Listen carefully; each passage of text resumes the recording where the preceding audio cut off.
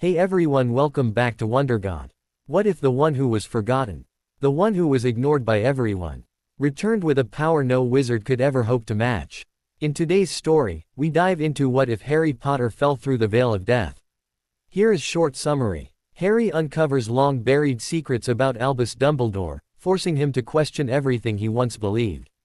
As the truth comes to light, Harry must decide whether exposing Dumbledore's darkest secrets will save, or shatter, the wizarding world.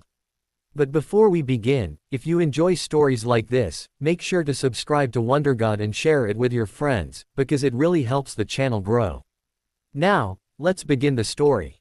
Back at the Department of Mysteries within the Wizarding Britain Ministry of Magic Underground complex, beneath Whitehall, Harry's disappearance through what was known as the Veil of Death had not yet had a deleterious effect on the morale of the witches and wizards who had rushed to the ministry that night to rescue Harry or the 5 friends who accompanied him. At least, not straight away. While the other 5 teenage witches and wizards who'd accompanied Harry had either been injured sufficiently to cause them to lose consciousness, such as Hermione Granger, or were sufficiently injured the pain kept their minds sharpened, such as Neville Longbottom, at least 2 of them realized Harry had died that night. Only one of them knew differently, Luna Lovegood. She knew through her kept hidden abilities as a seer that Harry would return.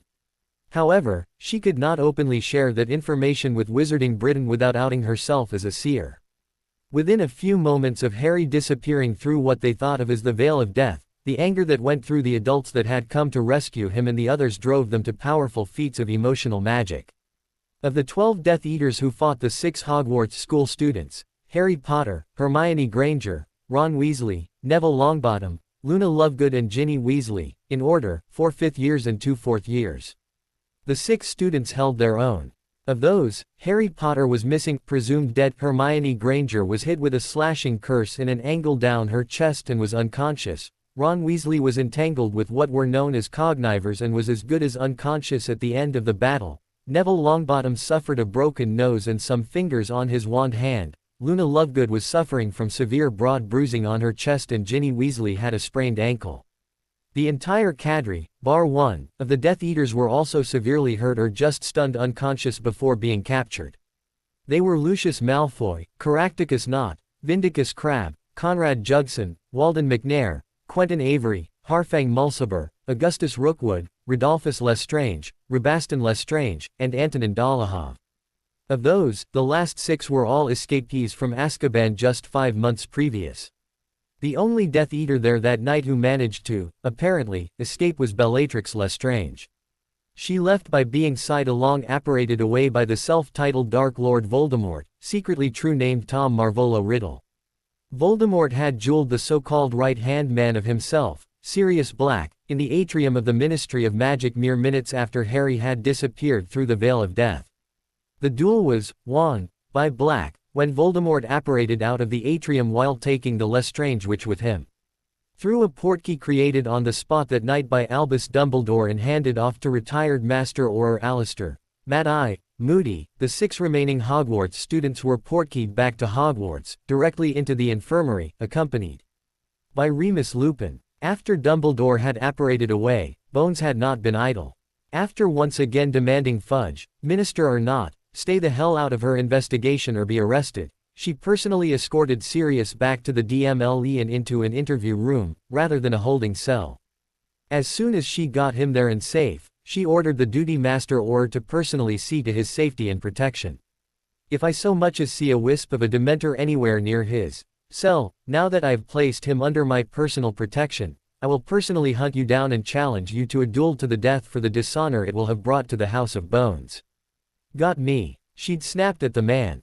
The Auror, terrified his boss was quite willing to do just that, was about to swear on his magic he would make Sirius's safety his only duty until she returned.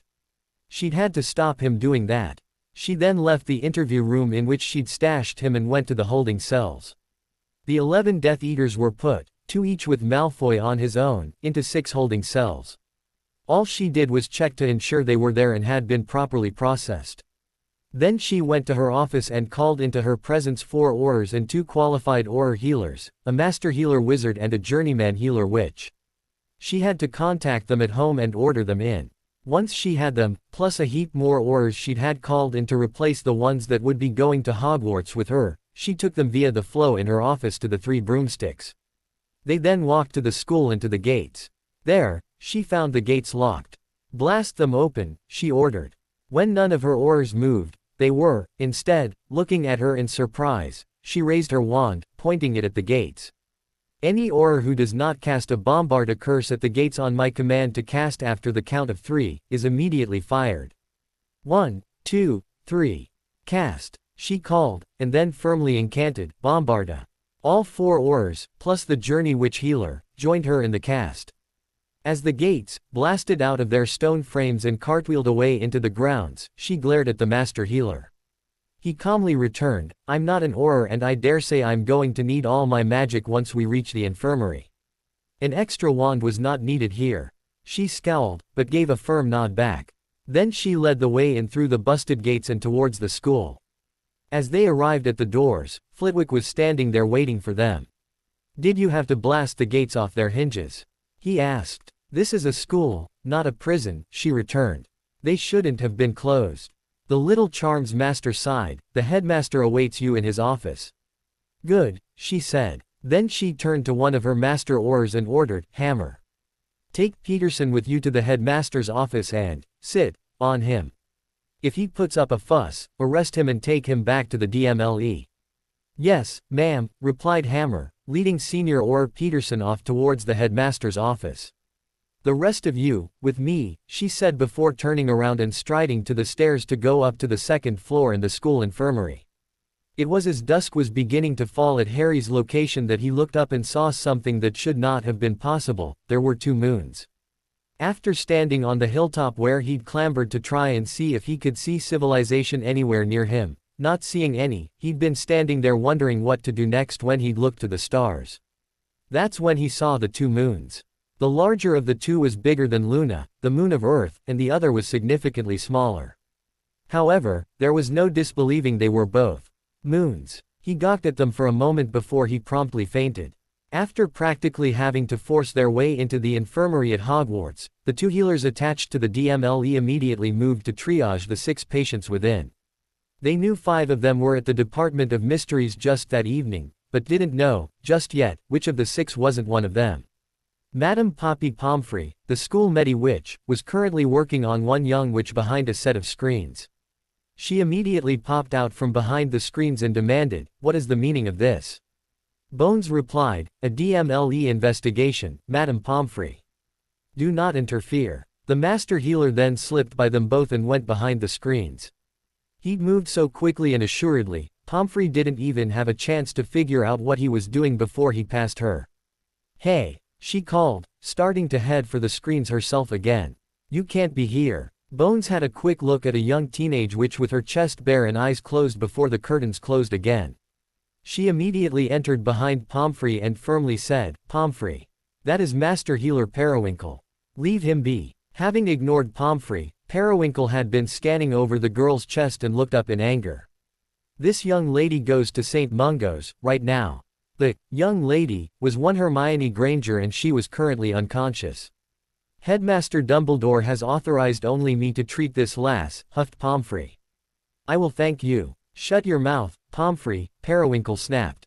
"You have neither the training to deal with this properly, or the authority to interfere in what I medically do for a patient."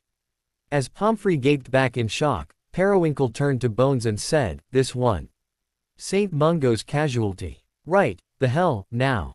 But, spluttered Pomfrey. "The headmaster. His decision is overruled and overturned, Pomfrey, by my authority as a master healer," he wrote over her. "Ready her for transport, immediately. Nothing else." Then he flicked a sheet over her bare chest and strode back out through the curtains. Back out he looked to the next patient. He spotted a holding one of her beeps. He immediately looked to her and demanded in a kindly voice, "Your name, lass?" "Luna Lovegood, Master Healer." She was still grasping her right beep and holding it quite gingerly.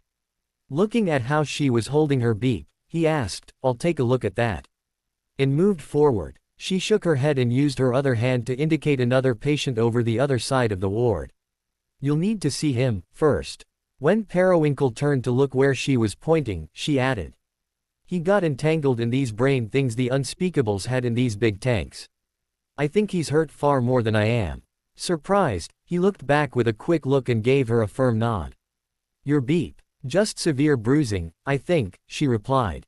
I can wait. He gave her another nod and went across the room to Weasley's bed. Tompkins, he called. The female, journeyman, healer looked up from where she was working on Neville Longbottom's nose. Master Healer, what have you triaged already? He asked. This one has a badly broken nose and a couple of fingers on his right hand, she replied. The one to my right has a sprained ankle. Nothing urgent. I've not checked any of the others, yet. As he began to scan Weasley, he said, heal the nose and move on. The young witch behind the curtain is heading for Mungo's, and so is this one. He then cast a couple of stasis charms on the boy. The young witch with the light hair and pink jeans believes she just has a bruised beep. Leave her, for now, and see to the lass in the Slytherin uniform. As Periwinkle prepared the Weasley boy for transport, he looked to the freshly healed Longbottom boy and asked, do you know who this is? Yeah, sighed Neville. That's Ron Weasley. Periwinkle nodded and said, thank you. His parents, Arthur and Molly Weasley, called the girl with similar colored hair to the Weasley boy. Is he going to be all right? I believe so, yes, replied Periwinkle, finishing his stasis charms. Pomfrey, he suddenly and firmly called. Pomfrey came out from behind the curtains and irritably asked, yes. Yes, Master Healer, Pomfrey. He snapped. Remember your place. With a quick wince, Pomfrey repeated, yes, Master Healer. This one is prepped and going to Mungo's, as well, he said, before turning fully to her. In an angry voice he almost snarled, once Healer Tompkins and I are done, you and I are going to be having a little chat. Pomfrey winced again, yes, Master Healer. Have you finished prepping that young witch, yet? He demanded. Yes, Master Healer, she replied. However, Albus Dumbledore. I don't give a busted wand what Albus bloody Dumbledore said, he snapped over her. You knew your duty and have utterly failed at it. That's why you and I will be having our little chat, once we're done. In the meantime, move on to the young lass behind you on your left and see why she thinks she's bruised her beep. Again Pomfrey winced, before she immediately turned and hustled over to young Luna. A few moments later, she conjured up a set of hospital curtains around the bed as Luna began to carefully, gingerly, remove her light jumper. When Harry woke once again he knew time had to have significantly passed, as it was now definitely night.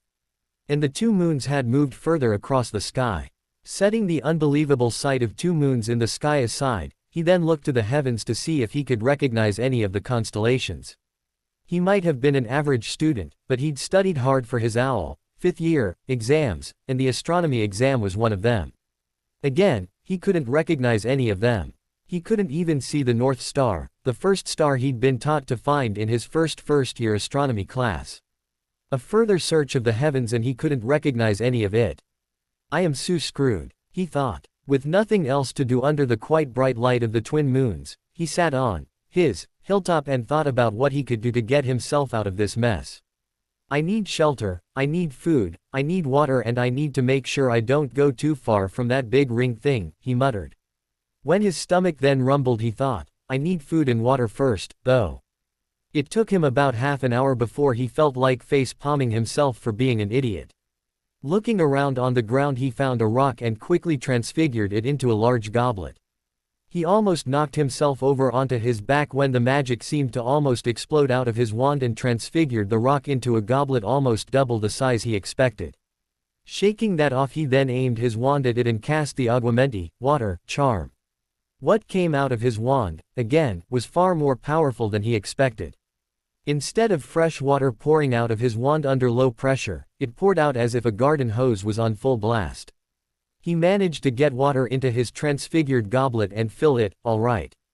However, about 20 times as much ended up on the ground around him, also drenching him in the process. That woke him up. Again shaking off the surprise, he drank deeply of the water in the goblet and sat it beside himself as he continued to think. That's water taken care of, he thought. Now food and shelter. He wasn't bothered about the wet clothes as it was still a warm night and he knew he'd dry soon enough. Of the 6 students in the Hogwarts infirmary only the young witch, Hermione Granger, and the young wizard, Ron Weasley, were of severe enough cases as to warrant being placed into stasis and be shipped to the casualty emergency ward at St. Mungo's Hospital for Magical Maladies and Injuries. Dumbledore was summoned by Messenger Patronus and ordered, lest he be arrested for child abuse for the young wizard and witch, to open the infirmary flow for immediate transportation of the two. He, reluctantly, complied. However, even while doing it he tried to bluster his way out of it by saying he had complete faith in Madame Pomfrey to handle any issues.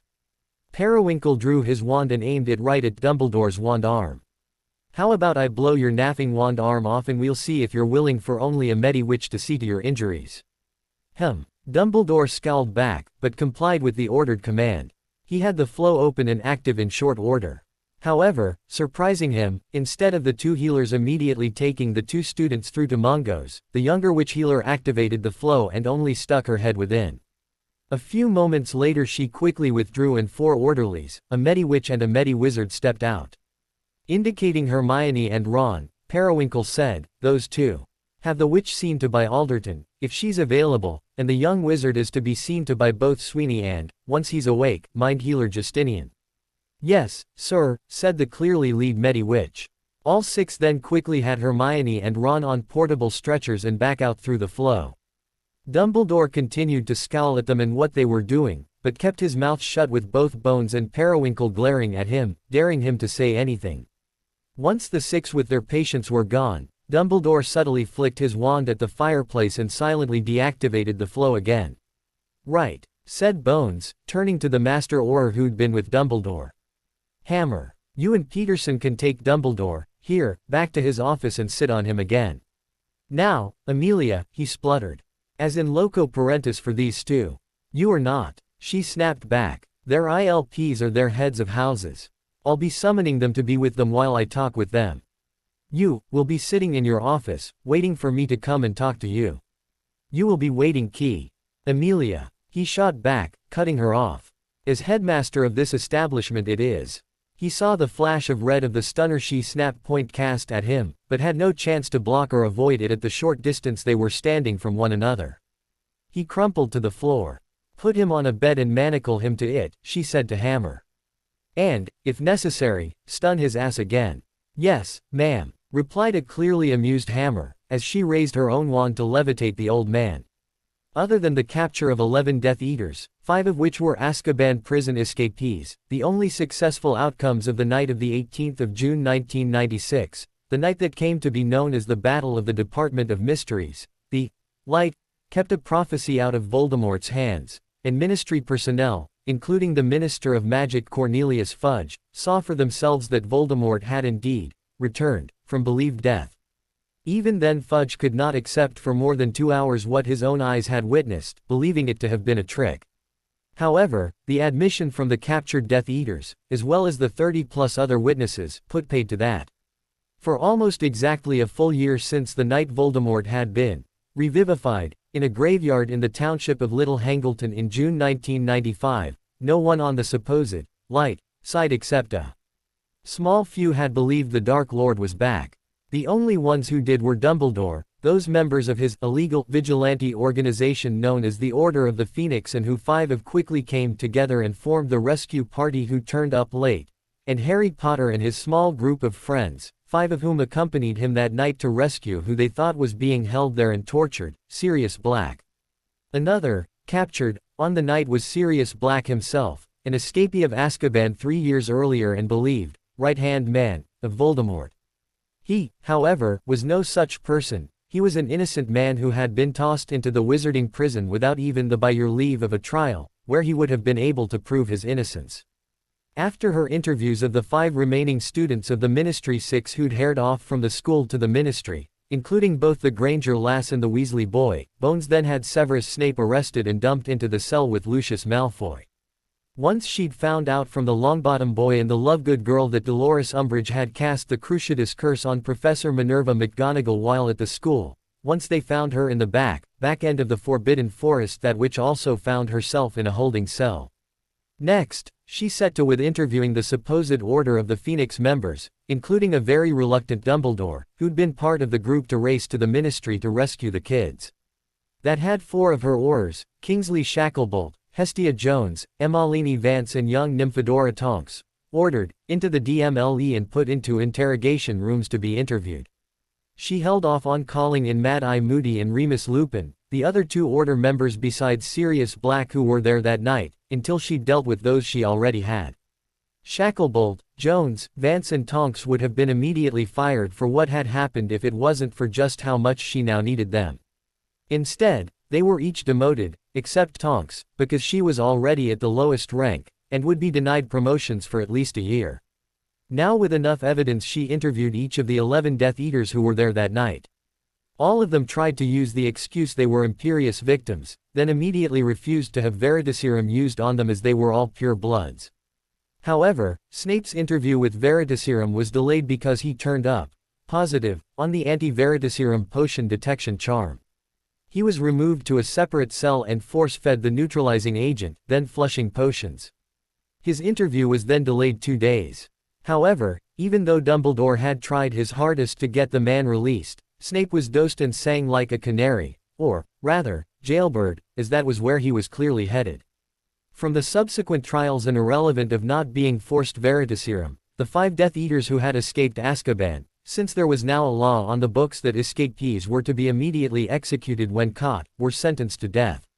They were first, Key-Ed, by a Dementor, demons that consume your soul through what is known as the Dementor's Key, then their soulless bodies were tossed through the Veil of Death. The 6 caught who were not escapees found themselves sentenced to life in Azkaban as being Death Eaters caught in the act of being Death Eaters and as parties to the murder of Wizarding Britain's boy hero, Harry Potter.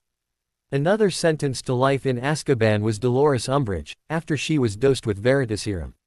Someone had discovered the witch wasn't the pure blood she had claimed to be, and was, in fact, a half-blood born of a wizard and a muggle woman by the name of Ellen Umbridge. Nate Cracknell, and had provided proof of that by way of verifiable documentation to the DMLE by an anonymous post-owl. As such, she was not protected from being forced to take Veritaserum under the pure blood exemption statute. What she admitted to while under the serum was enough to send her to Azkaban for life and for Cornelius Fudge to immediately lose his position as minister. He, however, quit first. It was a certainty he'd have been fired within a few minutes later if he had not. Dumbledore had tried to have those sentenced to death only return to Azkaban. However, he was vociferously overruled by the Wizengamot as a whole. They were not prepared to let the murderers of Harry Potter, the boy who lived, be consigned to anything but the toughest of punishments. As for Sirius Black, once he was properly interrogated for his crimes, it was discovered he was innocent after all. The Wizengamot, thoroughly embarrassed, then had no choice but to declare him exonerated, not pardoned, of all charges. He was immediately compensated 125,000 galleons for what he'd had to put up with over the past, including his 12 years in Azkaban, almost 15 years. Not wanting the blood gold, as he thought of it, Sirius secretly handed the lot over to Madame Bones, to only be used to train more Aurors and properly outfit them with protective armor and similar. As the newly instated lord of the wealthy noble and most ancient House of Black, Sirius didn't need the gold anyway. 125k in galleons represented less than 2% of what he now had access to as Lord Black. Bones deposited that gold into a secret vault at Gringotts and, at Sirius's urging, told no one at the ministry about it. Then she used the galleons, as promised, to start buying as much armor and the like as she could for her Aurors. When questioned about it later, she informed those asking it was all donated with the proviso it was to be used to outfit her Aurors in battle armor, nothing else. She knew that if the Wizengamot discovered just how much had been given her, she'd quickly find her DMLE budget yet again slashed, irrespective of their nation, once again, being at war. She was no idiot. On his planet, Harry had spent his first week simply surviving. He had no interest in risking moving too far away from the ring thing, as he knew that once people figured out where he was they would go there to start their search for him. However, after the first week he knew his chances of them coming for him had dropped down to single percentage points. He had, however, managed to erect for himself a small shelter he'd transfigured from rock and dirt, had managed to kill a few small animals that looked like a cross between a lizard and a rodent of some form so he could eat, and was working on his meditation and occlumency as he knew he'd need them once he got back to Wizarding Britain. He'd cooked the animals using a flame charm and rock transfigured into wood so he had a fire. Actually, just about everything he'd done was transfiguration or basic charms to help himself. It was while he was meditating one evening he began to think about what magic was, what it truly was. Intent forms a very large part of magic, he thought. Professor McGonagall told us that. It's what that book on magical theory told us, too. Intent, he thought. What if I can accomplish what magic I need to do just through intent? Coming alert again, he exited his little shelter and, from about 10 feet away from it, turned back to look at it. Focusing on what he wanted his shelter to be, he pictured it as best as he could in his mind. Then he pointed his wand at it and firmly pumped magic down his wand into the shelter, demanding the magic transform his shelter into what he wanted it to be. In an almost pure white beam, magic surged from the tip of his wand into the shelter. Firmly concentrating on the image he had in his mind, he continued to demand the change. 10 seconds after first beginning the cast he cancelled pumping magic and almost staggered in relief. Then he caught his first look at what he'd made happen. Where his stone and dirt shelter had stood, now stood a much larger construction of solid stone. It was about 15 feet by 15 feet, had a doorway, but no door, an unglassed window on each side of it, and even had a flat roof made of what appeared to be a solid sheet of stone. He gaped back in stunned surprise. Yes, it was what he'd wanted to appear, but in the back of his mind he did not think for a moment it would actually work. However, for the time being he was somewhat exhausted. The transfiguration had taken a lot out of him. He staggered inside, collapsed onto the smooth stone floor and was almost immediately asleep. When he next awoke it was daylight again. After a quick hunt for more food, a quick cooking of it over a fire and, even though the meat tasted somewhat foul, he was able to wash it down with water. He was even still using the goblet he'd transfigured from rock that first night. Now, doors and windows, he thought. Though he'd yet to see any creature larger than the rabbit-sized lizard rat things he'd been eating, that did not mean there were no larger predators out there. He needed to be able to secure his hut in case one or more of those predators came a-calling. Over that day he made a door for the cabin, windows for the window frames, then made a bed, bedding for it and a pillow. Then he began to make more furniture. All of it basic, but all of it serviceable. I don't know how long it's all going to last, but the goblet's still here, he thought. Because he was taking his time to make each piece, it took him all day just to get that far. Once he knew he was now somewhat secure in his shelter hut, he could concentrate better on his meditation and getting his occlumency up to snuff. As soon as the light started to fade, he transfigured a rock into a small bowl and cast a bluebell flame in it to give himself light. Then he settled down to meditate again. After all, he didn't really have anything else to do to while away the time. He hadn't even brought a single book with him. A week after the incident in the Department of Mysteries, Dumbledore made his way to Gringotts. He took with him a copy of the Ministry's declaration of death for Harry James Potter, last remaining member of the noble and ancient House of Potter. After getting in to see the goblin in charge of inheritances and knowing goblins were not a people to bother with the niceties of polite discourse, instead, wanting matters to get right to the point, he immediately said, "I have with me a copy of the Declaration of Death certificate for young Harry Potter." And handed it over. The goblin, Hooknose, opened the document and then looked back at Dumbledore. "And, as is my right as Mr. Potter's lawful magical guardian, I've come to claim his estate," said Dumbledore. Denied, Hooknose immediately returned. Shocked, Dumbledore was a moment before he said, "I do not believe you understand me. I was Mr. Potter's lawful magical guardian. By law and, unless Mr. Potter wrote a last will and testament, which I know he has not. I am the sole beneficiary of his estate. As such I've come to." Hooknose cut him off and said, "Do you know what we do with thieves in Gringotts, Mr. Dumbledore? We put them to work before executing them." Again shocked, Dumbledore spluttered a moment before he said, "I'm sure I do not know what you mean. I was Mr. Potter's magical guardian is Lord Sirius Black," snapped Hooknose. "We do not care that the ministry appointed you, as the ministry had no right to do that. As such, you were never Potter's magical guardian. You may have been his legal guardian, at one time. However, you chose to abrogate your responsibilities as Potter's legal guardian quite some time ago, thereby stripping yourself of legal guardian status. Now, If Lord Black, as Heir Potter's true magical guardian, was to find himself attending me, I would be happy to discuss matters with him. You, however, have no right to any further information regarding confidential matters relating to the Potter account." As Dumbledore sat there, stunned, Hooknose then said, "That will be all, Mr. Dumbledore, you may leave. Should you attempt to access information or assets of the Potter accounts any further, you will be determined a thief and be dealt with." When Dumbledore still didn't move from his seat after a long few moments, Hooknose's expression turned into a scowl. "Leave, Wizard Dumbledore, before I have you thrown out at Halberd Point." Dumbledore finally rose and left. His plan to acquire the Potter account for use in the, now once again upon them, Voldemort war had failed.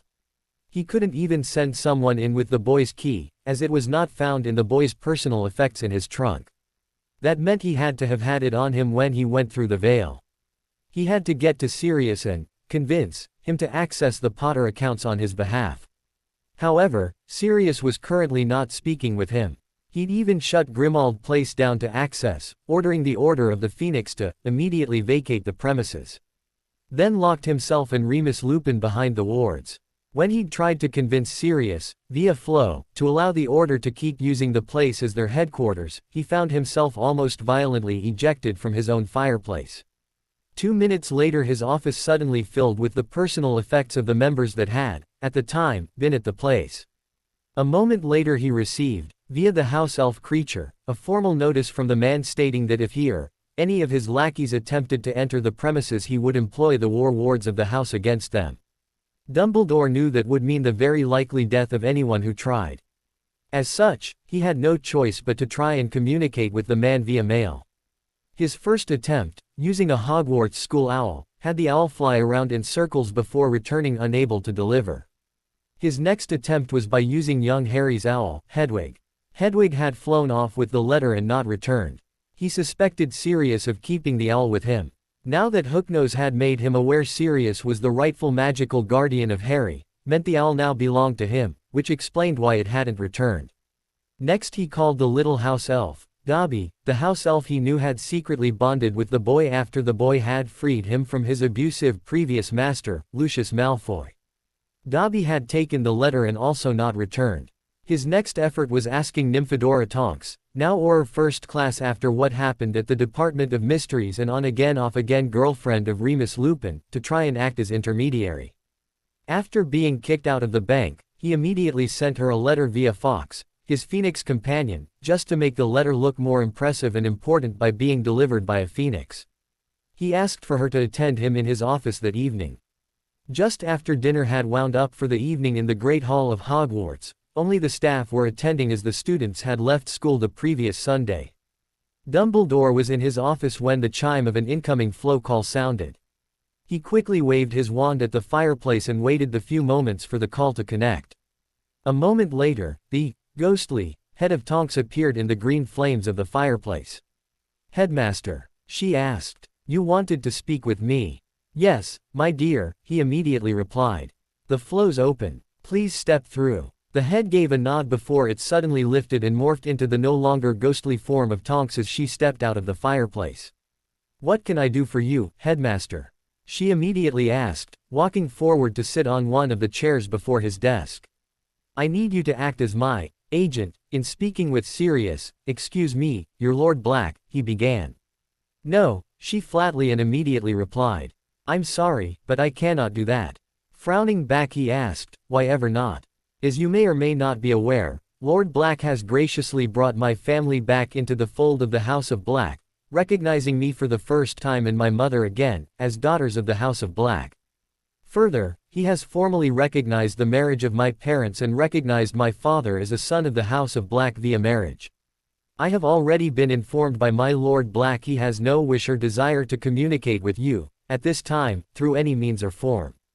As a daughter of the House of Black it is my duty to my lord to obey that instruction. As such I cannot act as your, as you put it, agent. My lord has not yet ordered me to resign my membership of the Order of the Phoenix.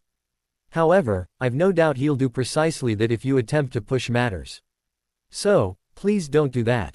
Is there anything else I can do for you, Headmaster, that does not involve me speaking with my lord on your behalf?" Through the tone and words used by the young witch opposite, knowing them not to be her normal tone or conversational English structure, Dumbledore knew what she'd just said to him must have been rehearsed, or at least prepared in advance. As such, he knew that whoever had prepared her had anticipated he'd try something like this. That meant he wasn't going to accomplish anything by pushing it. With his typical hard-done-by sigh and expression of disappointment, Dumbledore sat back in his chair and said, "No, Miss Tonks. I believe you have made your point." As Tonks then gave a firm nod back and began to rise, he said, "I find myself most bitterly disappointed Sirius thinks so little of me after all I've done for him." Now standing before his desk, Tonks developed a light frown. "All you've done for him?" She scoffed. "Did you know that Madame Bones told him that if you had immediately gone to her back in mid-1994, when you first learned he was both innocent and hadn't received a trial, she would have given him one? She swore she'd have ensured his safety. That meant he'd have been found innocent back in about July of 1994. That also meant he wouldn't have lived for the past 2 years as a virtual prisoner in his own home. That also meant his godson would not have gone herring off to the ministry last week in an attempt to save him. In other words, Headmaster Dumbledore, he knows that, as a result of your deliberate inaction, you got his godson killed. And you're trying to force the issue of speaking with him. Blood feuds have been called for less, Dumbledore." She then spun away, walked back to the flow, used her own supply of flow powder kept in a pouch at her belt for that purpose to activate the flow and disappeared through the fireplace with a call of, "Diagon Alley." She left behind a yet again shocked Albus Dumbledore. Once Tonks had left his office, thinking of Sirius, Dumbledore thought, at least the boy now recognizes. Young Harry is dead. That led him to allowing his eyes to fall upon the various trinkets sitting on a small, occasional, table off to his left. On that table were trinkets, doodads and knick-knacks that were, or had been, tied to the boy.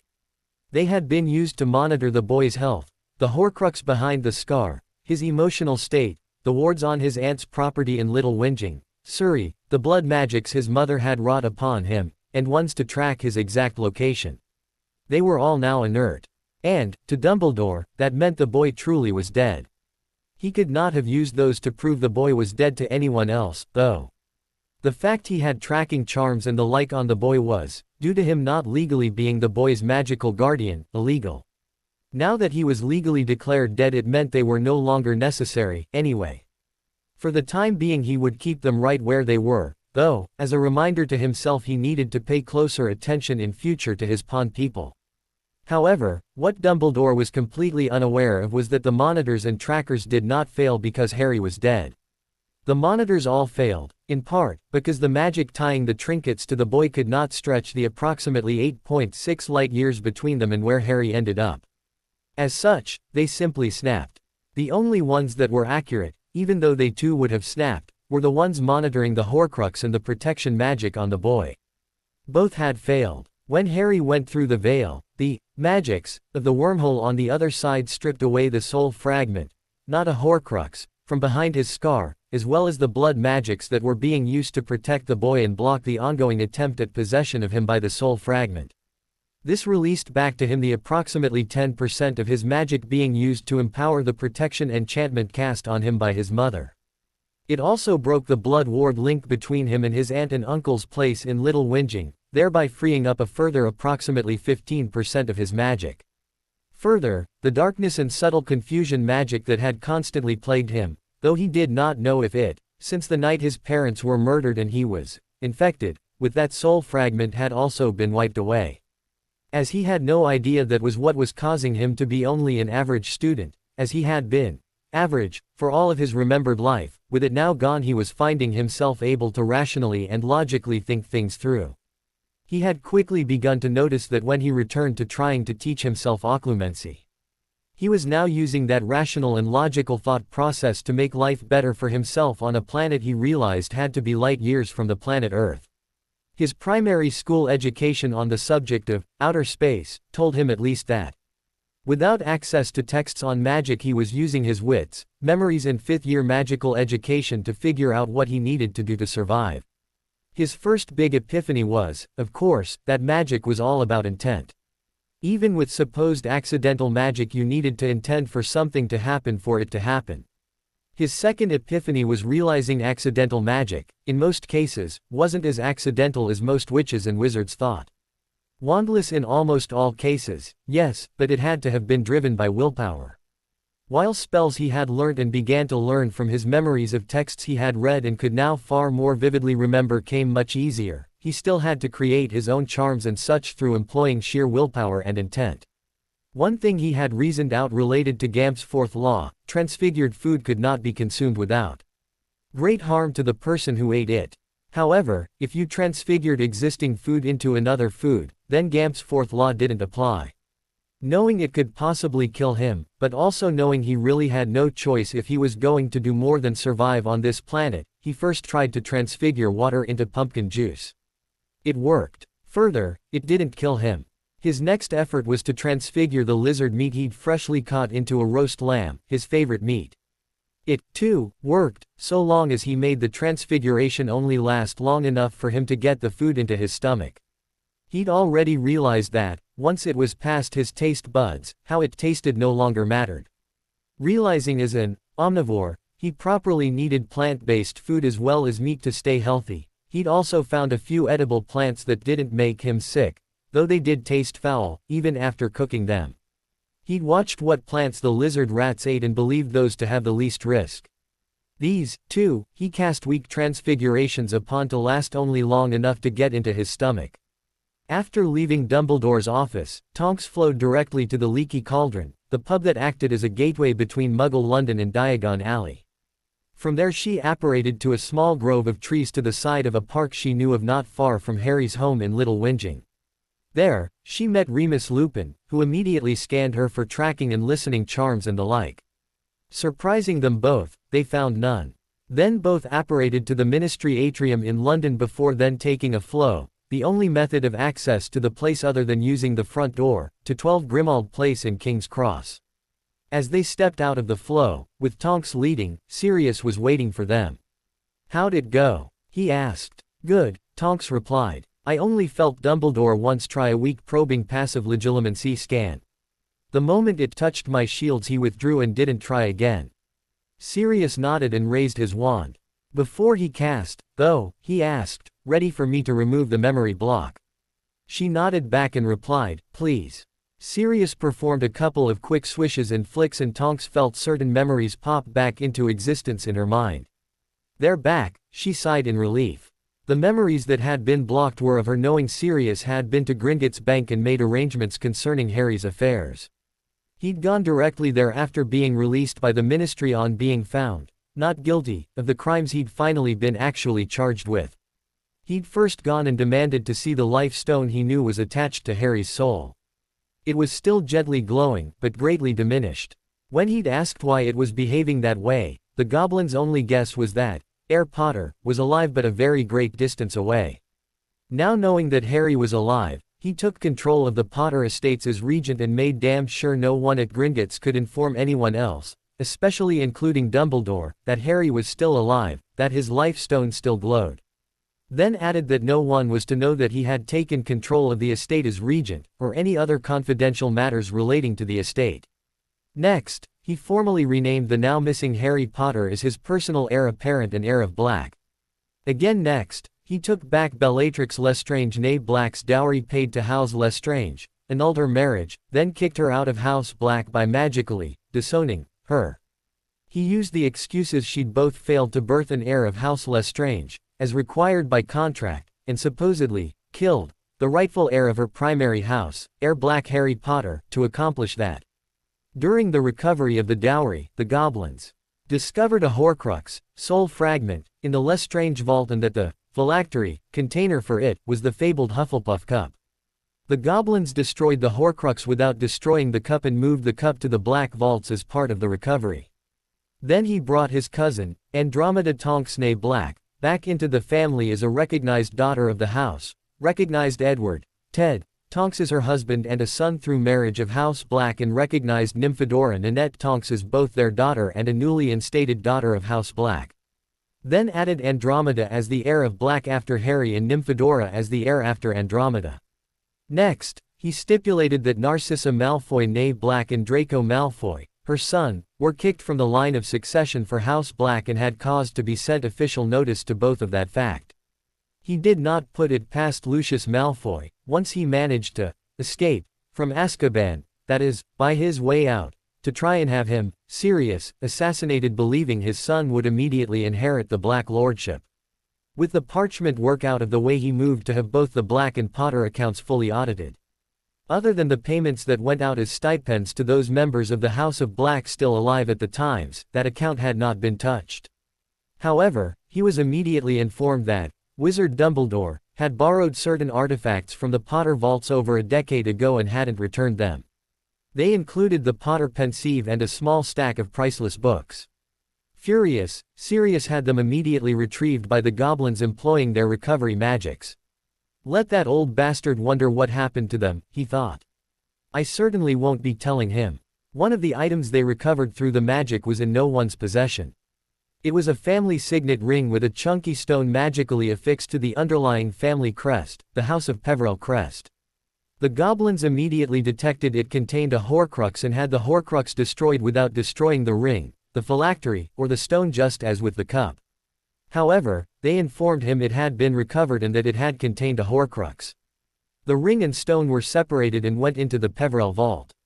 The exercise, though, confirmed for Sirius that Harry was also the heir of Peverell. A state that had never before been confirmed by the Potters. The knowledge of that, too, was covered under the confidentiality contracts of Gringotts. He also learned that Harry's trunk, still at Hogwarts at the time, had been rifled through with a small sack of coin missing.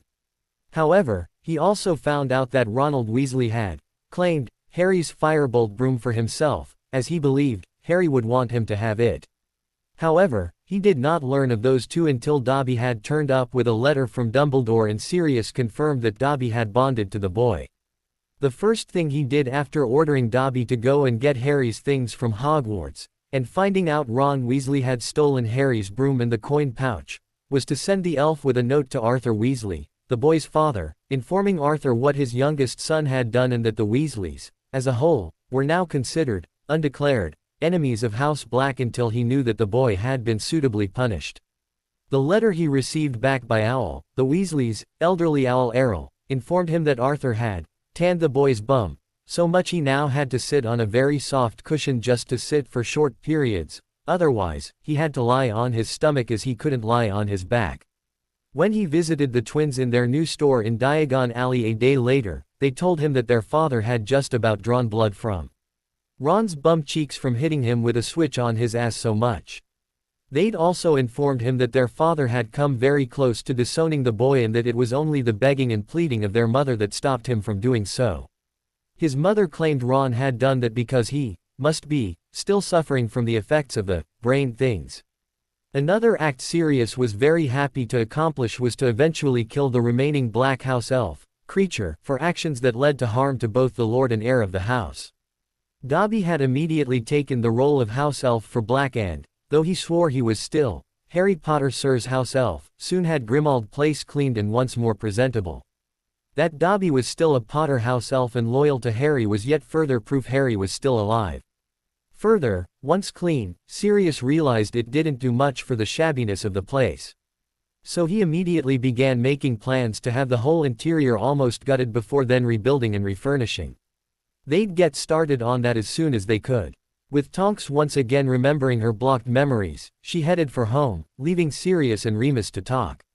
Another event that occurred over the past week was Sirius receiving a flow call from the young Ravenclaw girl who had accompanied Harry to the Department of Mysteries, Luna Lovegood of House Lovegood. As her head floated in the flames, Sirius walked in and asked, "Miss Lovegood, what can I do for you?" "I need to speak with you in private and most urgently, Lord Black," she replied. "May I step through?" Knowing her to be a fourth year and no real threat, and that she was willing to accompany Harry to rescue him from Death Eaters simply because he was a friend, Sirius frowned and then waved his wand at the fireplace. "The password is, Harry Lives, Miss Lovegood. You may step through." The ghostly head of the young girl gave a short nod back and said, "Thank you." She withdrew for a moment and Sirius heard her call from her side of the connection, "Harry Lives." A few moments later she was stepping out of the fireplace. Having already met her and spoken with her to thank her for being in the ministry with Harry, he was not surprised by her dress. She was wearing a floral summer dress over blue denim jeans, had a handmade necklace of butterbeer corks around her neck and tiny radishes dangling as earrings from her ears. Her platinum hair was also tied back in a ponytail with what looked like mistletoe. "What can I do for you, Miss Lovegood?" he asked, choosing once again to make no comment about her style of dress. "You need to set aside your plans to go through the Astra Porta, what you call the Veil of Death, to chase after Harry," she firmly stated. "It will not work. You will die." Shocked, he demanded, "How did you know what I was planning?" "Like I have told no one else of your plans, I pray that you will tell no one else why I know," she replied. "I am an undeclared and unregistered seer." Again shocked, he was a moment before he asked, "And you see that I will be unsuccessful?" "Yes," she replied. "Harry needs to be where he is for some time yet. Have no fear, he will be found and he will be brought back, but it will be by others who mean him no harm. You merely need to remain patient." "Where is he?" he demanded. "To find out, you merely need to walk outside on a cloudless night and look to the heavens," she replied. "Look for the brightest star, the one whose name shares your own, and you will know where he is." He tried. "That makes no sense." "It will," she returned. "When the time is right you will know I did not lie to you. Harry needs to remain where he is. Where he is, though he is currently feeling alone, he is learning the secrets of magic at its most basic level. When he returns he will be able to accomplish his destiny. If he returns too soon he will fail in his destiny and will die." That shocked the old dog to his core. "He will die?" he hesitantly asked. "Yes," she immediately and firmly replied. "Unless he remains where he is for the time being." "For how long?" he demanded. "Long enough," she replied. Sirius racked his mind trying to think of a way to help his godson and knew he didn't have the answers. Finally, he turned to Luna and asked, "What can I do to help him?" Luna had stood there watching her friend's godfather coming to the conclusion she needed him too. Then saw when he came to that determination and asked his question. "You have already discovered that the Dark One, and he very soon truly must not be named by his false name of Voldemort as he will soon have a taboo on it set up again, has created abominations of magic known as Horcruxes." That had Sirius give a quick start of shock. "4 have already been destroyed, the diary, the cup, the signet ring and one other. A 5th phylactery resides in Hogwarts in a room the Marauders never found, the Room of Requirements. It is the diadem of Ravenclaw. Dobby can get that for you and you can give it to the goblins to be cleansed, just as they have cleansed the cup and the ring. Be aware, though, that it has a strong compulsion charm for anyone who touches it to don it. You must not." "How many?" he tried, not truly wanting to ask. "Besides the diadem there are 2 others. One is the locket of Slytherin." And she pointed to the glass cabinet sitting in the corner of the room. "It is there." Sirius immediately whirled to look at the cabinet in horror. "Your brother stole it from where the Dark One had hidden it. He died while retrieving it," she explained. "He gave the task of destroying it to the then Black House elf, Creature. However, Creature was unable to destroy it and had still not been able to accomplish that task before you killed him for his betrayal. It is now up to you to take it, along with the diadem, to the goblins and have them strip the soul fragment away." "Regulus?" he hesitantly, painfully, asked. "Regulus tried to destroy one." "Yes," she replied. "However, as I explained, he died in the act of collecting it from where it was hidden and tasked the house elf with destroying it." He turned to the light. He querulously asked. "No," she replied. "I'm sorry, but he only found out that Tom Riddle, the real name of the Dark One, was actually a half-blood and not the pure blood he claimed to be." Regulus was angry at having been fooled and that many of the Dark One's followers were the same. His intent to destroy the Horcrux, once he learned of it, was to punish the Dark One for lying to and fooling him and others, no more. Sirius nodded back. The Lovegood girl's explanation made sense to him. Thinking a bit more he then asked, "You said 3 more and you've only told me of 2. What's the other one?" "Sorry," she replied, "but that is one that only Harry can deal with. I cannot inform you as it would lead you to hunting it down and destroying it before it is time for it to be destroyed. It would also lead you to your death and you need to be here once Harry returns." "You'll inform Harry?" he asked. "No," she replied, "I will not need to. Harry will destroy it in the process of destroying the Dark One. Sirius collapsed onto one of the armchairs and indicated for Luna to sit on another. Once she sat, he asked, "You named the Veil of Death the Portia Astra." "Astra Porta," she corrected. "It's Latin." Sirius frowned in thought and muttered a bit before he looked to her in shock. "Stargate," he exclaimed. "Yes," she calmly returned. "That is its proper name in modern English. It is also far, far older than the unspeakables think it is." "How old?" he demanded. "Literally, hundreds of thousands of years," she returned.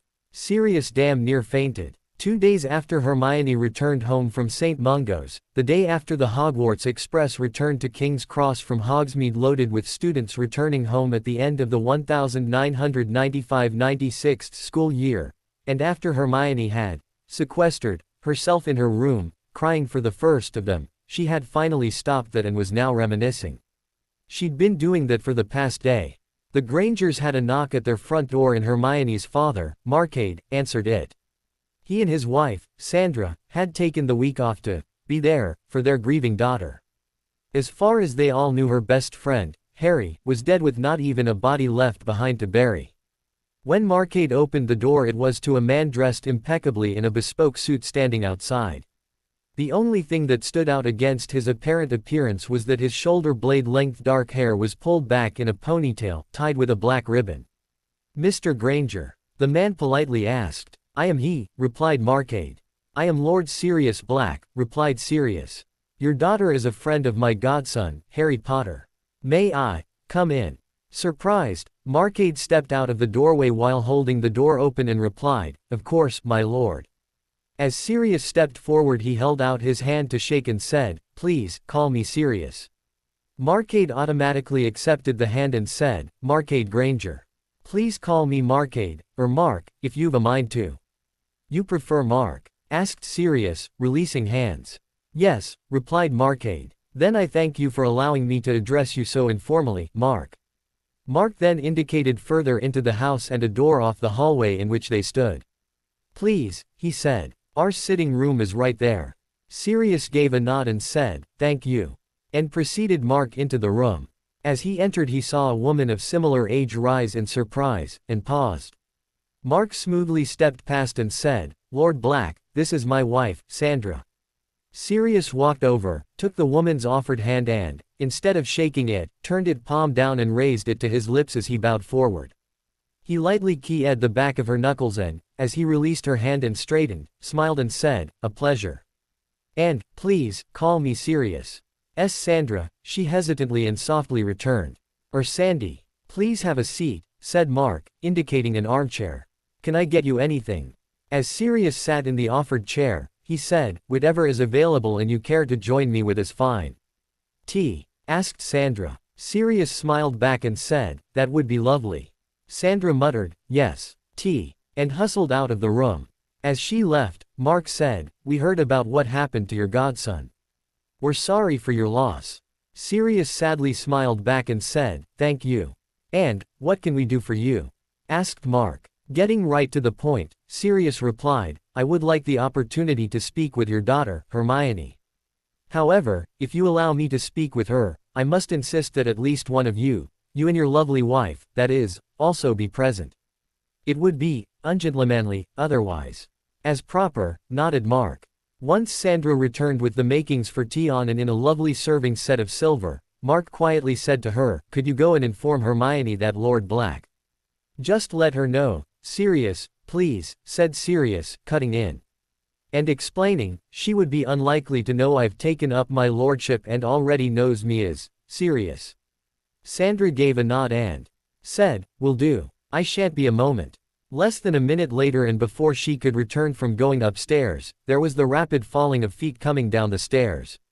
Sirius stood and was braced, ready, as he already knew and expected Hermione's reaction. Hermione came barreling in the door, hesitated only a jot to locate her target, and ran across the few feet from the doorway to him before throwing herself into his arms. She was already sobbing piteously. "They told me he's dead, Sirius," she wailed. "They told me he fell through the veil of death." As Sirius, now with his arms wrapped around her back as she had her arms wrapped around his shoulder and neck, held her, he quietly made consoling and, there noises for her. Please tell me he's not. She begged. I'm sorry, Hermione, he sighed. I can't do that. As Hermione wailed even more in his arms, Sirius felt like a real heel. However, he knew he could not tell her what the Lovegood girl had told him. For a start, he had promised Luna he would not disclose he knew her to be a seer. That information would be restricted to only 3 people, not including Luna, and Hermione was not one of them. Secondly, he knew Hermione would very likely go straight to Dumbledore with the information. And thirdly, even if she did promise and was willing to keep the secret, she had no occlumency to protect her mind from the likes of Dumbledore if the old bastard decided to use legilimency on her. For the time being, Hermione would not be made aware Harry was still alive and only so far away no one was able to get to him yet. However, Sirius was not there to lie to the girl about Harry's supposed fate. He was there to get answers to questions he had and knew the girl was the only one, with the Weasley boy proving himself to be a thief and liar, who could answer them. Secondly, because of her loyalty to Harry, even if tempered with her loyalty to Dumbledore, together with her willingness to go to the Department of Mysteries to rescue him even though she knew it to very likely be a trap by Riddle, he was going to go out of his way to help the girl. He'd promised Luna. After a minute of the girl sobbing in his arms and possibly ruining his brand new expensive muggle suit in the process, he firmly, but gently, pushed her away from him and nearly to arm's length away. Sweetie, I need to talk to you about Harry. I need that talk to be open and in-depth, he firmly said. As such, I need you to set aside your grief, just as I have needed to, and talk with me. Can you do that? Wiping her eyes with a sleeve of her long-sleeved blouse and while accepting a small handful of tissues her mother compassionately handed to her from the side, Hermione nodded. Thank you, said Sirius. He then looked to a still standing nearby Sandra and used his chin to indicate the couch opposite. Sandra wasn't daft. She immediately latched onto Hermione and carefully guided her back to sit on the couch while Sirius sat back in the armchair opposite. Sandra sat alongside her daughter, while also holding her hand. As everyone sat again, Sirius said, I've been talking with others of your little group who accompanied Harry to the ministry that night. I've already heard a lot about what happened. However, many of them said the best person to speak to about it was you. While Ron Weasley has been telling everyone he was Harry's best mate, it was very apparent that his best friend was, in fact, you. I have had that information confirmed by 2 others. No, stuttered Hermione. But, Ron. No, Hermione, he gently said. What you seem to be unaware of is that, while you were recovering in hospital, Ron, after being released from hospital, returned to the school for the last 2 days before the express returned to King's Cross. The first thing he apparently did on returning to the castle was to rifle through Harry's trunk and claim for himself whatever he wanted. Apparently, that was Harry's coin pouch and his firebolt. When the boys in his dorm tried to stop him, he told them that Harry had told him that, if anything was to happen to him, Ron was to take from his effects whatever he wanted, especially his firebolt. No. But, you bought that for him. She decried. Indeed, he nodded. The only other thing Ron took was, as I said, his coin pouch. When I had the goblins of Gringotts employ their magics to recover everything that had been stolen from the House of Potter, I found out Ron had stolen the broom and coin pouch. A small lie, it was Dobby who made him aware of that. I then wrote to Arthur and demanded them back. Ron lied to his father and told him that Harry had told him he could have them. The other boys in his dorm told me that, to the best of their knowledge, Harry did no such thing. When Arthur confronted the boy about it and after some effort on Arthur's part, he finally admitted Harry didn't do that and that Ron believed Harry would have if he'd thought of it. That's theft, declared Mark. Sirius looked to him and nodded. It is, yes. I've also since recovered both. However, I also believe young Mr. Weasley also didn't return all that was in the coin pouch, either. However, I know Harry didn't keep that much. Approximately 30 galleons, 10 sickles and 5 nuts, Hermione promptly stated. Sirius smiled and said, that you knew that does not surprise me. I'll also tell you that the boy did not return anywhere near that much. However, I'm not going to chase after him for it. Obviously the boy thought that little of Harry's friendship and legacy he was quite willing to steal a little gold from him, plus the broom, after he died. Just so you know, Hermione, as a result of that treachery, I've formally announced the House of Weasley to be enemies of the houses of Potter and Black. The theft of the broom, valued at over 1,000 galleons, was more than enough for me to do so. But, you've got it back, she whined. Her father cut in. That is neither here nor there, Hermione, he firmly said. Lord Black only got it back because the Weasley boy was caught with it. It was still theft. Sirius added, I could have easily had young Ronald charged with that theft, Hermione. And, because he's over 14 and knows right from wrong, the charge would have stuck. I did not do that because I have respect for Arthur. The shame of having a son publicly labeled as being a thief would have gutted the man. I'll also tell you that, according to the twins, only the begging and pleading of their mother stayed their father's hand from formally disowning the boy. That's how big an issue this is. Hermione looked down and away and sadly nodded, understanding. Relaxing, happy in that she was finally understanding, Sirius sat back and said, Now. I need you to tell your side of the story about Harry and what has happened at the school. And, please, start at the beginning. Hermione instantly developed a guarded expression and said, I don't know if I should do that. No, Hermione, said her father. You will do that. As your father and rightful guardian, I'm afraid I'm ordering you to do it. Hermione winced and tried. Sirius, perhaps if you and I were to go somewhere private. No, Hermione, he firmly said. You are a young witch and underaged. It wouldn't be proper. Indeed, muttered Mark. Only for another couple of months, she returned. I'll be 17 in September and of age in the magical world. Firstly, said Sirius, that is irrelevant. Secondly, I'm led to believe that of age in the Muggle world, where we are now, is 18. It is, said her father. Hermione, this talk has been a long time coming. Your mother and I also want to know what's been going on. And, now that Lord Black is here and obviously has already talked to quite a few others to get their sides of the stories. Sirius nodded. He'll be able to tell us if you're leaving things out or, heaven forbid, you try to lie to us. Again, Sirius nodded. I'm insisting, Hermione, Mark firmly said. I am your father and it's time to come clean. Hermione had a pained expression on her face and clearly appeared to want to be anywhere else but in that sitting room. It took her mother firmly saying, Hermione. I, too, am going to have to insist. Start talking, young lady, and you can start with your first year. She started slowly, reluctantly, and it took a while. However, she soon started opening up to her parents and Sirius everything that had happened across the last almost 5 years that weren't right. When Sirius had arrived at the Grangers, it was late morning. As Hermione had hesitantly begun to speak of what happened in the magical world, not just what she was involved in, but others as well, especially Harry, none of the 3 adults were willing to stop her while she was still freely speaking to them. However, after she wrapped up second year it was then 1 o'clock in the afternoon. Sirius suggested they stop to give Hermione a chance to soothe her throat and Sandra suggested they stop to have lunch. She immediately invited Sirius to join them, who promptly accepted. After eating, an again reluctant Hermione had to be again prodded to start telling them what happened in third year. However, for that year, Sirius was able to add to what had happened from his point of view. It was during then that Sirius had called Dobby and had the little elf bring both he and Hermione a throat-soothing potion. Dobby's with you now? Asked Hermione. You haven't made him a beep, have you? Sirius sighed and said, Miss Granger, house elves are a cursed species, believed cursed by the great Merlin himself. In order to live they need to be bonded. Unbonded house elves quickly waste away before they soon die in agony. They either have to bond themselves to a magical house or a place very rich in magic, and there's only 3 of the second in Britain. They are Hogwarts, the Ministry and St. Mungo's. All other house elves must bond themselves to magical families.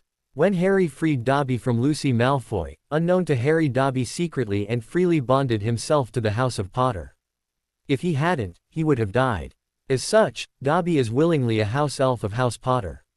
As I am now the regent of House Potter, I could have freed Dobby.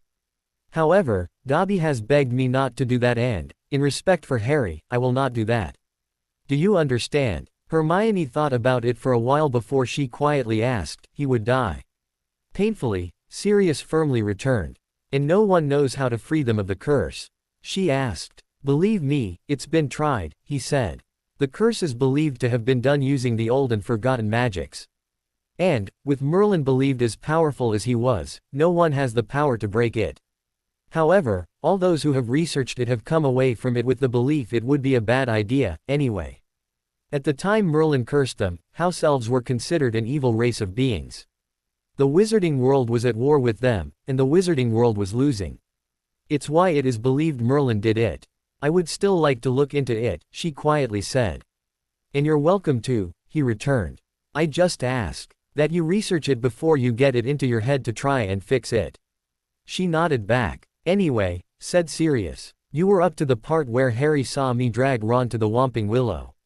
Once Hermione had finally finished, it was late afternoon and Sirius was again invited to stay for the meal, this time, dinner.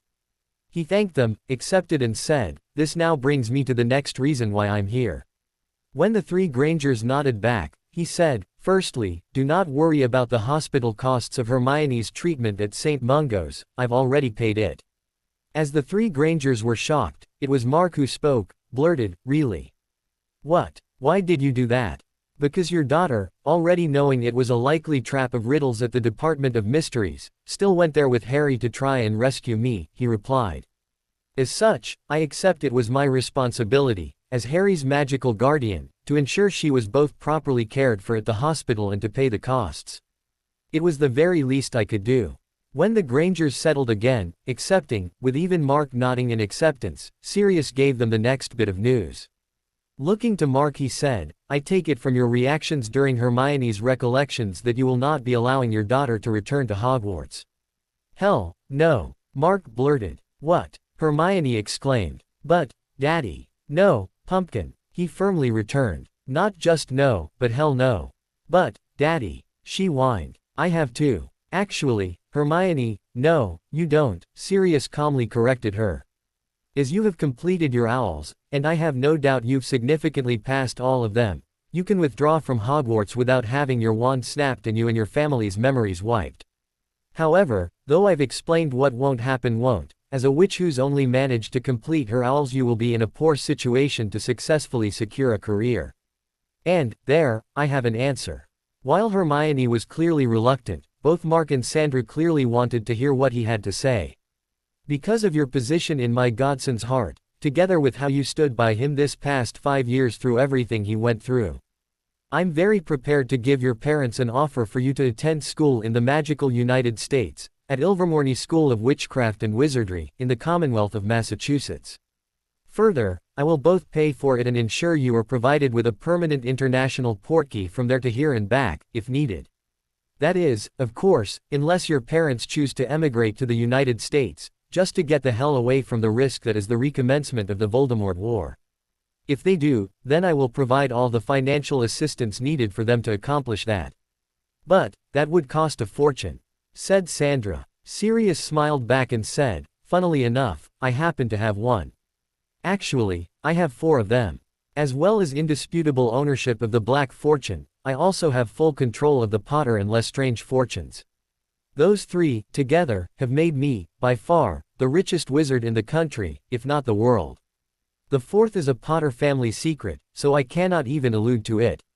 Believe me, moving you, your household and your business to the United States would not even cost me 1 month's interest payments and dividends on one of those fortunes.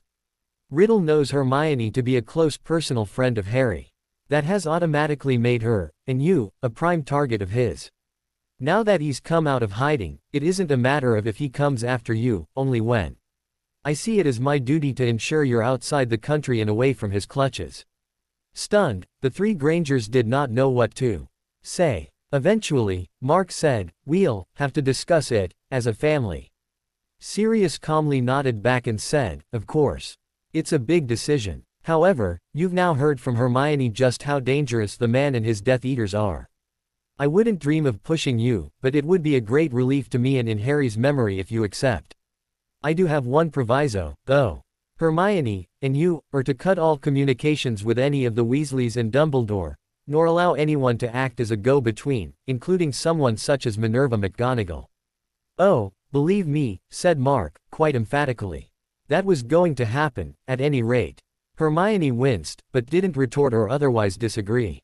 The subject was dropped for the rest of the afternoon and evening through and beyond dinner. Just before he left, though, Sirius told Mark that Dobby would be instructed to answer Hermione's call when they made their decision. They could pass a note to him via Dobby and Dobby would immediately deliver it. Dobby turned up at Grimmauld Place with a note bearing their decision only 2 days later. Though Hermione was at first against it, she came around and her parents accepted. In the end, all it took was for them to remind her Harry would not be at Hogwarts, either. They were gone within 2 weeks. Sirius had everything arranged through the goblins in Gringotts, Macusa, rather than Gringotts, London. Dumbledore, fully expecting to be reinstated as Chief Warlock and Britain's Wizard Ambassador to the ICW soon after it became apparent Voldemort was indeed back, found himself utterly shocked when he wasn't. The arrest and subsequent imprisonment for life of Severus Snape played only one part in that.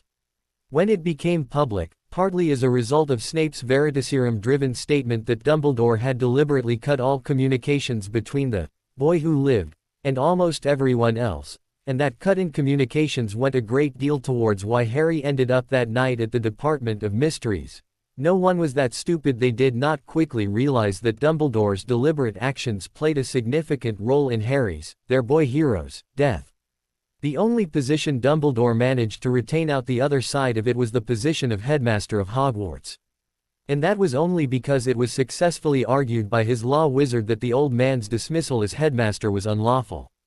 What also went a long way towards Dumbledore keeping the position of headmaster was that, while everyone now knew he was partly responsible for Harry's death, he was still the only wizard Voldemort feared. Therefore, him being at Hogwarts and protecting the heirs, their children, was where he needed to be. It wasn't justice that had him retaining the headmastership, it was the self-serving interest of the members of the Wizengamot. When he verbally railed against his denied reinstatement as Chief Warlock and Britain's Wizard Ambassador before the Wizengamot, it was Augusta Longbottom who logically put forth that the position of headmaster was a full-time position and Dumbledore really couldn't have time to properly attend to other full-time positions, such as being Chief Warlock. She then further dug the verbal knife in by stating that, traditionally, the Chief Warlock's seat was always held by one of the lords of the noble houses. And Dumbledore only had a seat on the Wizengamot due to his earning the Order of Merlin. The House of Dumbledore was only a minor house, certainly not a noble one. Dumbledore was utterly stumped for a logical rebuttal, because she was right and he knew it. If anyone else had said it, he would have immediately done his damnedest to seek political revenge against them and fight for the seat. However, with Harry now proven not to have been the chosen one of prophecy to defeat Riddle simply by dying, and not by Voldemort's hand, he needed the somewhat elderly witch on his side to now mold her grandson, Neville, to be the one. So, though he absolutely hated to do so, he, magnanimously, and verbally acceded to her logical observations and didn't push it. He left it for almost a full month before he began to subtly work on her about his training her grandson. That started with telling her and proving by use of a borrowed pensieve, now that the goblins of Gringotts had stolen his, that there existed a prophecy it was Neville's duty to Wizarding Britain to complete.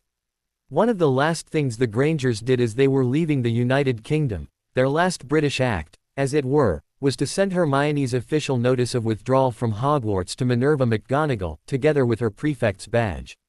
Sirius had gone into the ministry to speak with Griselda Marchbanks's people in the Wizarding Examinations Authority to find out exactly what the Grangers needed to do so there were no loopholes someone could exploit against them when she withdrew. It turned out she only needed to make sure she'd earned the minimum required number of owls. She'd earned far more than the minimum, and send a formal letter, signed by her guardians, to the deputy headmistress master stating her intent to withdraw. While there he was also able to collect a certified copy of her owl results. Because Hermione was considered a Muggle-born and her guardians were non-magicals, and it did not specifically state it wasn't meant to be anyone but her magical guardian who made that determination, Sirius requested and became her magical guardian via the Wizarding Children's Services. Then both he and both her parents, plus Hermione herself, co-signed the letter. Sirius then sent that letter using Hedwig direct to McGonagall, just as he knew the Grangers' aeroplane was taking off from Heathrow Airport. When McGonagall received the letter, she carefully read through it and sighed in extreme disappointment before setting it aside.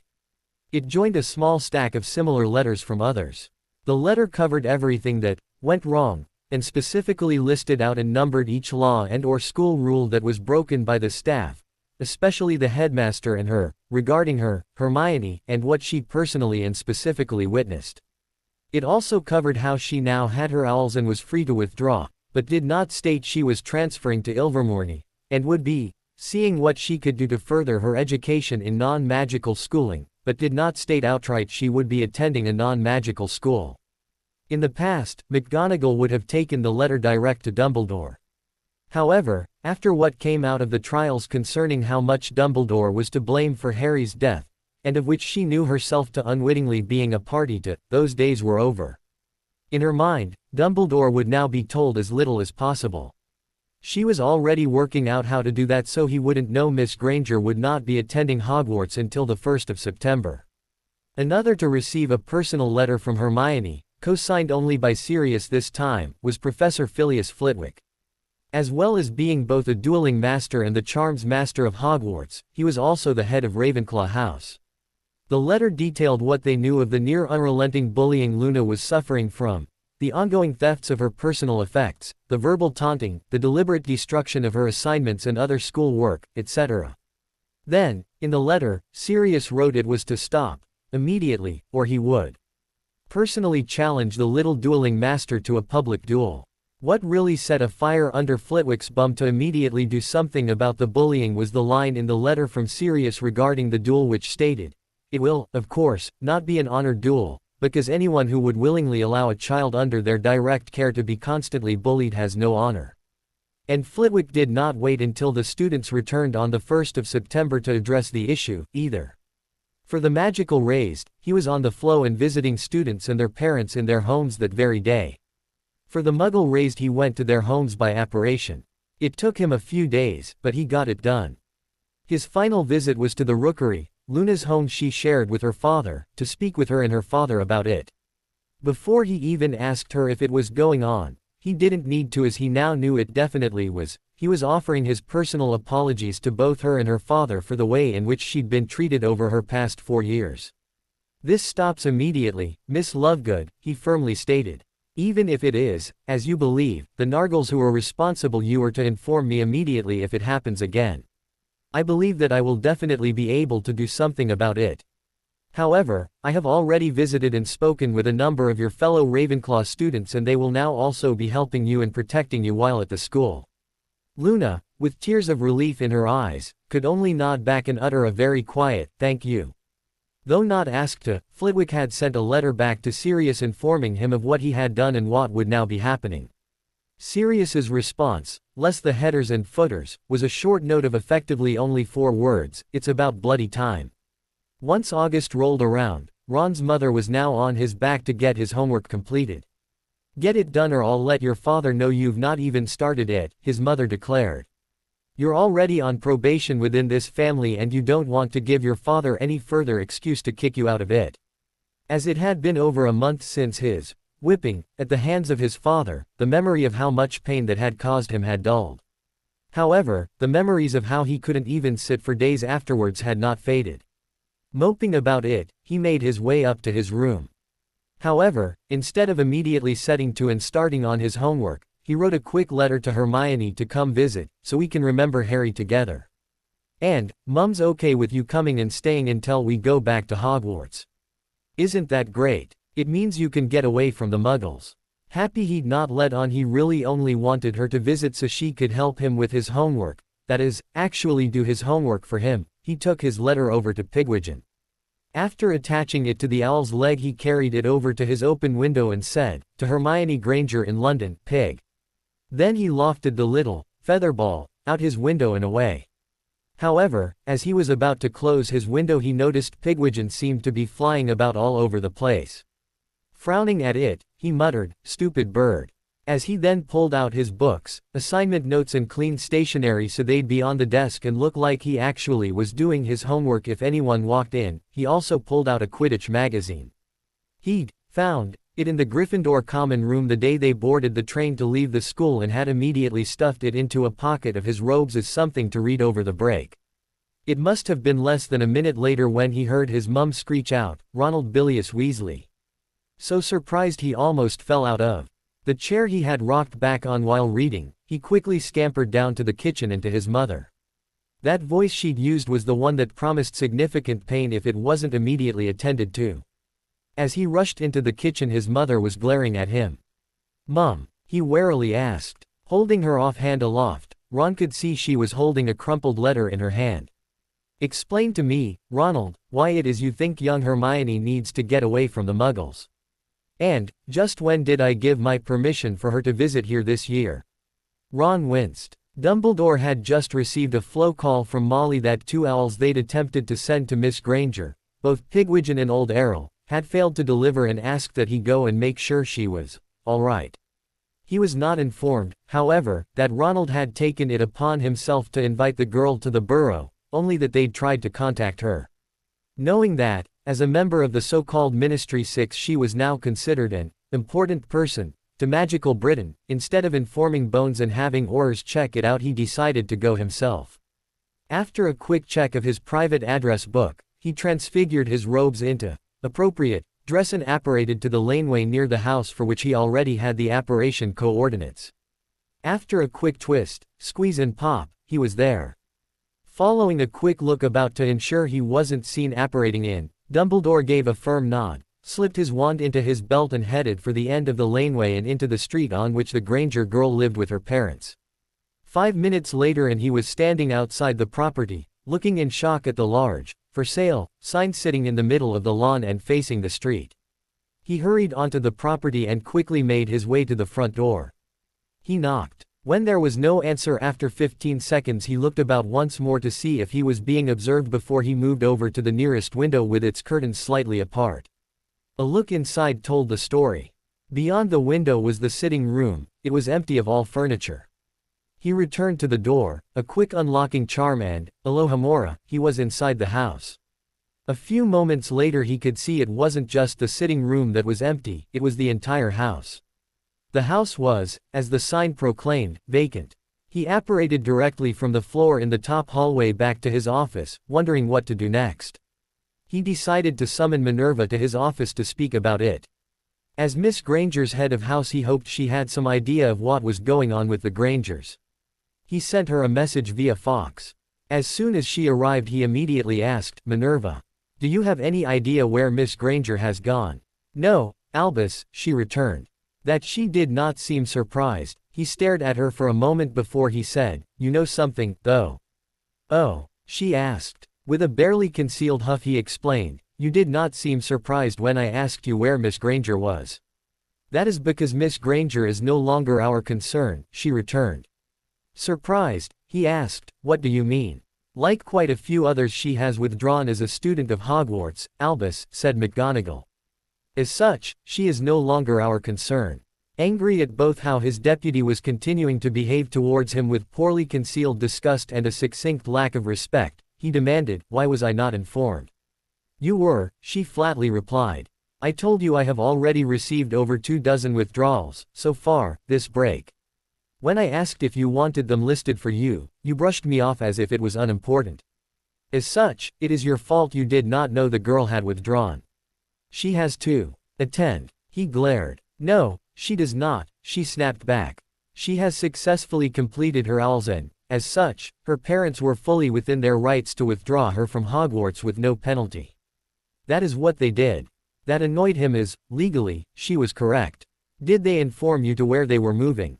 he demanded. Somewhat surprised he'd asked, she replied, "No. Then again, they were under no obligation to do so. And I had no right to ask." That last was a verbal slap at the old man and they both knew it. "Ah," he growled. "Thank you, Minerva. You may go." "Thank you, ever so much, Headmaster," she snarked back, before then spinning on her heels and stalking from the room. Realizing he was still dressed in his version of Muggle wear, Dumbledore rose, cancelled the transfiguration and apparated to the Ministry. He was headed for the WEA to see if they had a new address for the girl. He was annoyed to find that he was no longer receiving the fawning adoration he was used to. And the WEA, after first flat out telling him he had no right to the information, to which he'd returned he needed it as headmaster, finally informed him they had no forwarding address for the girl. And, as she was a Muggle born, none of the staff could care any less they didn't. Foiled in his search, he headed down to the DMLE to report her as a missing child. However, that didn't work when the Master Auror, who was reluctantly willing to hear his complaint, told him they would accept that under advisement. However, as he was not the lawful guardian of the girl, he had no right to any information relating to her. He needed the girl to be his unwitting spy on young Neville, as she was on young Harry, once the young man was made aware of his destiny, but she disappeared. It wasn't until the next day, when Molly Flo called him again to inquire about the girl's safety, when Dumbledore finally admitted to her that the girl had withdrawn from Hogwarts at her parents' behest and the family had moved homes. He'd completely forgotten that it was her contacting him that sent him to go and speak with the girl. And, no, he did not know where they had gone, but suspected it was somewhere overseas. That was why the owls couldn't locate her. When Ron found out, he panicked. And, in his panic, blurted how he wouldn't be able to complete my homework if Hermione doesn't do it for me. That earned him another bum paddling and him then finding himself restricted to his room and the bathroom at all times, other than meals, until said homework was completed and checked over by either of his parents. He'd even had his magazines, chess set and other, non-school, texts removed from his room for the duration. He also had to give a report before each dinner time to his father about what he had completed and what he was currently working on, in detail, before he was allowed to eat. And, yeah, it's going good, and similar non-answers were flatly rejected. He had to give specifics. When he did that the first night, concerning his history of magic assignment, his father immediately sent him to his room to bring down what he'd told him he'd done, so that he could check it over. His immediate blush and embarrassment, showing he'd lied, had him missing dinner as he waited out in the woodshed while the rest of the family ate. Then he received another bum paddling from his father. Then he was sent to his bedroom without his dinner. He didn't try that again. As far as he was concerned, the bum flogging was one thing, being forced to starve by missing dinner was beyond the pale. In her home only a short walk away from the burrow, Luna Lovegood looked up and stared into space for a moment before she smiled and pulled yet another small slip of parchment towards herself. She had yet another entry to stick into the first scrapbook she was working on. She knew she had quite a few to do after finishing this one, but it was both something she was happy to do and necessary for when Harry returned. She knew so much had changed and was yet to change that he would be floundering on his return without them. Harry had been in his new home built in a grove of what could loosely be called trees, many hundreds of miles to the north of the Shapai on his planet, a planet he named Hadrian, simply because he liked the name and Harry's world just sounded too much like a theme park. He thought it sounded more posh than his own and he had to call it something.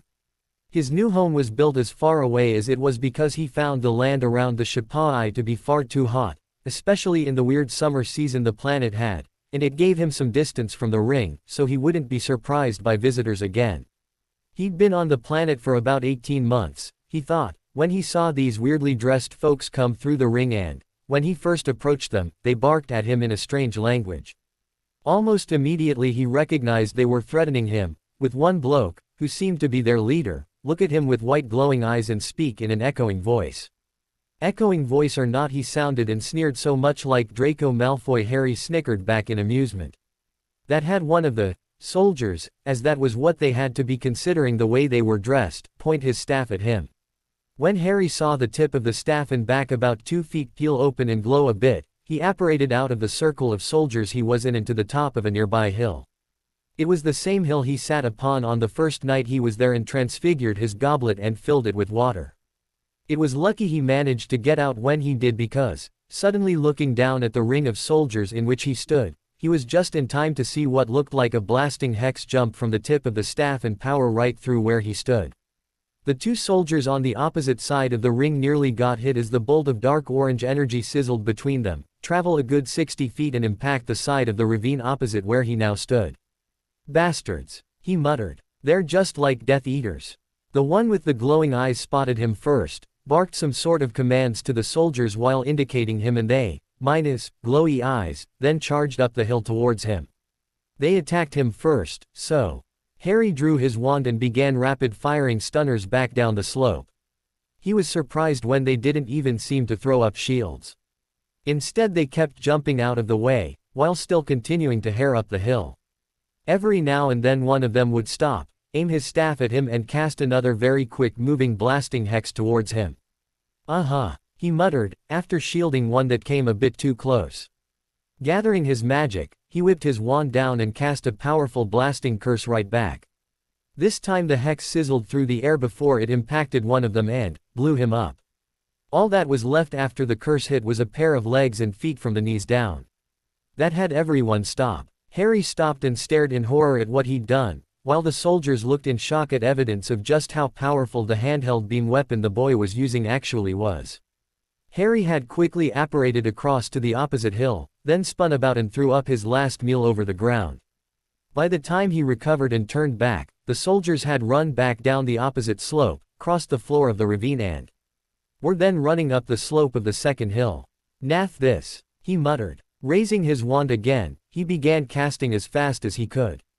Stunners, blasting hexes, tripping hexes, disarming charms, he got 3 of them with that last one, causing their staff weapons to fly out of their hands and away, and whatever else he could think of. Of the 3 bolts of energy sent back at him that came close, he shielded the first but wand swatted the other 2 away. He hadn't even realized he'd done that. Then he started walking back down the hill towards them. And they, after a quick checking over of 2 of their companions who were down, were slowly backing back down while keeping a wary eye on him.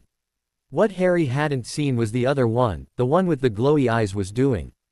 He'd apparently, calm as calm could be, had walked over to the lectern thing and began to push buttons.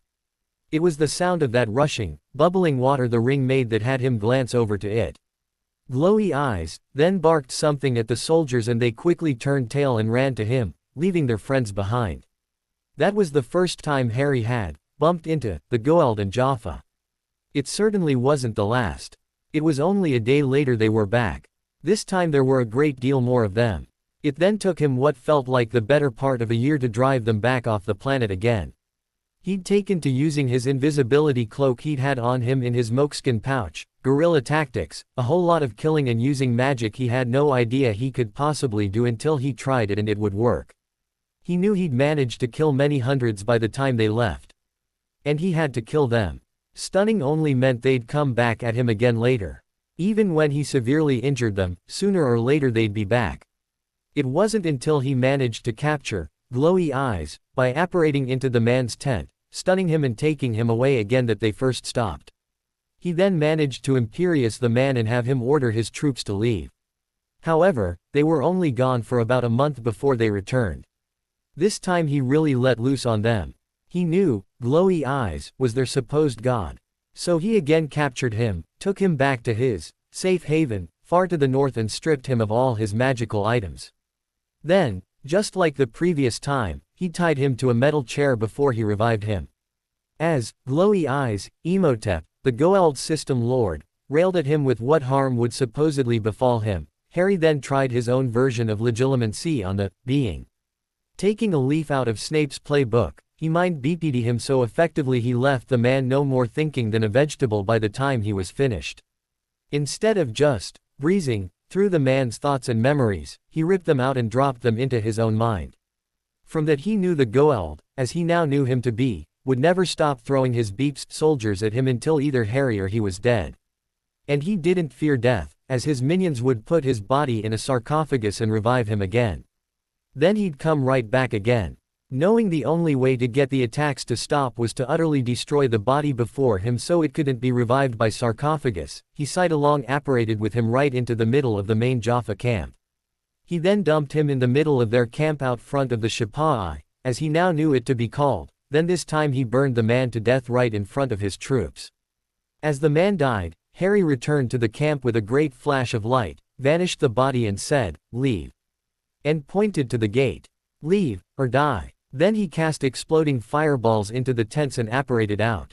He then sat on a hill under his invisibility cloak and watched their camp burn to ash as the Jaffa bolted for the now already activated gate and ran through it. They never returned. However, in their barely controlled panic to leave they left a lot of things behind. Things he could use and was using until that robot thing showed up 6 months later, or what he thought was 6 Earth months. In that 6 months he'd organized a whole lot of protections on both himself and his stuff. He'd even cast an alert charm on the Shapai that, if it activated, he'd immediately be alerted to it. It was his alert going off that drew him from his safe haven, home far to the north of the ring to see if it was more of those Jaffa blokes again. He'd apparated directly there and while under a notice me not charm. He was shocked to see it was a robot tractor thing. And further surprised to see English written on the side of it. The writings he'd seen of what was written by the Jaffa and the Goa'uld looked more like a cross between hieroglyphics and Japanese pictographs to him than anything resembling English. He'd hoped that, whoever it was, understood his, "come here," gesture to the camera they'd aimed at him. It had taken him weeks to clean up his planet of all the rubbish the Jaffa had left behind and he didn't want to go through all that again. 2 of those was his stripping and burying all the bodies they'd left behind before they rotted and stunk the place up. He knew he could have vanished them, but felt that was the wrong thing to do. They were beeps, not evil. He gave them a proper burial, if not funeral. In a military establishment deep under the Cheyenne Mountains in Colorado and not far from the small city of Colorado Springs, resided a couple of military installations. The most famous of which was the North American Aerospace Defense Command NORAD, situated below the United States Northern Command USNORTHCOM. However, even deeper than those, resided a small complex that put even the top secret levels of NORAD and USNORTHCOM to shame. It was known as Stargate Command, SGC. Even knowing it existed required a top secret clearance security level. 3.5 years earlier, a small team of brave military personnel and experts in ancient Egyptian hieroglyphics and society, ventured through what became known as the Stargate, an ancient device dug up from the desert not far from the city of Cairo, the capital of Egypt, in Giza. After the first foray through the gate, where more than half the team were killed on a planet a fair way across the galaxy, the gate had been secured with certain safeguards. Those first explorers through the gate came back with proof that other planets were both populated with humans and with enemies it was not wise to allow anywhere near Earth. A year later, July 1997, they were ready to once more explore through the gate. While it took a year to put in place safeguards against others, unwelcomingly, coming through the gate, the personnel were not letting the grass grow under their feet. They were training hard to be ready for when next the gate was activated. Then, for the next 2.25 years, they had become both very good at it and the teams were slimmed down. Their lead team, known as SG-1, now had 4 permanent members. They were Colonel Jack O'Neill, Major Samantha Carter, the archaeologist, Dr. Daniel Jackson, who, like Colonel O'Neill, was also a part of that first mission to the planet Abydos, and the first prime, Jaffa, a genetically modified human warrior race who served possessed humans who called themselves gods Teal'c, who'd renounced his false god, Apophis, to help the team escape when they were captured by the Jaffa very soon after gate travels were again activated. That brought them to now. Very late October 1999. As a matter of fact, it was Halloween. They had not long returned from a moon called Niitu, in orbit around the planet of Delmic, where they had rescued one of their Takra allies, Selmic. Only just beginning to wind down from that mission, SG-1 were called back to the complex meeting room for a new briefing only partway through their stand-down time. As they walked in, their commanding officer, General George Hammond, was already standing at the always there star map, waiting. O'Neill, always quick with a witty remark, asked, "Miss us already, General?" "I thought we were on stand-down." "You were," replied Hammond. "I hope you enjoyed your 2 days off and made merry. It's time to get back to work." As the 4 members of SG-1 found seats at the oval table, all with a clear view of the general and where he stood before the large star map, Hammond waited for them to take their seats and slid a stack of 4 dark blue manila files down the polished wood of the table. "There's your briefing notes," he declared, as each member of the team quickly snagged a copy for themselves. Not even waiting for them to read them, he said, "We received a quick message from the Takra," he said. "They want us to kill another system lord," snarked O'Neill. He was referencing how, during the rescue of Selmic, they had managed to kill the Goa'uld system lord Sokar and, possibly, Apophis. Hammond ignored it. "They've received intelligence that a demon, they call it, has taken up residence on a planet. As you people were on stand-down, we sent through a malp just to take a look at what was there." Looking to the flat-screen television mounted on the wall opposite, he raised a remote and clicked a button while pointing at it. "This is what we picked up. It started an obviously recorded video feed from the MALP. Within seconds of the MALP obviously reaching the other end of the wormhole and exiting the water effect of the event horizon, the MALP immediately began to transmit video feed. The camera quickly scanned around, showing that the DHD dialing device was present and that the terrain was similar to that of the Colorado Desert not far from their base, and not too dissimilar to the Baja Desert in northern Mexico. O'Neill piped up and said, "Looks like Arizona. I thought the Baja Day, holy crap," exclaimed Dr. Jackson. The reason for the sudden exclamation was the sudden appearance on screen of a young human man. He seemed to appear as if from nowhere. The camera of the MALP immediately focused on him as the clearly human Caucasian male looked back with an expression of curiosity on his face. What was surprising was the way the young man was dressed. From the ground up he was wearing Jaffa boots and greaves, then tunic pants and under-robe, the last two being the undergarments under Jaffa armor.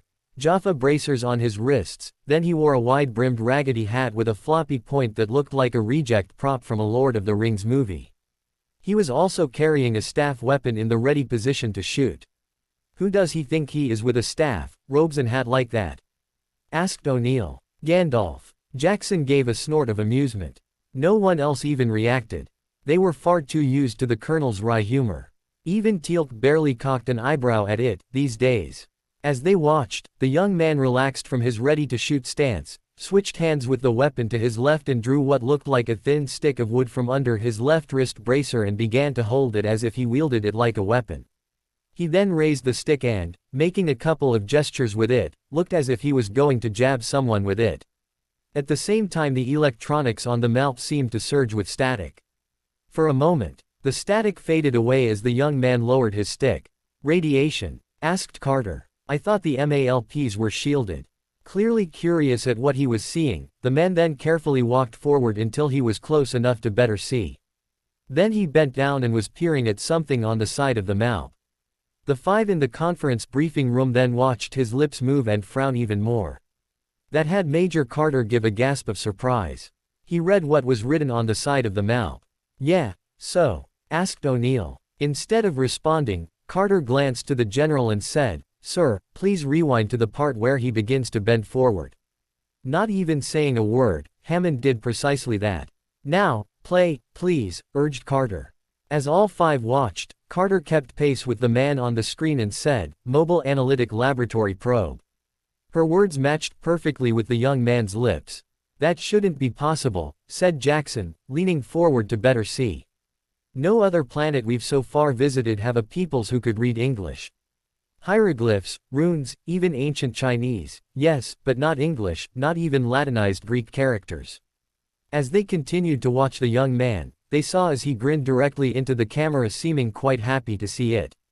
Then he jogged backwards about 15 feet, making sure to stay before the camera field of view, slipped the stick back up under the bracer, raised his right hand until it was palm up and before him with a fist, knuckles pointing directly towards the camera, and proceeded to signal to the camera with the universal, "Come here," index finger repetitive curl and flex. Then he grinned again, hefted the staff weapon up in one hand, balancing the weight perfectly with such ease it was obvious he had a lot of experience with it. Then he ran towards the MALP before ducking off to one side. The camera was immediately spun to see where he went but could pick nothing up. "What the hell?" exclaimed O'Neill. "That should not be possible, either," added a surprised Carter. The general, turning the video off, had the team of four return to face him. Once he had their attention again he said, "When we recovered the MALP we found the camera was working perfectly across all bands of light, both into the ultraviolet and infrared ranges. Whatever cloaking technology he's using, we couldn't pick him up." "Well," said O'Neill, "he doesn't look like a demon to me." "How is this so important a matter a team like SG-3 can't attend to it, sir?" Hammond smiled and returned, "It's the location of the planet that's the most concerning. It's C1S204. C1, stuttered Carter, suddenly sitting upright and looking more closely to her briefing notes. "Serious?" she exclaimed. "Wow. Way to snark the general, Carter," exclaimed O'Neill. "I think the general's being quite serious." "No, Sirius," said Carter, not even looking up as she read through the briefing notes. "The binary star Sirius, Sirius, also known as the Dog Star, brightest star in the night sky, of the constellation Canis Major. Straight line, a little over 8.5 light-years away. Astronomically, our second most closest neighbor after Alpha Centauri, practically in our celestial backyard. Precisely, said Hammond. As it's so close and, as Major Carter pointed out, in our celestial backyard, I need my best team on this right away. Your mission is to go to planet C-1204, find out who this individual is, question him, scout around to see if there are any others, especially Jaffa, and, if necessary, bring him back here. What if he's alone, as the Takra believe him to be, asked Jackson, looking up from his own briefing notes. Then we just talk to him, said O'Neill. If he can read English, I want to know how and why. When talking stopped for a few moments, Hammond said, well, what are you still doing here? Go suit up. That had all four moving. As they walked out the door, Jackson asked, color. Desert. O'Neill called back from in the lead. In a cylindrical house on the top of a hill near the town of Ottery Street Catchpole, standing 4 floors up and 1 down and giving the appearance of a giant black rook out of a chess set with windows, a young lady of 18 sat at a work table in her bedroom on the 4th floor. It was Luna Lovegood at the rookery. She was currently going through, yet again, her set of scrapbooks she'd been working on whenever she had the time.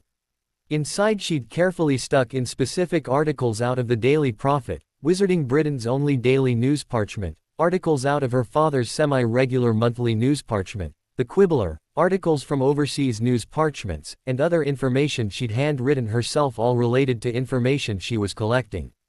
It was information she began collecting back in June 1996, very soon after Harry disappeared through the Veil of Death, also known as the Astroporta, the Shapai and the Stargate. Suddenly she looked up and focused on something only she could see. As she sat there for a few minutes, her expression slowly turned from one of focused intensity to one where she was relaxed and smiling. Not quite yet, she murmured. But soon, Harry Potter. Welcome home. She had work to do and time was running out. After assembling in the gate room fully, kitted and booted, as they say in the military, the four waited as the gate was dialed by computer for them.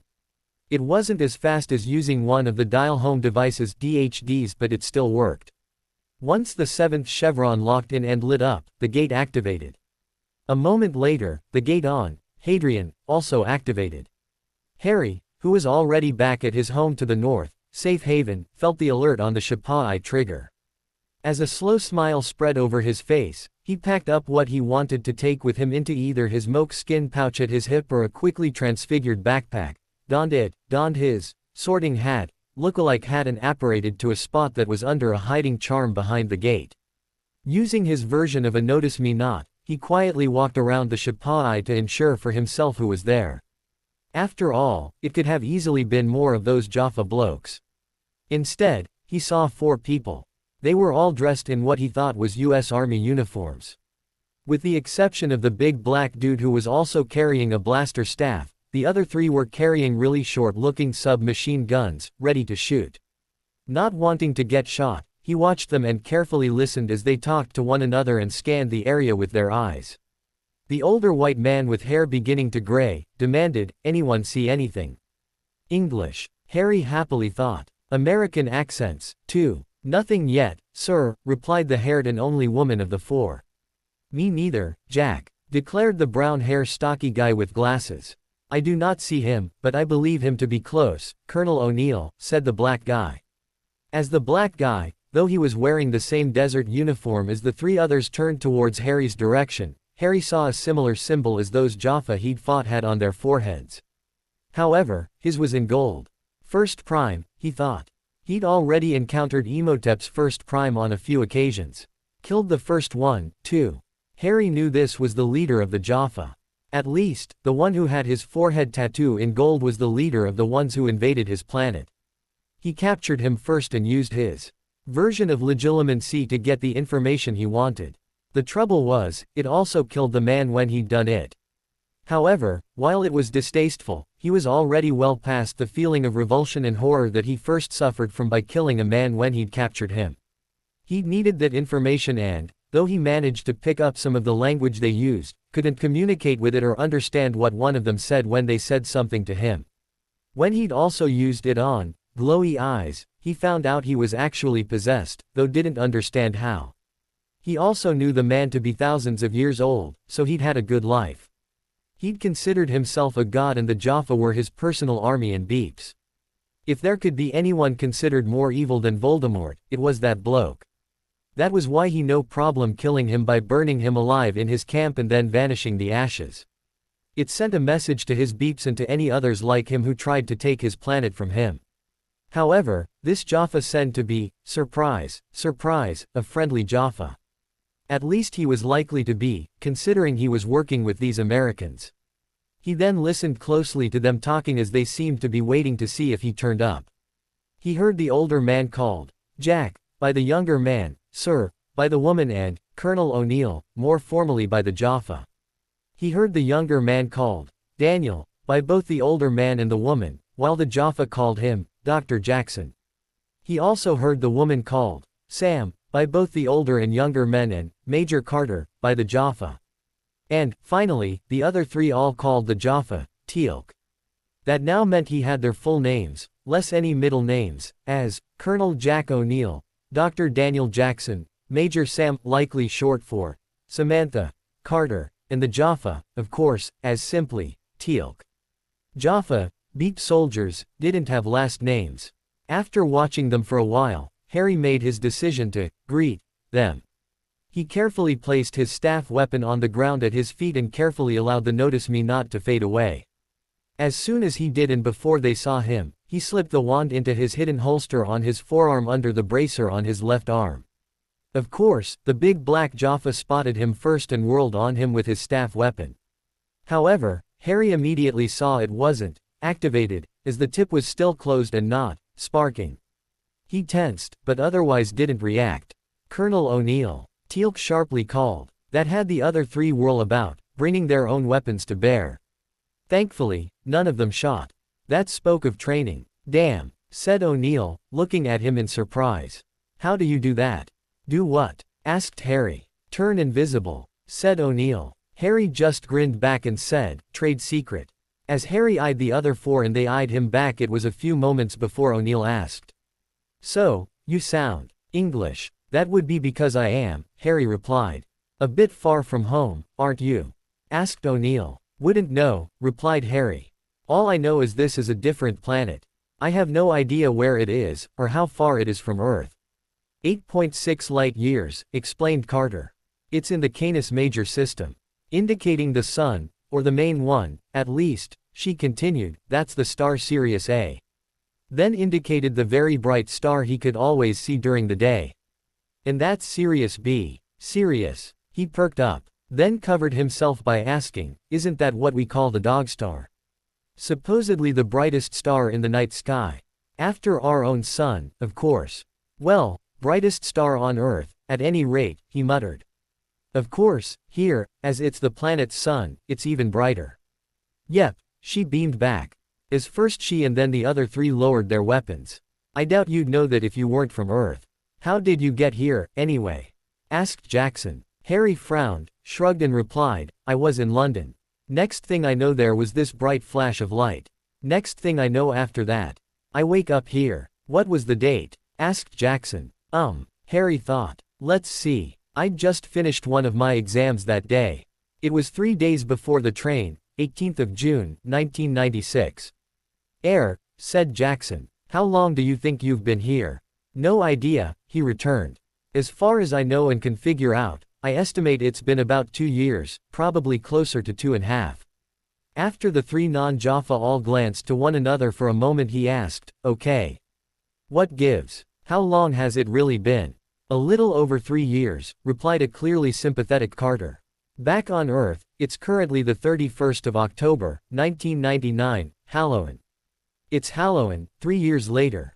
Harry exclaimed, before he startled to chuckle, laugh and cry almost all at the same time. SG-1 just watched and let him get it out of his system. It's always Halloween, he sighed, coming down off his stress relief laugh cry. That day just hates me. We'll take your word for it, said O'Neill. That aside, how'd you like to go home? What? Asked Harry. Back to Earth. Yes, replied Jack before he realized he didn't know what the young man's name was. What's your name, anyway? Harry, replied Harry. Got a last name? Pressed O'Neill. Yup, he grinned. When he didn't expand, Jackson gave a snort of amusement. O'Neill looked confused. It's Potter, said Harry, having had his fun. Harry Potter. After Harry was divested of his Goa'uld technology, backpack and anything else that could be considered a weapon, or so SG-1 thought, Jackson redialed the gate for the return to Earth. Harry took careful note of which 6 buttons, what he now knew represented constellations, the bespectacled man pressed. The final one, the inverted V, with a small circle on top, meant he now knew which constellation represented Earth. What the 4 SG-1 members did not know was that Harry had long ago, soon after he first began to get attacked by the Jaffa with their Goa'uld master, had put hiding charms on both his wand holster and his mokeskin pouch Hagrid had given him. The mokeskin pouch contained his invisibility cloak and a few other items he didn't want to risk losing. That was attached by way of a belt made of a thick leather tied directly to the skin around his waist, made from the hide of one of the lizard rats that formed his near-soul meat diet during his early days on the planet. He wanted to argue the loss of his 2-hand devices, one for his left and one for his right, he'd souvenired off the Goa'uld host as they weren't actually weapons. However, call me Jack, insisted. He was not, of course, worried about them taking his staff weapon, as that was obviously a weapon. Then taken through the gate, Jack and Teal'c leading, then him, then Sam and Daniel, he came out into a room clearly inside a military installation and onto a metal grid and railed ramp leading down to the floor. He spotted a team of about half a dozen fully armed and armored soldiers pointing weapons at him in a ready-to-shoot wide formation, 3 to 4 each side and well spaced apart. He heard someone call something over a loudspeaker and looked up to see a quite wide glass window, behind which looked like a control room of some form. There were soldiers, no, Air Force personnel, looking out of it and to him. The speaker crackled again as Sam, then Daniel, stepped out of the event horizon of the Stargate and it shut off. Welcome back, SG-1. And welcome to our guest.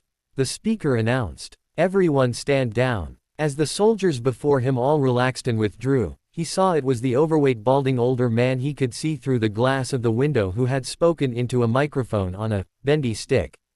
As you can see, General, called Jack to the window. We've brought back our guest. As per protocol, take him to the infirmary, ordered the general. Harry groaned. Yup, it's Halloween. When Sam looked to him in slight confusion, he explained, I always end up in the infirmary on Halloween. She and the other 2 non-Jaffa of SG-1 all grinned while Teal'c, yet again, just cocked an eyebrow at him. However, and up closer, Harry could now see the well-hidden mirth behind his eyes. With an open hand gesture indicating the huge sliding metal door on the left-hand side wall that appeared to be the only way out of the room, Sam said, This way, Mr. Potter. Yes, ma'am, he sighed, beginning to walk further down the ramp. And, it's Harry. Luna Bug. Called one Xenophilius Lovegood up the stairs from the sitting room of the Lovegood home. Are you sure you don't want to come with me to Norway to hunt for Snurkax? Up in her room, where she was checking through her half-dozen scrapbooks, Luna called back, Yes, Daddy. It's important I be here for the next couple of months. All right, then, he called back. I'll just go and organize an international portkey for one then. Yes, Daddy, she called back. You do that. Expect me back just before Yule. He called. Yes, Daddy. She immediately called back. She carefully listened and heard the whoosh of the flow activating in her father cry, Diagon Alley. With a satisfied nod she returned to her work. Luna was now 18 years old and had graduated from Hogwarts a little over a year earlier with newts in potions, charms, defense against the dark arts, transfiguration, care of magical creatures, enchanting, arithmancy and ancient runes. She graduated top of her year with outstandings in every subject. Back from when she was part of the Ministry 6, when she was a young 15-year-old teenage girl, she had since grown up and filled out. She now moved with an athletic grace, while still maintaining a willowy figure. Her grace was because Lord Black, Sirius, had been training her in combat magics. On graduating, and even just before, she was sought after by the Ministry and Gringotts to come and work for them once she completed her education. However, she turned them all down, because, on the sly, she was working for Lord Black. Through the use of her knowledge in arithmancy, ancient runes, charms and secretly, enchanting, She was designing wards, all while also secretly undertaking a mastery in the subjects of warding and enchanting paid for by Sirius. She knew she would very soon have to take a sabbatical from those. Dumbledore had approached her almost as soon as Hogwarts started for the 1996-97th year with how he thought it might be nice if she developed a friendship with Neville Longbottom. She liked Neville, however, her seer ability had already alerted her to how Dumbledore was trying to mold him to replace Harry in facing Voldemort. And she wanted no part of that. She turned him down. When he pushed, she turned him down flat. Then asked him, "What makes you think Neville makes a suitable replacement for Harry? Furthermore, what makes you think he'll willingly be a replacement for Hermione?" He backed right off then, worried about how accurate she was in developing an understanding of his plans, but still tried his, "I'm so disappointed with you," shtick. Luna simply smirked at him and said, "I will not be a party to your Machiavellian shenanigans, Headmaster. If you attempt to push it, I will go and speak with Director Scrimgeour about my concern that an old man, you, is trying to manipulate me for nefarious purposes." That shocked Dumbledore so much, he stuttered, "I would never." "Maybe not," she replied. "However, that is what I will tell Mr. Scrimgeour if you do not leave me alone. It will, after all, be the truth." He left her completely alone after that until after she turned 17 and graduated. Within the first week afterwards, he tried to force visit her at the Rookery. However, he couldn't get through the wards, even with Fawkes. He'd found himself harshly bounced into the Weasleys' pond. Working with Sirius and using her seer ability, she'd created a set of war wards that, after that first attempt, would have fried the old man if he'd tried again. And had immediately sent him a messenger Patronus rabbit while he floundered in the pond, telling him that. Instead, he was left with having to flow call her and trying to intimidate her into letting him through. He failed. That left him with trying to talk to her via an Order member's established friendship connection. "I believe you would make a wonderful asset for my organization, Miss Lovegood," he said. "I urge you to reconsider. If you do, you will be working hard for the light." "Actually, I'd be a pawn for you, Albus," she retorted. "That does not interest me. Neither do I have an interest in being a prison guard for Neville Longbottom, or supping from the unholy font of Albus Dumbledore."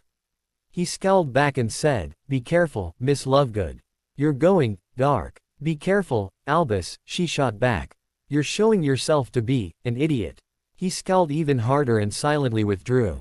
He never tried to personally contact her again. However, he did convince others to contact her and try. They all failed. At the SGC, Harry had been shown into the infirmary and the short middle-aged Muggle doctor, Janet, had immediately ordered him to strip, dress in the light cotton clothes she was carrying and climb into bed. Sweet Merlin, he thought. She's another Madame Pomfrey. However, after she pulled the curtains closed around the bed, which both gave him privacy and no chance to disagree, she left him alone to disrobe and put on what looked like, hospital scrubs. With a sigh, he did just that. However, he left his leather belt with his pouch hanging from it around his waist and under the loose top and his wand holster on his left wrist. Only he knew they were there. She came back in only a few moments later. He suspected she either had remote monitoring on him, or it was simply from experience. That then led to him being, unlike Pomfrey's wand waving, poked and prodded, ordered to give urine, saliva and blood samples, questioned about his diet, questioned about the healed injuries she'd discovered, and a raft more.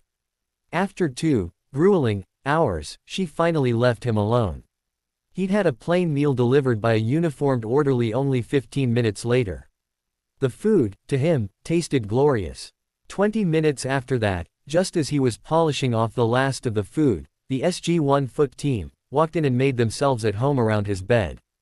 Harry took one look at Teal'c and burst into laughter. Then, every time he looked in his direction again, he'd lose it to laughter again. "Oh, please," he finally begged, tears in his eyes and on the verge of developing hiccups, while waving in Teal'c's direction. "Can someone give the Jaffa a decent shirt to wear?" The team had obviously decided to change into Muggle as a way to probably get him to open up. Jack was wearing trainers, stone-washed blue jeans, a white t-shirt and a lightweight unadorned bomber jacket. A dark blue baseball cap was shoved under an epaulette. Daniel was wearing similar below the waist, but was wearing a plaid shirt with a University of Chicago zippered, but unzipped, windcheater instead of a bomber jacket. Sam was wearing mid-heel pumps, a skirt and blouse, looking a bit businessy. But Teal'c was wearing olive green combat pants, black boots and a bright baby pink Hello Kitty t-shirt. Again, the Jaffa had only cocked an eyebrow back at Harry's reaction, but again Harry could see the amusement behind his eyes. Finally, Daniel walked over to a cabinet and pulled out a plain black t-shirt and offered it to Teal'c. "We don't want to see our new friend die from laughter, do we?" he wryly explained. Teal'c gave a short bow and said, "Indeed." He then popped behind a curtain and changed t-shirts, back only a minute later. Teal'c silently handed it to Jack, who rolled his eyes and said, "Well, it was funny, wasn't it?" What followed after that was the SG-1 team engaging Harry in what, on the surface, appeared to be just conversation. However, Harry could see it for what it was, a mild interrogation. One example was, Jack said, "So, back on C1's 204 you said." "C1 what?" Harry interrupted. "C1's 204, replied Sam. "We give systems designations. It just makes things easier." "As I was saying," said Jack. "Back on the planet. You said something about how you had just finished exams when you got hit with that light, right before you ended up on C1, the planet." "Yup," nodded Harry. "Looking at you," he said, "and that you said you'd been there since June 1996, that would have been your middle school final exams."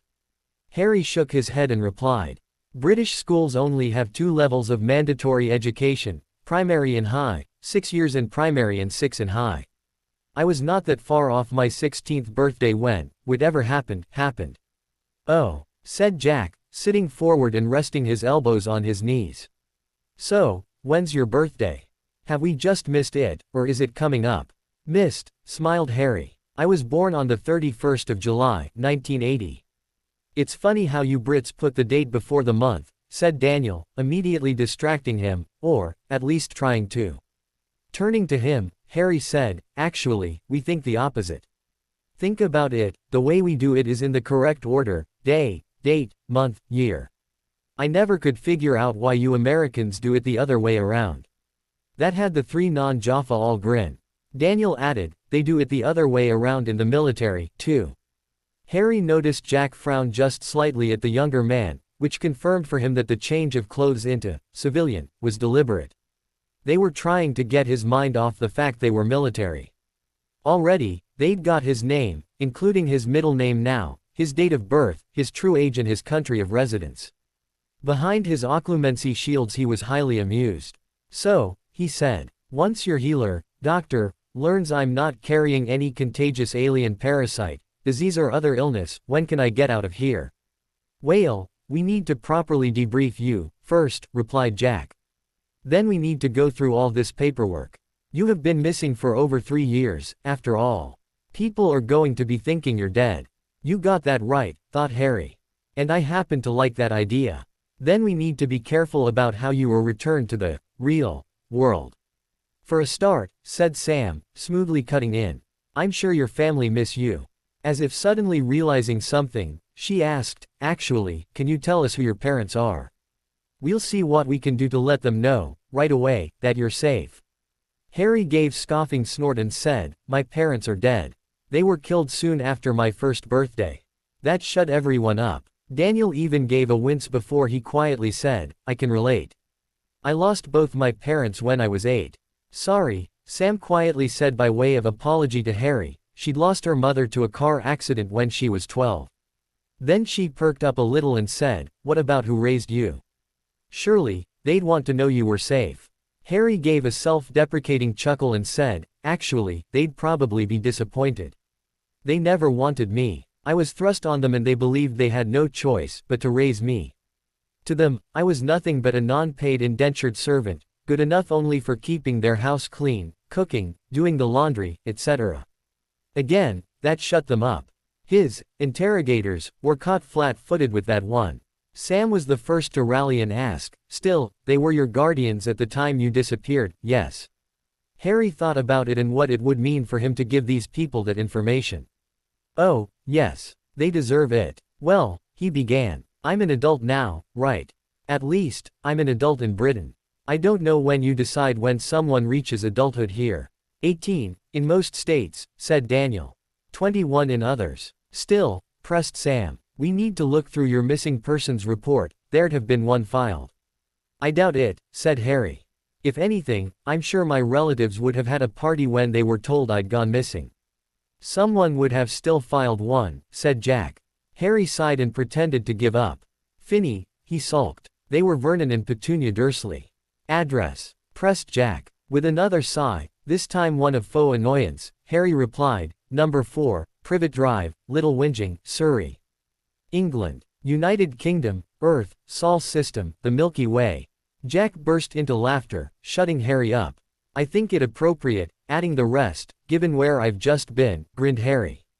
Well, you didn't actually leave the Milky Way galaxy, said Sam, also amused and smiling. So, I think we can drop that last one off, yes. Harry just shrugged with a smile. The soft interrogation went on for a couple hours and only stopped when Dr. Fraser, Janet, walked in and ordered the SG-1 team out. She was also carrying a perfectly military-style folded set of clothes with a pair of boots on top. However, Harry had already figured out that the security camera in the corner of the room, currently focused on him, was being carefully monitored and must have seen a sign from, likely, Jack that they were done. When he thought back on it using his occlumency-enhanced near-perfect memory, she had walked in less than a minute after Jack had donned his baseball cap, which, until then, remained stuffed under the epaulette on his jacket. Again, Harry was amused. All right, Mr. Potter, said Janet, dropping the folded pile of clothes on the foot of his bed with the boots on top. Your blood work shows no immediate sign of any disease or anything like that, so, you can hop up and get dressed. Once you've done that, this young man here, she gestured to where a clearly Air Force soldier had stepped in after she did, will show you to one of the sets of suites we have for visiting dignitaries. I'm afraid I still need to do a few tests, yet, to see if you're contagious with anything. So, I need to hold on to you for a while. We can't have you leaving here with a disease that might infect the entire population of Earth, can we? Ooh, thought Harry. One huge serving of Dumbledore-esque, guilt-trip pudding, coming right up. Niece. Then she stepped away and reclosed the curtains around the bed, before he heard her walk off. She clearly did not want him asking her any questions. Those were just as clearly being left to SG-1. When Harry hopped up and checked out the stack of clothing he found he'd been provided with olive green combat pants, a black t-shirt, black boxers, olive upper calf length long socks and a pair of black combat boots. It was a match for what Teal'c wore. He quickly dressed and looked around for the doctor, only to find there was only he and the Air Force sold airman in the room.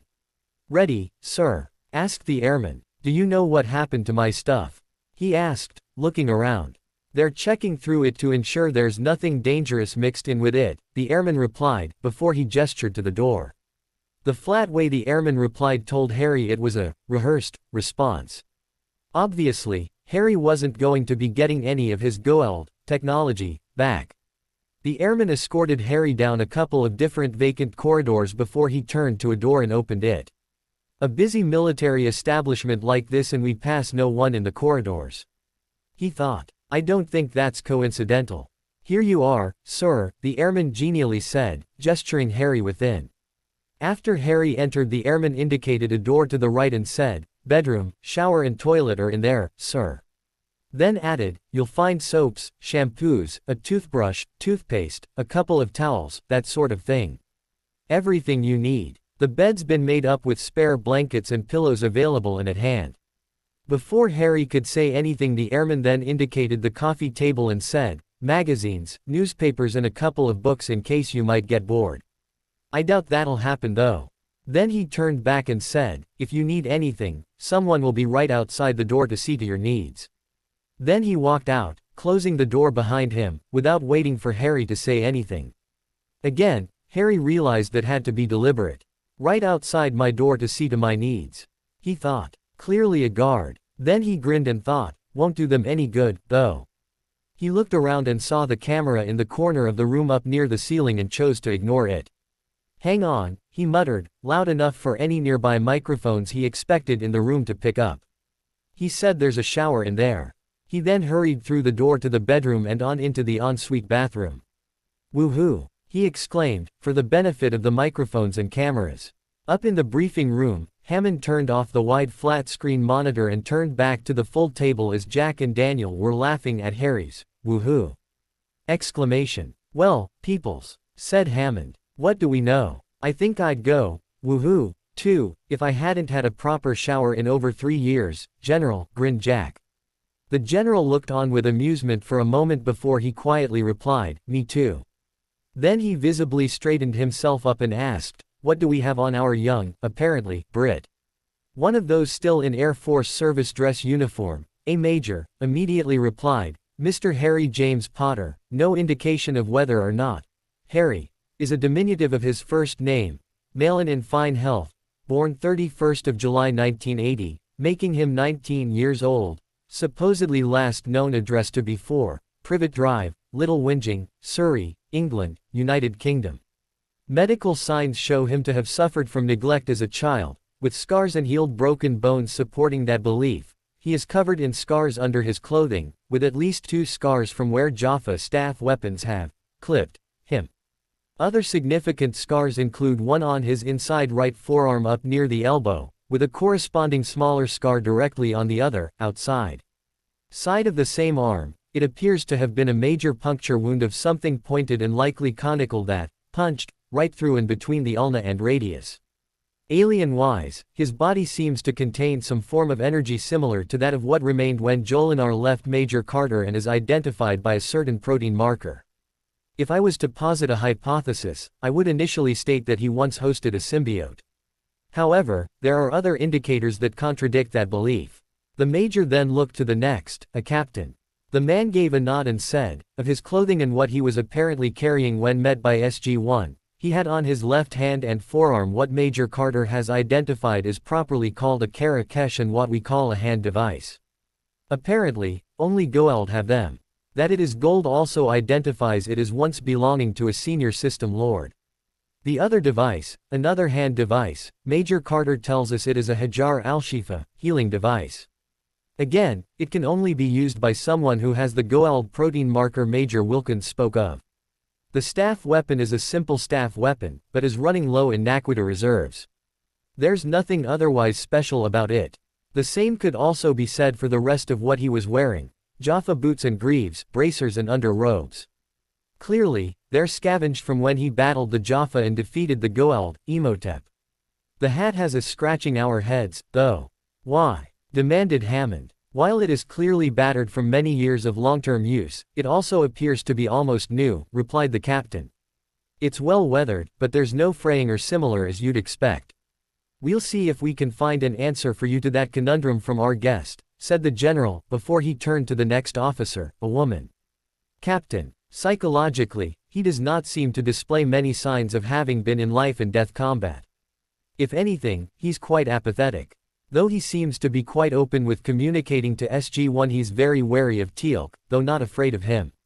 I get the impression he views Teal'c as a possible enemy, from the way he at least once referred to him as the Jaffa, but does not consider him a threat, even when completely unarmed. He's also holding back on a lot of information. His outward behavior and motion shows him to be happy to be back on Earth and grateful to SG-1 for bringing him back. However, it's a carefully constructed facade. Behind what he says and does, he's carefully weighing whether or not we're a threat to him." "Keep watching him," ordered the general. The next, another female captain, said, "The information he's provided all checks out. There was a boy who lived at the address in Surrey. However, he disappeared at around the time the house, apparently, suffered what the local forensics report states was a gas maw explosion. However, the photos of the scene do not gel with that. Digging deeper, we believe it to have been some sort of terrorist attack, possibly from a splinter group of the IRA. However, there's nothing to link the residents to that organization. The occupants were a Vernon Patrick Dursley, his wife Petunia Heather Dursley née Evans, their son Dudley Vernon Dursley, and one Harry James Potter, reportedly the nephew of the wife. All 4 were reportedly killed in the explosion. However, the body of the Potter boy, supposedly 16 at the time, was never found. Both boys attended the local primary school as children, a Little Whinging primary school. At 11 both boys were withdrawn from the school, with the Dursley boy sent to a private school called Smeltings College for Honored Sons. The Potter boy, rumor has it, was sent to St. Brutus's secure center for incurably criminal boys. What? Exclaimed the psychologist captain, who had given the immediately previous report. That's nonsense. There's no such place. I'm aware, the other flatly replied. However, the Dursleys were known to have told all their neighbors that is where the boy was sent for 9 months of the year since shortly after his 11th birthday. The Dursleys lied, said the psychologist. It also ties in with what our Mr. Potter said to SG-1 about them while he was in the infirmary. They abused him, physically, emotionally and psychologically. It also explains why he displays that facade and wears it as if it's completely normal for him to do so. Getting things back on track, the general stared right at the last captain and asked, "Anything else, Captain?" "Yes, sir," she replied. "While our Mr. Potter did not attend some patently obvious fake school, I can find no record of him having attended any other school from the time he was 11. Further, I've found records concerning his mother, Lily Primrose Potter née Evans, including her date and place of birth, and the primary school she attended with her sister in the industrial town of Cokeworth in northern England. However, like her son, she was pulled from the public schooling system at age 11 and there's no sign she attended another afterwards. Actually, there's no further sign of her in the government records, at all, except for a public notice of death related to the 31st of October, 1981. Today's the anniversary of his parents' death," exclaimed Daniel. "No wonder he hates Halloween." That had a few murmurs of sympathy and whispered conversation before the captain spoke over the top of them all, shutting them up. "I also have no record of his supposed father, James Fleemont Potter, anywhere in the government systems except his notice of death on the same day as his wife and is a registered holder of a significant share portfolio on the British Stock Exchange. With the security systems the Brits employ, that should not be possible, yet, it is. I've checked the systems thoroughly and our young Mr. Potter is now recognized as the sole beneficiary of all those investments. In investments alone, he's quite wealthy. However, all my searching through the financial databases as to where the dividends flow all end at a bank called Gringotts. However, no such bank apparently exists beyond that name. I'm sure it's a puzzle you'll be working hard to solve, Captain," said the general. "What I want to know is, does what our supposed Mr. Potter tell us ring true?" "Oh, yes sir," said the captain, coming out of her deep thoughts. She then slid a 5" x 7 laser copier printed photo up the table and said, "This is a copy of the only school photo ever taken of the Potter boy, back when he was 10 years old.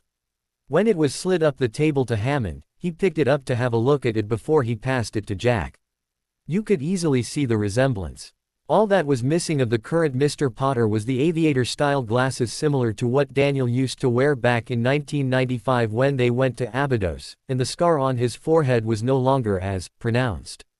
"That's him, all right," said Jack, passing the photo to Sam. "He was a cute kid," murmured Sam. "Bit skinny, though," said Jack. Captain Janet Fraser scowled and said, "Not skinny, malnourished, sir." Jack nodded back in silent apology. "He's obviously recovered from it now, though." Fraser nodded back. "Yes, sir. Scars aside, he's quite fit and healthy, now. I'd say living on a 105% Earth normal gravity planet for just over 3 years has helped with that." "Who's next?" asked Hammond. After what had felt like a 2-hour shower, Harry finally dragged himself out from under it. His skin was beginning to prune. On Hadrian, Harry's home, safe haven, was not huge, but was a lot bigger than that original Flintstone-esque cottage he'd built for himself near the Shapai, Stargate, as the Americans called it. Though it only ever had one bedroom, it also had a sitting room, a bathroom, a mock kitchen, and a toilet.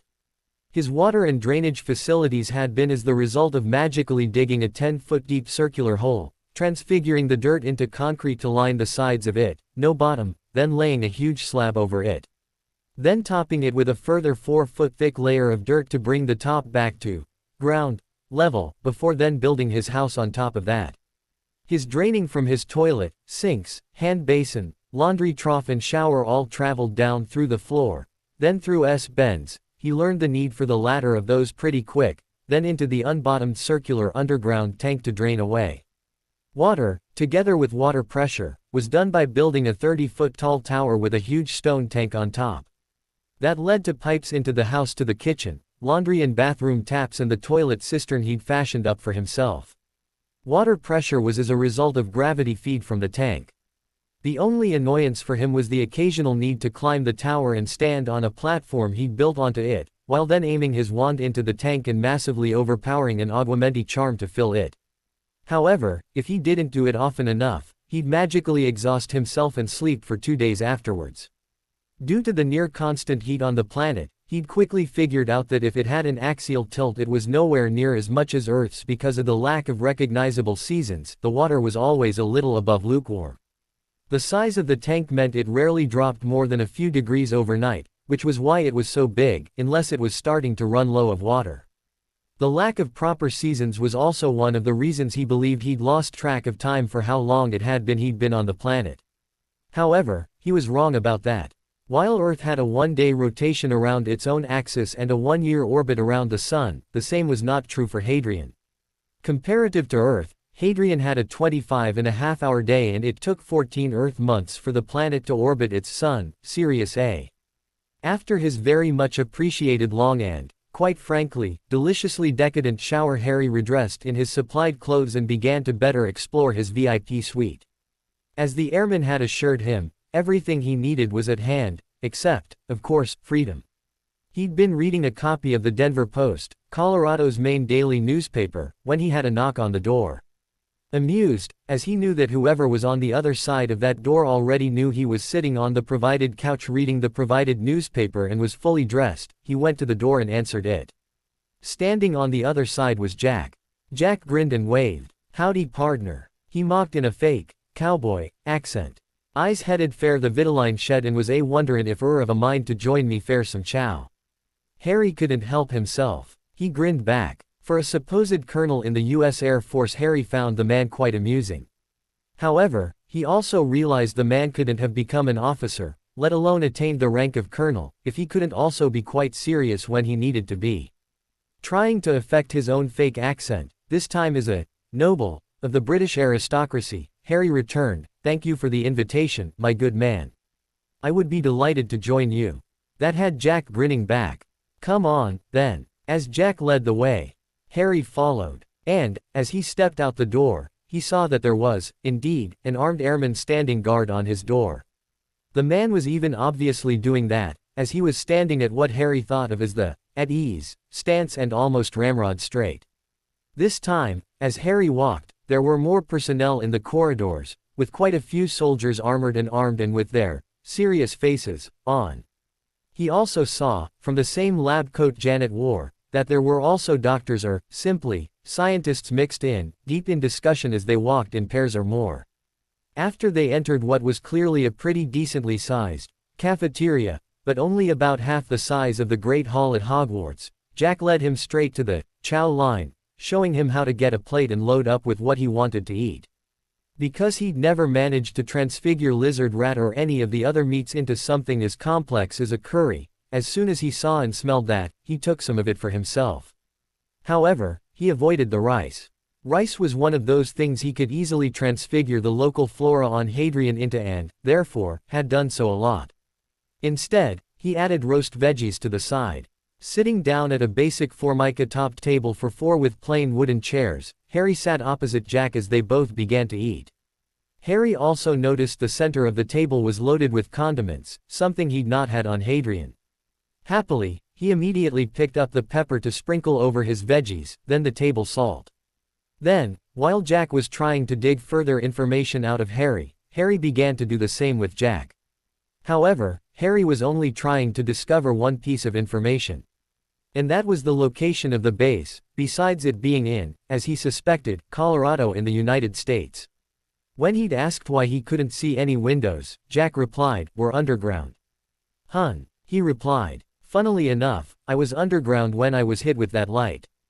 As Jack tensed up while trying to appear nonchalant, Harry asked, "That might be something common, you know. How far down are we?" Jack was about to ignore the question when they were joined by Daniel. "Hi," he chirpily said, sitting down next to Jack.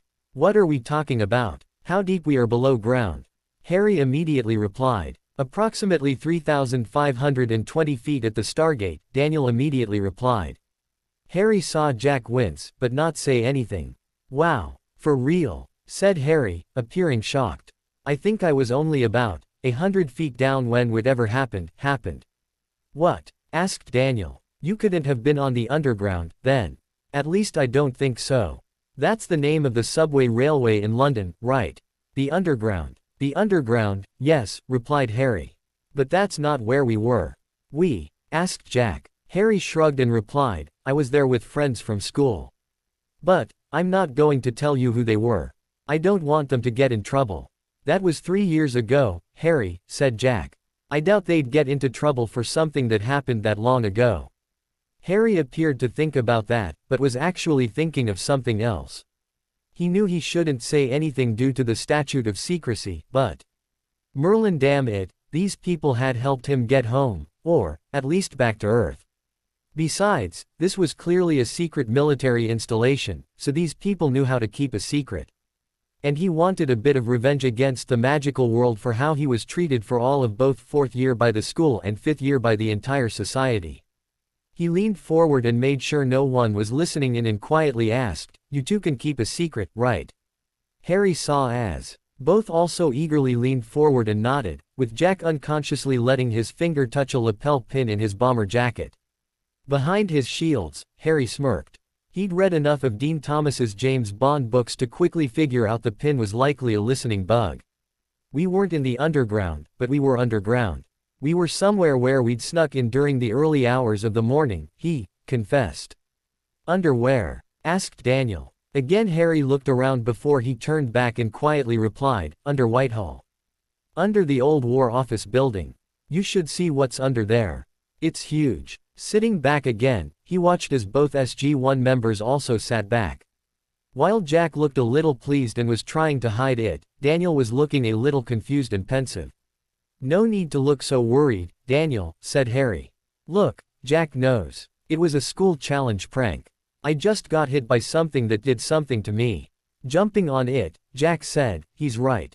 The old War Office building was where the Brits command headquartered during World War II. They shouldn't have been there, but what is done is done. Daniel only glanced at Jack before he clearly dropped it. That spoke to Harry of a long familiarity. Your school was in London, was it? Asked Jack. No, southwestern Scotland, Harry replied. We'd only finished our exams that early afternoon and raced straight to London. That's why it was so late at night before we got there. It must have been well after midnight as we were sneaking around down there. Frowning a little in confusion, Daniel asked, what's the name of the school? Then said, oh, silly me, I was thinking of universities considering your current age. So, which high school? A very private one, Harry fondly smiled. It was the alma mater, I think is the term, my parents attended. Hogwarts. They'd paid for me to attend within weeks after I was born. Therefore, my aunt and uncle couldn't stop me attending, though they certainly tried. Hog what? Blinked Jack. Harry chuckled and said, I know. As if they were sharing a joke. However, believe it or not, Hogwarts is the name of a flower. After dinner, or what the Americans called supper, Harry returned to his room, claiming he was looking forward to sleeping in a proper bed. Obviously Jack felt he'd got enough out of Harry for one session and happily escorted him back. The next morning, Harry rose and meditated on the floor of the sitting room, fully dressed, waiting to be shown to the cafeteria to eat breakfast. He was, once again, sorting memories in his fully formed mindscape and tweaking it to improve it. This time he was collected by Sam. Again, the questions were subtle and again they were joined by another member of the SG-1 team. This time it was Teal'c. Major Carter, Mr. Potter, he said with a slight bow to each of them while holding one of the metal serving trays they used in military establishments between his two hands. May I join you? Yes, of course, Teal'c, replied Sam. As Teal'c sat and carefully laid out his breakfast, Sam continued with her soft interrogation. So, Harry, she over nonchalantly said. Did you leave behind a girlfriend?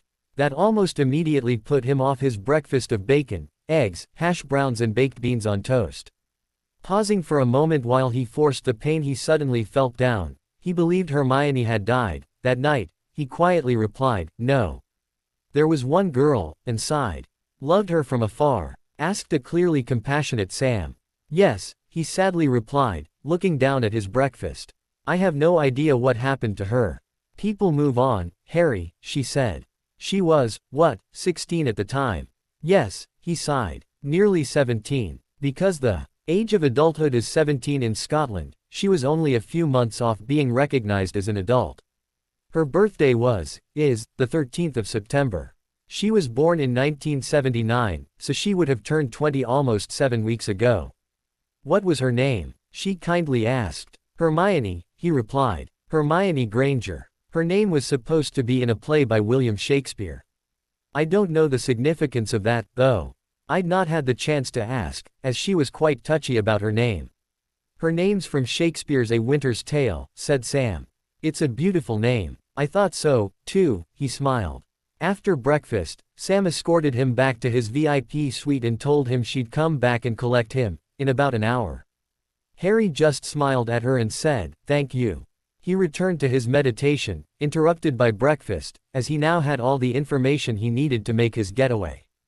He actually had that once Daniel had both confirmed for him that they were underground and that the depth was somewhere near 3,500 feet. He was going to pull a trick he figured out how to do on Hadrian. He was going to apparate, but not laterally. It was how he'd been able to quickly scout around on Hadrian once he figured out how to do it. Once 20 minutes had passed, he stood and, with his back shielding what he was doing from the camera, carefully drew his wand from his hidden holster. Then, still with it out of sight, he pointed it straight down and, with the exact dimensions of the suite firmly in his mind, firmly incanted in his mindscape his super cleaning charm. Clean, he firmly thought, while pumping maximum magic in one burst out his wand and into the parquetry wood floor. As soon as the magic pulse did its cleaning job on the suite, he immediately turned his head to look at the camera. The little almost unnoticeable red light had gone out and there was a tiny wisp of smoke rising from behind its lens.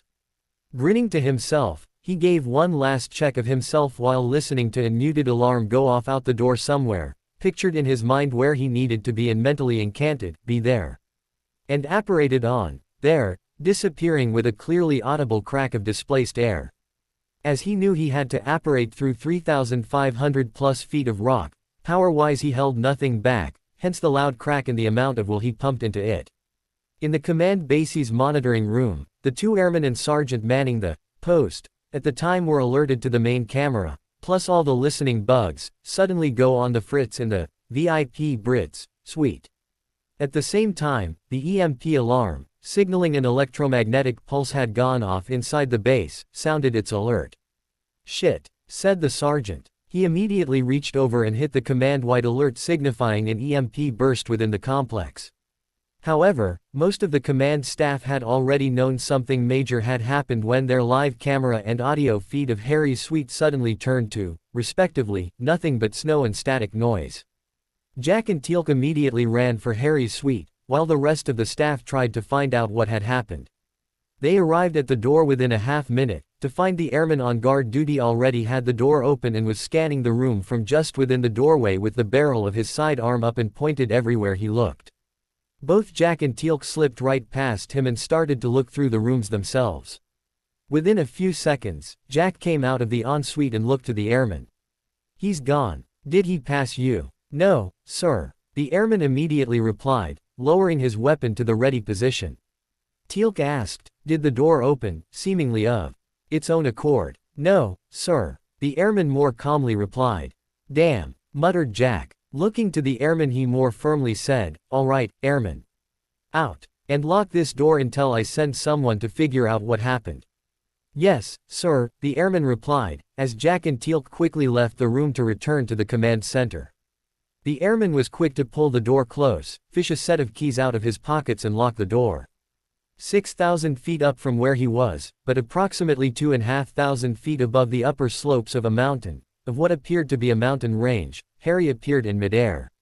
He quickly looked down to make sure he would be a while before he hit the ground, as he was now falling, and then scanned his surroundings. It took him only seconds to spot a small city, or large town, only about 20 miles away. He stared at what he could see of a large grove of trees near the city and apparated a second time. He appeared within the grove and almost immediately fell over. Oof, he quietly muttered, staggering, before putting his offhand out to rest against a tree trunk. Now, that's what I call line of sight apparition, he thought. Looking about to make sure he hadn't been spotted, Harry quickly transfigured his military clothing into what Daniel had been wearing. He'd actually used Daniel's attire of what he was wearing while Harry was in the infirmary, as his model. Now he needed to carefully make his way back to England. He quickly hurried from the grove of trees and briskly walked to the city. It might end up being a mile he needed to hike, but he got very used to walking while on Hadrian. Besides, with the 5% less gravity, since he'd returned to Earth, Harry felt as if he was almost walking on air. It did not take the SGC long to know Harry was no longer within the Mountain Triple Command Complex, let alone the SGC-only complex. They had that figured out as Harry was picking up a free map of the area, by way of a copy charm, from the city's main library. A search team was immediately sent out to look for him in the surrounding hills, heading to try and cut him off. However, he was already beyond that point. Once he had confirmed he was in Colorado, located that on the magically copied map of the United States he'd picked up from the library, then figured out a place to hide as his magical reserves were now quite depleted, he headed directly there with one last apparition jump. Here, he was sneaky. As it was on his way to New York, he apparated to Wichita in Kansas. It was not quite 500 miles east from where he was. Once there, he found an out-of-the-way motel and used his invisibility cloak to see just how busy they were. Surprisingly, considering it was only a day after Halloween and it was a big festive holiday in the United States, the motel was only 3/4 full. He acquired a room for himself, temporarily pinched the room key for it and then placed the room under a hiding charm. Once set, he laid down and went to sleep. He knew that, when you were in the sort of situation he was in at the moment where he might need to run at any time, he had no idea if or how fast the US Air Force could find him. Then you got sleep and ate when you could. He needn't have worried himself too much, though. US Air Force security forces and members of the SGC restricted their search, at first, to the area outside the base, then moved directly to the outskirts of Colorado Springs and searched back to the mountain complex. That took them over a day. By that time, Harry had gotten a good 15 hours sleep, needed to replenish his magical reserves due to apparating through so much solid rock, and was on the move again, starting during the early morning hours that night. Magically recharged, he apparated directly into the air, 5,000 feet above the Statue of Liberty, looked down and saw a spot that was currently free of anyone. It was early morning, after all, and apparated to that point. And donned his invisibility cloak before hiding on the grounds of the island. He could have immediately apparated to Manhattan Island as he had direct sight of it. However, he also knew New York to be absolutely chock full of people 24 hours a day. He feared he'd be immediately spotted by far too many people to obviate of knowledge they'd seen him pop out of thin air. Under his invisibility cloak and in his hidey hole he started to pass the time by lightly meditating. However, the stench of the air, after being used to clean air for so long, almost burned his sinuses and lungs. It would take him a while to again get used to one of those banes of civilization, air pollution. With the U.S. Air Force security personnel still focusing on the area around the Cheyenne Mountains, Harry was calmly sitting cross-legged under the shadow of Lady Liberty. Once the sun came up and people were once more visiting the island, Harry waited only about an hour before calmly casting a notice me not charm on himself, removing his invisibility cloak and stuffing it in his moleskin pouch. Then he rose and went to the jetty to catch the next ferry heading back to Manhattan Island. From there he found a local travel agency and found details on where he could catch a passenger-carrying ship to the English Isles. He was surprised to discover they still did so and that one, a Norwegian cruise liner, was leaving in 2 days from the New York passenger ship terminal not far from his current location. Though much colder than he was used to, it was still a nice day so he decided to walk it. Hell, it was only 4.5 miles up the west side of the island up 12th Avenue. He set a brisk pace. Knowing to stick to the main thoroughfares he was fine with the trip. Foot traffic was, to him, tremendous though. He'd never seen so many people in his life. And he certainly was no longer used to it. However, none of these people gawked at him. If anything, they flatly refused to make eye contact with anyone, including him. And that was marvelous. An annoyed General Hammond was back in the briefing room, listening to reports flow in and around him. The SGC had never been created with the idea of staging a massive operations from within, so there was no suitable venue within the complex to handle one. Other than the mess, the briefing room was the largest space they had, so that's where it was set up. And that massive operation had only one target: find Harry Potter. The electronic intelligence specialist captain from the previous day walked in and said, "Sir, we've found Hermione Granger." And he irritably asked, "Sir, she's in America." That had the general perk up. "Where?" he demanded. "Massachusetts, sir," replied the captain, handing over a slim file. "Her parents immigrated here from England back in mid-July, 1996. Apparently, that was about a month after whatever it was that allegedly happened to Mr. Potter under Whitehall." As Hammond flicked open the file, he was given the relevant physical information of the girl right on top. Of course, one of those pieces of data was the home address of her parents. There were still quite a number of blanks, though, but the photo wasn't one of them. The girl had picked up a Massachusetts driver's license only 18 months earlier. The address on the license was the same as her parents'. "Keep working on this," said Hammond. "If they're here, it means we don't have to go through so many diplomatic channels to talk to them. The Granger woman should be able to confirm a lot of what our Mr. Potter told us." "Yes, sir," replied the captain with a nod before she walked out. Hammond caught the attention of a security forces sergeant and said, "Call in SG-1 and tell them I want to speak with them. We've got a lead I want them to chase up." "Yes, sir," said the sergeant before hurrying off. Harry found the right ship and, after casting a notice me not on himself, boarded it to check it out. He found the personnel, crew, of the ship in a major cleaning frenzy as if it hadn't long returned from a voyage. Which made sense, since a passenger ship wasn't making any money sitting alongside a dock between cruises. On board, he found a pamphlet that had a map of the ship layout of the passenger areas and disembarked again. With that in hand, he went and found a cafe and pilfered some food, some to eat now, some to put under stasis and eat later, before taking it to a park across 12th Avenue from the terminal to eat. As he sat there, enjoying his food, he was building a list within his mind of what he should have been paying for everything. He did not consider himself a thief, so would be paying each of the people he took something from, including for the use of the motel room he stayed at in Wichita, once he got to Gringotts. He could, of course, have made his way back to magical Britain by magical means. However, he had no idea whether or not Voldemort had taken control of the country while he was off-planet, and did not want to trigger any alerts the man or his people had set up in the meantime. That meant sneaking into the country a Muggle way. And, knowing security was going to be much tougher at international airports, decided he'd try to get in via ship. He was quite willing to travel on a cargo ship. However, on a passenger liner he'd have access to good food. His asking the travel agent general questions told him that, as long as he didn't eat within the restaurants on the ship, nor drank any alcohol at any of the onboard bars, all the food in the main cafeterias onboard were included in the cost of the ticket.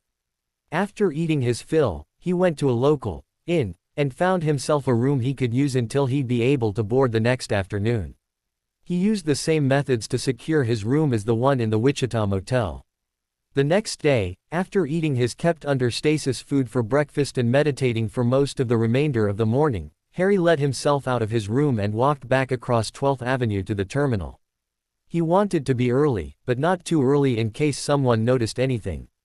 He had no idea whether or not a security camera could see through a notice me not and wasn't willing to find out the hard way.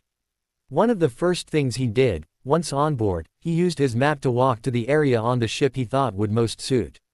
He avoided the elevators and used the stairs as it would not do for someone to notice a lift operate without anyone, apparently, in it.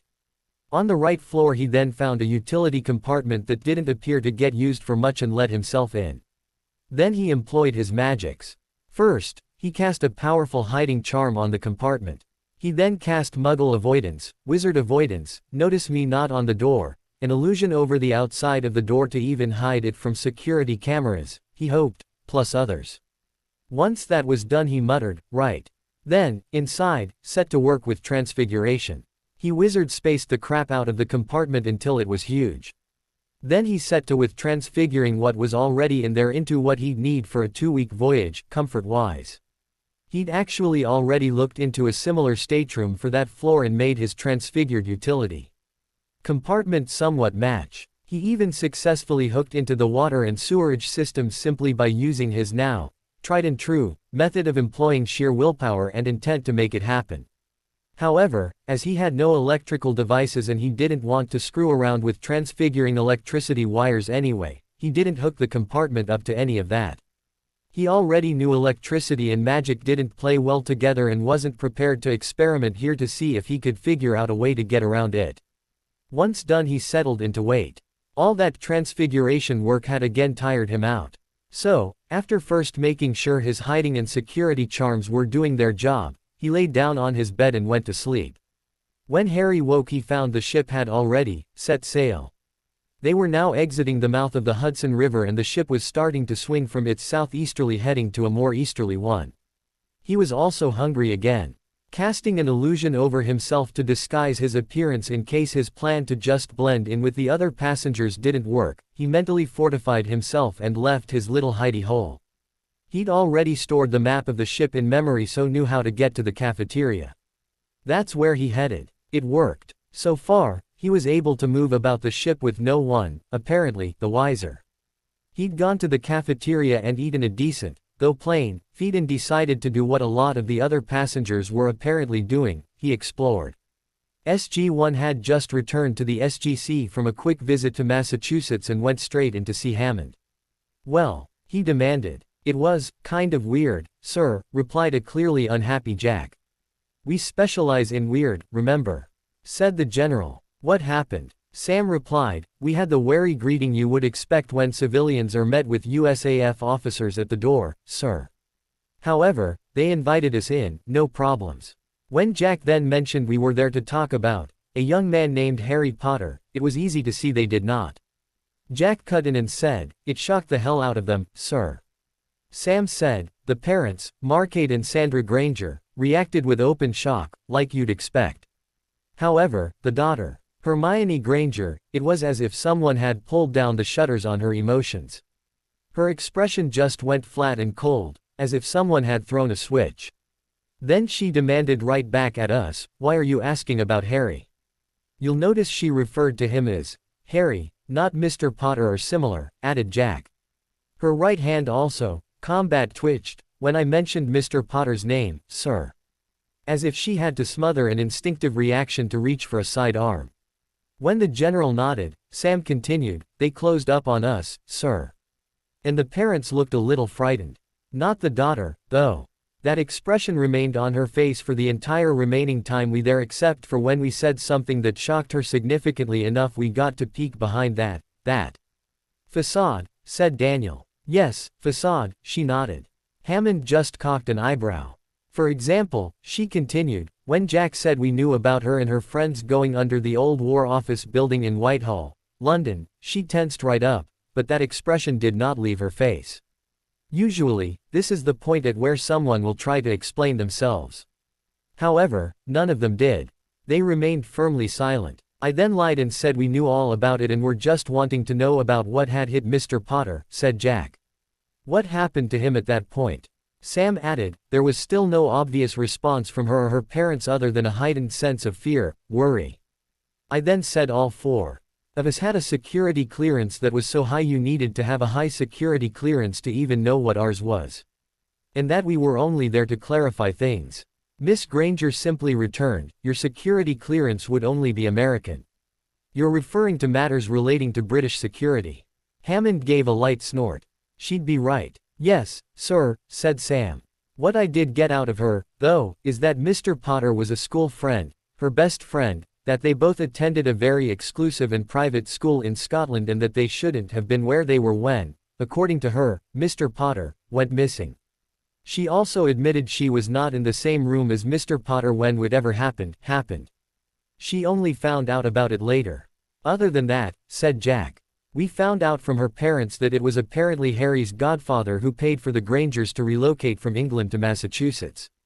And, get this, it took a bit to get the man's name out the parents, but Potter's godfather's name is Lord Black. Lord Sirius Orion Black. That, of course, surprised the general. That can't be a coincidence, he said. Our thoughts, too, sir, said Jack. Sam and Daniel nodded in agreement. Hammond gave his own nod and slid a file across his desk to Jack. That's the latest news we have. We now have a fair idea what Mr. Potter did to escape. At the same time as our monitors picked up the EMP burst, Peterson picked up something on base airspace radar. They logged it as an electronic aberration. However, the timing is exact, +4 seconds, to the burst. The location, however, is directly above where Mr. Potter was standing in his suite at the time the monitoring equipment was blown from the burst, and almost exactly, almost to the foot, 6,000 feet above that spot. Immediately after appearing, the object began falling at the gravitational constant for about 7 seconds before it disappeared again. And the camera Peterson has trained on the airspace above here? Asked Jack. Hammond slid a photograph over. If I hadn't seen it for myself, I'd have never believed it. Looking at the photo, though it was a photo taken from extreme range and the object on the photo was not that large, it was easy to make out that the falling object looked like a man. However, the resolution was too low to make out any details other than that. He teleported, exclaimed Sam, seeing the image. It's what he also must have done when we saw him on the MALP camera. Hammond nodded and said, that's what our people tell me is the most likely scenario. He teleported straight up 6,000 feet, putting him approximately 2,500 feet above the mountain. He's then taken a quick look around while falling, picked a spot on the ground somewhere and then teleported to that spot. Depending on how many times and how far he can do that, he could be anywhere on the planet by now, sighed Sam. Which is why I've scaled right back the search for him around the base, said the general. I'm assured we'd be wasting our time. He'd head for dear old Blighty, said Daniel. It's what I'd do. The poor man doesn't even know his aunt, uncle and cousin are dead, sighed Sam. We've moved to put a watch on where the house stood, said Hammond. Just in case that's one of the places he'd head for. If he was abused, as the med techs claim, he probably won't, said Jack. I've still moved a watcher in place, just in case, said Hammond. Hogwarts School for Gifted Youngsters? Asked Sam, who was reading the file. Yes, replied Hammond. Intelligence has found that the school actually exists. However, the only way to contact them is, apparently, by letter sent to a post office address in Edinburgh, Scotland. Intelligence has tried to get more than that, but all they've managed to glean is that the school teaches to some high-risk students and its location is concealed to all who don't need to know where it is. Jack gave a falling whistle. That explains why Potter was so reticent to provide information. It could also explain young Miss Granger's reaction, too, said Sam. That's too many maybes for me, said Hammond. You four are headed for jolly old England, stashed away on a milk run from Peterson. Your flight leaves this afternoon. Jack and Sam winced slightly. A milk run was the daily scheduled flights by C-130s around the country and overseas of military mail and supplies. It had room for passengers, as necessary, but the facilities were quite basic. Contact on the ground? Asked Jack. You'll be notified once you reach Edinburgh, Scotland, replied the general.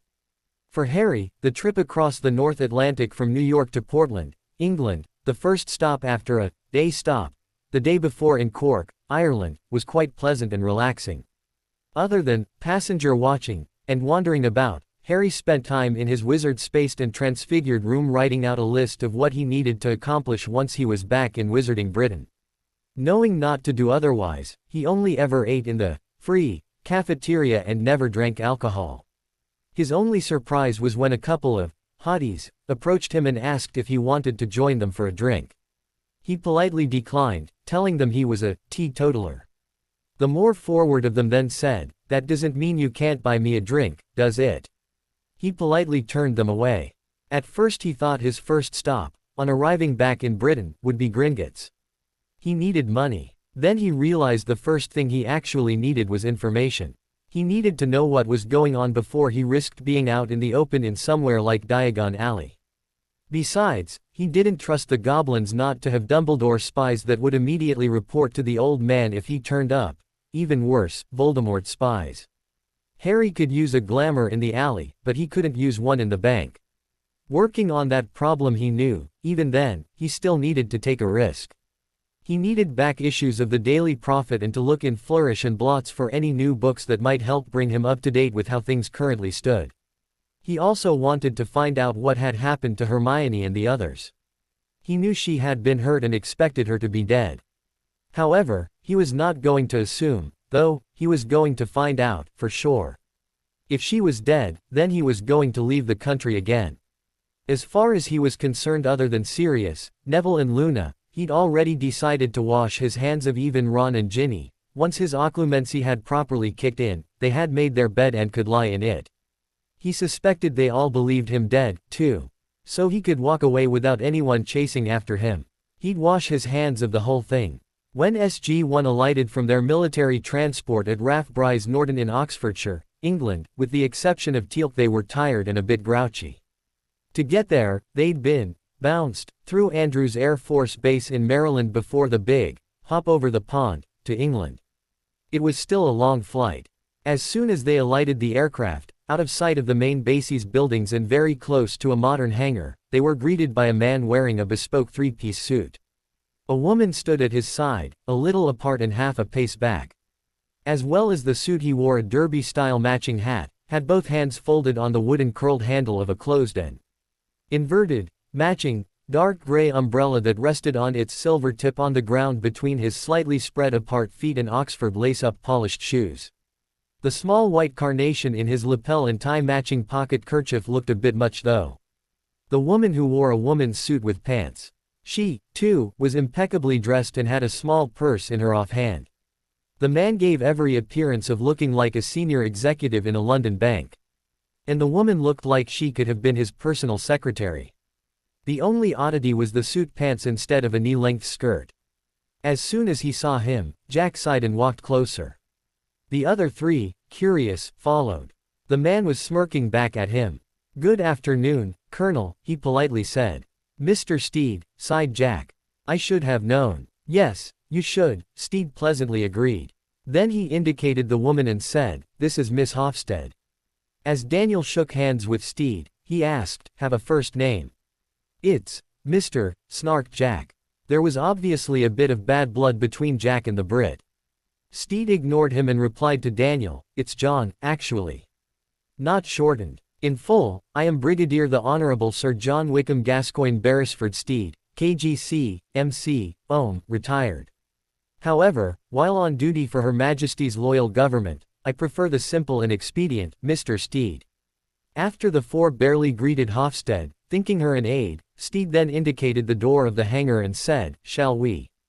Jack rolled his eyes and nodded. Steed then led the way and Hofstede followed at the back of the group. As they walked along, Daniel asked Jack, "What's with the derby?" "This is not a derby, Dr. Jackson," sniffed Steed. "It is a bowler. Please." Jack just gave a snort of amusement.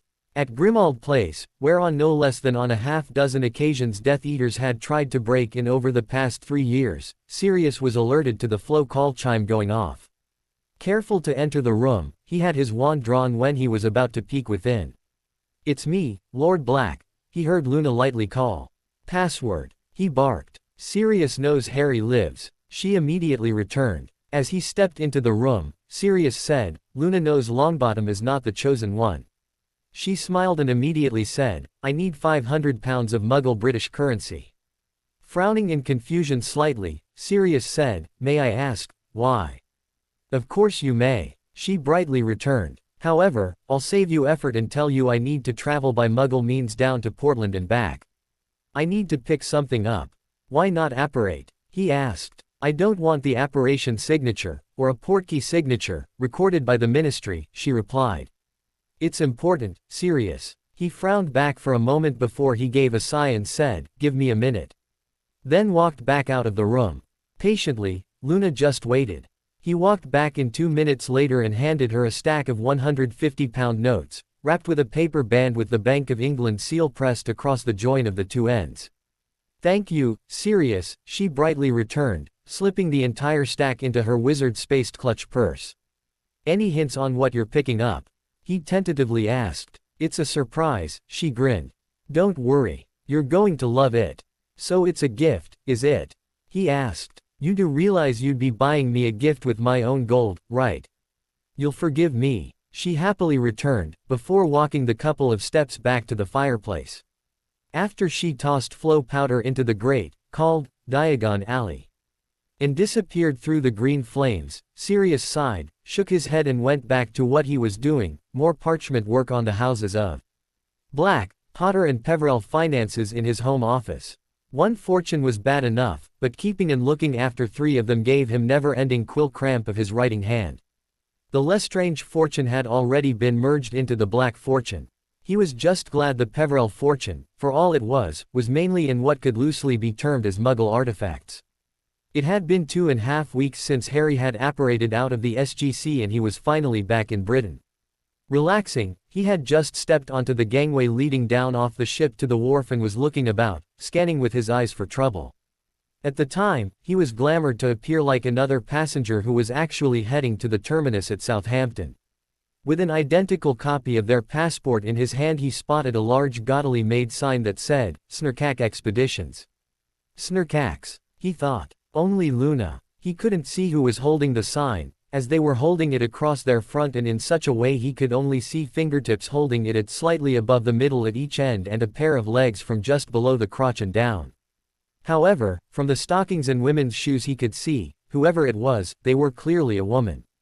After passing through customs and immigration, with the help of a hairy special subtle confundus charm on both government officers, he carefully made his way to whoever was holding the sign. Stopping in front of them, he stood a moment, listening. Whoever it was, they were lightly humming a tune. It was a tune he remembered Luna would hum while he was teaching the DA in the room of requirements at Hogwarts.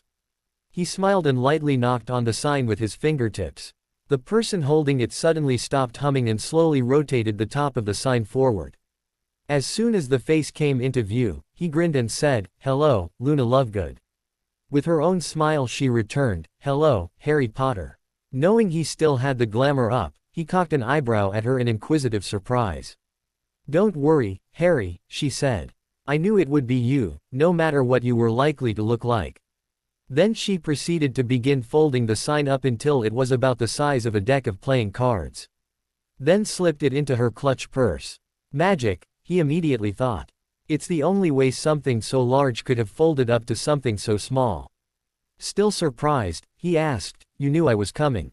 "Yes," she replied. "I'll explain how I know that. Once we're in the cab and on our way back to London." "We're taking a cab?" he asked. "Yes," she replied, stepping to his offhand side and hooking her right arm into his left elbow.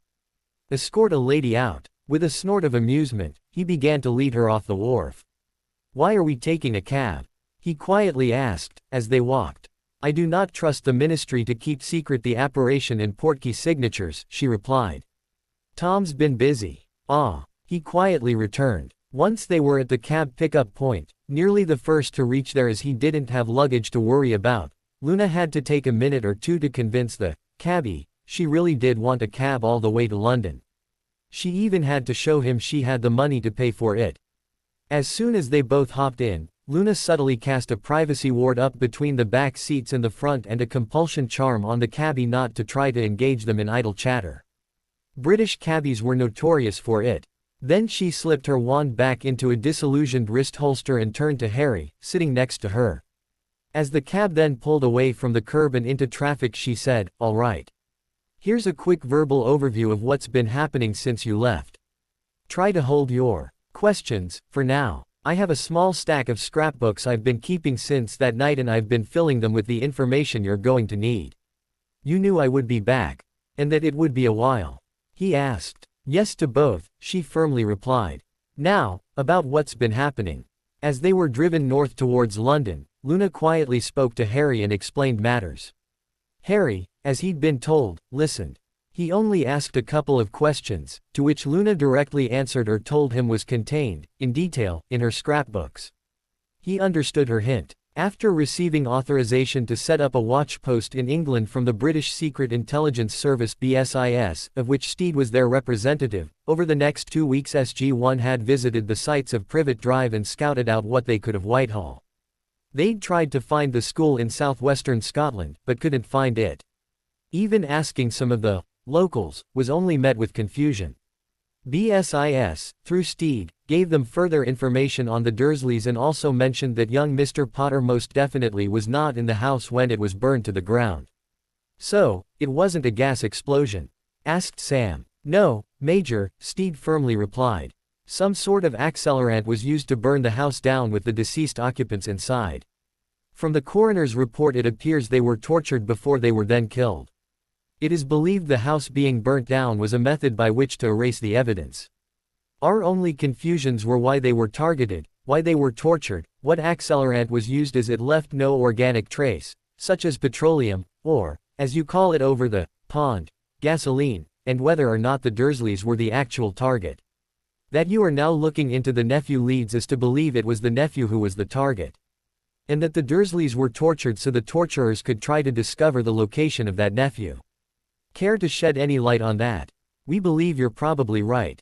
She replied. He smiled in amusement. Not being an information gathering or security specialist, she was an astrophysicist. Carter was not an expert at dissembling her answers to keep the cover on the information. It was getting on time for dinner when Sirius's flow chimed again. Again being careful he warily approached the welcoming room with its flow. It's me again, Sirius, he heard Luna call.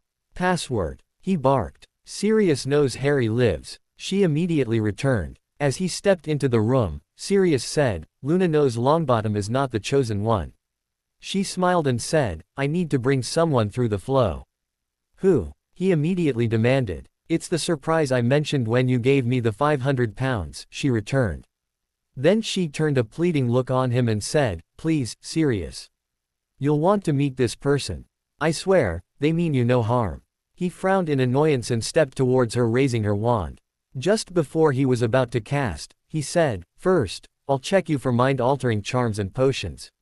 She nodded, as if expecting it. After Sirius cast his charms he lowered his wand and said, fine. However, no more than one, though. It spoke to the trust he had in her that he even allowed that. She nodded back and said, of course. Then disappeared out through the flow again, back to the leaky cauldron. As soon as the flames were out from the disconnected call, Sirius immediately opened the flow to allow only one person with an unrecorded magical signature through and then quickly transfigured up a one-person granite redoubt, in which to stand to defend himself from anyone coming in via the fireplace. He'd just finished it when Luna stepped back out. Instead of giving the password, she grinned and stepped to the side. A moment later, out stepped a man who held his hands up in the surrender gesture to show his hands without a wand in them. Sirius looked at him in confusion as he saw Luna look at the newcomer and raise her wand to him. Finite, she firmly and verbally incanted. The glamour, as it was clear to Sirius that is what it was, faded away to leave a young man standing there wearing a flat black Muggle t-shirt, plain green Muggle combat pants with the hems tucked into semi-polished black Muggle combat boots. However, even then you had to look hard to see Harry, or as he remembered him to be. The black hair had faded a little, showing an underlying redness from his mother, but he still had the messy locks of a Potter. He was also deeply tanned, showing he'd spent a lot of time out in the harsh sun. The scar couldn't even be seen, even at the somewhat close distance that separated them. And he'd definitely filled out with muscles clearly rippling under the surface of that tanned skin on his arms, his torso showing the flatness of well-toned musculature beneath that t-shirt. Most apparent of all, though, no glasses. Harry didn't move. Instead, he was staring at Sirius with a grin. It took Sirius a few moments to figure out what, or, rather, who, he was looking at. Then his jaw dropped open and his eyes widened in frozen shock. After Luna had dispelled his glamour, Harry watched as his godfather clearly puzzled out who he was. Then saw when the man had figured it out. He laughed as he lowered his hands. Sirius was so fast in wanting to reach his godson, for that was who it clearly was, the redoubt hadn't been dispelled fast enough before he was already moving forward. He tripped over what was left of the wall and landed with a thump on the floor, trying to scramble back to his feet again. Harry had already stepped forward and helped him up, whilst still chuckling. A moment later, he was encased in such a tight bear hug he couldn't breathe. Luna watched in amusement and gave Sirius about 5 seconds of tightly hugging his godson before she firmly said, Sirius, release him. He can't breathe. Startled, Sirius flung his arms away and stepped back. And Harry bent forward, putting his hands on his knees and gasping a little. A moment later, he said, "Whoa. That hug would easily put Molly Weasley's to shame." As Harry straightened back up again, Sirius again stepped forward and wrapped him in another hug. However, this time it was a great deal gentler. Sirius stood there with his godson in his arms as tears he didn't even know he was crying began to slide down his cheeks. After Sirius had finally released his godson and wiped his tears away, he croaked, "Dobby." When the elf popped in, he only had time to point at Harry before the little elf apparated the 3 feet separating them and had Harry's left thigh in such a tight grip Harry began to lose sensation in his leg. "Oh, Master Harry," the elf bawled. "Missy Luna says you be's back." But, Dobby be, shamed he not truly believe. Dobby is a bad Dobby for not believing Missy Luna. Whereas you been. When the elf finally released Harry's leg, Harry had to stand on his right leg and lightly move his left about as he replied, "That is a long story in the telling. However, I will tell it soon." "Dobby," said Luna. When the elf looked to her she'd said, "How about you make a start on cooking dinner? It's been a long day and Master Harry will be hungry. All 3 of us are." "Yes, Missy Luna," Dobby exclaimed before he disappeared with an almost silent pop. Half an hour later all 3 of them were in the kitchen sitting around the table and drinking tea while Dobby was working madly away at cooking a banquet. For 3. Now sitting at the kitchen table, Harry wrapped up the basic explanation as to where he'd been.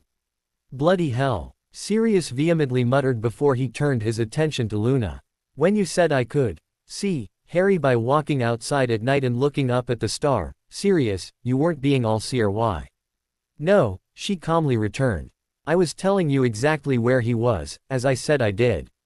"Sorry, Luna," he apologetically returned. "It's quite all right," she calmly said. "I already knew you wouldn't accept what I told you. That still did not mean I shouldn't have told you, though."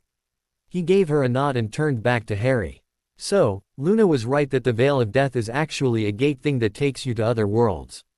"Yes," he nodded. While Luna called it an Astroporta, the Goa'uld and Jaffa call it a Shapai and the SGC call it a Stargate. With the last term being a near direct translation from the very early Latin, Astria Porta, added Luna. After dinner, Luna reached into her clutch purse and pulled out 6 large Muggle scrapbooks of a size the Muggles call somewhat halfway between A2 feet and A3 feet pages, B3. That they came out of that little clutch purse showed the purse to be wizard-spaced. She then put them on the table in a stack and slid them over to in front of Harry. "These are the 6 scrapbooks I told you about," she said, as Harry opened the cover of the first one. "They're in date order, from top to bottom. And, in case you accidentally mix them up, they're also numbered on the front cover. Read through them and I'll be handy to answer any questions you have concerning what's in them, though, I believe you shouldn't have many." Then she turned to Sirius and said, "I'll be using my room here, if that's all right with you." "Of course," Sirius replied. "I'll also have Dobby give Harry's room a once-over and dusting." "Already done, Master Sirius," chirped Dobby from where he was working polishing the stove. "Do you need to head home and pack a bag, Luna?" asked Sirius. "No, thank you," she smiled. "I have everything I need in my purse." "What about you, Harry?" he asked. "I have only what I'm wearing, I'm afraid," he replied. "I also have my invisibility cloak in a moleskin space expanded bag under a notice me not belted around my waist. It contains the Marauder's map, too." "I'd wondered what happened to that," smiled Sirius. "I have a change of wizarding clothes for Harry in my purse," said Luna. "I'll have Dobby deliver them later." Dobby turned, looked at her purse and snapped his fingers. "They's now be in Master Harry's room, Missy Luna. As be your clothes." "Thank you, Dobby," she said. After spending the evening almost speed reading through the scrapbooks Luna had provided him, stopping only to ask questions of both Luna and Sirius who were quietly talking between themselves and not so subtly watching him, it was late when they all finally decided to go to bed. His biggest surprise was learning that Gellert Grindelwald was, in fact, still alive. And that Sirius had secretly visited the man in the antechamber outside his cell in the prison tower complex known as Nurmengard less than 12 months ago. Thinking about what he had read and learned, Harry hardly even paid attention to the room and how nice it was decorated before he stripped off and was in bed, asleep. Dumbledore's now convinced everyone Neville is the chosen one to face Voldemort, he thought. How bloody stupid is that? And what about Ron's behavior? After I got my mindscape set up and was able to properly review my memories, it wasn't hard to then see that little bastard was deliberately trying to dumb me down because he was too bloody stupid to try and work hard to come up or, maybe, doing it on Dumbledore's orders. I'm glad Sirius got Hermione out of here, though. I'm seriously relieved she's alright. It also sounds like she's very happy in Massachusetts. I'm not really surprised she went into magical law, though. She always did have that sort of mind, coupled with her, whatchamacallit, outreach beliefs to help the downtrodden. His last thoughts were of how normal his godfather appeared to be, clearly having regained his fitness and mental faculties, and of just how hot Luna now looked.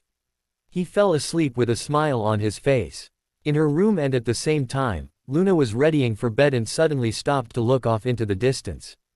Then she smiled. I am, aren't I? She murmured, glancing at her reflected image in the mirror. You are, what, dear? Asked the mirror. Good looking, she replied, running her magical brush through her hair. The mirror scoffed and said, you sound like young Bella.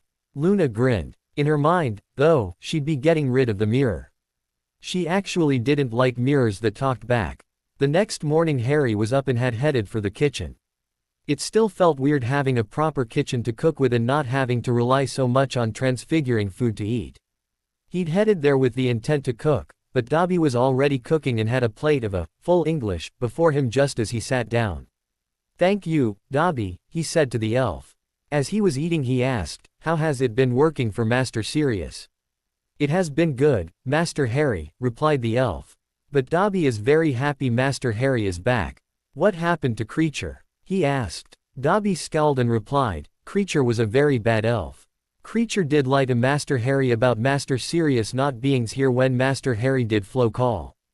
Creature was trying to get Master Harry killed, going to Department of Misties. Master Sirius did kills him for betray all of House Black. Creature dids die with dishonor. Ah, said Harry. But you like it here. Master Sirius be good master, replied the elf. But Master Harry be bestest master. With a sigh, Harry thought, well, looks like I'm stuck with Dobby, after all. He'd been hoping to convince the elf to stay with Sirius. They were obviously good for one another. Sirius was next down, only about 15 minutes later. And Luna was down about 5 minutes after that. At the time, Harry had finished his breakfast and didn't even have a chance to take his dishes to the sink before Dobby popped them away. Instead, he was again going through the scrapbooks, looking more closely at some of the information within. There were a few issues he wanted to speak with Luna and Sirius about that wasn't included. This time, though, he was writing things down. At his request, Dobby brought parchment, quill and ink just as an owl flew in with the latest issue of the Daily Prophet. When it looked like the other two had finished the food portions of their breakfasts and were just sipping their teas, Harry said, let me see if I can give the highlights, here. Luna nodded. For the ministry, Fudge resigned, probably minutes before he was going to be fired by the Wizengamot when it was discovered Umbridge had sent the Dementors after me at Privet Drive. They were able to learn that because someone had tipped off Bones that she, Umbridge, that is, was a half-blood, not the pureblood she claimed to be, and was therefore not able to claim immunity to being dosed with Veritaserum. Fudge disappeared while Umbridge went to jail for life for both the attempted murder of me and the use of the Cruciatus curse on Minerva McGonagall. As a result of all that had happened, besides Sirius here dueling Riddle in the atrium of the ministry and being seen doing so by over 24 people, Sirius was properly trialed and exonerated of all charges. Everyone finally accepted I'd been telling the truth and were then feeling mighty guilty about that, and the ministry finally got off their collective asses and started to switch to a war footing. Other than Bellatrix Lestrange, the 6 Death Eaters who were at the ministry that night, who were all escapees from Azkaban, all got keyed and then tossed through the veil. I can tell you they didn't arrive on Hadrian with me, though. Riddle claimed, at the time, that Sirius had just killed Bella Lestrange and, as no one's seen her since, that seems to have been verified. The other 6, including Lucius Malfoy, were all sent to Azkaban for life based on priori incantatem being used on their wands and showing they'd all at least once used the killing or Cruciatus curses. Bones was the driving force of all of that. For Dumbledore, the old man did not get reinstated as the chief warlock or supreme mugwump of the ICW, but did manage to get the headmaster's slot back. He's then had to do his damnedest to just keep his job and was ordered by the new minister, Bones, to keep his nose out of ministry business. She's kept doing that right up until now. Even so, Dumbledore's managed to convince Augusta Longbottom, Neville's grandmother, that Neville is the prophesied one to defeat Riddle. And then immediately began to organize specialized training for the boy using Mad-Eye Moody, Professor Flitwick himself to teach him. Neville, after breaking his father's wand in the ministry that night, got a new wand. With the new wand he immediately started to show he's actually got bucket loads of magical reserves, which Dumbledore used to confirm Neville as the new, Golden Boy. Instead, it's the simple fact the boy now has a wand that actually matches him, rather than his father's, which didn't. That is the answer. I'm left wondering if Neville using his father's wand was something pre-planned by Dumbledore. No, said Luna. However, it didn't stop him from using that happenstance to his own advantage. For his Order of the Basted Turkey, the old man's also managed to build up the order to about 30 strong, but lost Sirius, Remus, Tonks, Shacklebolt, Vance and Jones very soon after Voldemort became known to be alive. Due to Bones, while still head of the DMLE at the time, telling them they could either be Aurors or members of the Order, not both, that took out Tonks, Shacklebolt, Vance and Jones. The new head of the DMLE, Rufus Scrimgeour, ratified that order and, after he was killed a couple months later, his replacement, Constance Hammer, re-ratified it. Sirius and Remus quit because Dumbledore failed to keep his promise to protect me, and it was shown Dumbledore had made no effort to get Sirius his trial, as promised. However, Remus and Tonks rejoined about 6 months later with Bones's secret blessing, but both are actually Sirius's spies in the Order. So far, of those I know from school, the Weasley twins, Ron, Ginny, Neville of course, Angie Johnston, Alicia Spinnet, Shay Finnegan and a few others have since joined the Order. However, Shay, Ernie Macmillan, Kevin Entwistle and Stephen Cornfoot have been killed. Since then, the twins, Angie Johnson and Alicia Spinnet have quit, due to what they believe, and I agree, or Dumbledore's direct orders they were to only stun or otherwise incapacitate any Death Eaters they managed to face. There's also been a swag of others, all Muggle-born, who've been attacked in their homes and killed by Death Eaters. That kept happening until Bones finally got permission from the Wizengamot, after the fact for many of them, of giving each Muggle-born an emergency portkey to St. Mungo's. She then started to also give them to the Half-Bloods. Riddle won't attack, or allow any of his thugs to attack, St. Mungo's because he believes, rightly, according to Luna, that the Healers Collegiate would ban all healers applying any aid to a marked Death Eater through their Bonham Oaths of medical aid. They threatened him with that back in the First War and it worked as well then as it does now. The Order comes across as being successful in driving Riddle and his Death Eaters away when they turn up, but Luna says it's because Riddle knows of the prophecy now and doesn't want to be anywhere within the vicinity of Neville. He doesn't want to mark him, thereby making him possibly the one mentioned in the prophecy. He thinks if he marks him, or one of his Death Eaters does it as his hand, then it will make the prophecy active again. That's crap, because I've already figured out it was me, and my name was on the little card under the prophecy orb. However, Riddle's not taking any chances. As a result of Riddle and his Death Eaters always running away when Neville turns up, just in case one of them accidentally marks him, the sheep now think it's true Neville is the chosen one. Plus, many think Neville has apparently turned into something of a big-headed arrogant idiot as a result, which is not actually true, it's what others have been pushing to promote, though, probably on Riddle's orders. For my supposed friends, Ron Weasley, who claimed to always be my best mate, though I now know different, has latched himself onto Neville and is now claiming Neville is his best mate.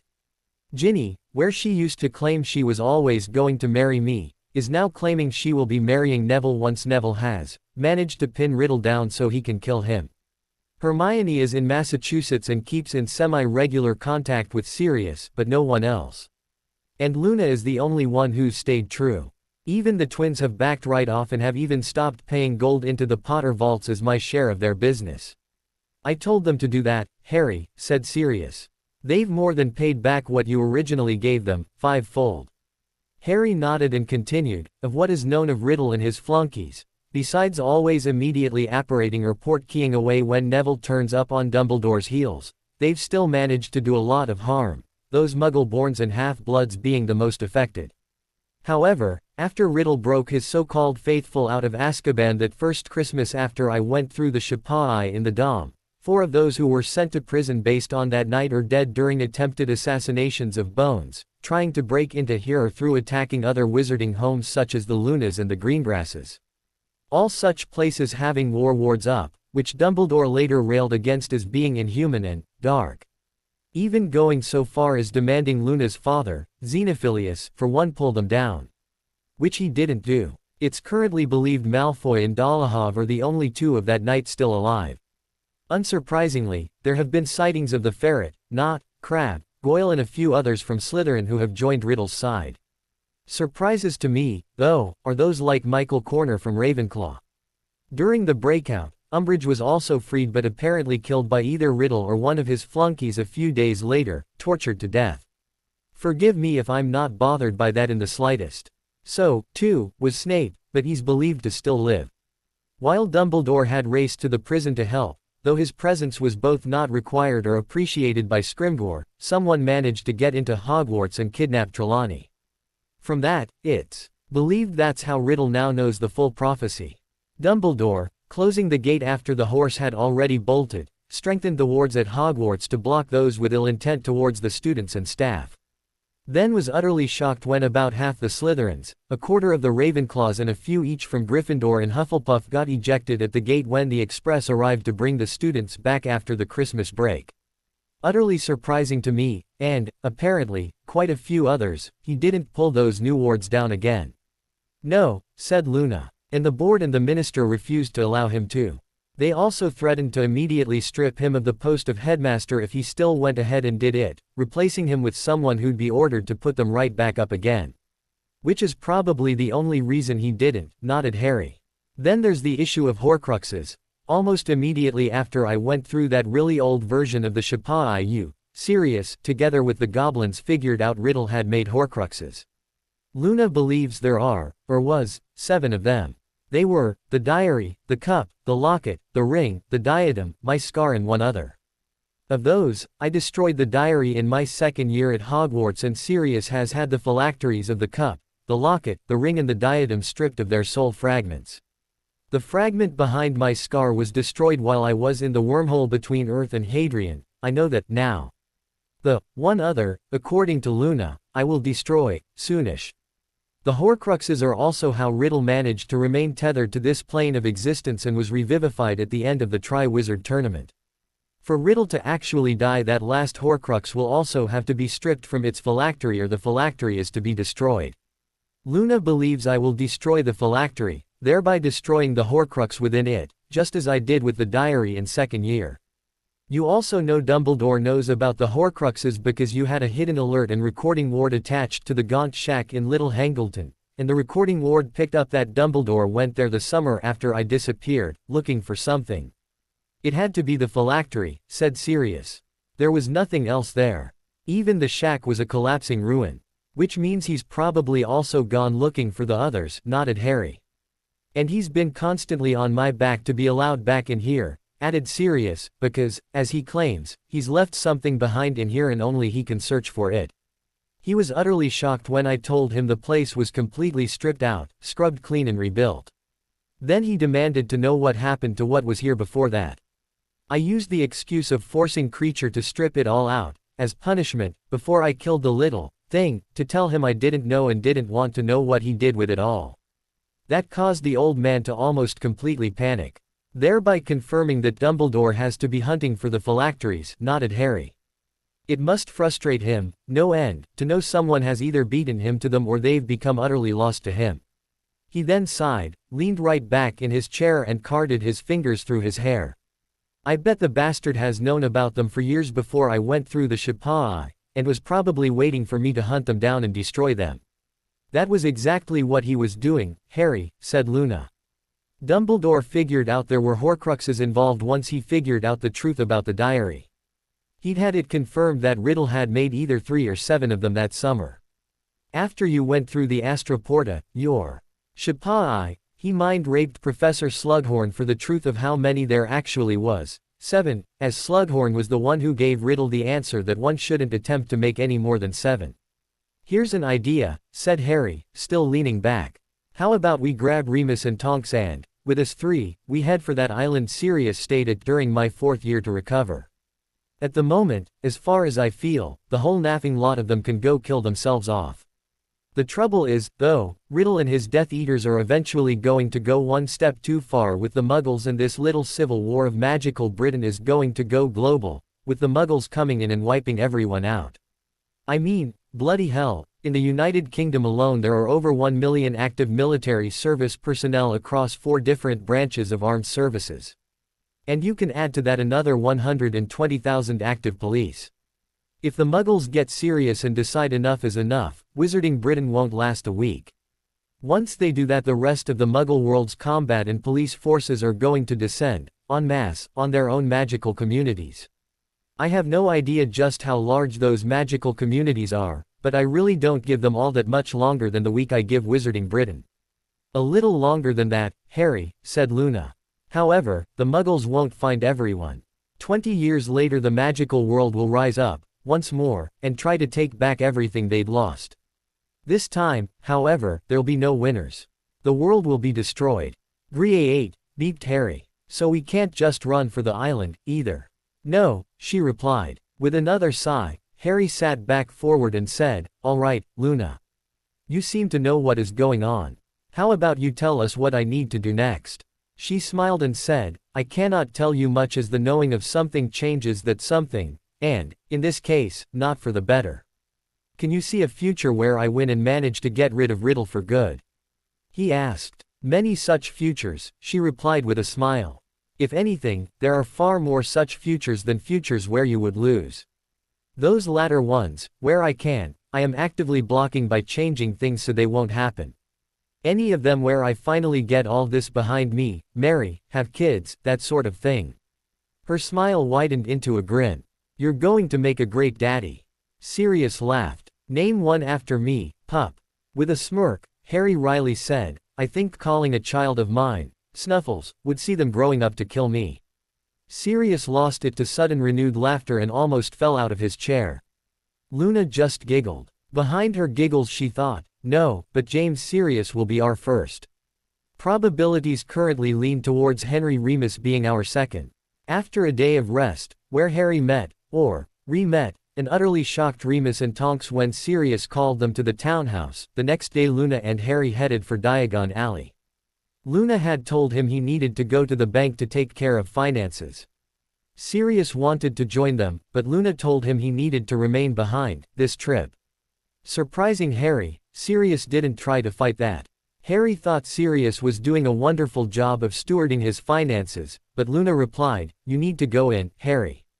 There are things that Sirius cannot do for you that you need to take care of yourself. Besides, you also need to go and purchase for yourself a whole new wardrobe. What I got for you is only one outfit. The robes Luna had purchased in advance were simple flat black in light linen, similar to Hogwarts robes. However, they lacked the crest. Actually, besides being very comfortable lightweight, unarmored, combat, robes with an open front similar to what Snape wore while teaching, but with looser sleeves, there was nothing extraordinary about them. She'd also purchased for him a decent pair of thin silk gloves with a non-slick palm side of acromantula silk. The acromantula silk palms, she explained, were to allow him to maintain an organic connection with his wand. He appreciated them as, while the robes had built-in comfort charms, those comfort charms did not extend to the hands or feet. The gloves had them, though. For footwear, he kept the boots for now, and Sirius applied temporary comfort charms to them. When he was standing still you could hardly see them due to the hang of the robes, but they became far more apparent when he moved. For shits and giggles and because it amused him, he used a strong intent-based charm to charm the robes to have them billow as he walked, a la Snape. When Luna saw him wearing them with the light billowing, she looked at him with a smirk and knowing expression. Sirius, after seeing him walk in them, laughed himself to a red face and tears, then declared them brilliant.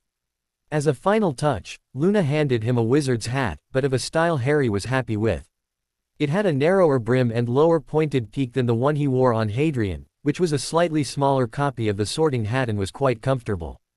He'd already seen that his scar was much more reduced, but still stood out a little as the thin scar that remained did not tan as well as the rest of his face.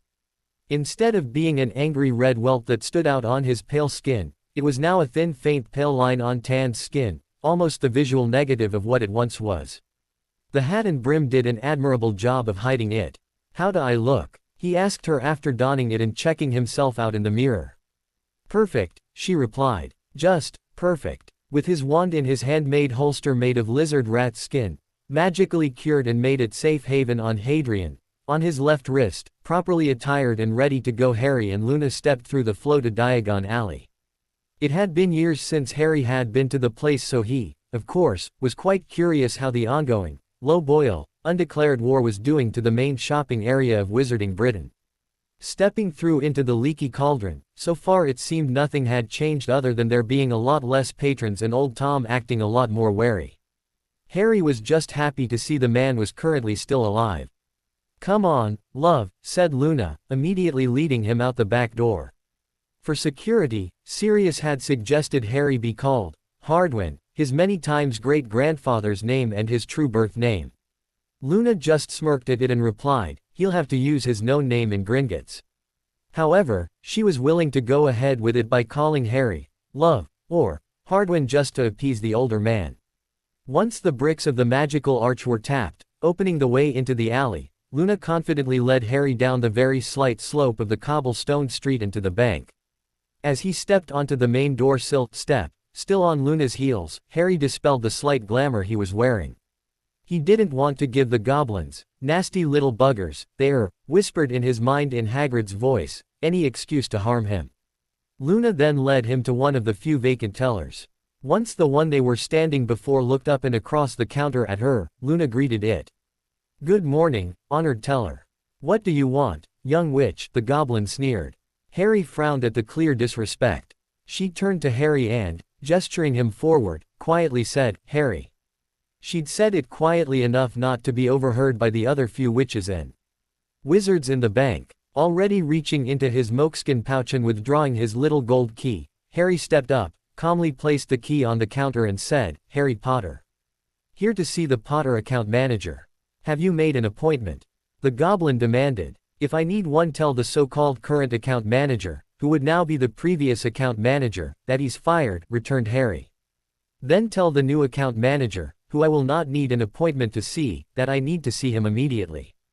The goblin looked back in ill-concealed surprise for a moment before he grinned and said, "One moment." He then wrote on a slip of parchment with an ink-dipped old gnarled root, folded the slip in half and dropped it down a slot in the counter on his side. Once done, he indicated a spot on the floor behind Harry and, with a shoe gesture, instructed, "Go wait over there, wizard." Harry gave a nod back and moved to the indicated spot, leading Luna with him. She called back in a sing-song voice, "Thank you, honored teller." It was only 5 minutes later, with Harry's eyes never stopping looking around while searching for threats, before a younger goblin than the teller approached and quietly said, "This way, Mr. Potter." He then, without waiting for Harry to respond, spun about and walked towards the back wall of the bank. From a previous visit years earlier, Harry remembered there being doors back there. And that a couple he'd not recognized, but were dressed in upmarket clothes, were walking out of at the time. Leading them, the goblin led them directly to that door. It opened on his approach and he never even broke stride as he led Harry and Luna through it. Less than a minute and a half later, after Harry noticed there were confusion and befuddlement magics at work on he and Luna as they walked down the corridors, they came to one of many doors, but this one differed in that the name carved on the metal plate in block capitals and affixed to the middle of the door at about lower chest height said Potter. The young goblin leading them opened the door and gestured them within. Harry led the way. However, the young goblin did not follow them within.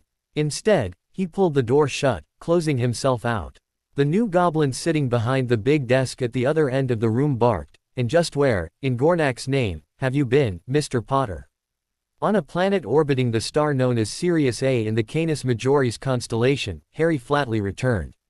The old goblin looked back for a long moment in what Harry thought was shock, before he suddenly roared with laughter. Finally, He said, "I've heard some tall tales, Mr. Potter, but that one drinks the mead." Based on the goblin's behavior, he didn't know whether to tell him it was the truth or not. Instead, he said, "Obviously you've been looking for me. What do you need, before we get to what I need?" Gesturing to the two chairs before his desk, the goblin said, "Come. Sit." As the two moved and sat in the chairs, the old goblin continued, "We have much to do. While Lord Black has taken regency of House Potter and it is safe, nothing much has been done about the other. Harry thought. As soon as both humans sat, the goblin, whom Harry learned was named Hooknose, from the nameplate on the desk, launched into it. Lord Black rightfully claimed regency of the House of Potter only a few days after that business in the Department of Mysteries, he said. The wizard, Albus Dumbledore, also tried to claim it by claiming he was your magical guardian. He was shocked to discover I both knew he wasn't and promptly laughed at him. I, of course, denied it of him. I had to throw him out, as he annoyed me when he tried to push it. Then, together, they got into what needed to be done. The resultant discussion about what his account manager, Hooknose, needed from him and what he needed from his account manager took longer than Harry thought it would, far longer.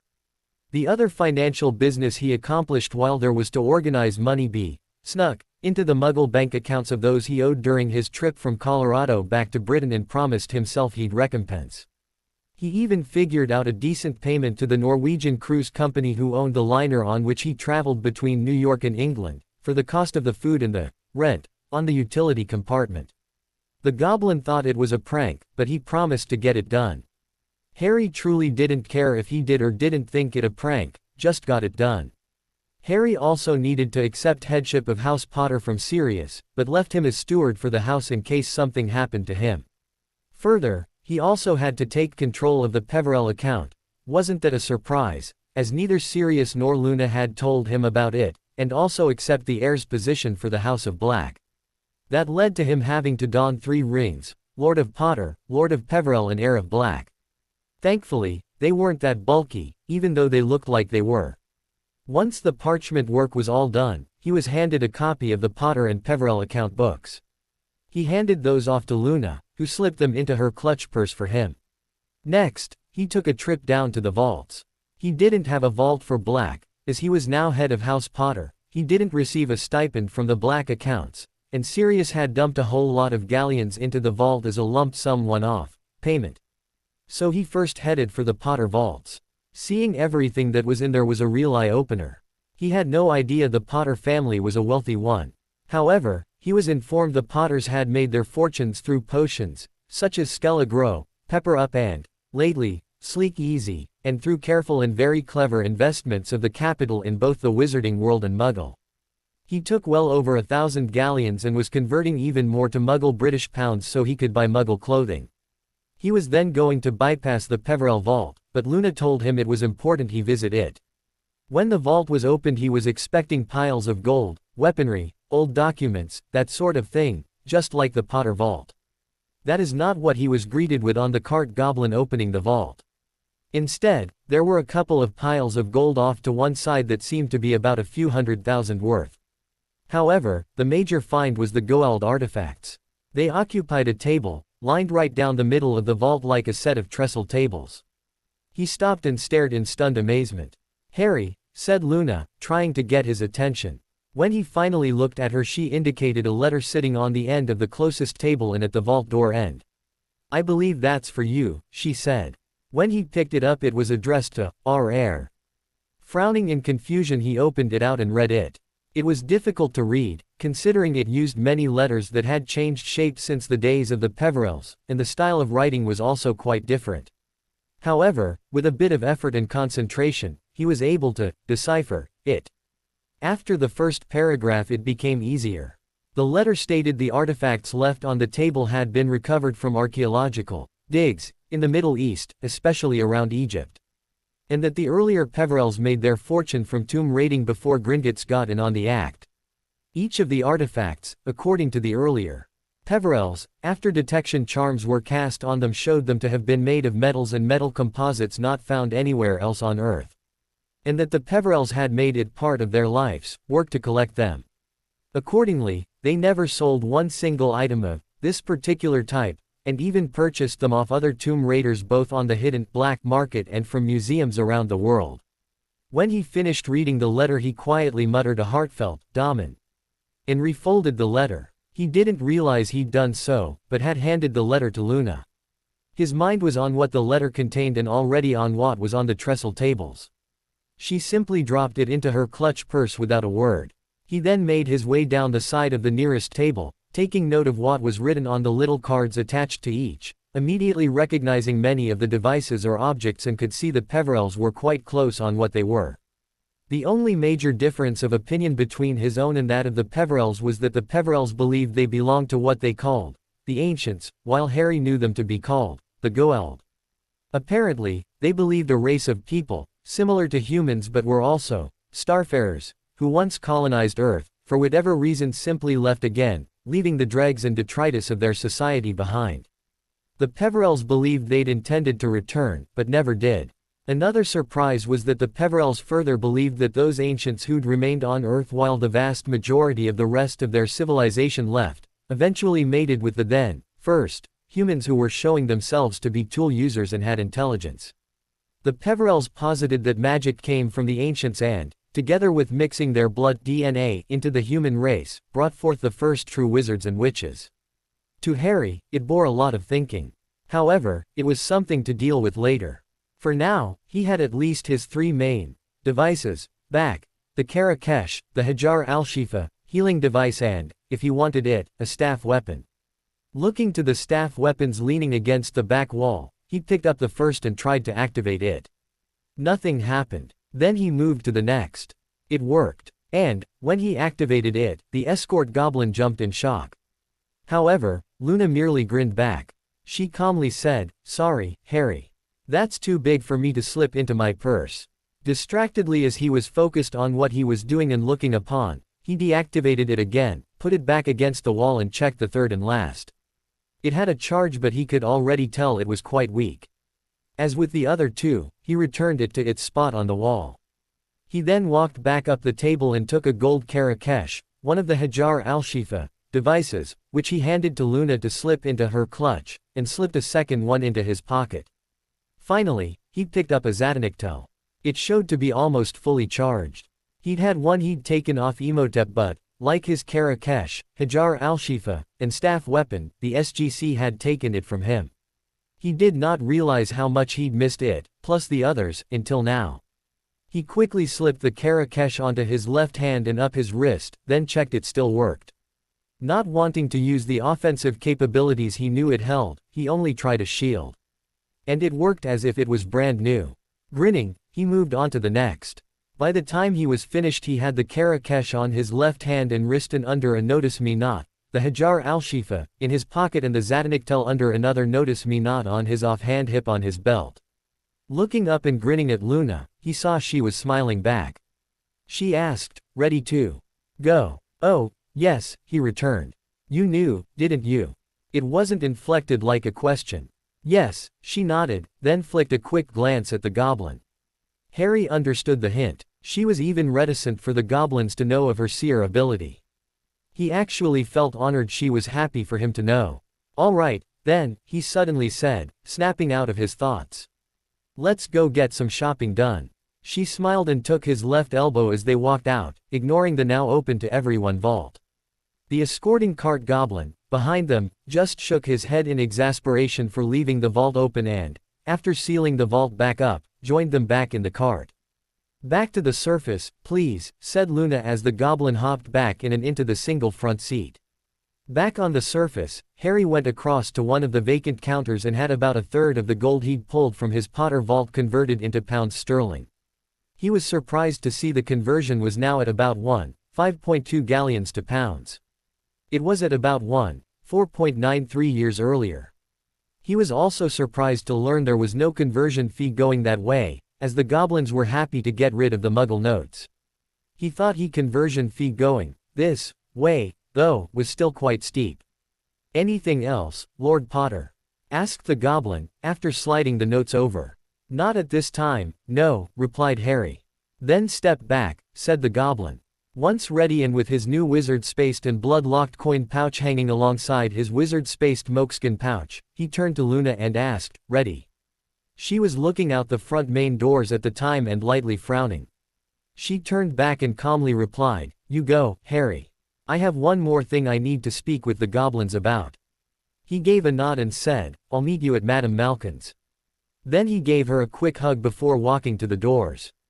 Behind him, Luna stepped to the counter and quietly said, "You need to let Axe Lord Ragnarok know that wizards in the alley are lying in wait for your customers to step out the doors. If they are not careful, you will have spell fire in the lobby, here." The goblin instantly frowned back for a moment before he quickly scribbled out a note and slid it into the slot on his side of the counter. Then he turned back and nodded to her. "Thank you, honored teller," she nodded. "May you find gold for the taking, lying at your feet." Then she headed for the doors, but did not to step through them. She needed to stand out of people's way and in a place of concealment. The change in lighting between outside and in was enough for the latter, and watch what was happening outside. Harry had just stepped out through the doors and was standing on the bottom step of the bank, looking about for any threats, when such threats suddenly turned up. Quickly stepping out from both sides of the street while focused on him, he saw nearly a dozen or so wizards and witches move to stand in the middle of the alley. All of them, bar one, Dumbledore, had their wands drawn and were holding them loosely pointing down. They then formed a bit of a wall, 25 feet away from him, blocking the alley in two ranks. The 25 feet separation was the unofficially accepted minimum dueling range of wizards and witches, Jaffa, too, when they got that close. Harry mentally groaned, but didn't move. As he was standing on the steps of Gringotts, he was in Goblin sovereign territory. Luna had told him that. He did not believe this lot would try anything, just as long as he was standing there or further back. Mentally sighing, he could identify nearly all of them. Dumbledore, front rank in the middle and slightly forward, Neville Longbottom about a pace apart and half a pace back to his right, Ronald Weasley, to Neville's right and a pace and a half apart, then Ginny Weasley, with the same spacing. To Dumbledore's left stood Mad-Eye Moody, a pace back and two apart, then someone who looked like a boy, now a man, he remembered as in the year in Gryffindor above him, a pace and a half apart, then another adult he didn't recognize. In the second row, offset from the front row, he saw Alpheus Doge, still wearing that silly cravat, a furtive Mundungus Fletcher, obviously and clearly not wanting to be there, Daedalus Diggle with his purple top hat, but, off to his, Harry's, left and in the back row he saw Remus Lupin and Nymphadora Tonks. Tonks was standing real close to Remus and, while keeping an eye on Harry, was whispering something into Remus's ear. "Yup, 12, thought Harry. As soon as he and Remus made eye contact, Remus quickly glanced around to see if anyone of the order was watching him, then gently raised his off hand with the palm down and made two quick shooing gestures and mouthed, "Go back inside." Harry smirked and, looking away, quickly and only slightly shook his head. In that couple of seconds, Harry also saw that everyone else in the alley had stopped to watch. Bloody idiots, he thought. They should either realize trouble was afoot and bolted, or run into one of the shops to demand the orders be called. He didn't see even one of them do that. At least they're smart enough not to get directly behind Dumbledore and his flunkies or, worst still, move through the gap between them and me. After a few seconds had passed while none of the main players moved, Dumbledore's expression had changed to one of irritation. Clearly he expected Harry to do something, or at least say something. "Young man," the old coot finally said. "Who do you think you are to have demanded audience with the Potter account manager?" Harry cocked an eyebrow back. "Well," he suddenly said, "it appears I need to have words with Gringotts management about client confidentiality." That clearly irritated the old man. Yeah, he's paying a goblin off to feed him specific information. One, at least, would be concerning anyone coming in and talking about the Potter accounts. "I must ask you, again," said the old man. "Who must ask me again?" asked Harry, cutting Dumbledore off. Something he knew which really got under the old man's skin. "It sounds like someone has you under a compulsion charm, old man. You might want to get that looked into." While Dumbledore barely reacted except to frown a little harder, Ron Weasley shouted back, "Who do you think you are, Dark Wizard, to ask questions of Albus Dumbledore? If you're trying to get into the Potter, do shut up, Mr. Weasley," Harry cut in, cutting the redhead off. Just looking at your face makes me want to vomit.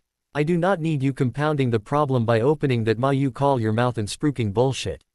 As Ron stood gaping back, Harry saw Nymphadora's hair turned red and she had to slide behind Remus to hide the fact she'd started giggling.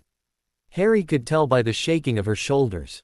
Besides, smirked Harry, aren't you the one who, as soon as Harry Potter went through that veil of death thing, you helped yourself to his personal effects, including his very expensive firebolt? Ron's expression changed from one of shock to one of embarrassment, then to one of anger in only a couple of seconds. That's when Harry felt the tickle on his occlumency shields. His first line of defense, a self-operating beater's bat, firmly whacked the probe as if with a cricket bat stroking for a 6. Dumbledore flinched hard back. Harry turned his attention back to the old man and said, now, I'll be my boy. Using unpermitted legilimency on another as grounds for having your ass sent to Azkaban. What a terribly DAAAARRRK thing to do. Getting angrier, Ron finally blurted, it's you, who's the Dark Wizard. You're clearly one of you-know-who's Death Eaters. You've just taken your mask off, is all. Mr. Weasley, barked Dumbledore in an aside.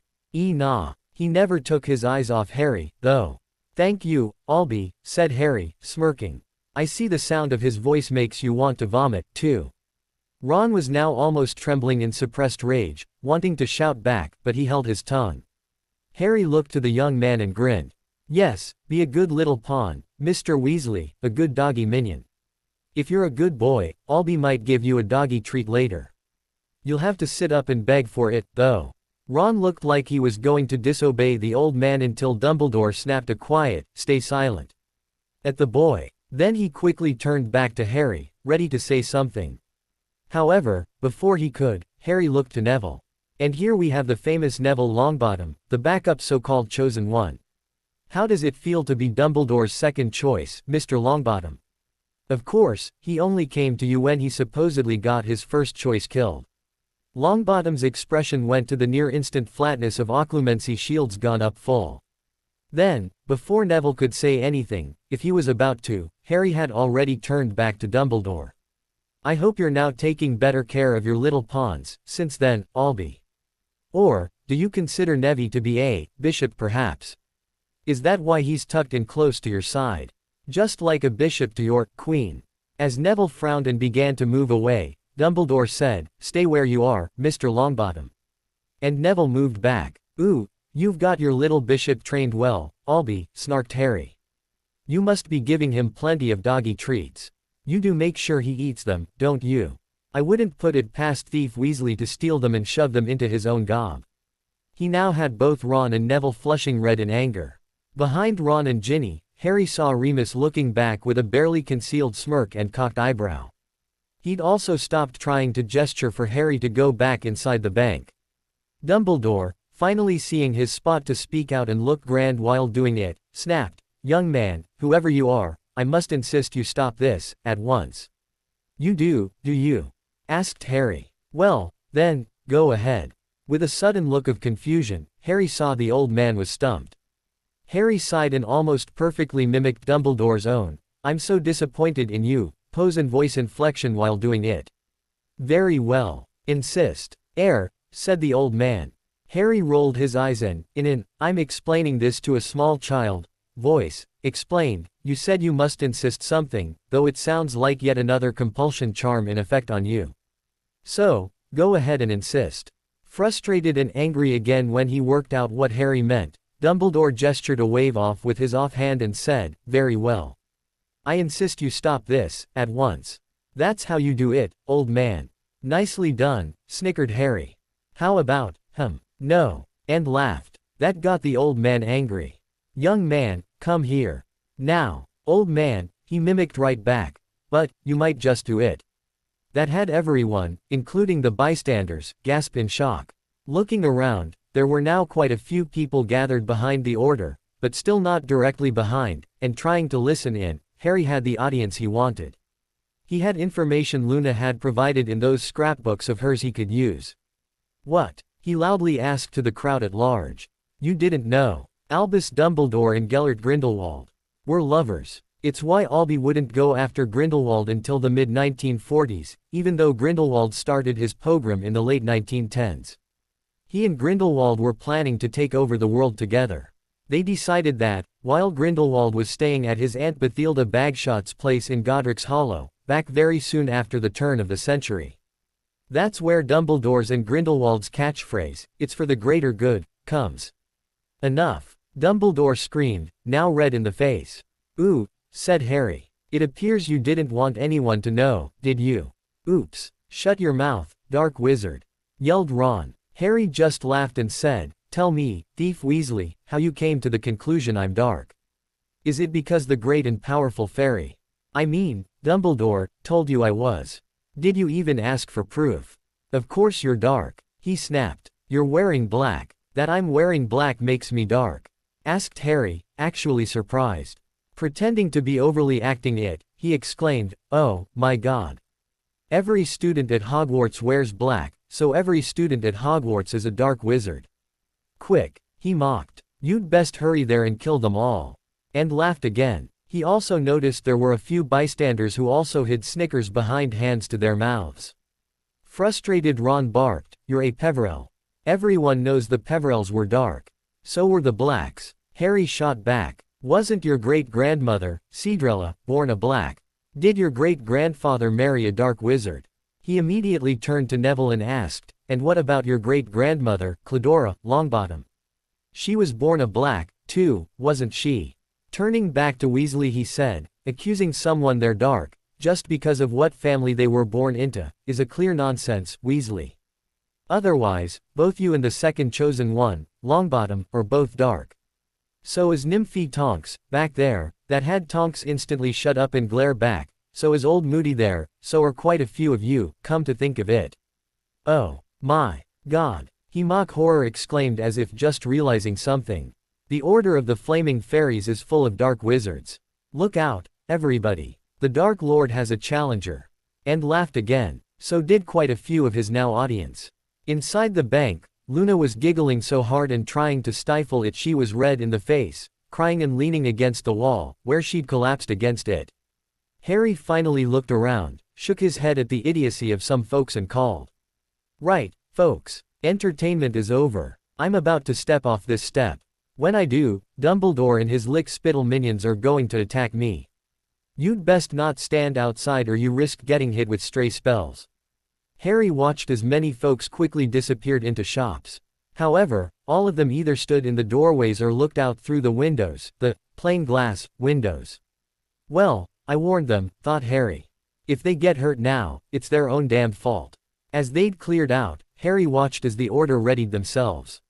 He just grinned back. Once the bystanders were gone, he held his hands out to show he didn't have a wand. "Look everybody. No wand," he called. "If you attack me, you'll be attacking an unarmed man." Then he grinned again, and stepped off. Dumbledore roared, "Now!" Wands in Order members' hands snapped up and, en masse, fired stunners. The only ones who didn't were Tonks and Remus and a couple others Harry didn't recognize. Harry simply flicked his left hand out as he spread his fingers and activated the Karakesh.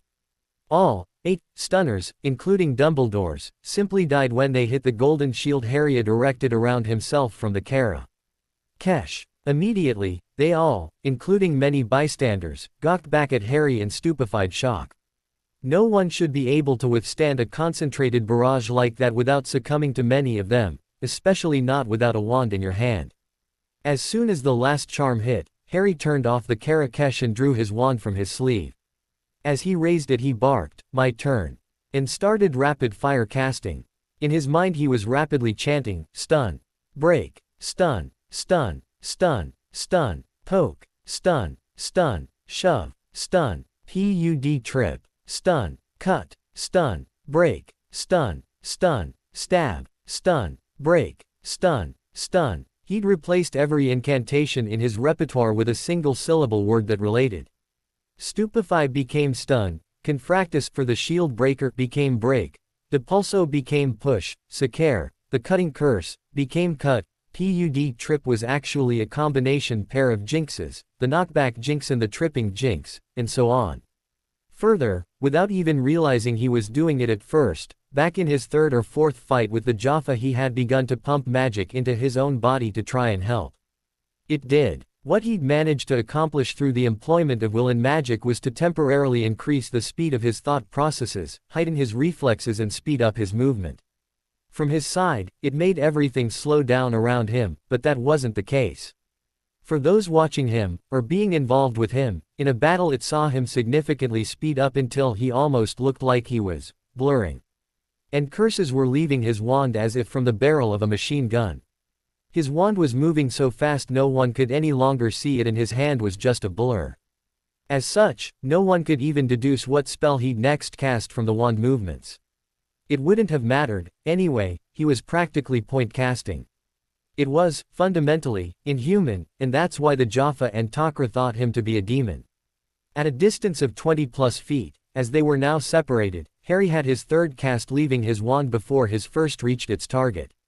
He had Dumbledore, his first target, down and stunned within 1.5 seconds after hitting him with a stunner, snap blocked by a Protega from the old man, hit with a shield breaker, smashing the Protega and rocking the old man back, then downed and unconscious by an unblocked stunner.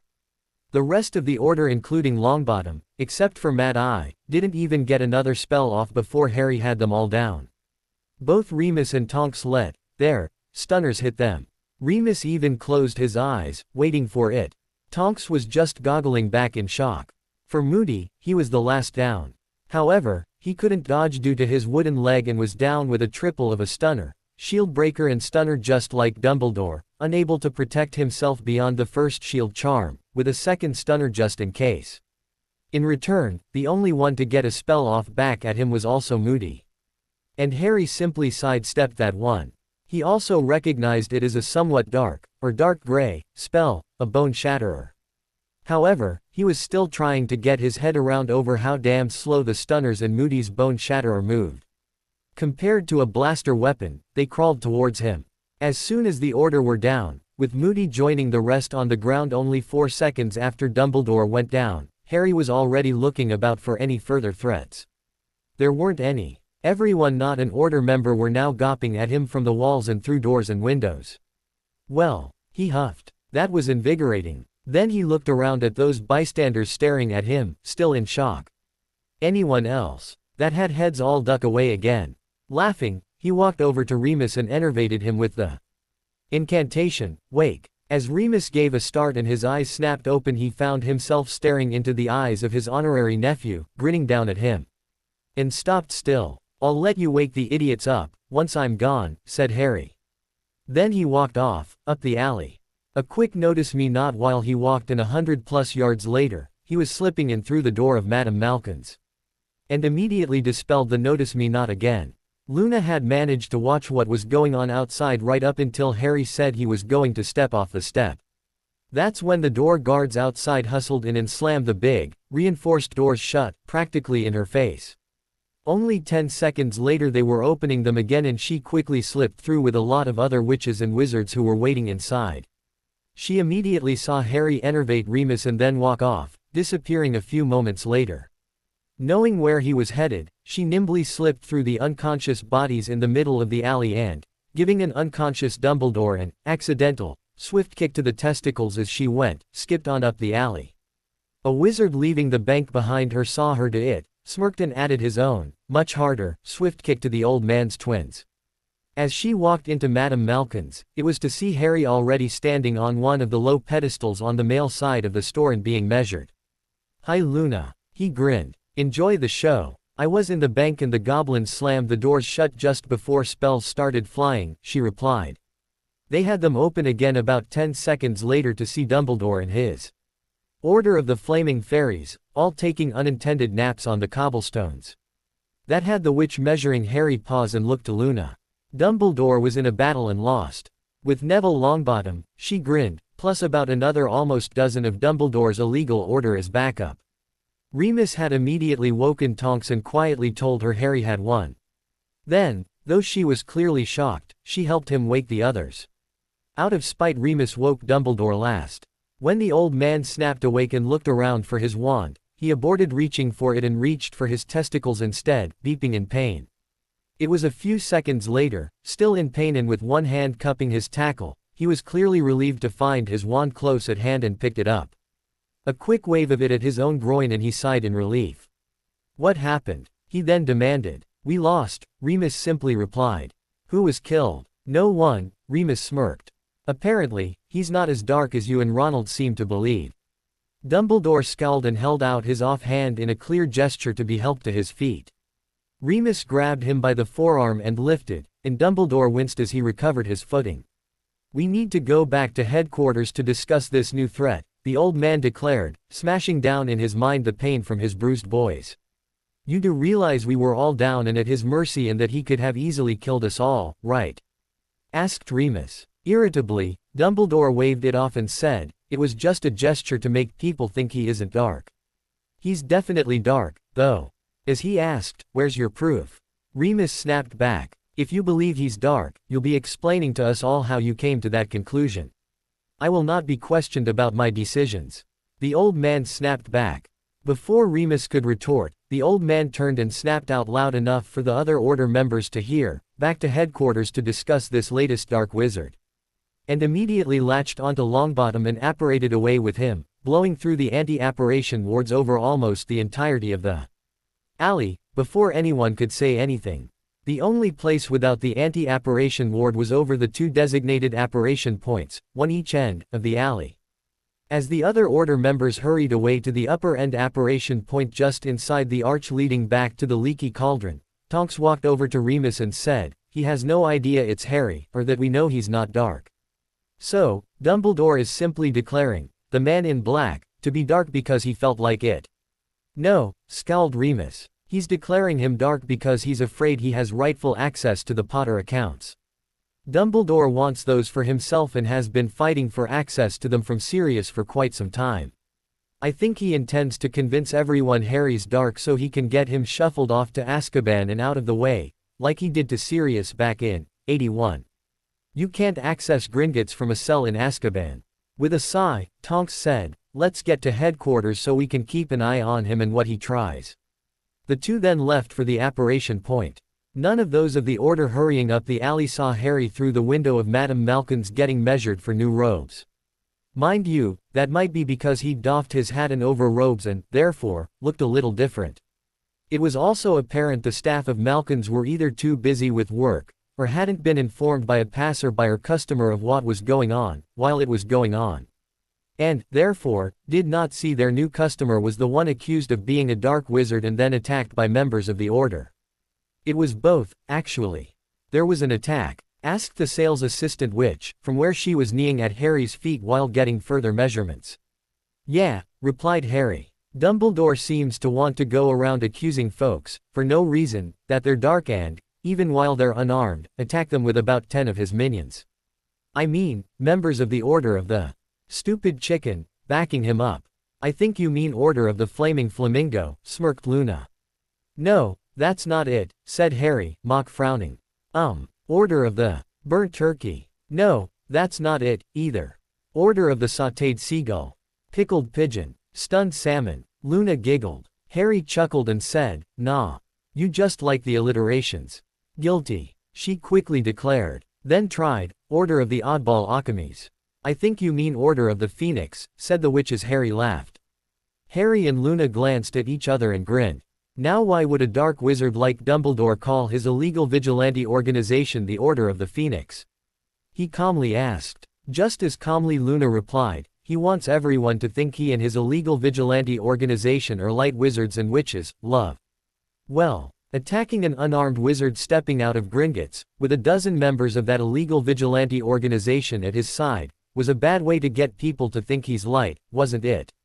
Besides, who would ever believe that an illegal vigilante organization could be light? Apparently, most of the wizards and witches of magical Britain, she logically replied. Both saw as the young witch on the floor thought hard about that, frowning, and grinned at each other again. Once the measurements were completed, it was on to color, style and fittings. Harry was quite happy just sticking to basic black, like Luna had bought him in advance and he was wearing. However, now that he was here, she was determined to see his wardrobe cover more than just that one color or tone. She and the sales assistant then rapidly talked to each other about styles, colors and the like, while also gesturing the certain features of Harry, such as the color of his eyes, color of his hair, his build, etc. Harry stood there watching them both, with his head rotating back and forth like he was watching a tennis match at Wimbledon from the front seats. He was just as quiet, too. Eventually, a good 24 different colored material swatches were brought out. That got narrowed down to half a dozen, and then large bolts of cloth were brought out. Luna instantly went to a dark, almost forest green, and brought it over to drape over Harry's shoulder. She said, before giving a nod and saying, "That's one."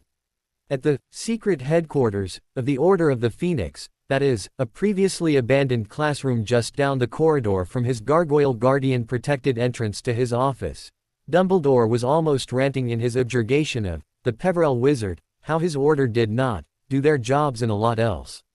It was into this that Moody stomped into the room, before then moving to sit on a chair at the other end of the boardroom-style table from where the old man stood. As he sat, Dumbledore glared at him and snarked, "It's nice of you to join us, Alistair. I thought I ordered everyone directly back to here." "You might have," said Moody. "However, I had something else to do, first." "And what was so important you had to delay?" the old man demanded. Moody reached into an inside pocket of his heavy coat and withdrew a small framed picture, before tossing it, face up, somewhat down the table. "I went to visit old Bathilda Bagshot to see if what Peverell said was true," he calmly replied. As Dumbledore gave a start of shock, he continued. "It seems he didn't lie. According to old Bagshot, you and her nephew, Gellert Grindelwald, were, as she put it, quite close. She even said you were, soon after the time Grindelwald began staying with her after being kicked out of Durmstrang, almost inseparable, with both of you spending a lot of time planning and plotting things. She also said you both used the phrase, 'for the greater good,' a lot after you became close. At the time, she thought you were just being boys, and your plans to take over the world for the greater good were just words.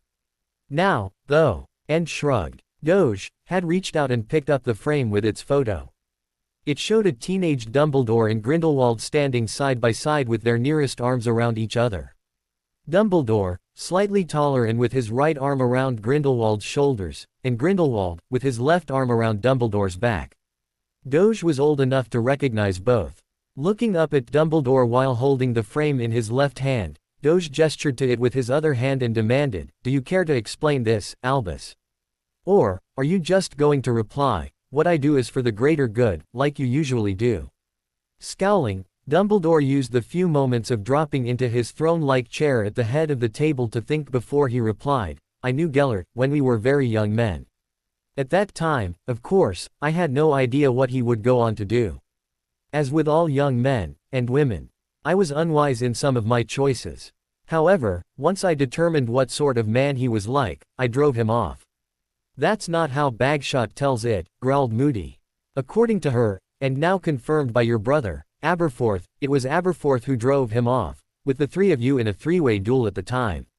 He also said that one of you killed your sister, Ariana, during that duel." "He cannot know who it was," grumped the old man. "Oh?" asked Moody. "As Ariana Dumbledore was killed by the killing curse, are you saying you were casting killing curses at the time?" Albus. After another deep scowl, it was a moment before Dumbledore snapped back, "It is not your place to question me, Mr. Moody. You are no longer an Auror. And, yet, I still retain Auror instincts and the experience of being a master Auror," Moody snapped back. "Your answer, or, rather, non-answer, tells me all I need to know." Moody then stood back up and, reaching into his pocket, withdrew his order medallion and tossed it down the length of the table. "As someone who has cast an unforgivable you should be in Azkaban, Albus," he stated. "You are a self-admitted criminal, and, as such, I will not abide being a member of your order any longer." Then he spun about and stomped back out again. Two others then stood and, without a word, tossed their own order medallions on the table. One of them, Oliver Rivers, said, "He's right." And both walked out. A third, who was in the alley with them, then stood and said, "We attacked an unarmed man, Dumbledore. We fired stunners at him at the same time. Do you have any idea what that many stunners hitting a person at the same time does to them? It very likely kills them." Professor Minerva McGonagall, who wasn't there for the attack but was there for the meeting, scowled and said, if it was the same as 4 stunners hitting me close together back in June 1996, it'll have at least put him in hospital. I did not sign up for this, the wizard continued. I signed up to fight you-know-who, not someone who might, without any proof, be one of his Death Eaters. Then he, too, walked out. Dumbledore could do nothing but scowl at his back. In a quiet voice, Neville asked, were you and Grindelwald friends, headmaster? Dumbledore waved him off and said, what happened almost a century ago is not your concern, my boy. Yes it is, Neville firmly disagreed. Dumbledore finally looked to him and said, you need to focus on your training, my boy. Your destiny still awaits you. Does it? He asked back. Or, have you been lying about that, too? Do not question me, Mr. Longbottom, Dumbledore practically snarled. No, said Longbottom. That's your answer for everything, isn't it, headmaster? Every time someone asks you something you don't want to answer, you give back either a refusal to answer while claiming you're all-wise and knowing, or some platitude that's also a slap down. Mr. Longbottom, the old man warningly growled. No, snapped Neville. One of my trainers, my primary trainer, in fact, Moody, just walked out on you. And Professor Flitwick is far too busy with classes to pick up the slack. And you just keep blowing me off instead of actually providing me with any actual training, as you promised me and my grandmother you would do. It's time you start answering questions and providing the combat training you promised, or I'm gone. That man took less than 2 seconds to put you down. And I was down less than a second later. If, whoever that was, could put all of us down that fast, then what is Voldemort going to do to me? Then he got up and stormed from the room. When Ron jumped to his feet and made to follow, Neville said, naff off, Weasley. Ron stood there, shocked and wondering if he should hurry after his best mate, or sit again. He looked to Dumbledore to see if he'd tell him what to do. Dumbledore, tense and gritting his teeth, just sat there feeling utterly impotent. He never said a word. By the time the 2 witches, the sales assistant and Luna were finished, Harry would be getting a robe of forest green with black trim, a robe of black with bright green piping, of which the color near perfectly matched his eyes, according to Luna, a third of deep red so dark that, in anything but bright light, looked like it actually was black, a fourth that was a proper set of professional dueling robes in black and dark gray that would take a week to make. And, of all things, a set of pure white robes and matching slippers, for which Luna refused to explain why. The second set, the black with green piping, would also have the Peverell and Potter crests stitched into the beak. However, the robes weren't the only items of clothing purchased. He also came away with a pair each of black, red and green dragon hide boots, and black wizarding slippers, for around the house. Other than the dueling robes, the rest would be ready by that evening. However, they said they'd be back in 2 days to pick the rest up. Harry had already decided that, if the boots weren't as comfortable as the military combat boots he was currently wearing, he'd be buying more of what he was wearing out in the Muggle world when he went out the next day to shop there. He also, according to Luna, had to start magically forcing his hair to grow out and long. She'd also be purchasing for him Sleek Easy Hair Potion to use on it to get rid of the still on occasion, bird's nest, that was its default. That was at least one thing he was happy to do. Once finished, Luna said, ready to go, love. Definitely. He firmly replied, relieved. She smiled back before then hooking her right hand into his left elbow, as she'd been doing since he'd returned, and they walked to the door together. Into the Muggle world or home? She asked. Home, he replied. We can save the Muggle world for tomorrow. Just as they stepped out the door, Luna leading this time considering how narrow the doorway was, Harry found his left arm at the bicep grasped from the side. As he felt the pull back on his arm, he instantly increased the spin while raising his right hand in a fist, ready to punch whoever it was in the face. He knew it wasn't Luna, because she was ahead of him. However, as he drove the punch forward, he had to throw it off to only lightly clip the woman, who'd grabbed him, in the ear on the way past. Then, as quickly as he could, he pulled the arm back. He was ready to pry the woman's fingers, off his arm with his right hand, but the clip to her ear had her release him with a startled yelp, and yank of her hand back, anyway. Looking down at the woman from his extra 4 inches of height, he snarled, Skeeter. That was damned foolish of you. With her left hand raised to massage her ear and set her slightly knocked askew glasses back in place, Skeeter stuttered a bit with nonsensical noise before she rallied and, trying to be smooth, said, "I believe you and I should go somewhere and talk about your brave defense of yourself outside Gringotts only." "Shut up, Skeeter," he quietly snapped at her, cutting her off. When the woman gaped at him and began to bristle, he said, "First, that you're trying to come over all the seductress is, quite frankly, disturbing. Woman, you're about thrice my age. Go try that shit with someone somewhere around your own age. You know, like Dumbledore." When she gaped again he continued, "You want to interview me? No problem. But you lie to me, or lie about me. I will hunt you down and will squash you like a little bug. Do you understand what I'm telling you, little bug?" Now somewhat frightened, Skeeter quickly nodded, but again rallied quickly. "Are you willing to be interviewed now?" He thought about that and glanced towards Luna, who had moved to stand behind the woman and was now grinning while rapidly nodding, and said, "You know what? Why not?" Eagerly, Skeeter asked, "Shall we get a room at the Leaky Call?" "There you go again, Skeeter," he snapped, cutting her off. "Trying to get me into a room, on your own, in private. You're 3 times my age, woman. Shame on you." Another glance to Luna and he could see she was now holding up a small swatch of light green fabric she'd grabbed earlier from inside Malkin's and mimicked writing something with her other hand before then pointing at Florine Fortescue's ice creamery, across the alley. Harry gave her a subtle nod as he looked back down to Skeeter. With a flick of his chin in that direction, he said, "We'll go into Fortescue's and sit at an inside table. You can also buy me lunch, as I've not had a chance to eat yet. It can go on your expense account. I'm sure the prophet provides you with one, just for this sort of thing." Again checking for Luna, he could see she'd already gone, which meant she'd already hurried across to Fortescue's. "Oh, and you'll be using a dictaquill for the interview, or writing by hand. If I see the color lime anywhere, life, for you, will quickly become unpleasant. Understand?" Paling again for a long moment, Skeeter stood still before she swallowed and said, "Understood, yes. If you want to write beyond the truth, then you will ensure it is stated as your opinion, or your belief or similar," he added. "You will not deliberately mislead the readers of your article away from the truth. If you do, squish." "Understood. Understood," she more calmly returned. He gave a nod back and gestured to the ice creamery. "After you, Miss Skeeter." Harry was pleased to see a vacant inside table with Luna sitting at one very close by. She was sipping on a cup of tea and nibbling on jam and cream-lathered scones with one hand while reading a book with the other. Skeeter didn't even seem to notice her rival's daughter, sitting at the next table and only 2 feet from her when she sat down. Where she sat had Luna sitting side on and just behind Skeeter's right shoulder.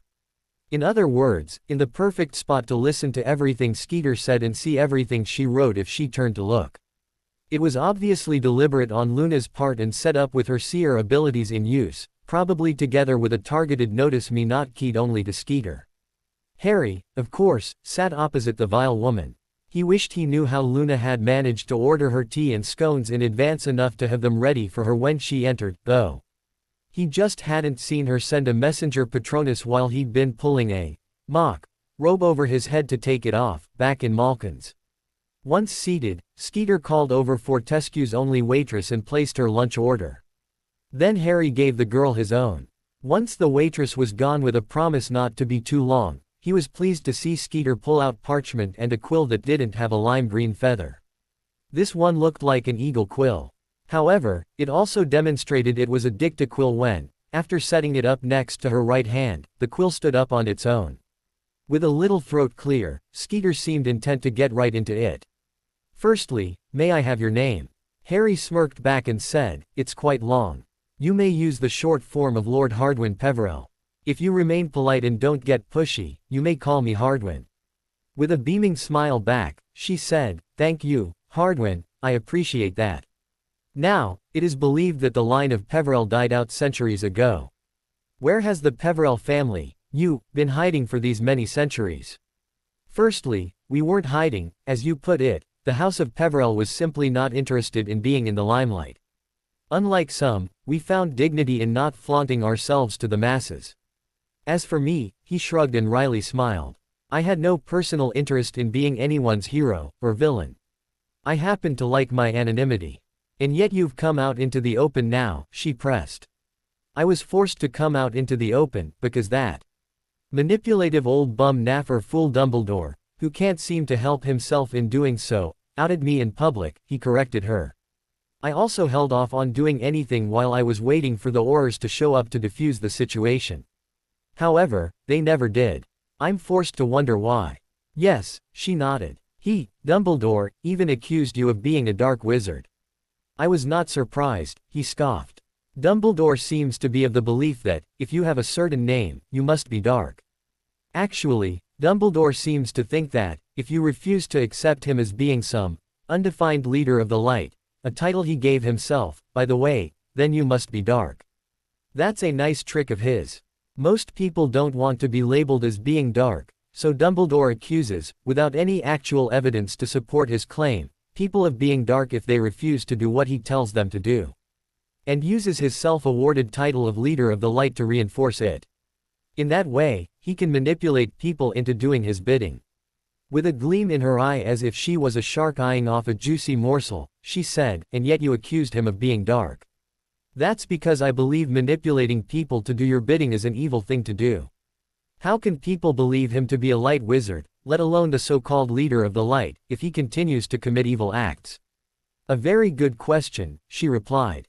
I also saw the speed in which you took Dumbledore and members of his order down outside Gringotts. How did you learn to duel so well? Okay, he said. Let's clarify a few things first.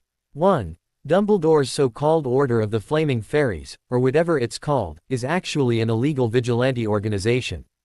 I believe the Ministry should immediately move to label it as a proscribed organization and make anyone who's a member of it a recognized criminal. We are a society of law, vigilantes should play no part of that.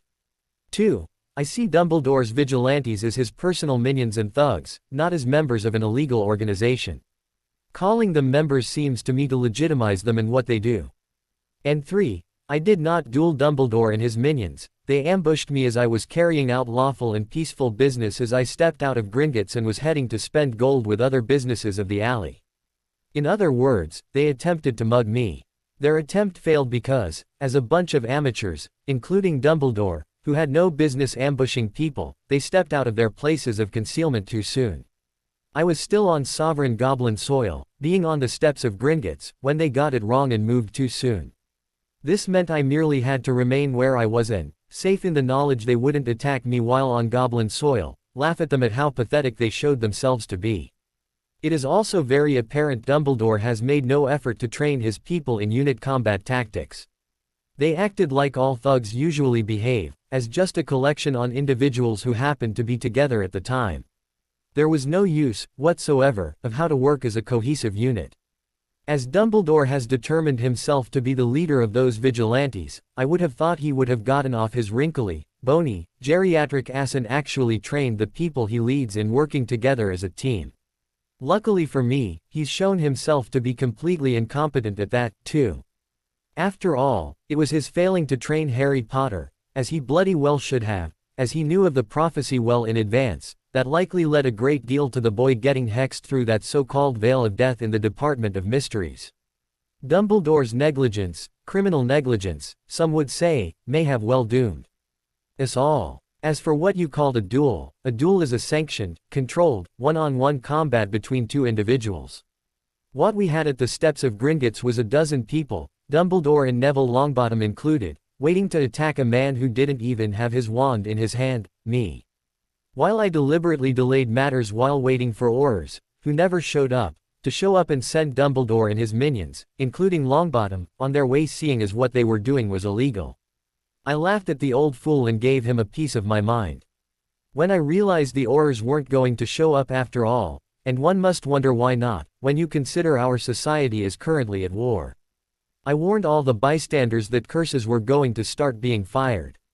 I, conscientious and fine upstanding citizen I am, knew I was placing myself at greater risk to do so, but did not want to see innocent bystanders hurt, no matter how stupid they were being by just standing there. Then I stepped off the step, still without a wand in my hand. Dumbledore immediately barked out, now, showing it was his plan, all along, for me to be attacked by himself and his criminal minions. They all fired curses at me at the same time. That is not a duel. That is, as of implied, an unprovoked attack. And yet you handily defeated them all, she pressed. He shrugged and replied, I do not like bullies or thugs. And Dumbledore and his minions showed that is what they truly are. Besides that, I was defending myself from their unprovoked attack. A quite lawful thing to do, unlike what Dumbledore and his pathetic lackeys tried to do. The interview was then interrupted by the delivery of their lunches. However, Skeeter kept pressing her questions right through the meal. Thankfully, she seemed to forget she'd also asked him how he'd managed to be so fast. Sadly for her, he had no intention of reminding her of it. Once finished, Harry thanked the woman for the lunch, warned and reminded her to write her article in a way that did not mislead the reader, and firmly stated what he said was to be faithfully quoted. If she quoted him for something he hadn't actually said, or even misquoted him, he'd hunt her down. Skeeter nodded back and replied, I believe, almost exactly as transcribed, this article will be faithful to this interview. I really don't think I can dress it up a bit. Then I look forward to reading it tomorrow, he said, standing up. Good day, Miss Skeeter. Then he spun on his heel and walked out. Luna was waiting for him outside the doors. As they headed for the leaky cauldron, Luna said, I believe I'll be looking forward to reading tomorrow's Daily Prophet. I don't often say that. He smiled back. When they flowed back to Grimmauld, Sirius was already waiting for them and clearly worried. He quickly said, Luna knows Longbottom is not the chosen one. Sirius knows Harry lives. Harry just snorted. You know you can set the flow up to recognize magical signatures, right? It already is, Sirius scowled. The password phrases are just an added security. What kept you? I expected you back some time ago.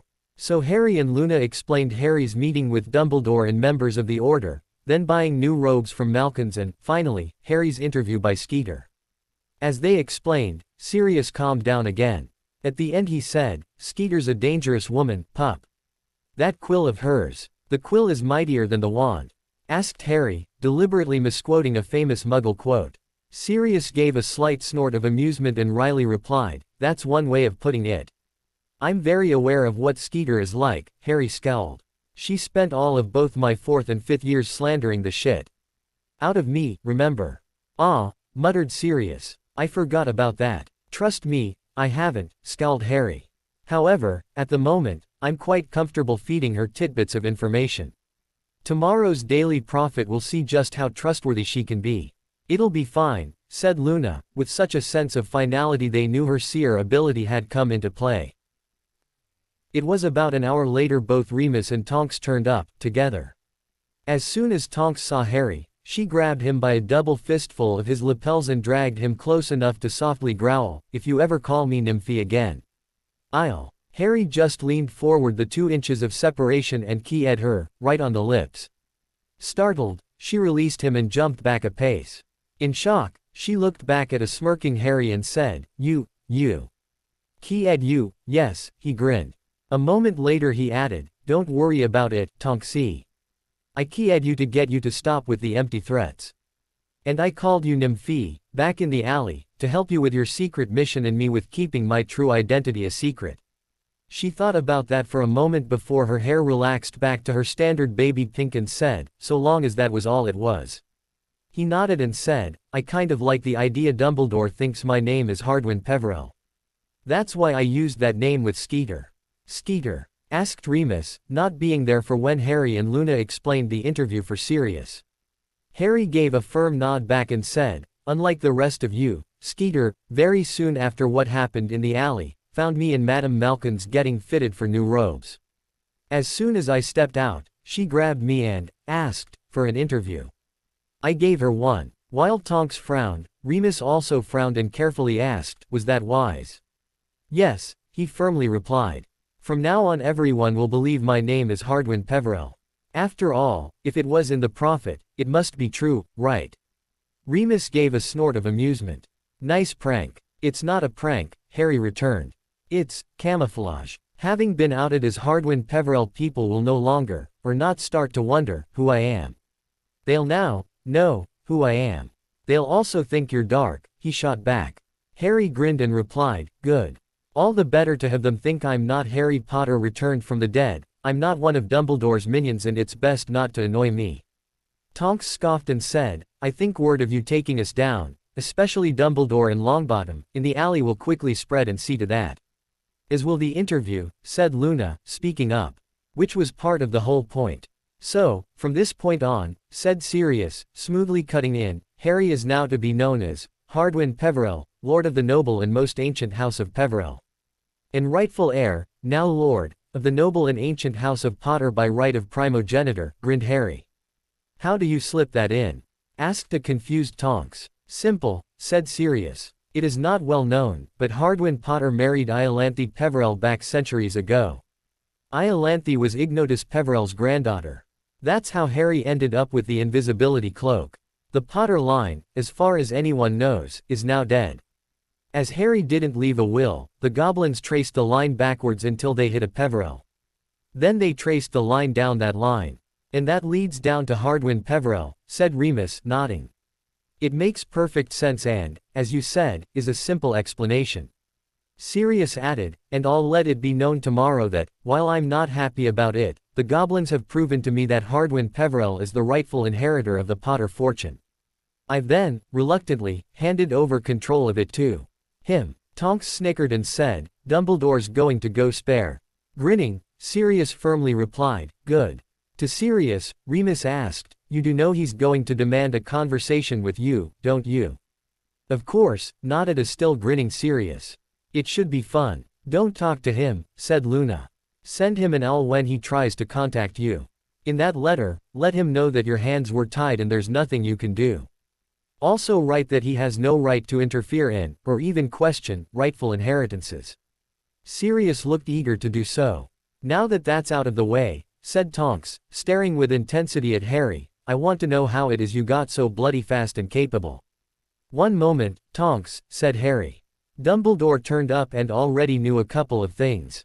1, that I was Lord Peverell, and 2, that I had access to the Potter fortune. That means one of those nasty little goblin buggers alerted the old man I was there. That also means I'm going to have to go into Gringotts, tomorrow, to demand an investigation. No you're not, Harry, said Luna. Axe Lord Ragnarok's already started that. He was inside the doors, paying attention to what was going on between you and Dumbledore. He's furious. Not with you, though, with whichever goblin or goblins have been slipping Dumbledore information. When next you go in he's going to be all apologetic. Just you wait. Try to be a little magnanimous, but also firm in your threats to take your wealth out of his bank and have the gnomes of Zurich look after it all if it happens again. That way, it won't. Harry grinned back and said, that's a damned fine idea. I'll do that. Before turning back to Tonks. Sorry, Tonks, he apologized. You wanted to know how I got, as you put it, so bloody fast and capable, right? She nodded. He turned to Sirius and asked, you have a dueling room in here, right? Oh, yes, replied his godfather. It's down in the basement. Come on. Then led the way. Down in the townhouse's magically expanded and severely warded dueling room, thankfully without an international level standard dueling platform, Harry had Sirius set up all the dueling mannequins he had available. There were only 4. Well, it's nowhere near enough, sighed Harry. But, it'll have to do. After Sirius instructed him on how to use them, Harry stood 25 feet from them, drew his wand and barked, level 5. Activate. The others, except Luna, all gave a start in shock. They were standing outside the warded area in which Harry and the mannequins stood. Level 5 was the highest setting and included the mannequins casting lethal curses. However, before Sirius or either of the other two could call out the stop command to stop things, deactivate, the mannequins were already casting. Harry then moved, fast. He was simply dancing out of the way of every curse sent flying at him, but didn't seem to have to move that far to avoid being hit. For some, he merely leaned out of the way at the hips. For others it was a simple step to the side. For the first 10 seconds he didn't even raise his wand or activate his Karakesh. He just spent the time dodging. However, as Tonks had said upstairs, he was incredibly fast, without looking like he was. After 10 seconds he then laughed and activated his Karakesh and stood still. Not even looking at the mannequins now, he turned to others and said, that's dodging. And this is how a Karakesh works as a shield. Albar Luna just stood gawking at him as curses of all sorts of lethal intensity just hit the golden barrier and fizzled out. Now for going offensive, he said, before turning back to his opponents, who were still casting. A quick step to the right as he dropped the Karakesh shield and his wand came up. Then it was a blur. Again, all sorts of hexes flew from his wand tip, or where what had to be his wand tip if their eyes could keep up with watching it. However, he wasn't casting anywhere as lethal as the mannequins were casting at him. By the time each hex hit one of the mannequins, it looked like 2 more were already on their way. The effect of the colored light from the spells he cast was almost strobe-like. Then they saw Harry suddenly change his stance. He became more focused. 3 seconds later all 4 mannequins were down. Deactivate, he barked, as the last one fell. Turning to the 4 he said, that's how fast I now am. Sweet suffering, Merlin, breathed Tonks. It's true, then. You really are the chosen one. Apparently, Harry calmly replied. Teach me, she demanded. Harry grinned back. I think he'll be teaching all of us, breathed Sirius. Harry nodded and replied, I can do that. However, it's going to require you to be open to accepting that a lot about what you know of magic is a lie. A lie? Asked Remus. Harry nodded. You're going to need to unlearn a lot of what you've learned about magic. For instance, wand gestures, incantations, even having a wand in your hand, doesn't really matter. Sorry? Asked Remus. Harry thought about how to clarify it before he hit on an idea. Turning to Tonks he said, Tonks, come in here and give me your wand. Warily, Tonks did precisely that. Now, he said to her. As an Auror you've been taught how to summon your wand to your hand, right? Yes, she carefully replied. With another nod he instructed, go stand in front of the mannequins and turn to face me. When she did, he held her wand in his hand. His own wand was back in its holster. Now, summon it from my hand. We're only taught how to summon it from the ground. He frowned back and said, what does where it is located have to do with anything? Summon it. She thrust her right hand out and he heard her firmly incant, Accio my wand. He felt it give a little pull, but that was it. He then glared at her and said, I thought I told you to summon it. Now, summon it. Again, she tried, this time with a firm bark of, Accio my wand. This time the wand gave a definite pull, but easily countered by simply gripping the wand tighter. You know, Nymph Adora. He sneered at her. I thought you wanted your wand. Clearly you don't. Again thrusting her hand forward and getting a little annoyed, she yelled, Accio my wand. Still with the same pull, but again easily countered. Harry then raised the wand horizontal and across his body and said, well, it seems you don't really want a wand, after all. I think I'll just have to snap it, then. As she looked back, horrified, Harry raised his offhand and gripped it near the wand tip while still holding it by its contoured grip. Then, looking back at her terror-stricken face and with both hands, he began to bend it. No, she screamed, jutting her wand hand forward as if to reach for it. The wand ripped out of Harry's hands, shot across the intervening distance and slapped, wand grip first, into her own.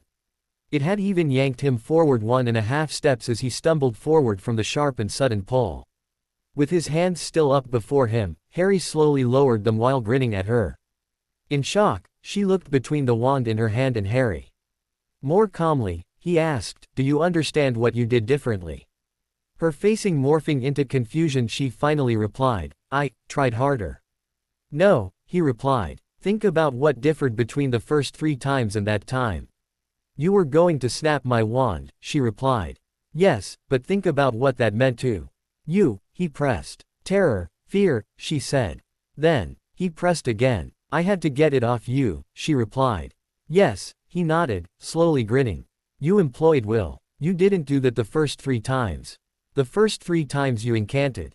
You didn't the last time, you just barked, no. You still gestured, but it wasn't the gesture you're taught to wandlessly cast for the Accio charm. And you didn't actively attempt to cast your magic, instead, you cast your emotion, your will. As such, you did not use incantation, gesture or conditioned pumped magic. And yet, you accomplished what you wanted to accomplish whereas you couldn't when you used those 3. In other words, magic is not about incantation, gesture, wand or pumped magic, is it? Looking down at her wand resting in her now opened hand, she suddenly closed her fist, lowered her arm and marched up to where Harry stood. "Move aside," she snarled. As Harry calmly stepped to the side, she went into an aura combat stance and looked at the inert mannequins in hate. Suddenly her wand snapped up and she snarled, "Die." An orange blasting hex leapt from her wand, flew the distance between her and them and slammed into one of the middle mannequins, blasting it apart. Other than Harry and Luna, the latter who giggled and clapped, the other three stared at the mannequin in shock. That included Tonks. Harry was simply grinning. He gave it a moment for what just happened to sink in before he calmly said, "Now. Think about what it was you wanted to happen, not the incantation you used, but the intent you wanted." "What was it?" Slowly lowering her wand again, it was a moment for Tonks to reply. "I wanted it to blow up." "And what happened?" asked Harry. "It blew up," she firmly replied. In other words, it wasn't the incantation, because die is not the incantation for the blasting hex, it's confringo. It wasn't the wand gesture because, while you still had a wand in your hand, you only used it to point at your chosen target. It was simply your intent that shaped your magic and your will that drove it to happen, he explained. "Understand, now, what I meant by you need to unlearn what you've learned."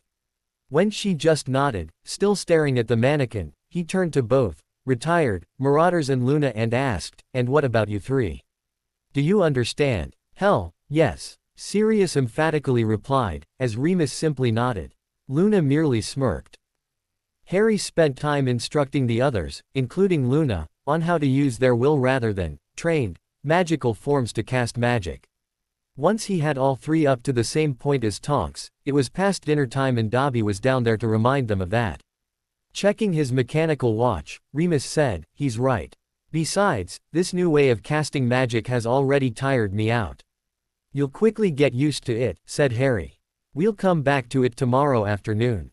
Luna and I are going shopping in the Muggle world tomorrow morning and I'm looking forward to picking up some more normal clothes." After dinner, Remus and Tonks left, with Tonks saying she'd needed to head right for home as she had an early shift with the Aurors the next morning. After a look between she and Remus, he also left. As they did, Sirius was grinning at his best mate, who blushed but refused to respond. Once Tonks and Remus had gone, Harry asked, "Okay, what am I missing?" Overly innocent, Sirius asked right back, "What do you mean?" Luna saw it as her responsibility to answer and replied, "They're sleeping together." "Sorry. What?" asked Harry. As Sirius snickered, Luna calmly replied, "Remus and Tonks are sleeping together." "After they've first had hot monkey say and tired themselves out enough," snickered Sirius. Harry blushed and quietly said, "Oh. I didn't know." Beginning to stop snickering and trying to be more logical, his godfather said, "It's called being discreet, Harry." After dinner, Harry was being caught up on a lot of what had happened that Luna didn't think important enough to go into the scrapbooks. To do that, Sirius had to read the scrapbooks himself. It wasn't something he'd done until then. After Sirius told Harry about Pomfrey, Harry asked, "So, Pomfrey's no longer at Hogwarts?" "No," replied Sirius. "As I said, the Healers Collegiate came damned close to stripping her of her Mediwitch's credentials.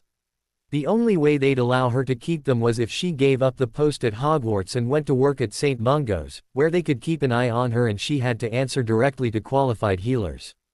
"I bet that pissed off Dumbledore," snorted Harry. "It did," replied Luna. Sirius added, "Dumbledore tried to have the Wizengamot, overrule the Collegiate, but the laughed at him. They weren't that stupid they'd go against the Collegiate on a decision that was solely the Collegiate's bailiwick. Dumbledore had no choice, but to accept the new Mediwitch St. Mungo's offered. At first, he refused her even access to the school. It took the school board, stepping in and ordering him to accept her or they'd publicly announce he was trying to block her, before he did. "So, what's she like?" asked Harry. "She was nicer than Pomfrey," replied Luna. "Better yet, she would instantly throw Dumbledore back out of the infirmary if he went in and tried to boss her around. Dumbledore wanted confidential medical information on his students, something he could get away with Madame Pomfrey when she was there, but Madame Murfield would flat out refuse him. She then once caught him going through her patient notes. She complained directly to the school board, the DMLE and the healers, collegiate. He never tried that again, but he did try other things. Harry nodded and said, good. It used to really piss me off how Dumbledore would immediately know what Madame Pomfrey found when she examined me. I always thought she was in the wrong for doing that. She was, said Sirius. And, yes, it was a breach of patient confidentiality for her to tell him. That's one of the reasons she was removed from Hogwarts. Since then, said Luna, continuing, Madame Murfield quit, another took her place and finally there's the one that's there now. The collegiate have figured out Dumbledore keeps engineering situations where the Medihealer feels they have no choice but to quit, then quits. He then immediately demands back Pomfrey, but is refused. Instead, they send another. Dumbledore doesn't know it, or simply refuses to accept it, but he's never going to get Pomfrey back. She's been practically forced to give a magical vow she will, never again, be the Hogwarts Medi-Witch. If the collegiate run out of capable Medi-Witches and wizards to send, they'll start sending healers. At the rate they're currently turning over, they might run out of capable medical staff who aren't Poppy Pomfrey sometime around the year 2230. In other words, about 20 times well beyond Dumbledore's expected remaining lifespan. Harry gave a snort of amusement before he asked, what else? He was ready to move on. Wanting an early night for a big day, the next day, Harry bid Sirius and Luna a good night and headed for his room. Once he'd gone upstairs, Luna turned to Sirius and calmly said, I'm going to join Harry in his room. When Sirius looked back in surprise and started to slowly grin, she said, you are not to tease your godson about it. You are not to tease me about it in his presence or hearing. You are to otherwise ignore it. Am I clear? With a pained expression Sirius sighed and replied, all right. But, just so you know, I'd always planned to give him a lot of curry about his first time. You're being a spoilsport. I know, she said. But, Harry needs his wits about him. If you tease him it will bother him. His thoughts about it will distract him. I can't have you doing that. With a wince, Sirius nodded and said, just, don't hurt him. And, please, put up silencing wards. I would never do the first and fully intended to do the second, she replied. Sirius nodded back and said, in that case, have fun. And please make sure Harry does, too. Of course, she smiled back. Then rose and headed upstairs. Sirius watched her go and thought, I wonder what Rosmerta is up to tonight. He headed for the flow. Harry had only just climbed into bed and was sitting up reading a book on combat curses from the Black Library he'd not heard of before when he heard a soft knock on the door. Come in, he called.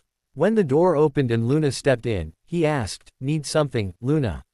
She closed the door and drew her wand, making Harry instantly tense, ready to dive aside.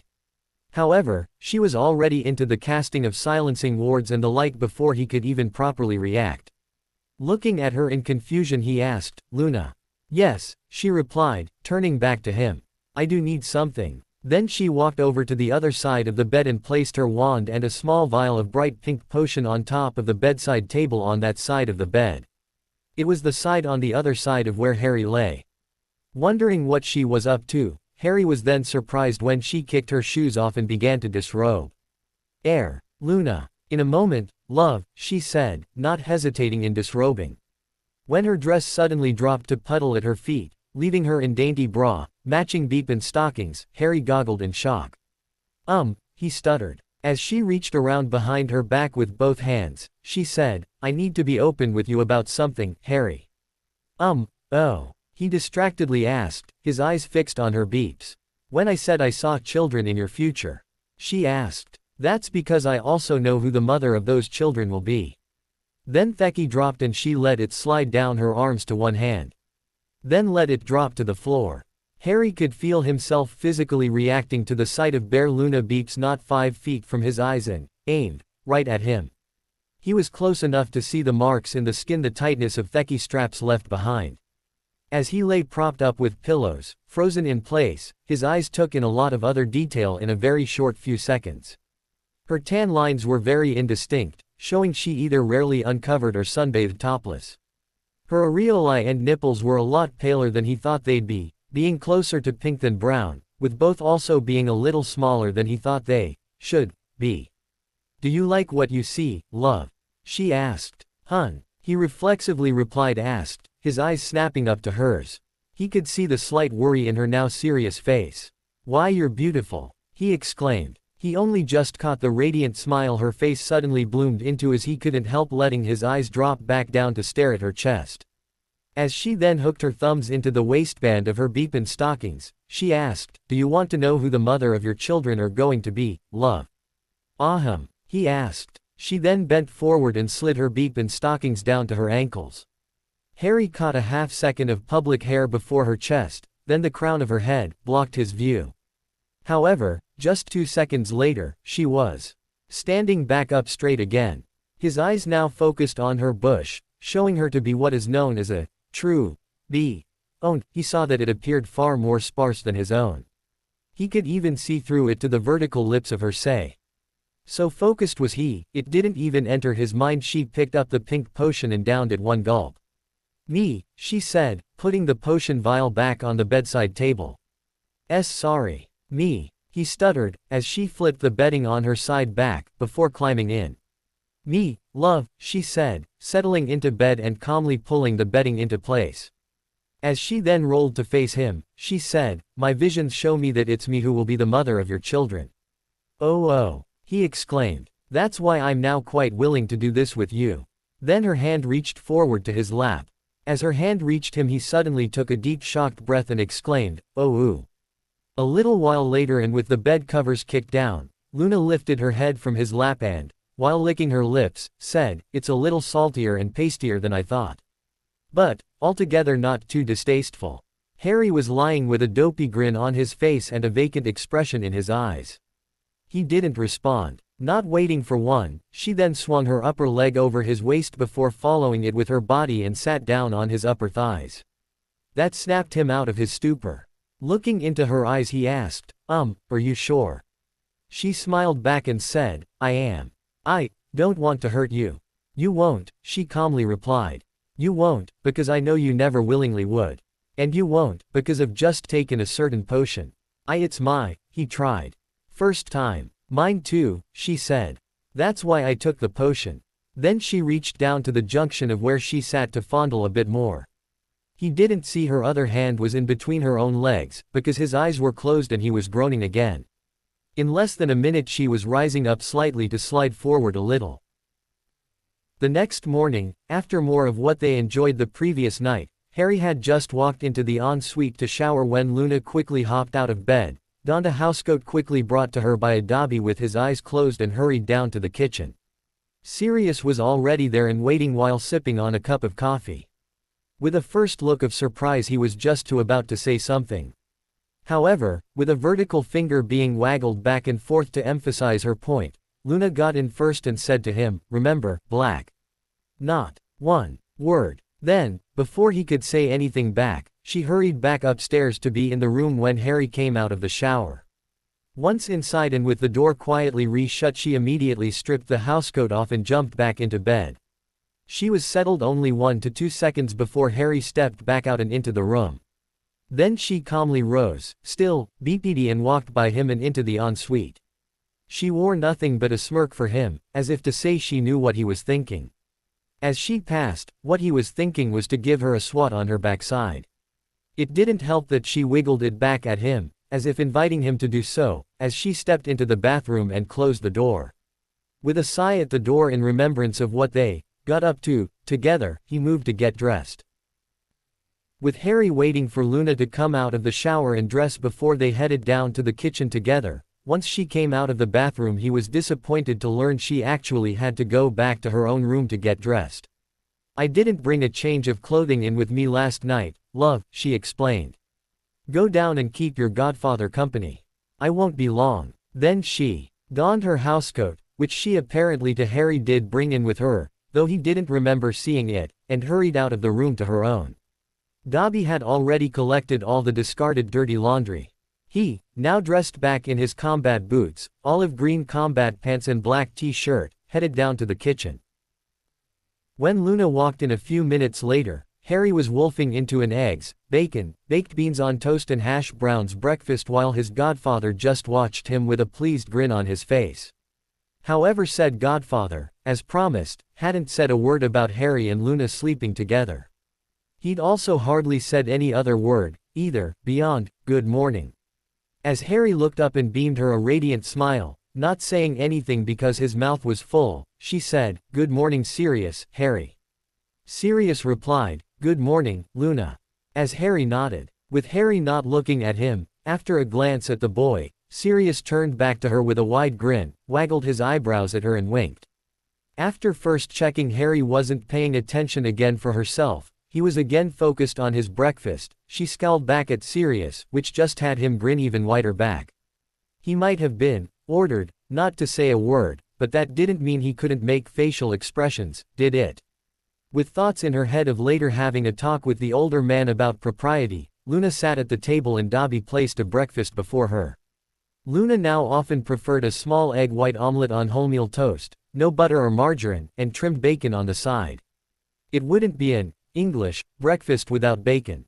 And she also had both a glass of fresh unsweetened orange juice, which she preferred to pumpkin juice, and the makings for a cup of tea.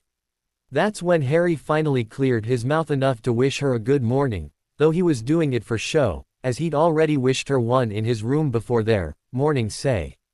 She was barely halfway through her breakfast when, near simultaneously, Harry finished the food part of his breakfast and moved to his tea, and the owl from the Daily Prophet showed up. Harry, quicker in his reflexes, managed to snag the Prophet before his godfather could. Opening it out, he ignored everything bar the headlines, looking for the two stories from Skeeter. However, they were the second and third articles, the ones on the front page directly below the lead, anyway. As he quickly read through them, especially the third, which covered the interview, his slight expression of worry just as quickly changed to one with a wide and pleased grin. Then he simply closed and folded the news parchment up before sliding it down the length of the table to his godfather. Luna, sitting to Harry's side and eating, just watched it slide by. After Sirius quickly unfolded it, he found the articles right away. Then moved on to the article that covered the attack in the alley on Harry as he stepped out of the bank. Both, of course, were written by Skeeter. There was even a wizarding photo of Harry, from activating the Karakesh, which, thankfully, did not show up in the photograph, to when he dropped Moody, before jumping back to the start and repeating. All up, that only took about 10 seconds. Harry was standing there, appearing quite calm and relaxed until he started to move after deactivating the Karakesh. Then even the photo looked like it blurred him before returning to a stationary Harry after stunning an off-picture Moody. "That looks awesome," declared Sirius, staring at the photo. Harry just smiled and shrugged. That sort of battle was nothing compared to the crap he had to go through while fighting Jaffa. Try it with a dozen blasting staffs pointing at you and see what it looks like, he thought. Even with that added speed, I've still been clipped a couple times. It doesn't make you curse-proof. It was after those couple times, he was thankful for the Hajar al-Shifa he'd taken off Imhotep the first time he'd captured him, when he put him under the Imperius. After Sirius finished reading what he wanted of the Prophet, he slid it back to Harry to read while he waited on Luna. "I didn't see any article about you having to hand the reins of the Potter fortune over to the now infamous Hardwin Peverell, Sirius," said Harry. "Hedwig left with the letter late last night," replied Sirius. "Considering the distance between here and the Daily Prophet offices, it would have taken her about 20 minutes to fly there. Then they had to read it, figure out what they were going to do with the information within it, write and edit an article or two based on it, and only then would it be ready for inclusion to print. I deliberately sent it late enough it wouldn't get into today's edition. However, I'm quite confident it'll be in tomorrow's. I didn't want what I've included to take any impact away from your battle and interview with Skeeter." "Hun," said Harry. "Clever. Got any ideas for the next day's edition?" "Not yet," he smirked. Someone else who soon received his copy of that morning's edition of the Daily Prophet was Tom Riddle, aka Lord Voldemort, aka the Dark Lord, aka He Who Must Not Be Named, aka you know who. The copy was actually subscribed by one of his minions and faithfully immediately delivered to his hands. At the time, he was sitting on his throne within his throne room in his secret lair, otherwise known as Malfoy Manor, but more properly known as Black Manor, under a strong and often recast Fidelius charm. As he sat on his throne reading it, he was very interested in what had happened in the alley the previous morning.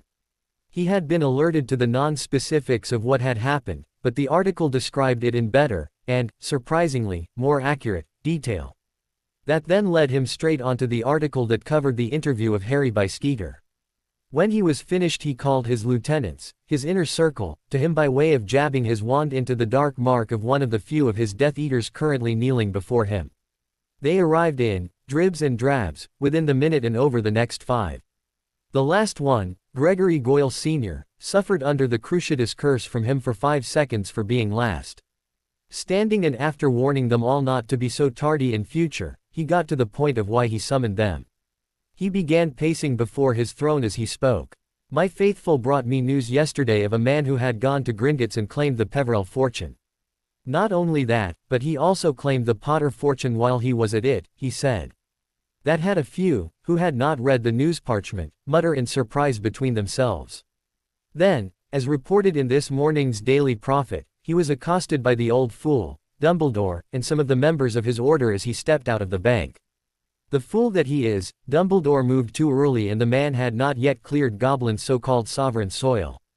And Dumbledore, coward that he is, was not willing to allow the man to be attacked until he stepped off the steps of the bank. That gave the man a golden opportunity to use the situation to laugh at the old fool and his minions and bring to light a great many of Dumbledore's secrets of which even I, Lord Voldemort, was unaware. More murmurs of surprise and shock. This man later identified himself as Hardwin Peverell of the great, and infamous House of Peverell. He also identified himself as no fan of that meddling old fool, Dumbledore. He clearly does not worship the old man, as many other foolish wizards and witches do. As Voldemort allowed that to percolate through the brains of his faithful all kneeling before him, he then commanded, "It is my order that this Hardwin Peverell is not to be harmed. Instead, I want our spies in Diagon Alley, Nocturne Alley and even Godric's Hollow, where the Peverells were once reported to live, gathering information. I want more information on the man. Secondly, even while more information about him is being quickly sought, I want you all to be on the lookout for him. If you see him, I want him carefully approached. I want him willingly brought before me, not dragged unwillingly. I want to see if he is willing to join us. I believe it will go some way towards destroying the meddling old fool, Dumbledore, to learn that the once Potter fortune, together with the believed Peverell fortune, will be used against him. Remember, however, my first order for my faithful not to go anywhere near the Longbottom boy, remains in force. It takes precedence over the order to approach Peverell. If you would need to break the first to obey the second, then you are not to break the first." Giving that another moment to sink in, he snapped out, "Go. Go about your day-to-day lives so you may maintain your covers. However, you are to answer my call with greater alacrity in future." As the faithful rose and made their way out, Riddle returned to sitting on his throne, before returning to reading his news parchment. Once Luna had eaten her breakfast and finished her tea, she drunk her juice while eating her omelette. They gave it about half an hour for their food to settle before heading for the Leaky Cauldron. It was the smartest way to get via Flow and into the Muggle world. Like Harry, Luna had already dressed Muggle. It was a similar outfit to what she wore when she came down to the south coast to pick him up: dress, cardigan, sheer stockings and mid-heel shoes. She was also carrying her ever-present clutch purse. She actually looked far better dressed than he did. Stepping out of the Flow in the Leaky Cauldron, the two did not hang about in the dingy pub. They directly went to the front door and stepped out onto Charing Cross Road. A busy road, they only needed to walk down about 100 yards before they came to one of the many cab rank pick-up and drop-off points. And, lo and behold, a vacant cab was idling away, waiting for a fare. Hopping in, before Harry had a chance to give a destination and before the cabbie could even ask, "Where to, Gov?" Luna said, "Harrod's department store, please." "No worries, love," said the cabbie, already moving to pull out into traffic as soon as he had the gap to do so. Another to receive their copy of the Daily Prophet that morning, but much later than at the Black Townhouse or the hidden Malfoy Manor, was Dumbledore. His was delivered in the Great Hall of Hogwarts as the male owls streamed in through the high and disguised owl windows in the rafters. Having already finished his breakfast and while sipping on a cup of tea while he listened to the chatter going on around him, The old man quickly had the owl delivering his copy of the prophet, the only item of mail he permitted, delivered to him in the great hall, magically divested of its load and sent on its way. Setting his cup and saucer aside, he flicked the news parchment open so he could read the front page. With a start of shock he could see that two of the main three articles, the other article was on an attack on a half-blood's home 2 nights ago and where a wizard and his witch wife were murdered, was concerning the Peverell man. However, the first of the two covered in great detail how he, Albus Dumbledore, was thoroughly embarrassed by the man before the man then handily trounced him in a magical battle. Dumbledore scowled at his news parchment as he read. He was not a happy breakfaster. The news parchment article even covered how the Peverell man had told one and all about his, Dumbledore's, involvement with Gellert back at the turn of the century. 20 minutes later, due to heavier than normal traffic, the cab was approaching another cab rank and pulled in. Harry already had a £20 note out and was offering it to the cabbie as he turned around to tell them the charge. A quick exchange of cash and the two magicals were out and running inside the store. Before Harry even had a chance to really look around, Luna had already slipped her right hand into his left elbow and was marching him towards where he could see the escalators over the many racks of perfumes and such that were just inside the doors of the store. "In a hurry, love?" he asked, turning a smirk on her.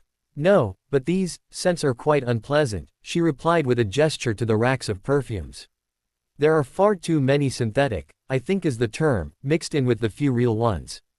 I don't like them." Harry nodded, understanding. The powerful intermingled perfumes were a bit much for him, too. It annoyed him that most department stores also put their perfume ranges right at the main doors of their stores. Once on the escalator, Luna firmly said, "Menswear first. We also have to get your proper muggle sizes for everything, while we do so." Harry just physically and verbally nodded, still looking around at everything as he followed her. Dumbledore hadn't long returned to his office when his flow woomed and chimed to let him know he had a flow call.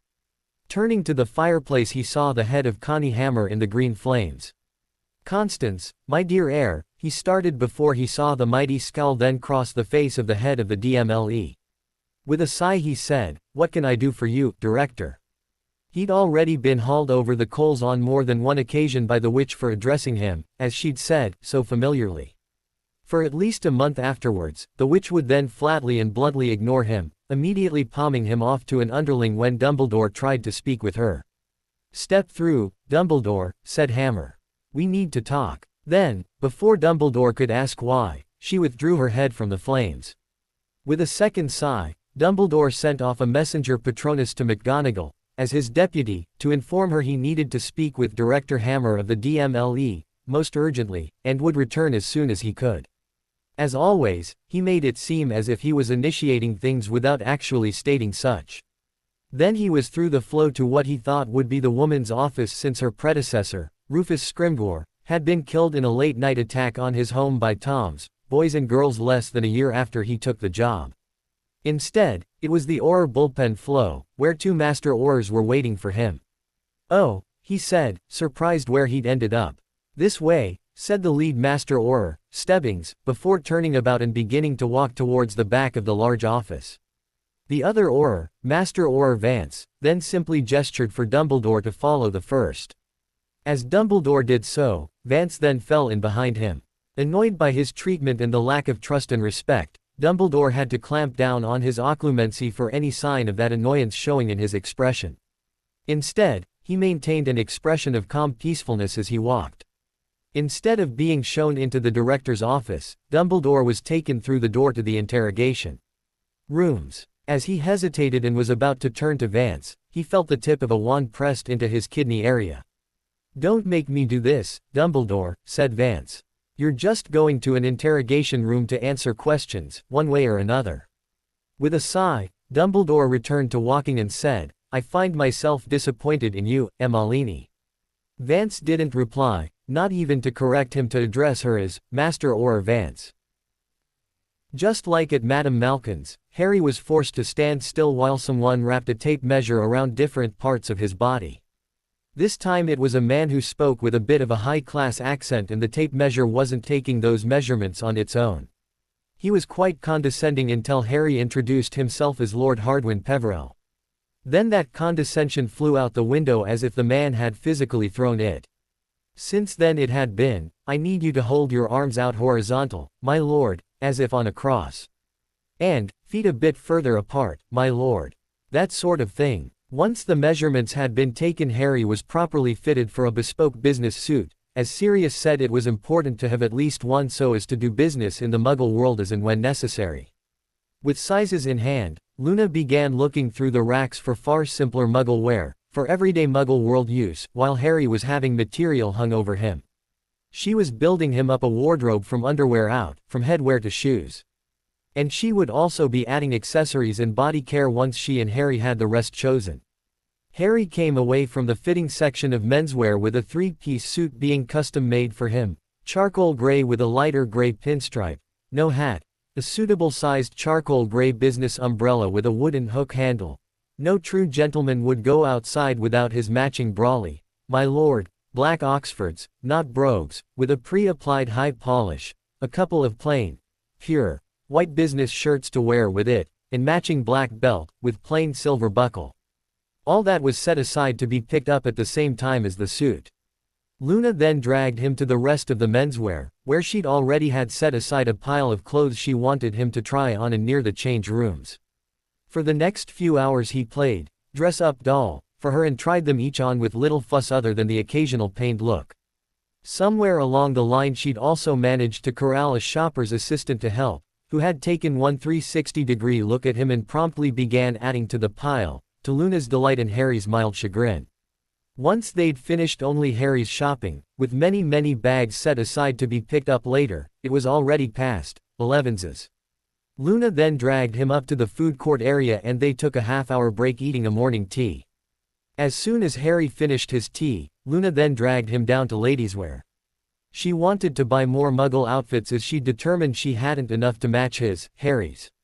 This time Luna played dress-up doll for Harry, but had a lot more fun doing it than Harry did for her. After picking out a good dozen outfits from a lady's business suit down to jeans and plain blouses, plus, to Harry's delight, say why underwear, they were done. A quick trip back to the menswear section and they were picking everything up there, minus the still-to-be-made suit and its accessories.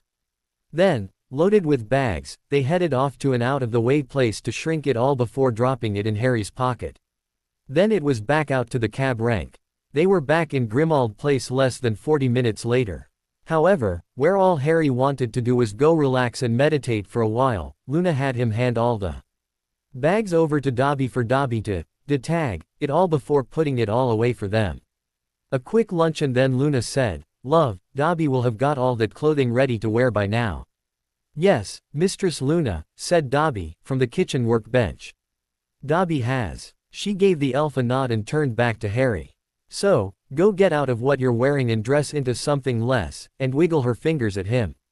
Combattee, he asked, amused. "You know what I mean," she grinned back.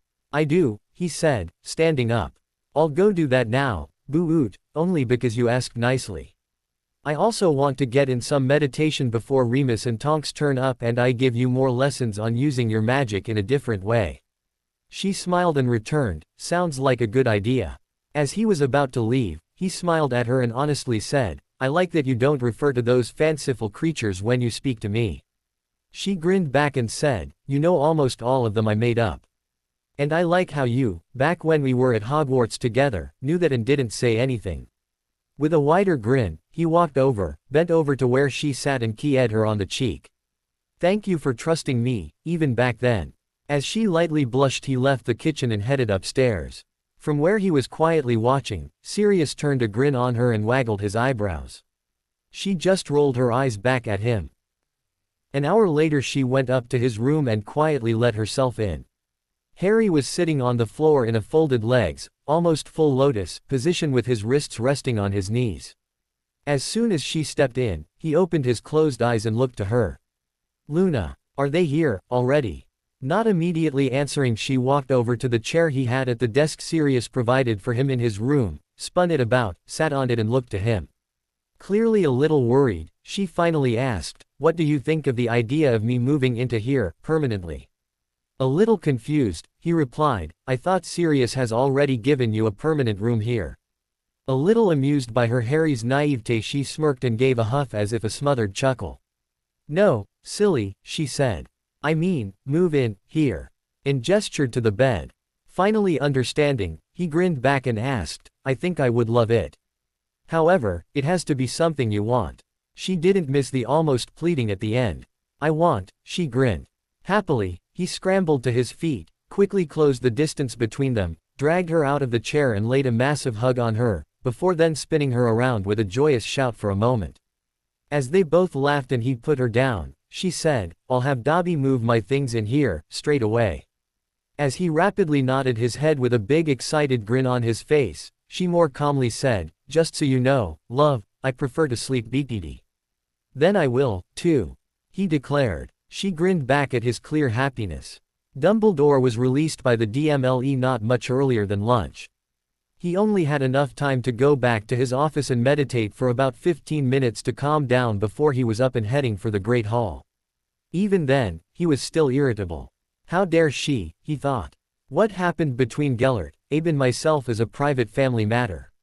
She had no right to ask about that. He knew that was not true, as he did cast a couple of killing curses. However, they weren't illegal, back then.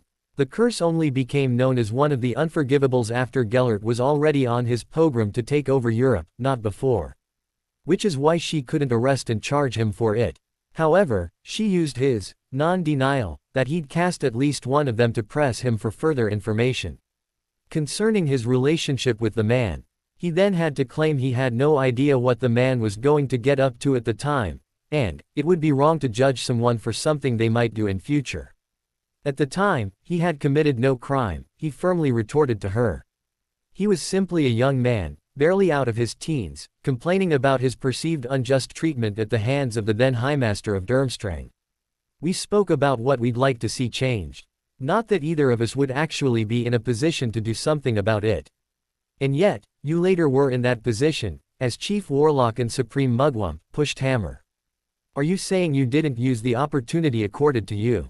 With a huff and with a certain finality, he replied, all I have ever done is for the benefit and betterment of the magical world. According to whom? She shot back. He refused to answer, claiming the question to be a nonsense. When she then pushed into his relationship with Grindelwald, he flatly refused to answer by claiming his relationship with anyone, so long as it wasn't otherwise a breach of law, was private and she was being rude by even asking. Doesn't matter, she said, sitting back and smirking at him. You've confirmed it enough for me. After giving that a moment to sink in, she said, frankly, I don't give a hex what lifts your wand for you. What I do care about, Mr. Dumbledore, is the following points. 1. As a homos UAL male and head of house, even if it is for the minor house of Dumbledore, you were required to hand over headship of your house to your brother, and you didn't do that. 2. Back in the first half of the century you had a pre-existing close relationship with the then ICW declared Dark Lord, Grindelwald, and didn't disclose it. 3. You've since then been the supposed magical guardian of 2 young underaged males, one of which was Harry Potter, and you were required to disclose your sexuality when you applied for the position of magical guardian in both cases. And 4. You were required, also by law, to disclose the fact you're a homos UAL when you applied for the position of headmaster of Hogwarts School of Witchcraft and Wizardry. Other than disclosing the pre-existing relationship with Grindelwald, that's 4 blatant breaches of the law, right there. As such, I so far have sufficient evidence to fully investigate. If my investigation into this matter proves my case or cases, you're going before the Wizengamot to be trialed. Before she released him, she charged him with magical assault, 9 cases based on how many people he had with him and who also cast stunners, when he attacked Lord Peverell, in the alley outside Gringotts. All she was waiting for was to find the Peverell man and get him to lay a formal complaint, before she could then take the matter before the Wizengamot. In the meantime, she said, if I hear of one more case where you've been involved in assaulting anyone except someone wearing full Death Eater regalia or as you know who himself, your ass is going into one of my holding cells and remaining there until you're very soon to be held there after trial. You'll have proven yourself to be an ongoing threat and likely to re-offend, which is all I need to hold someone beyond the limit of 72 hours. Stop attacking people. Oh. And, from this moment forth, she said, I'm having any organization that has not properly registered with the ministry proscribed as an illegal organization. Lord Peverell, if Skeeter isn't up to her old tricks, is right that your silly little order is an illegal vigilante organization. From now on, if any of them are spotted at the scene of a Death Eater attack and had no legitimate reason to be there, they'll be arrested and charged. You can't do that, Dumbledore exclaimed, finally having been pushed too far. People of our society have the freedom to go wherever they want. Hippogriff shit, she snapped back. They've never had that freedom. And you, from at least your time as Chief Warlock, are fully aware of that. That and others were the reasons the old man returned to the castle in a right royal snit. How was he to keep the Longbottom boy in line if he couldn't take him to scenes of Death Eater attacks and witness Death Eaters, including Tom himself, being driven off? Oh, yes. He already knew why Tom was immediately withdrawing and ordering his boys and girls to do the same when young Neville turned up. He had, after all, made sure his then pet seer, Trelawney, knew the full prophecy. Prophetesses, those seers who gave prophecies, never remembered the prophecies they gave. However, Dumbledore made sure Trelawney was shown his memory of her giving the prophecy, on the chance it would have the woman kidnapped and brought to Tom. It worked. She was, on both counts. He also made sure she knew that, as long as Tom or any of his minions, his hands, didn't mark the boy, the prophecy wouldn't actually come to pass. And further made sure she knew that, if Tom or one of his minions did mark the boy, then Tom would surely die. That, too, seemed to work, as each time after that when Neville turned up anywhere, Tom and his forces immediately withdrew. Oh, yes, Dumbledore was also pleased with how he'd engineered things to allow the Order to turn up at most attacks within minutes of them occurring. He'd first used an alchemical-based combined loyalty compulsion potion to create a Death Eater who would replace Snape and report to him. Then did the same with another wizard who would then work the permanent night shift in the magical detection grid set up within the Ministry of Magic to detect underage magic and locate its source. That second person would, each night, alter what it detected to be a certain set of spells Dumbledore wanted detected, including the Unforgivables, the Dark Mark Cloud and ward-breaking charms used by the Death Eaters when they attacked a warded home. For them to contact him he used the idea he'd once suggested to the Granger girl to use within the DA and used himself with the Order medallions, a protean-based charm linking coins that could be used to surreptitiously send instant short messages over long distances. With a slight modification, his spy would send a short message letting him know an attack was imminent, and he'd call in the Order. Then his monitor spy within the Magic Detection Office within the Department of Magical Accidents and Catastrophes, after also being alerted an attack was imminent, would watch for any of the spells on the list to be cast and, once detected, immediately send via their own protean charmed galleon the location to Dumbledore. For those homes that were warded, Dumbledore, together with a side-along apparated Longbottom and those Order members who could attend, would often be there before the Death Eaters could finish getting through the wards. For unwarded homes, such as those of the Muggleborns, they'd usually be alerted once one of the Unforgivables, especially the Cruciatus Curse, was cast. Yes, a few people died. However, Trelawney's sacrifice ended up, to date, saving hundreds of lives. In Dumbledore's mind, from a strategic point of view it was well worth it. And he, Dumbledore, was willing to weather the resultant guilt of her death on his own shoulders. It was, after all, for the greater good. And he needed the time to have the boy properly trained and conditioned to meet his own destiny. He just wished people would stop doubting him and let him do what he knew needed to be done when he decided it needed doing.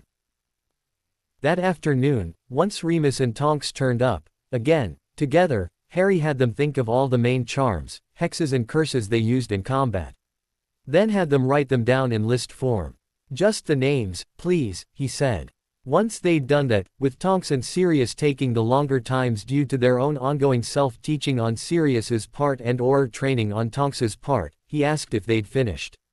Actually, it doesn't matter if you've listed them all, just yet, he corrected himself. Just as many of the ones you're likely to use as possible. When they nodded back he said, now, I want you to think of each one and see if you can think of a one-syllable word you'd use in place of the incantation you already use. And write down next to each spell on your list what that word would be. But, remember, you can't use the same word twice. While also doing that, try to not use a word that ends in a soft sound, such as shish, or ssss, or ffff, or a w, unless it's for a charm that you have to continue to pump magic into, such as a summoning charm.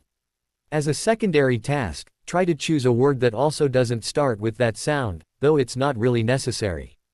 Air, said Tonks. Any examples? He nodded and said, shoot, starts with a soft sound, but is still alright to use.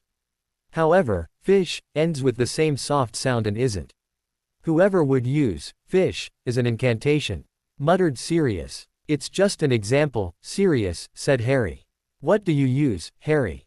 Asked Remus. Harry thought for a moment before he replied, for the Expelliarmus, 5 syllables, there, I used to use pull. However, the double L's make it a soft finish. So, I switched it to yank. Yank starts somewhat soft with the U sound, but ends with a hard K. However, I use come for the Accio, 3 syllables, summoning charm, which has a soft sound to finish, but that charm requires the continued pumping of magic until the summoned item reaches you, anyway, so it's neither here nor there. Further, the 2 new incantations, yank and come, can be linked when you want to rip something out of someone's hand and immediately summon it to yourself so they can't get it again, such as their wand, yank come. All of them immediately wrote that down. Remember, he warned, that's what I use. You might find, and are welcome to, find better words to use. How about I tell you each of what we use and you tell me what word you use, Harry? Asked Tonks. There's no need to reinvent the wheel, is there? Harry gave a shrug and replied, why not? Still, you're free to pick a word that better suits the way you think if my choice doesn't suit you. She nodded and said, Expelliarmus is yank, right? Yep, he replied. And Accio is come, stupefy, stun. I know it starts with the sibilant, SSS, and finishes with the soft, NNN, but I came up with that one before I set my personal rules for what should and should not be used for sounds in words. What would you otherwise use? Asked Sirius. Harry gave a slight shrug and said, probably something along the lines of out, for out cold, or stub, to give it a hard end, something like that.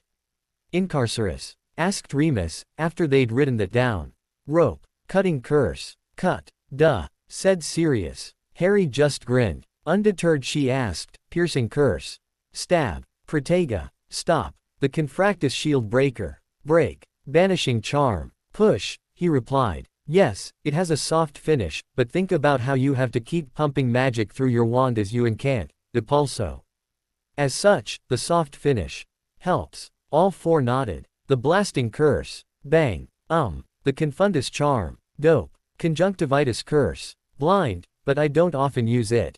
Hurling hex, chuck, stinging hex, stig, for sting, flagranti curse, burn, soft finish, I know, but needed to continue the flames going.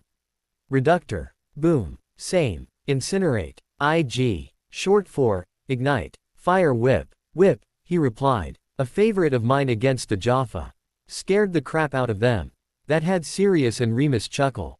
Try these ones, said Tonks. Silencing charm, zip, he happily replied. Zip, asked Remus. As in, zip it shut, fool, I'm talking, he replied. That earned him a quick few laughs. Petrifier, asked Tonks, still continuing.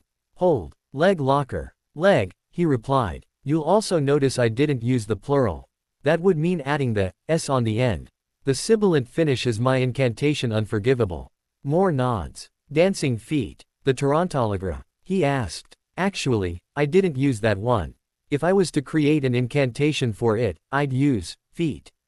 That's not otherwise used. The gouging charm. Ooh, going a little dark there, Miss Tonks, he said. Used it, but not in combat. I used it to dig deep holes in dirt and rock, not against another person. Think of one. Gouge, she asked. Possible, he replied. But, while it's 1 syllable, it requires a long one and has the soft, j, sound at the end. Dig, said Remus, firmly. After all, that's what it's supposed to be used for, right?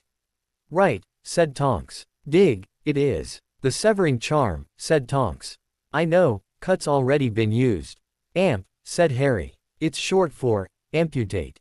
Freezing charm. Never used it. And freeze has both a soft start and finish.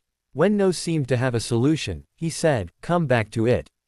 Remember, you can also use words that actually don't really exist, or you can use another to represent what you want it to mean. Knockback jinx. Ah, he said. A prime example of what I just meant.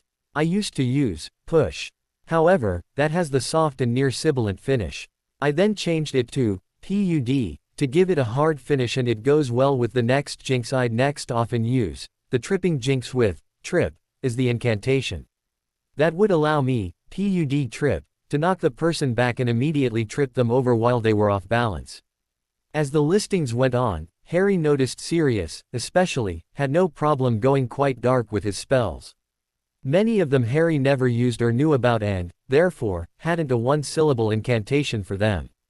However, Tonks looked almost horrified at what Sirius was willing to use.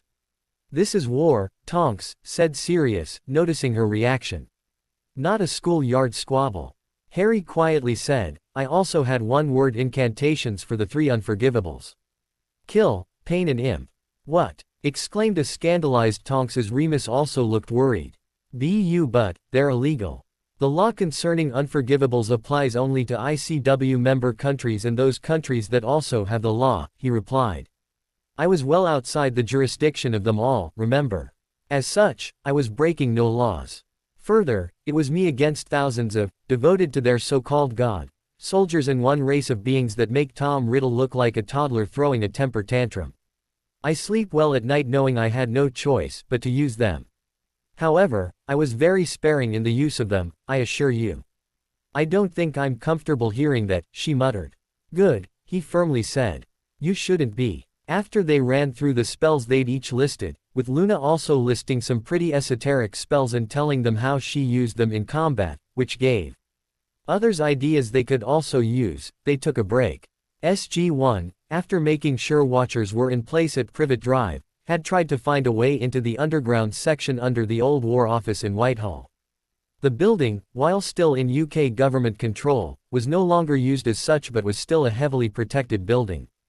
As soon as the team had managed to get into the basement of the building to try and find a way to go deeper, Potter had informed them he'd estimated he'd been at least 100 feet below ground. They couldn't find anywhere that would lead them deeper. Even with Mr. Steed apparently greasing the wheels for them to gain access to the records of the building and its history, they couldn't find what they were looking for. I think he must have lied, sighed Jack, himself going over the plans. I don't, replied Daniel. Why not? Asked Jack. Look at the underground infrastructure, said Daniel, sliding the engineering plans over. Underground electricity cabling, telephone cabling, freshwater pipes, sewerage pipes, the underground rail network. The rest of the city, as you'd expect, is interlaid with it all. However, under the old War Office building, Jack, looking for himself between the 5 different systems on the overlaid maps, saw what Daniel had spotted. I see. The only other places where they are also lacking is the palace and a couple of places that are clearly protected, said Daniel. Then he pointed to a spot off Charing Cross Road, just down from the Tottenham Court Road Underground station, and said, and, here's another. It's in a spot in the road network that doesn't make much sense. He had no idea he was pointing at the site of Diagon Alley and Gringotts Bank. No underground infrastructure, whatsoever, is laid under the ground here. It's a complete blank. Sam, looking over Jack's shoulder, said, I can understand the one under Whitehall. There's very likely a lot of UK military secrets under there and the civilian cablers and engineers had been told it's a no-go area. However, that second one, there's no reason for that. Well, said Jack, while we wait for permission to get under Whitehall, let's go check this second site out and see if there's a correlation between the two later. That had the team have something to do. Though he showed no outward signs of it, Steed was a little worried about the thinking outside the box leaps of logic the archaeologist was displaying. BSIS knew he was brilliant, just not this brilliant.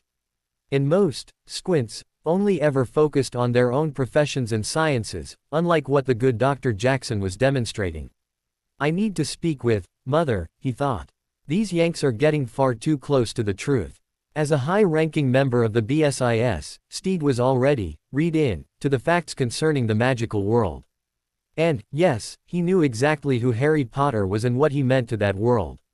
Also, it was a secret known only to a very small select few that Sir John, and the leader of the world's insurrectionist movement were related. They were cousins through his father's side and even looked somewhat alike. Then there was Mother, a squib whose twin brother was the current professor of potions at their school, and Father, who was a maternal cousin of both Potter and, especially, his now deceased aunt, for whom she was a near spitting image. 1. After the seriousness of the short discussion on Harry using the unforgivables, Sirius and Remus were having fun trying to think of appropriate one-syllable incantations for other spells. "What about apparition, pup?" asked Sirius. "Surely you took a great risk teaching yourself that." Harry nodded and explained, "I actually had an accidental magic event around apparition when I was 7 at the local primary school in Little Whinging. I remembered what that felt like. Then, during the tournament, at Hogwarts I once sat in on that Professor Tofty bloke from the ministry teaching the 7th years how to apparate. I was under my invisibility cloak, at the time. I thought about everything he said, put it together with what I remembered of the feeling and, in my mind, used the incantation, be there. With that twist on the word, there. Even then I didn't try until the first time I came up against the first scouting patrol of Jaffa, led by their Goa'uld master. They had me encircled and one was about to fire his blasting staff at me. I looked at the nearest hill, the one I sat upon the top of on my first night, and just did it, with the thought I need to be there. It worked. And I've never even come close to splinching." "Wow," said Tonks. "That's impressive." Remus asked, "Just be there?" "Yes," he nodded. "But with, as Tofty said, first using deliberation and destination in my mind on the be, and determination to be there on the there. As I twisted, it works." Once Harry was ready, he had the 4 of them troop down to the dueling room. There, he started with Luna first on how to switch from using the incantations they were taught to using the one-syllable incantation method he'd invented. He understood she already had greater trust in him than the others, including Sirius. Standing at the opposite end from her, he loosely held his wand in his hand, so that everyone gets comfortable with this, and, more importantly, you develop an acceptance in your heart that this is possible. We'll start with something easy and non-dangerous. We'll start with my old favorite, the Expelliarmus charm. Firstly, Luna, I want you to use that charm against me with the supposedly proper wand gestures and incantation. I need you to have a fresh memory of how the magic feels as you successfully cast the charm." He then hesitated to ensure she understood and then said, "Go for it." With a nod, Luna developed a concentrated expression and cast, Expelliarmus. Harry's wand was immediately yanked out of his hand and flew off to the side a little, not quite back at her. "Good," he said, wandlessly and silently summoning it back to his hand. Again she successfully cast and again his wand went flying out of his hand. "Excellent," and wandlessly summoned it back again. Now, while only thinking of the incantation, Expelliarmus, verbally give the incantation, yank. Remember the feel of your magic for that charm. And keep the same wand gestures, for now. She gave a single nod, thought hard and slowly incanted, yank. Harry was surprised when it worked first time for her. His wand was yanked out his hand and went flying. She happily grinned at him. "Bravo," he laughed. "Now, we're going to take our time and slowly stop thinking Expelliarmus, and eventually only think, yank. Try again." Utterly surprising him, though he was having trouble not saying so, he congratulated her when she got it done after the 7th or 8th attempt. "All right," he called. "The rest of you have been paying attention, I hope. Step in here. It'll be Sirius against Luna and Tonks against Remus. This way, I know your intent is in no way going to allow you to harm your opponent. As such, your magic will not accidentally do that." Once he had the 4 inside the warded area with him, facing off against each other as he said, he again instructed on how to do it. This time it was mainly to Sirius and Tonks. Then he helped Remus, who he knew would have the most difficulty, as his mind was like Hermione's and would rebel against wanting to go against known facts. He did, but unlike Hermione would, he got past it quicker. By the end of the first session he had them practically at silent and point casting. However, other than Luna, the other three still needed to quietly mutter the incantation. At least it was the one-syllable new one, though. Once it was getting on to dinner time, he called a halt and said, "Same time tomorrow, folks. No rest for the wicked, I'm afraid." Relaxing with a sigh, Remus looked to Harry, smirked and said, "You make a very good teacher, Harry." "Bloody brilliant," declared Sirius. Harry smiled back at Remus and said, "I used the same method you used when you taught us the ridiculous charm against the boggart, remember?" "Yes, but I was only teaching one at a time for that," he replied. "You were teaching all four of us together and spotting problems developing, and countering them, before they became an issue."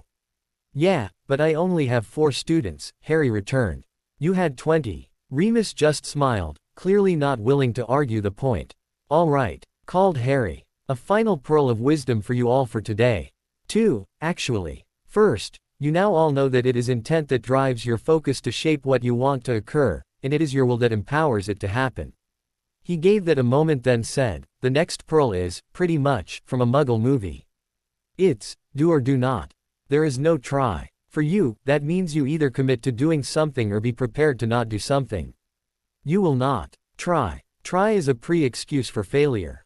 When you say, 'I will try,' you are silently adding to that in your mind, 'but I expect to fail.' As such, the word, try, is banned from your vocabularies when applied to yourselves while being taught this way to use magic." "Got me." 4 voices immediately replied either, "Yes, Harry," or, in Tonks's case, she snapped out, "Yes, sir." Realizing what she'd done, she blushed. "Sorry." Auror training kicked in. Harry chuckled. "At least I know I have a command voice that has people with military or police training automatically react to it." After dinner, Remus and Tonks left again almost immediately afterwards. Tonks was currently on early morning shifts. And Sirius, Harry and Luna settled down with a good book each. It was about 10 minutes after Remus and Tonks left that Luna, quite nonchalantly, said to Sirius, "Just so you know, I've moved into Harry's room." "Oh?" asked Sirius, as Harry blushed. "And into what room has Harry moved into?" Flatly, Luna returned, "Very funny, Lord Black." Sirius grinned and said, "Make sure you use the protective charms and/or potions and be careful. Otherwise, I've no problem with it." It was almost a further 5 minutes before Harry, trying to get his blush under control, asked Luna, "Should I go and talk with your father?" She smiled at him and said, "That's sweet, love. But, for a start, Daddy's in Norway hunting snurcacks. He won't be back for about a month. Even so, I'm of age and a big girl now. I'm free to make my own decisions." "Still," he tried. "Still, nothing," she firmly said. "Down the road, it would be best if you do the traditional thing and go and ask him for my hand in marriage. That, at least, will have the stodgy old traditionalists of our society give their own nods of approval. However, that is some time off yet. Besides, I wish to speak with him before then to tell him he'll be saying yes to your request." "You'll tell him he'll be saying yes?" Harry tentatively asked, a little confused. "Of course," she firmly replied. "Daddy just wants me to be happy. If I tell him to tell you, yes, and it'll make me happy, then he knows it'll be safe to reply, yes, to your question." "That sounds oddly logical," he quietly said. "And not a little like the wrong thing to do." "It's the way it's done these days, Harry," said Sirius. "The traditionalists are satisfied the old ways are followed, while the new progressives are happy the prospective bride is in control of her own future. Everyone wins. Sometimes I just don't understand magical society," he sighed. With a wry smirk, Sirius said, "That's because, a lot of what is considered tradition, can beggar belief in its stupidity. I'm just happy that over the past century marriage contracts have been done away with," said Luna. "Not all of them," Luna corrected Sirius. "However, only the truly dark families still use them." "Such as the Blacks?" asked Harry. "Such as what the Blacks used to be like until I took up the lordship," he replied. "I won't allow them, and I'll be instructing my heirs that the House of Black, as a whole, will no longer deal with them." "There's not one," tried Harry. "For you," prompted Sirius. Looking back down at his book, he said, "There used to be. One of the first things I did when I became your regent was destroy it. It was, according to the Potter family bylaws, illegal. Your paternal grandfather, Fleement, made them illegal for a Potter almost immediately after he became the lord of your house. It's destroyed? Asked Harry. Definitely. Who is it with? Sirius looked up and replied, Ginevra Molly Weasley. Harry looked horrified for a few moments before he said, oh. I feel sick. It'll pass, said Sirius. Please tell me there's no more, Harry begged. There's no more, said Sirius. And, no, I'm not lying. After finding that one I spent a great deal of time searching for others. There were a lot of offers, especially after what happened on that Halloween, but Dumbledore had already refused them all even if he didn't have the right to do so. I merely signed off on them being rejected. The goblins hadn't destroyed them, because they knew Dumbledore couldn't legally reject them. The Weasley contract was what led me to officially announce House Weasley as official enemy of Houses Potter and Black after first telling Arthur I wouldn't do that based on Ronald's thievery and his handling of that situation. However, finding that contract was the last cast for me. I asked Arthur why he signed off on it on behalf of House Weasley, especially since his father was still alive at the time, and his only answer was because Dumbledore told him to. That wasn't good enough for me. Why, the hell, would Dumbledore do such a thing? It allowed him to pay for the Weasley children to attend Hogwarts out of the Potter accounts, replied Sirius. It was a condition of the contract that House Potter was to pay for all of your generation of Weasley children to attend Hogwarts. That's despicable. Yes, replied his godfather. After a kind word from me to Bones, Arthur was able to keep his job. However, William lost his at Gringotts and had to emigrate to find work. He went to France and Fleur's family hooked him up with a French curse-breaking company. Charlie's job at the Dragon Farm in Romania was fine, and the twins are making a respectable living through their WWW business in the alley.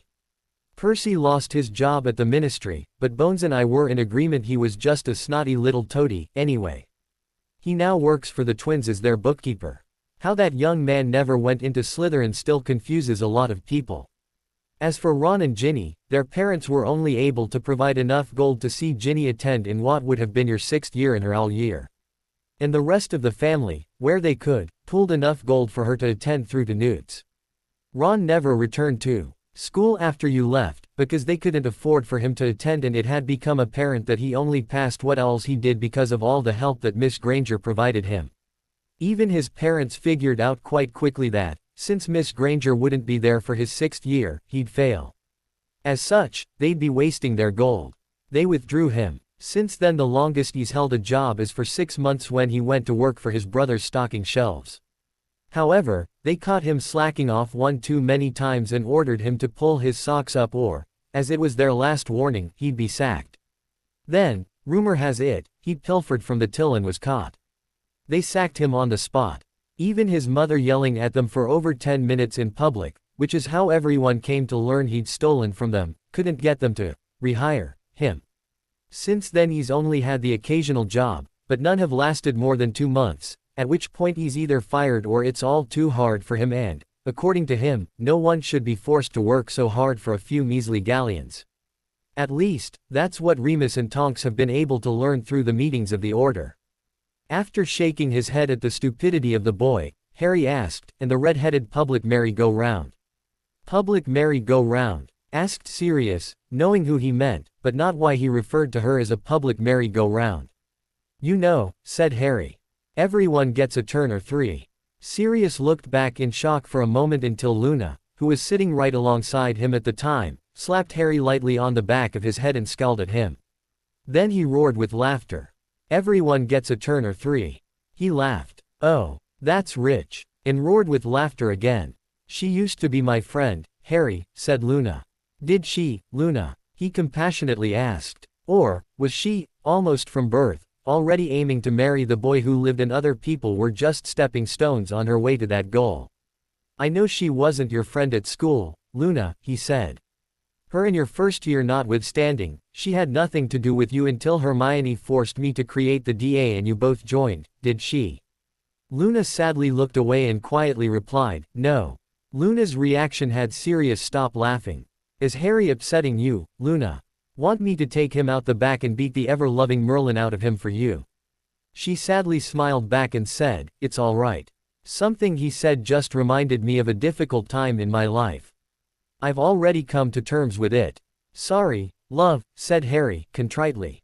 Looking back to Sirius he said, there was either a badly kept secret or a vicious rumor in my 4th year and into my 5th that, for the price of a couple of sickles a blow job was available, a galleon got you anal. The only thing I found out was you had to be in a certain broom closet at a certain time with your coins in your hand. I also found out it wasn't a bloke, as I first thought it was, when I found out you got to play with her tits so long as you were also getting one or the other of either a blow job or anal say. From the way they and other boys were carrying on, it wasn't until I was on Hadrian and had spent time sorting out my memories that I figured out it was Ginny. I figured out that, just from the way both Finnegan and Thomas would instantly shut up about it if Ron walked in, they were likely talking about someone it wasn't safe to mention in Ron's presence. Neville, however, seemed as oblivious about who it was as I was. That led me to reviewing other memories and, each time I heard it talked about, I remembered it was when Ron wasn't there. I also saw quite a few times when Ginny would look in some boy's direction, give him a nod and then hurry out through the portrait hole. That boy would follow less than a minute later. Then he'd come in about 5 minutes later with a dopey grin on his face and another boy would hurriedly leave, or she'd come back in and, sometimes, be still adjusting her clothing. The other girls also gave her the occasional filthy looks. Individually. I never saw it. Yet, through the accurate hindsight of occlumency, it became plain as day. Ginny was whoring herself out. He turned to Luna and said, sorry, Luna. She curled into his arm and just rapidly shook her head for a long second. Not your fault, she quietly said. I saw it happening. I didn't want to, but I did. There was nothing I could do for her because she pushed me away. After wrapping his arm around a cuddling Luna, he asked Sirius, so, what did Ginny do with her gift of a Newt's-level Hogwarts education? Sirius replied, well, she graduated around middle of her year. Nothing special, but not a failure like her youngest brother. I'd heard both her parents were trying to get her to accept a position at the ministry, but she seemed to believe herself too good for that. I guess that's what growing up as a child into your early teens, believing you're already locked into a destiny of being married to a very wealthy lord, does to you. She tried out for a couple of the professional Quidditch teams of the British and Irish Quidditch League and, I believe, one gave her a reserve position, the Tutshill Tornadoes, not far from her parents' place, and Luna's, in Ottery Street Catchpole. As far as I know she's still a reserve with them, Chaser. Daddy's favorite team, said Luna, sitting up a bit again. And I think Ginny's moving up into the starting lineup this year. That's good for her career, but a waste of a Hogwarts education. And Hermione, Harry sighed. My pseudo, pain in the bum, big sister. She's happy and well. She is, Sirius nodded. She's studying law, both magical and muggle, or, as it is called there, no-mage law. I'm even secretly helping by paying for that. Well, secretly from her parents, at any rate. And grinned. Good, sighed Harry again. Thank you. You're very welcome, Harry, he replied. She, at least, like Luna, stood by you simply because she liked you and wanted to be a true friend. One day, once Riddle and Dumbledore are dealt with, I'll have to let her know I'm still alive, said Harry. Pretty much the rest of magical Britain can go jump in the Black Lake, though. This time, once the time was getting on a bit, Luna walked up the stairs with him. And the two entered their room, together. As Harry undressed, readying for bed, so too did Luna.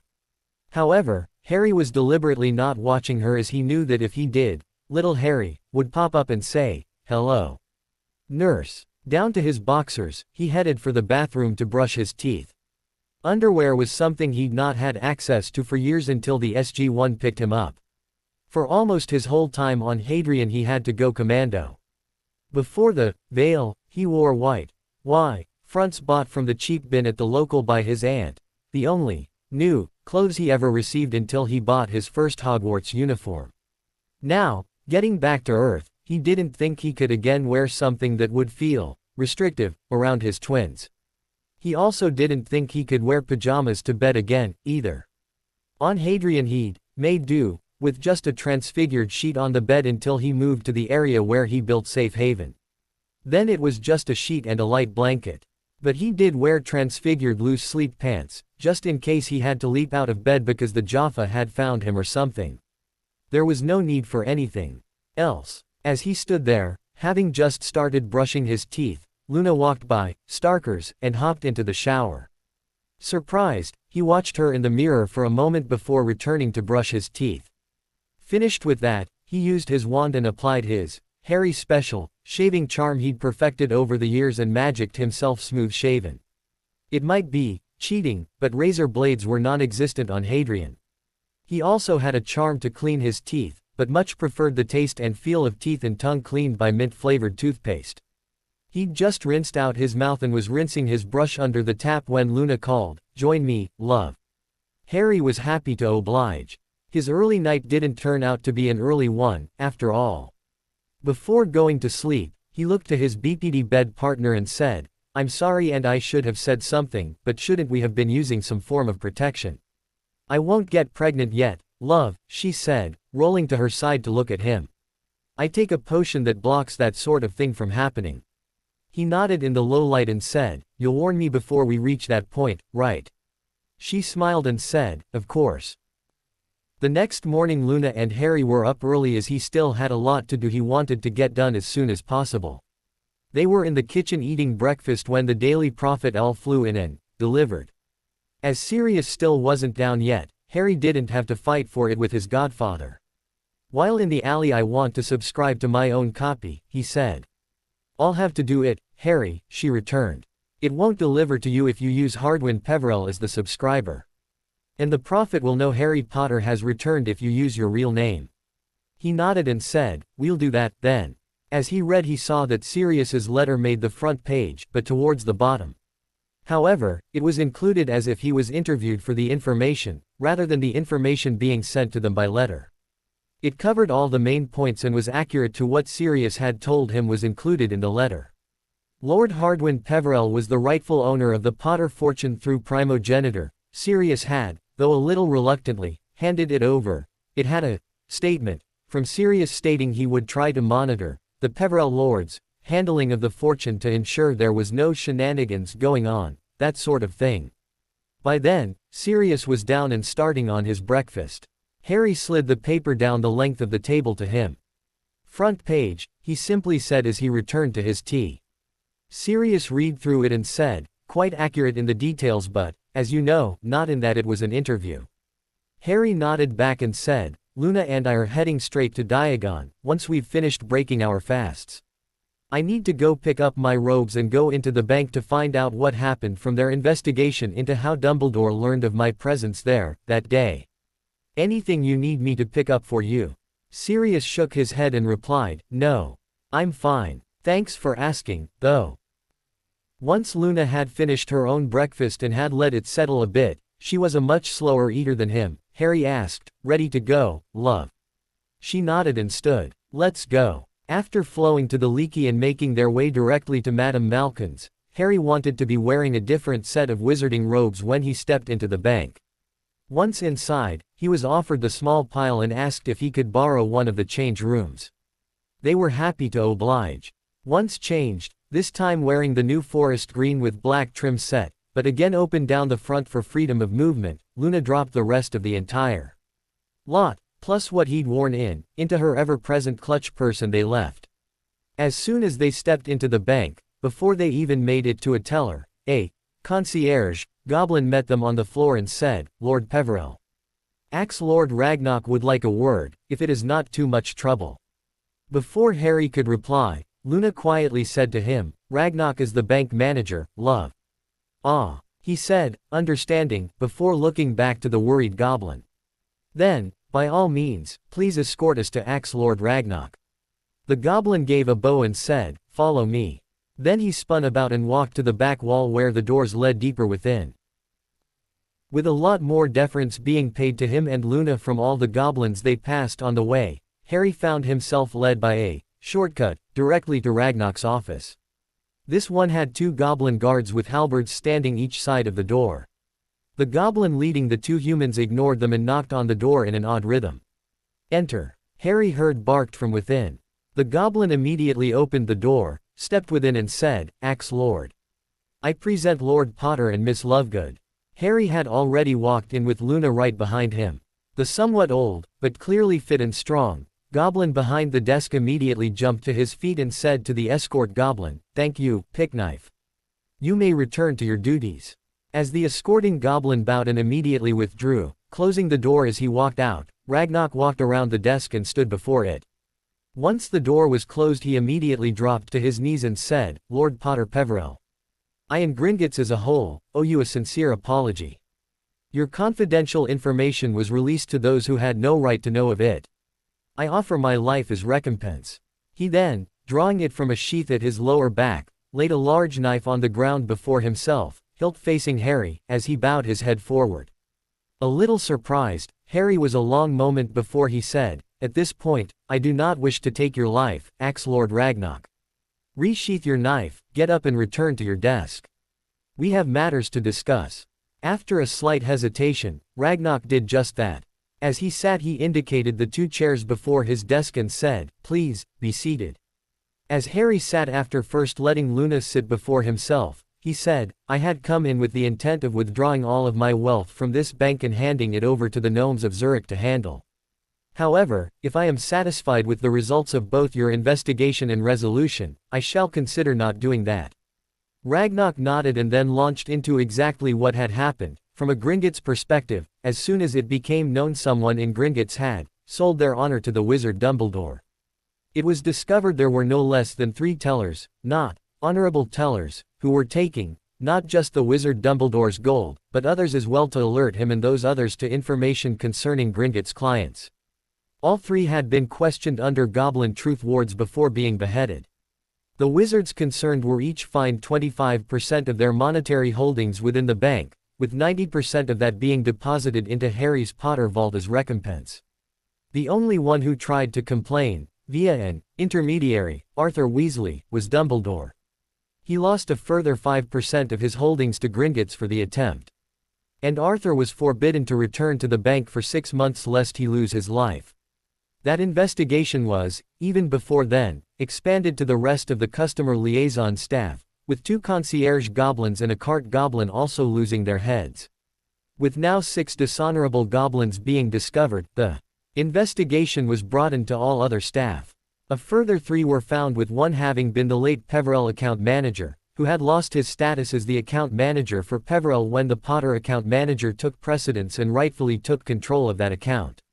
He'd let it be known that the, until then, unknown wizard in black was Lord Peverell, which is how Dumbledore determined who the wizard in black was. All of them also lost their heads.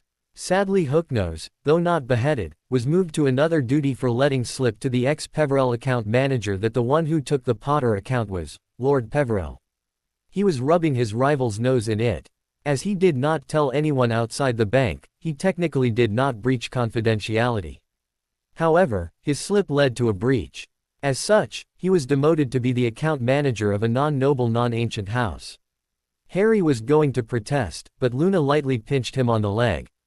When he turned to her, she slightly shook her head. That told him enough to not question it. She later told him it was the way of the goblins and Ragnarok would have been deeply offended if he'd said anything. Their new account manager would be Rocknasher, who was considered by Ragnarok to be both a go-getter and more modern in his approach. And Ragnarok assured him Rocknasher would do an outstanding job for the accounts.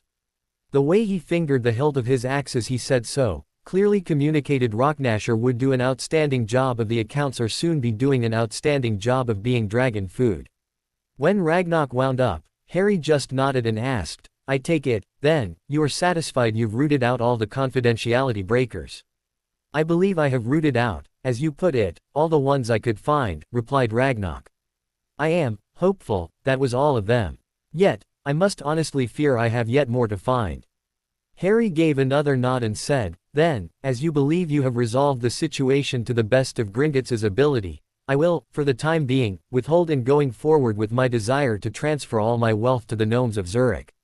As Ragnarok seemed to sag in relief, Harry continued, "As long as I continue to witness this desire made real of Gringotts to stop the atrocity of breaching client confidentiality, I will remain of the desire to have the goblins of Gringotts maintain physical control of my wealth."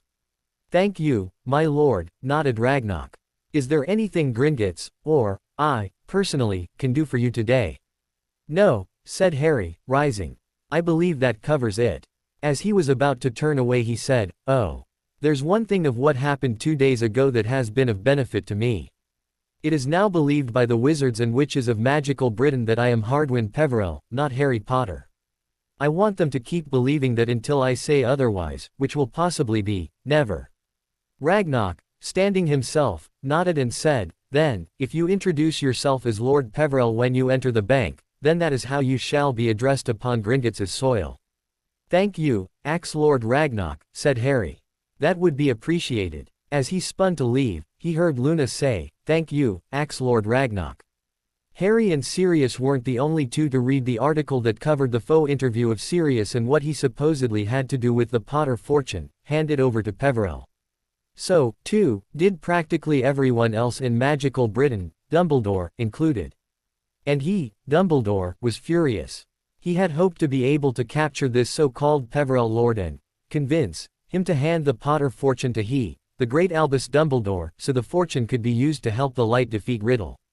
Once he'd managed to convince Horace Slughorn, with the help of young Neville, to return to teaching at the school, he again had a potions master he could trust to follow his lead. That Black, of all people, had been interviewed by the Daily Prophet and informed them the Peverell Lord was the rightful inheritor of the Potter fortune. Through primogeniture, of all things, it implied that, because of blood, inheritances were fixed as to where they should go. How was he, Albus Percival Wulfric Brian Dumbledore, supposed to be able to convince people that, if they died, they should leave their main bequeathments to be used to combating the dark? Therefore, to him, if people like Black came out and spoke about primogeniture, birthrights, it was incredibly frustrating. Through Black's words, people would now not question Peverell stealing the Potter fortune from him. Now, he had to do it the hard way. With the word primogeniture now being used, Dumbledore couldn't even appeal to the Wizengamot to undo this, as he saw it, injustice. Those stodgy old pure-blooded bastards would support both Peverell gaining the fortune and Black handing it over to him. Frustrating. It was while he was having a somewhat silent temper tantrum in his office, after quickly leaving breakfast after receiving and reading the front page of his copy of the Daily Prophet, that he received a flow call from one of his new spies in the alley. That spy alerted him to the Peverell Lord again going into Gringotts. Immediately summoning what members of the Order could near instantly attend, the old man had to wait until they could all arrive before he could leave.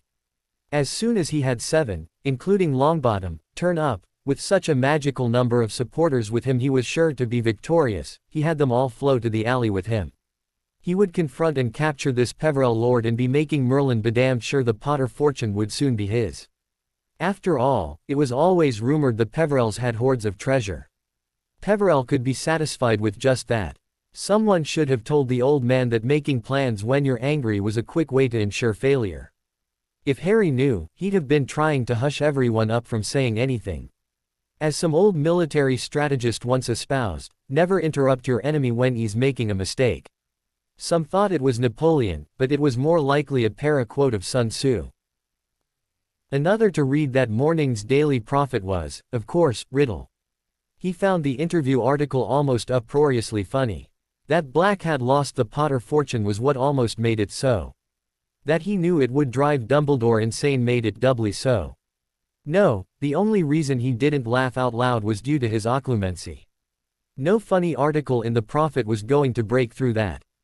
They were a joke, but a different kind of joke from a funny joke. It didn't stop him from having a quiet chuckle to himself, though, when no one was in the room with him. However, he knew he would have to. My lord, called a Death Eater, hurrying forward before dropping to his knees the proper 7 feet short of his dais on which his throne sat. I bring important news. With a mental sigh, Riddle cast the Cruciatus curse at the man and held it for all of 2 seconds. Releasing it, he said, "You have news, yes. However, it is I, Lord Voldemort, who will determine if it is important or not." After initially collapsing because of the Cruciatus, the wizard quickly scrambled back to his knees and gasped, "Why yes, my lord." "Well," said Riddle, "what is this news you believe is important?" "My lord," gasped the wizard, "I believe you will find that the way to find the Peverell Lord is to find the Lovegood chit. My spies in the alley have Informed me the Peverell Lord has been seen in Madame Malkin's with her and been seen entering or leaving Gringotts in her company. The only time he is not seen in her company was when he was seen leaving Gringotts while the muggle-loving fool Dumbledore was waiting to confront him. However, after he drove off the muggle fool she was soon at his side again. Both were also spotted in the leaky cauldron, using the flow together. When I pressed for further information on your behalf, I was also informed it is believed they also arrived by flow together. The Lovegood girl, E.H. He thought. Interesting. Snapping out of musings, he looked down at the wizard and said, "You have done well. I, Lord Voldemort, am pleased with you. Tell Severus the First have authorized a dose of the anti-cruciatus potion to aid in your recovery." "Thank you, my lord," said the clearly grateful flunky. Recognizing the dismissal for what it was, the minion gingerly climbed to his feet and hurried from the room. Back on the surface and in the Gringotts banking hall, Harry and Luna were heading for the doors when Luna suddenly stopped. "Oh, dear," she quietly exclaimed. Harry stopped, turned back and looked about for what danger she must have seen. The expression of worry on her face showed such existed, somewhere. Stepping in close, he quietly asked, "What is it, Luna?" She was a moment, seemingly staring out through the double set of double entrance doors, before she just as quietly replied, "There's about to be another confrontation between you, Dumbledore and some idiot members of his order." Frowning in anger, Harry was about to storm over to one of the tellers when she said, "It is not the goblins who are responsible for him being alerted this time, love." "Who?" he asked. "The sales assistant in Madame Malkin's." With Harry being annoyed she explained, "I believe she was likely compulsed to do so, love." He nodded and said, "I suppose he's currently laying in ambush again." "In a way," she replied. "He's actually using the excuse of talking to others, while standing in the alley, to be where he is." "Can you tell me how many there are?" he asked. "Dumbledore and 7 others, including Longbottom." He nodded and said, "I guess I'm going to have to go out there and give him a very public magical spanking again." "Yes," she nodded. "However, be aware that he is likely to go somewhat dark with his magics, this time. And, this time, those watching need to see him doing it." "So, you don't want me to take him out, first," he said. "No," she nodded. "Everyone else is a fair target, though." "Understood," he nodded. "This time, he's instructed his people to wait until you've stepped off the bottom step before making a move." Harry nodded. "Thank you, Luna. I think I can use that." When Harry stepped out of the bank a couple minutes later, he was alone. Luna had returned to one of the tellers to have them let Ragnarok know that a similar situation to 2 days earlier was about to occur outside the steps of Gringotts with, near enough, the same main players involved. The teller looked at her in shock for a moment when, without even bothering to send a note through the magical slot on his counter, he spun away, hopped off his stool and bolted for the doors at the back. A little amused, Luna put his closed notice up for him from where it sat aside on the counter between them, before then walking back to the entrance doors. She made it there just as Harry looked around, looking for threats, before he stepped off the bottom step. As Harry stepped out through the outer doors of the bank and onto the small porch, he almost immediately saw Dumbledore standing off to one side of the alley about 30 yards up. And facing in his direction with 2 others, one he recognized from the back as Daedalus Diggle, somewhat shielding him from being seen by Harry. Already having been alerted to Dumbledore's presence, it didn't work. He also saw Neville Longbottom standing with him, but turned away and looking in through the window of the shop they were standing near. From the body language, it was apparent Longbottom did not want to be seen as being with the old man. Inwardly, Harry smirked. "So, what I said a couple of days ago has rung true with overly passive little Neville, has it?" A quick eye scan also identified for him a few others of those who were at the ambush a couple of days ago. 2 were to his immediate left while another pair were to his immediate right. The 2 on his right were Remus and Tonks, while the 2 on his left were Ron and Ginny. He could see Remus was quite worried. With his head down a little as he looked to the steps, as if watching his footing, he turned his head slightly to give Remus a smirk and a wink. That had the old wolf immediately try to surreptitiously indicate Dumbledore and the 2 opposite him and Tonks. Harry just gave a nod, showing he understood. Then he looked as if he'd just remembered something before turning to look back into the bank. The three-quarter clockwise turn to look back allowed him to stand in such a way that he could raise his right hand to hip height and make gestures to Remus and Tonks that none of the other Order members could see. He hoped Remus understood he wanted them both to cast at the two on the opposite side of him from them, when the time came to do so. When he looked in their direction while turning back, he saw Remus give him another nod and whisper something to Tonks. When he turned back, it was to see Diggle and the man he was standing with close the gap between them a little, while Dumbledore looked back at Harry between their heads. It was a pity the old twit forgot about his bright light blue-colored hat, that stood proudly on his head, made him stand out like an illuminated Christmas decoration. With a cheeky grin, Harry waved at the man and then, deliberately, stepped off the bottom step. However, that's as far as he moved. He knew that if Dumbledore had wanted to use the same idea of simultaneous casts from his minions to take Harry out, Harry had just defeated it. Also, if the reason Remus, Tonks and the two opposite them were standing where they were so they could slip in behind as Harry walked off, Harry had also defeated that idea by not moving forward more than half a pace from the bottom steps. It gave them no room to properly flank him. When Dumbledore still didn't move, Harry waited only 10 seconds before he let out a shrill whistle, getting everyone's attention. "Oi, Dum-Dum Fumblemore," he called out. "Your second attempt at ambushing an unarmed man is not going to work today, either." With a big cheesy grin he then flashed the man 2 thumbs up. Points for the pathetic attempt, though. That had a scowling Dumbledore shove open a gap between Diggle and the other man and stomp down the alley towards him. Longbottom ducked through the same gap and dogged the old man's heels as Diggle and the man with him turned to follow. If it wasn't for how tall he now was, Longbottom would have had to jog to keep up. "Peverell," Dumbledore snapped out loud, storming forward. "I will have words with you." "Oh," Harry called right back. "Which ones? How about I offer gaudy, ugly, and eye-watering, together?" When Dumbledore reached about 30 feet away, he raised his wand and cast a somewhat dark stunning charm at Harry. Harry simply sidestepped it. "Now, that wasn't," Harry started. Then the others all cast. Clearly, Dumbledore. Casting the first was the signal for the others to cast. Unknown to Harry, the spell that whizzed by him passed straight through the doors of the bank and tagged a witch who was walking to head out. She'd bonelessly dropped to the floor as the two door guard goblins immediately hustled in and slammed the doors shut. Knowing he had Tonks and Remus on his side, Harry simply stepped forward and bent forward a little to have the curses from the two Weasleys pass behind while Remus's and Tonks's passed them with the red of stunners and hit them both. As the Weasley 2 went down, Harry straightened up and was casting at Dumbledore and the others. He didn't bother with the Karakesh this time. First, he cast a shield breaker and stunner at Dumbledore, 2 quick stunners at Remus and Tonks and switched back to Dumbledore. Another shield breaker and his PUD trip combination had the old man down on his ass. Switching to the others, he spared a moment for a glance to the two Weasleys and was just in time to wand swat a bone breaker from Ron away as Weasley spun to revive his downed sister. A couple more pairs of shield breakers and stunners at Diggle and the other bloke. Dumbledore was trying to climb back to his feet behind a strong shield. He spun back to the Weasley pair and stunned them both.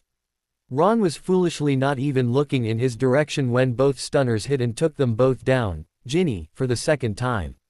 Harry was, while doing all this, simply stepping and dodging out of the way of charms and curses launched at him from Dumbledore, Longbottom, Diggle and the other. Remus and Tonks were also casting, but casting to miss. So, Harry only had to make sure he didn't step into one of their stunners while dodging something else.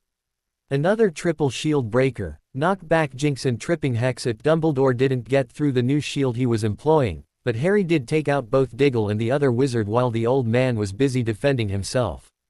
Grinning now, Harry hit Longbottom with a machine gun of schoolyard prank spells, forcing Dumbledore to move his shield to protect his new, golden boy, and opening himself up.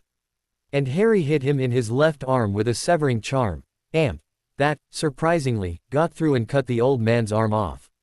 As Dumbledore squealed and staggered, Longbottom looked at him in shock. So Harry machine-gunned a shield breaker and more schoolyard prank spells at the young man. Of the half-dozen, the first 5 all got through before Dumbledore could get his shield back up. "Neville," Dumbledore snapped out, holding the shield up while simultaneously strengthening it. "My arm, my boy." "Neville," by this time suffering from a near dozen prank hexes, aborted his own offensive casting, bent down and picked up the old man's fallen arm at his feet. As soon as Didon started to stand again, Dumbledore roared, "Retriat!" Then cast a dark curse in Harry's direction Harry was horrified to recognize. As the old man snapped off his curse, from behind it he turned, snatched hold of a fistful of Longbottom's robes and apparated out with him.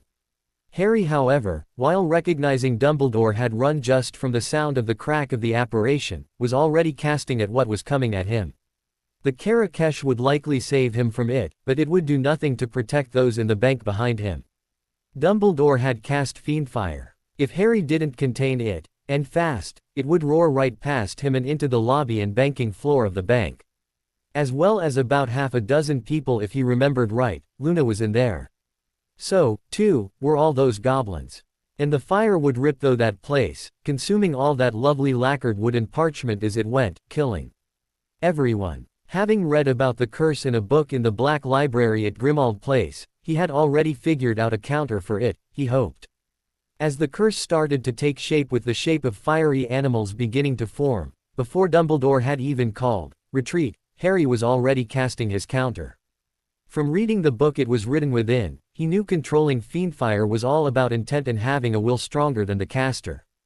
Hoping it was not Dumbledore's intent to kill everyone in the bank before the demon fire roared back out again and set the rest of the alley ablaze, he drove his intent forward with his own will. His idea was a massive, overcharged inverted bubble charm similar to a bubblehead charm. He wanted to create a bubble that would be so strong that even air could not pass through it. His intent was to encase the curse in the bubble. Then, when the curse had burned off all the air within the bubble, shrink the bubble to completely snuff it out. With his wand thrust before him and pointing at the curse, he quickly had the bubble formed. Then, even before all the air was burned off, began to shrink it. However, what he wasn't able to control was the sheer amount of heat radiating off it.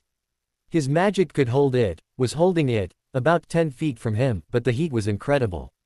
"Someone bloody help," he roared out, still pumping his will into the bubble. "Cool it. Cast flame freezing charms and glaciers at it before it gets away from me. Just, not, straight, water." Almost immediately, he had that. From his side he had both Remus and Tonks casting. Tonks was casting repetitive ice charms while Remus was casting flame freezing charms. "Orders," he heard barked. "Stand down. Get f'd." Harry yelled back, "Shut up and naffing help or naff off." "Orders," he heard Tonks yell. "He's a friendly, trying to contain it. Help him, you morons.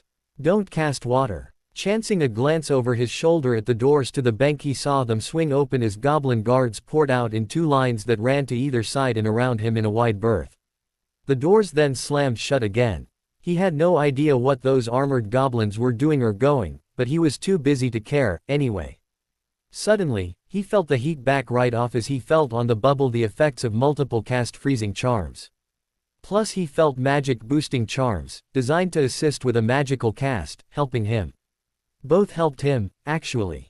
Feeling renewed he focused his will that much harder and finally managed to start squeezing the life out of the fire.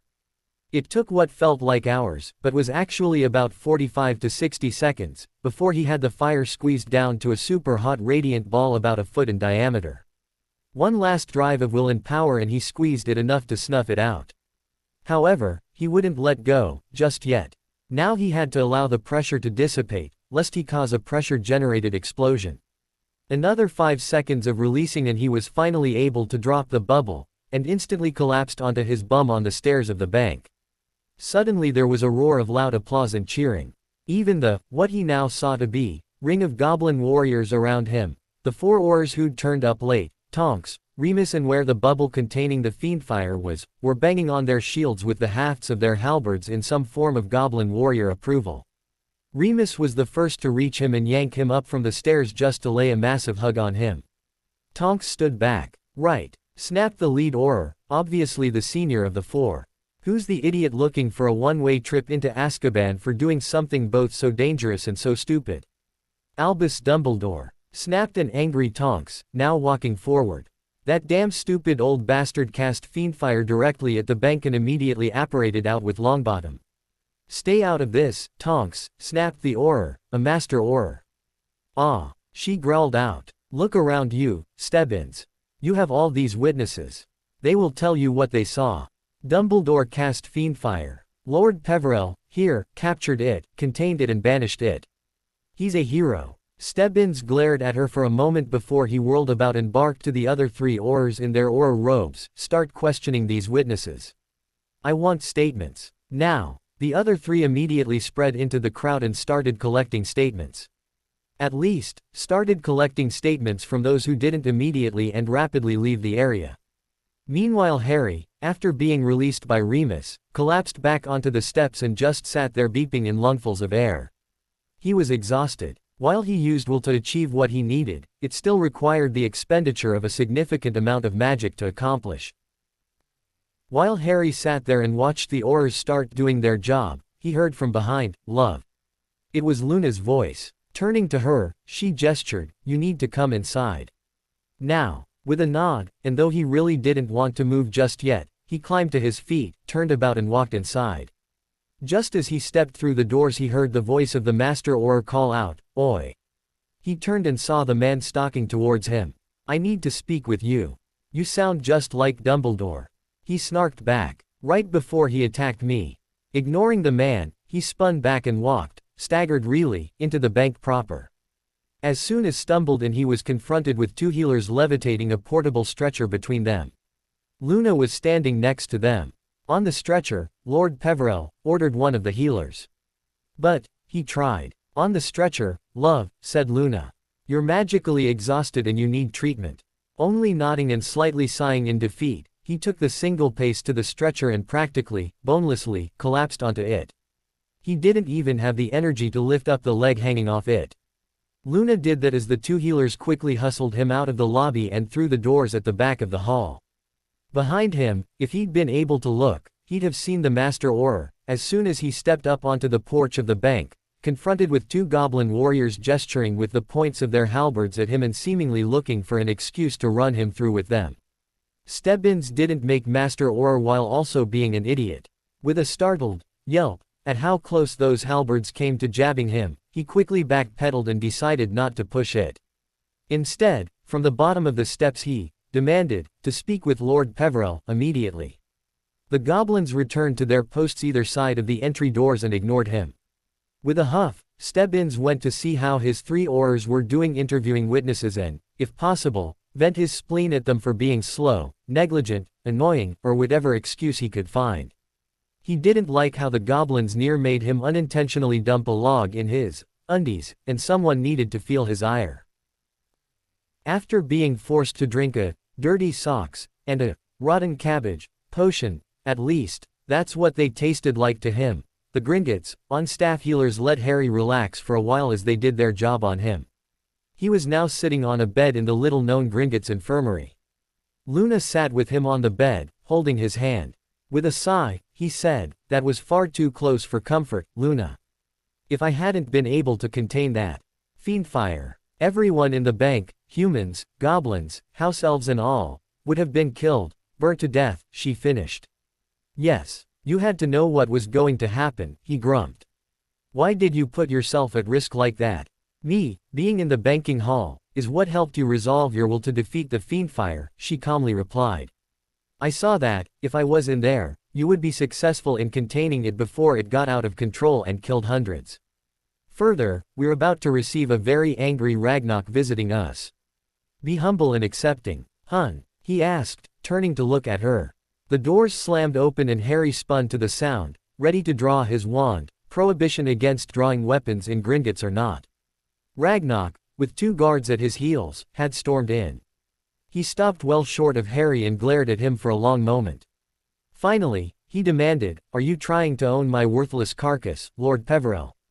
Harry cocked an eyebrow in surprise, hesitated a moment and asked right back, "Why, in Merlin's name, would you go thinking that?"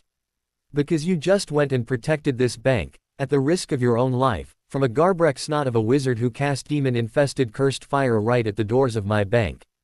The last was with an almost shouted bark. "Actually, he cast it at me," replied Harry. "I just happened to be, at the time, standing in front of said doors." "Irrelevant," snapped Ragnarok. Harry was about to argue the point when Luna suddenly squeezed his hand. He realized what she was trying to say to him. Be quiet. Don't argue. Gringotts's axe, Po Peverell, snarled Ragnarok, as he started to pace back and forth at the foot of Harry's bed. Now I've got to go and do something it really irritates me to do. Oh? Asked Harry. How may I help? Ragnarok whirled on him and actually growled. In a normal wizard, that might have made them come close to soiling themselves, if not actually soiling themselves. In Harry, it just amused him a little. He knew the goblin would not harm him. Finally, the near-incensed goblin stopped glaring at him, looked away and sighed. I need to bestow upon you a warrior's honor. Be humble and accepting, Harry thought. This is what Luna meant. I do not know what to say, Axe Lord Ragnarok, he carefully said. Thank you, appropriate? Ragnarok gave a huff of either annoyance or amusement before he growled. Yes. May I know the nature of this, warrior's honor? He asked. Ragnarok looked away and muttered something Goblin, the goblin tongue, before he looked back and growled, a reduction in bank fees of 50%, an increase in returns of 5%, free medical treatment for injuries sustained in battle and, grumbling, recognition of your heroism before the High Council. The look on the faces of the two healers, who'd stepped well away but clearly overheard, told Harry this was a big thing. Harry gave a nod and replied, Thank you, Axe Lord. I am honored to accept. Ragnarok gave another huff and barked, Done. Then, without a further word, stormed back out again. His two guards had to hurry to catch up. As soon as the doors swung shut, Luna lightly giggled. Turning to her, he asked, Just how big is? And gestured to where Ragnarok had stood. This. Very, she replied. Being recognized for your heroism on behalf of the Goblin Nation, not just the bank, means your name goes down on the rolls of honor. In a few years, baby goblins are going to be accorded the name, Harry, in your honor until they earn their blood names. And they will grow up hearing the story of your brave deeds. Poor kids, he muttered. That had his girlfriend, and he was surprised he hadn't already thought of her in that way. Before then, more openly laugh. Mups, Harry, she chuckled. Goblin children are referred to as mups. Dumbledore was lying in a bed in the Hogwarts infirmary, after only just getting his left arm reattached where it was severed just above the elbow, when 6 Aurors walked in, Master Auror Proudfoot leading. Still doped up on the pain potions he had to take for the reattachment, he was confused to see them. What can I do for you? Auror, he slowly asked. You're under arrest, you stupid sack of shit, snarled Proudfoot. Not alarmed at how he was addressed due to the pain medication, Dumbledore asked, I am.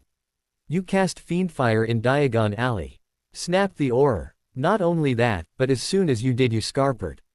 You're charged with criminal endangerment of 100 plus innocent witches and wizards. You're under house arrest. For the time being, because you're currently under healer care, your cell is this very room. 8 Aurors, 2 at a time, will now be permanently stationed, right here, to make sure you don't go anywhere until you are permitted otherwise by direct order of Director Hammer. If you do, you're to be found, captured and dumped into a holding cell at the DMLE. If you attempt to use your Phoenix to escape, you will be caught, your Phoenix will be bound and you'll be charged with escaping lawful custody. I'm afraid I cannot allow that, said Dumbledore. Snarkily, Proudfoot shot back, I'm afraid I don't give a shit what you will or will not allow. This is ordered from Director Hammer's own hand. Therefore, it's going to happen.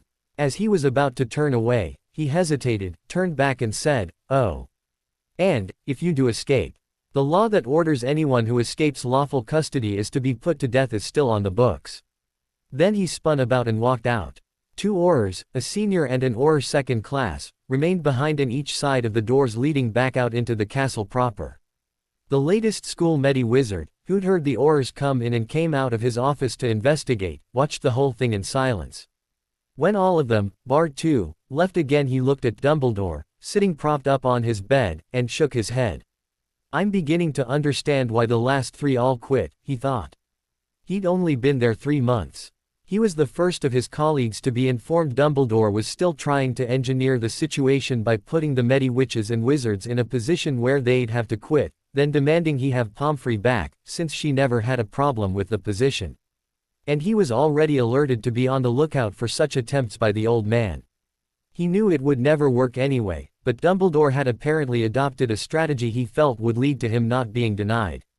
He would simply keep pushing until there were no Medi-Witches or wizards left to take the role except Pomfrey.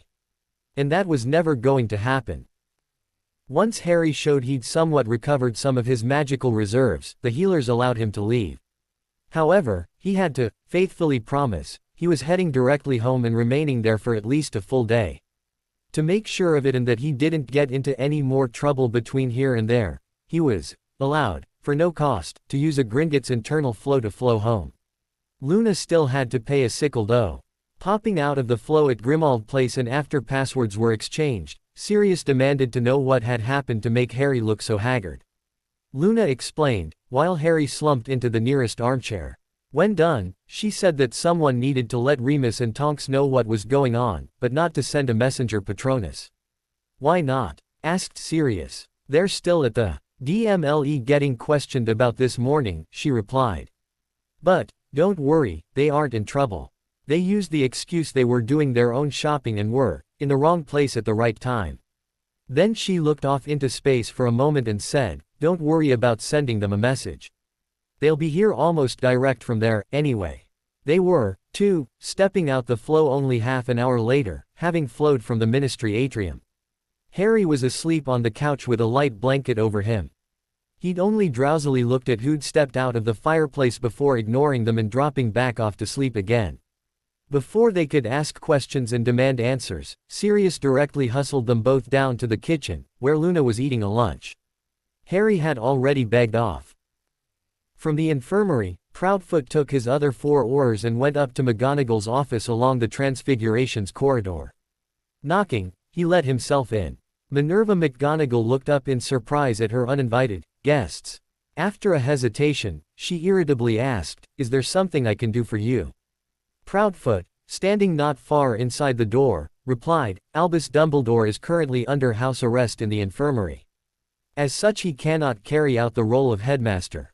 As such he is also suspended as headmaster. You are now acting headmistress." "Oh?" she asked. Ignoring the implied question, he continued, "If Albus Dumbledore leaves that infirmary, for any reason, and you know of it, until you are informed otherwise directly by an authorized officer of the DMLE, you are to send a messenger Patronus direct to Director Hammer informing her of that. Do you understand?" "I don't think I appreciate," she started with a huff. "I asked you a question." He snapped over her. "If Albus Dumbledore leaves that infirmary, for any reason, and you know of it, until you are informed otherwise directly by an authorized officer of the DMLE, you are to send a messenger Patronus direct to Director Hammer informing her of that. Do you understand?" "Yes," she gritted out. "I accept you have informed me you understand your DMLE orders concerning Albus Dumbledore," he said. "You are also ordered to inform the other denizens of this castle of the same. Do you understand?" "Yes," she grumbled. "I accept you have informed me you understand your DMLE orders concerning informing the rest of the denizens of this castle of the First Order," he said. "That's all I need. Should you fail to comply with either order you will be arrested and charged with failing to comply with a DMLE order. You have been warned." Then he spun about and stormed out again. As she sat staring at the door, she suddenly slumped back in her chair and sighed.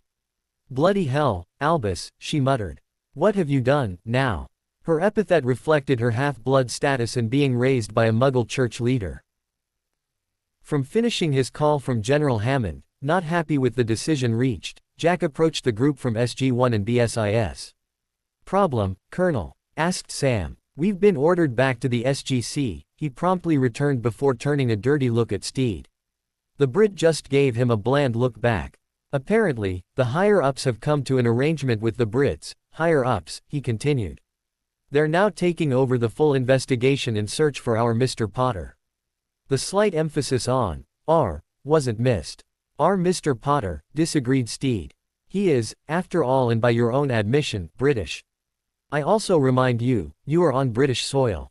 As such, the search for a missing Brit, on British soil, is the purview of the BSIS. How long have we got?" asked Daniel, seeing Jack had already lost. "None," Jack grumbled. "Get packing, the flight's already being warmed up. We're off the ground inside the hour." Surprised at the sudden turnabout, the members of SG-1 quickly moved to where their cots were set up behind a curtained-off area and were soon packing. Harry finally rose shortly before dinnertime and, before anything else, went up to his room to wash his face and hands. Once that was out of the way, he made his way down to the kitchen, dropping into a seat. The other four, Sirius, Luna, Remus and Tonks, shut up what they were talking about as he walked in. "Feel better?" asked Sirius, once his godson had sat. "Much," he replied. That, having to hold and deal with Fiendfire, was a real ch. Tonks said, "It'll be on tomorrow's front page of the Daily Prophet, too, I bet." It was quite an impressive feat, especially considering Dumbledore was the one who cast it in the first place. "Just a matter of having a stronger will than old Wrinkle Nuts," said Harry. Sirius, drinking a cup of coffee at the time, coughed it up. Remus leaned over and slapped him lightly on the back a few times, helping. Once his airways were clear again, though he had tears in his eyes, Sirius chuckled. "Old Wrinkle Nuts, Good one. As we were saying to these two, Harry," said Tonks, "Hammer put Dumbledore under house arrest in the Hogwarts infirmary. She's also ordered that, if he leaves that infirmary and one of the other denizens of the castle see him do so or know him to have done so, they're to immediately send a messenger Patronus to her to let her know. Then the old man gets caught and goes into a DMLE holding cell." "She's really had a gutful of Dumbledore's illegal vigilante group," said Remus. "Her words, not mine. According to what she told us, at the next meeting of the Wizengamot she's demanding it be made a proscribed organization and, anyone caught being a member of it, going to prison. In other words, she agrees with Lord Peverell's opinion stated in yesterday's Daily Prophet." Harry gave a snort and muttered, "Should have been done even back in the last war." After getting a cup of coffee from Dobby, he said, "Sorry about not being available to teach you more of my way to do magic." "Don't worry about it, Harry," said Remus. Sirius added, "You're under orders by a recognized healer not to use, or severely curtail at least, magic until tomorrow afternoon at the earliest, right?" "Yeah," he sighed. "Then you'll be doing that," nodded Sirius. "That means, no going anywhere until at least after lunch." While Harry was now an adult and Sirius couldn't really order him to do anything, let alone the fact he was a lord in his own right, Harry decided to go along and Grumble replied, "Finn." Sirius gave another snort and said, "If I needed any proof you're the real Harry Potter, it was that response." "That was poor Harry." Harry just wryly grinned back for a moment, before he forced his expression back into a scowl. Sirius just grinned at him, knowing Harry was putting on the expression because he felt like it. Boarding the flight on the British-owned transport less than an hour later, Jack was the last to board. He was standing with Steed, slightly apart from the aircraft, a commercial, business jet, of all things. "I don't know what you did, Mr. Steed, but I do not like it," he said. Steed just gave a soft smile back and said, "It seems other NATO countries are being read into your Stargate program. Our folks will be joining your folks very soon. It has something to do with something in Antarctica." As Jack continued to scowl, Steed added, "Don't worry about Mr. Potter. We'll find him and we'll handle the situation." Jack didn't say a word back. Instead, he gave an annoyed huff, turned, and stalked to the boarding ramp at the back of the aircraft. And, without looking back, walked on board. The aircraft immediately buttoned up, and, just as immediately, began taxiing. It was in the air only 10 minutes later. Steed stayed where he stood until it was a dot in the sky. He knew of, but paid no attention to, the approach of his partner. Finally, he turned to her, smiled and said, "That's them away." Hofstede only nodded back and said, "Mother wants a word." "He's expecting your call." "I thought he might," said Steed.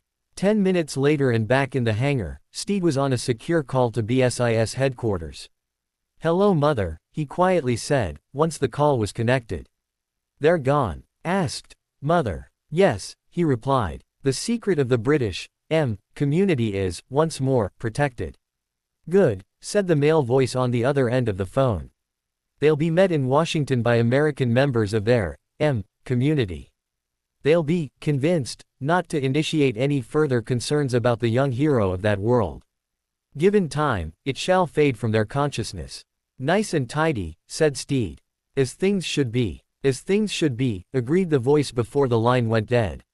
Watching as Steed re-cradled the phone, Hofstede asked, "Where to next, Mr. Steed?" Turning a light smile to her, he turned from the phone and offered his nearest elbow. "As always, Miss Hofstede," he said as she took his elbow, "in the service of Her Majesty."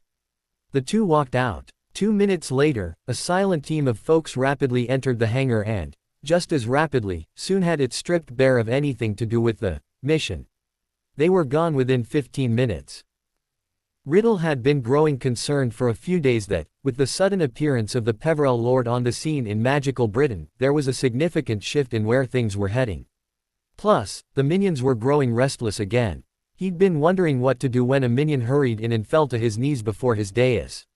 "My lord, I bring news." "Speak," said Riddle, rising to his feet. "A spy within the Aurors informs me the Hammer by Ch has placed Dumbledore under house arrest at Hogwarts, for casting fiendfire in the alley this morning," said the Death Eater. "Further, she has placed a rotating team of 8 Aurors, with 2 on the Old Fool at all times, to watch over him." Riddle had already received the report of the second battle between the Peverell Lord and Dumbledore and his supporters, and that the Peverell Lord had won. He also knew Dumbledore had an arm severed and that he had cast fiendfire during his escape. That last piece of information, alone, utterly stunned Riddle. He had no idea the old man would stoop to such an act.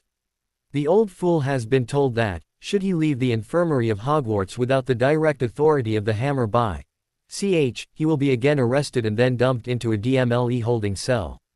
My spy also informed me Hammer and Bones are trying to manipulate things so that, once they can get Dumbledore before the Wizengamot in trial form, they will be successful in their case. Of course they would be trying that, muttered Riddle.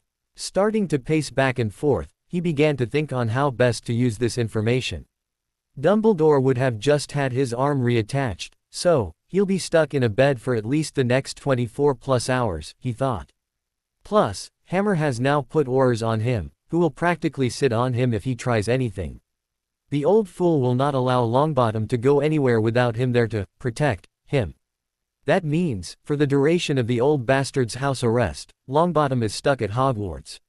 Whirling around, he looked across those minions of his who were currently attending him and said, "Summon my inner circle." In celebration of the Peverell Lord's defeat, yet again, of the old muggle-loving fool, we shall engage in a revel. Waiting only 3/4 of an hour after their flight lifted off from Bryce Norton and finally reached cruising altitude, Sam asked Jack, "If you don't mind responding, sir, what was that all about?" Still miffed about being turfed off the investigation and effectively out of the country, Jack replied, "It seems some of the NATO countries are now being read into the program. Worse still, it seems they're going to be joining us in future. It's something to do with whatever is happening down in Antarctica." "The Ancients' base?" asked Sam, shocked. "That's odd." Jack nodded and said, "I do not doubt we'll find out more of what is going on once we get back to the SGC." What he hadn't mentioned, but was worrying about, was his verbal interaction with the general. The man didn't sound right. None of them yet had any idea they were heading into a foothold situation at the SGC.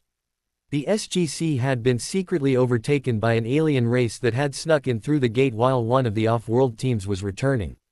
They would be further surprised when they learned that the alien race also had glamour, technology, and were using it to take the places of certain high-ranking members of the SGC and other military personnel. Later that afternoon, after finally being free of the pain potions and able to properly think strategically again, Dumbledore tried hard to order the Aurors away again. He tried to order that, as headmaster, he had the right to declare them trespassers. They responded that, if so, then he would be leaving with them and going directly into a holding cell at the DMLE. Using the flow in the infirmary, he even contacted Hammer, direct, and demanded she pull them out. She called him an idiot for trying and shut the flow off in his face, ejecting him in the process. He tried to have the staff rally behind him to force them out. The staff refused, with McGonagall citing they were under DMLE orders to report him if he tried to abscond from the infirmary against a lawful DMLE directive. It was while he was trying to figure out a way to manipulate the wards to block any DMLE Auror, while also allowing Tonks to enter for order meetings, that his special galleon vibrated and warmed up in his pocket. It was the one link to his alchemically potioned spy within Tom's ranks. With a start, he realized he'd not be able to get away with Neville to give the boy more experience and cementing his belief he would be the one who had to fight Tom, one-on-one.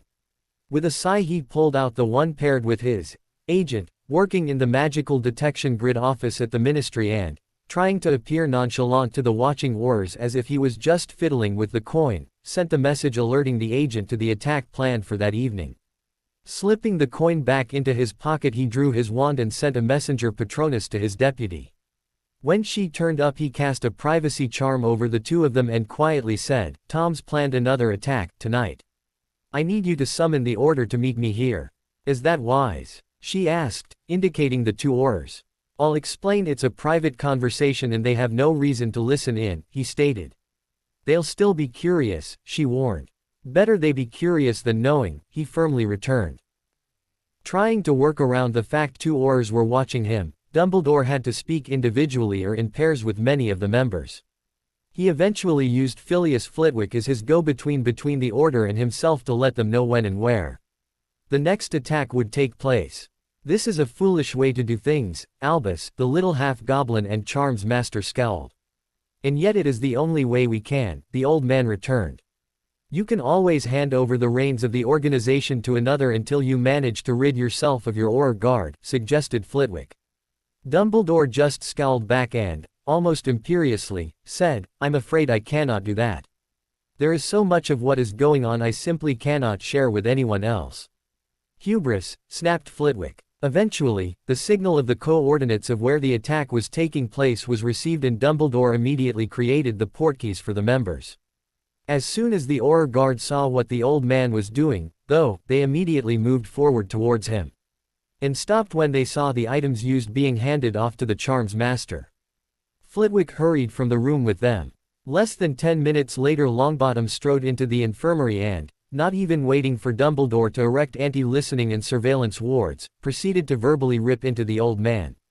"So you've refused to grant me permission to go, have you?" he demanded of the old man.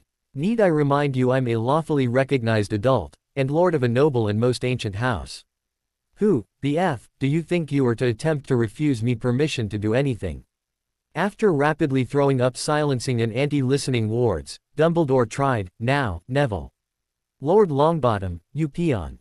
Longbottom loudly snapped back. Suddenly glaring back at the insult, Dumbledore was a moment before he quietly said, "Be aware of with whom you are speaking, Mr. Long." "Lord Longbottom, Mr. Dumbledore." Longbottom barked. With an angry grimace, Dumbledore again hesitated before he quietly said, "Lord Longbottom, be aware of with whom you are speaking." "Oh, I am," said Longbottom. "Someone, who seems to think they have some right to order me about. Someone, who seems to think they have the right to deny me something as if they're my master. Someone, who will cease with that nonsense, immediately. If you don't cease with that nonsense, immediately, I'm gone. I will take my grandmother and my parents and move overseas. I will be gone within the day." As the two then glared at one another, Longbottom finally slumped as if in defeat. In a much quieter voice he almost whined, "Did you see what Peverell did to me when you weren't specifically shielding me? Did you see the sheer number of hexes he landed on me? At least 7, Albus. He hit me at least 7 times and I couldn't even get close to landing one on him." "They were only prank hexes, my boy," said Dumbledore. "Yes," said Longbottom, again getting a little irritated. "But, you're not getting it, are you? You're not understanding, or accepting, what that means. He hit me at least 7 times, even with you actively protecting me." "Yes, they were prank hexes. However, they didn't have to be if he didn't want them to be. He could have just as easily launched deadly curses with the same effect, and I would be dead. Don't you get it? He was playing with me. He did not see me as a threat.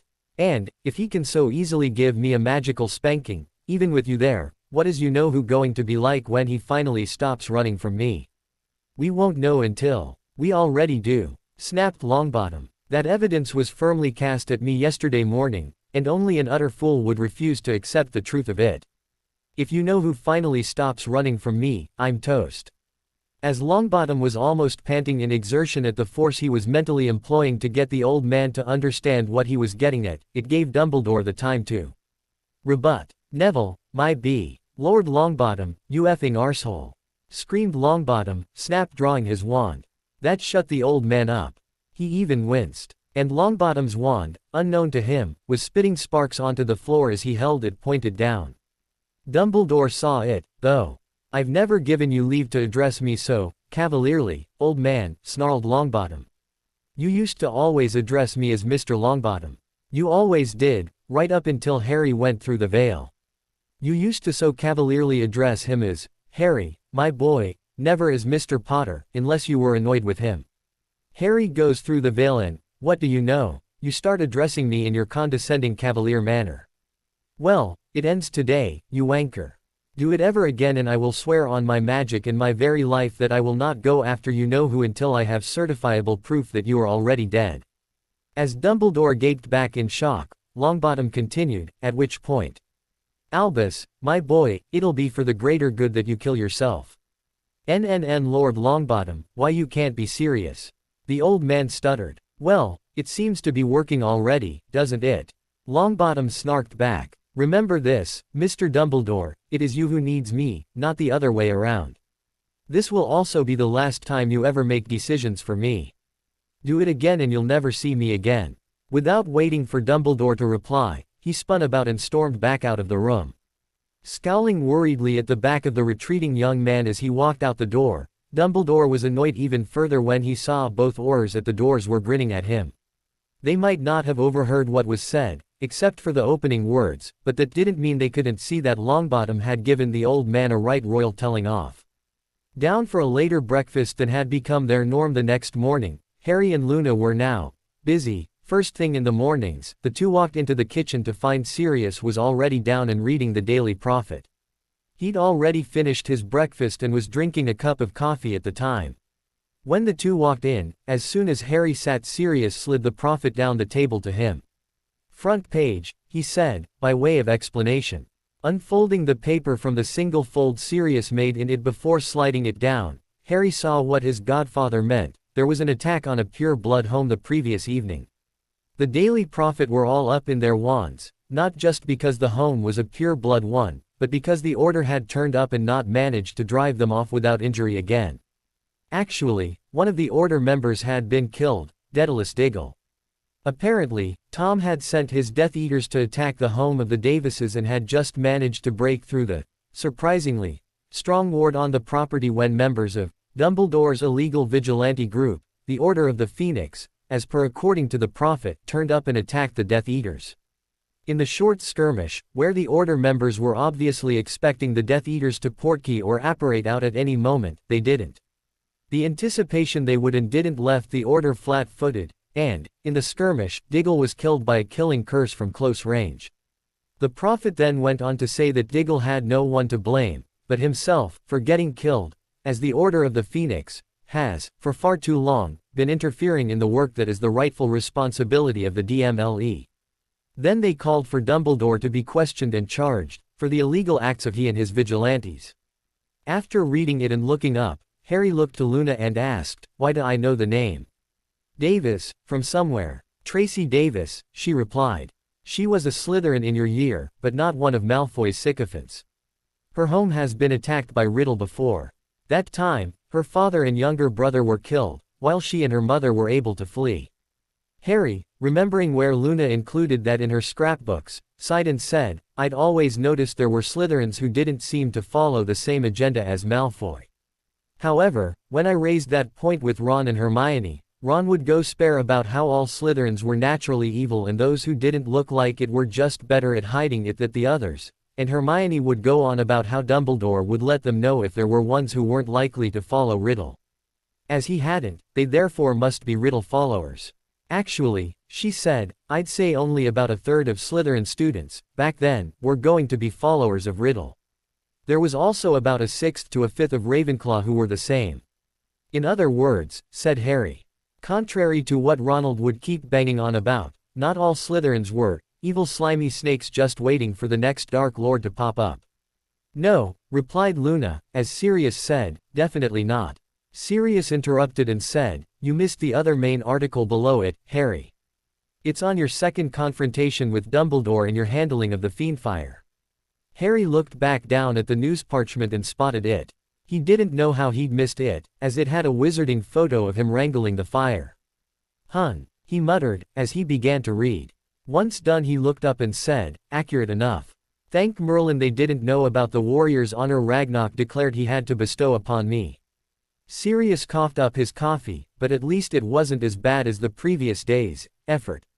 He spluttered. As Luna snickered, Harry calmly replied, he claims I'm now a hero of the Goblin Nation and, as such, just had to bestow a warrior's honor on me. As Sirius stared back, he finally demanded, in what form? A reduction in bank fees of 50%, an increase in returns of 5%, free medical treatment for injuries sustained in battle in recognition of my heroism before the Goblin High Council, he replied with a shrug. Sirius just stared back in shock for a long moment. Pup, he finally exclaimed, shaking off the shock. Bloody Merlin's hairy nutsack, do you know what that means? Yeah, he grumped. At least one poor goblin kid, MUP, is likely going to get lumbered with the name, Harry, until they've earned their blood name. Leastwise, that's what Luna tells me. Developing a pained mien as he put his elbows on the table before resting his forehead on his cupped hands, Sirius almost whined, it means far more than that, Harry. Yeah, I kind of figured that, he said. Ragnarok looked quite irritated when he said he had to do it. With a sigh, Sirius looked up and said, it means, the goblins now accept you as a warrior on par with a goblin warrior. No longer will a goblin sneer at you when you enter the bank. They see you practically as kin, a goblin in a wizard's body, a fellow warrior. You're going to need to be taught how to return a goblin salute. It could be seen as an insult if you don't return such in future. More than that, anyone else in the bank at the time is also going to see you get saluted and you're returning it. Ah, said Harry, now understanding. Then he shrugged and said, what's done is done. There's no point in crying over spilt potions. The pained expression didn't leave Sirius's face, though. At Malfoy Manor, Voldemort read the 2 relevant articles in that morning's Daily Prophet in reverse of how Harry had read them. He already knew about the Revel attack, and wasn't interested in what the Daily Prophet wrote about it. They usually got specific important details wrong, anyway, which actually worked in with his plans to sow misinformation in the minds of the masses. However, the Prophet was accurate with some important details, such as how Dumbledore and Longbottom weren't there. That confirmed Dumbledore was under house arrest at Hogwarts. And that Longbottom wasn't there also confirmed to him that Dumbledore was keeping the young man close by at all times, not letting him out on his own. It was also accurate in that the Order did not drive he and his Death Eaters off. And was also accurate in that the Order were forced to back off and hunker down, waiting for reinforcements, which came late. The Order were only saved from imminent slaughter by the arrival of Hammer and her Aurors turning up, en masse.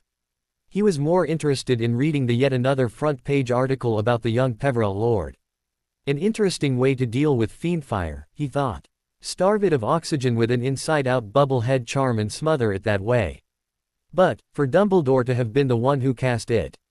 Not so much a leader of the light after all, are you, old man? And lightly chuckled. Oh, how the mighty have fallen. After reading the same article for himself, Dumbledore so mightily scowled at it you would think he was trying to burn the offending piece away from, not just the news parchment in his hands, but the minds of everyone who even thought of reading it. The loss of Daedalus was upsetting.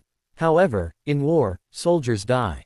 He was doing his best to save everyone on both sides, but death in combat was as inevitable as the sun rising in the east each morning, no matter what he did to try and minimize it happening.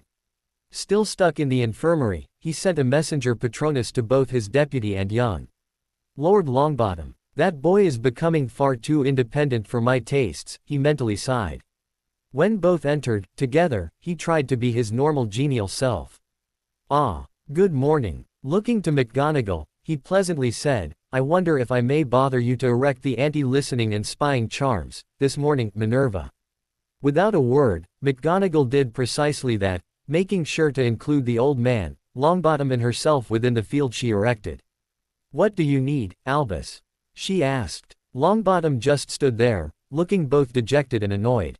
Ah, he muttered. I wanted you here so that, next time I spoke with young Neville, he That was as far as Dumbledore got before Neville moved. He drew his wand and snapped off a very quick stinging hex that nailed the old man in his cheek before Dumbledore even had a chance to raise his wand and fend it off. Dumbledore had his wand in his hand, but resting on his bed, as the two walked in and had only managed to start to lift it in reflex before Longbottom's stinger hit him. "Arg!" Dumbledore exclaimed in pain, quickly closing his eyes for a moment and raising his off hand to lightly touch his cheek as he winced. After the wince he opened his eyes and lowered his hand to see Longbottom aiming his own wand, right between his eyes, with his arm at full extension and from a range of only 4 feet from wand tip to him. The look on the young man's face was murderous. "Sorry." Dumbledore was quick to blurt as he watched the young man's very steady wand tip glow with the dark orange of a blasting hex. "No, you're not," said Longbottom, with the flatness of occlumency in his voice. "You deliberately had Madame McGonagall here because you assured yourself I would not react violently in her presence. You were wrong. You are not sorry you once again addressed me so disrespectfully. You are sorry you read the situation wrong. You are sorry you, yet again, made a mistake that cost you." After a very quick glance at McGonagall he turned his attention back on the old man and said, "I told you that if you ever so condescendingly cavalierly addressed me as Neville again, let alone as Neville, my boy, I would make a magical oath on my magic and my life that I will flatly refuse to go after you know who until I have certifiable proof that you, old man, are dead first." "Mr. Longbottom," gasped McGonagall. "It's Lord Longbottom, Madam McGonagall," he snapped. "Has Mr. Dumbledore's deliberate disrespect of others now infected you, too?" My apologies, Lord Longbottom," she returned. "I was just so shocked. Well, I apologize." "Is there a problem here, Lord Longbottom?" asked the senior of the 2 Aurors who were stationed in the infirmary that morning. Though Dumbledore, McGonagall and Longbottom were under a privacy bubble at the time, both Aurors could still see through it and had seen Longbottom's wand raise, snap cast curse and remain up to point at the old man.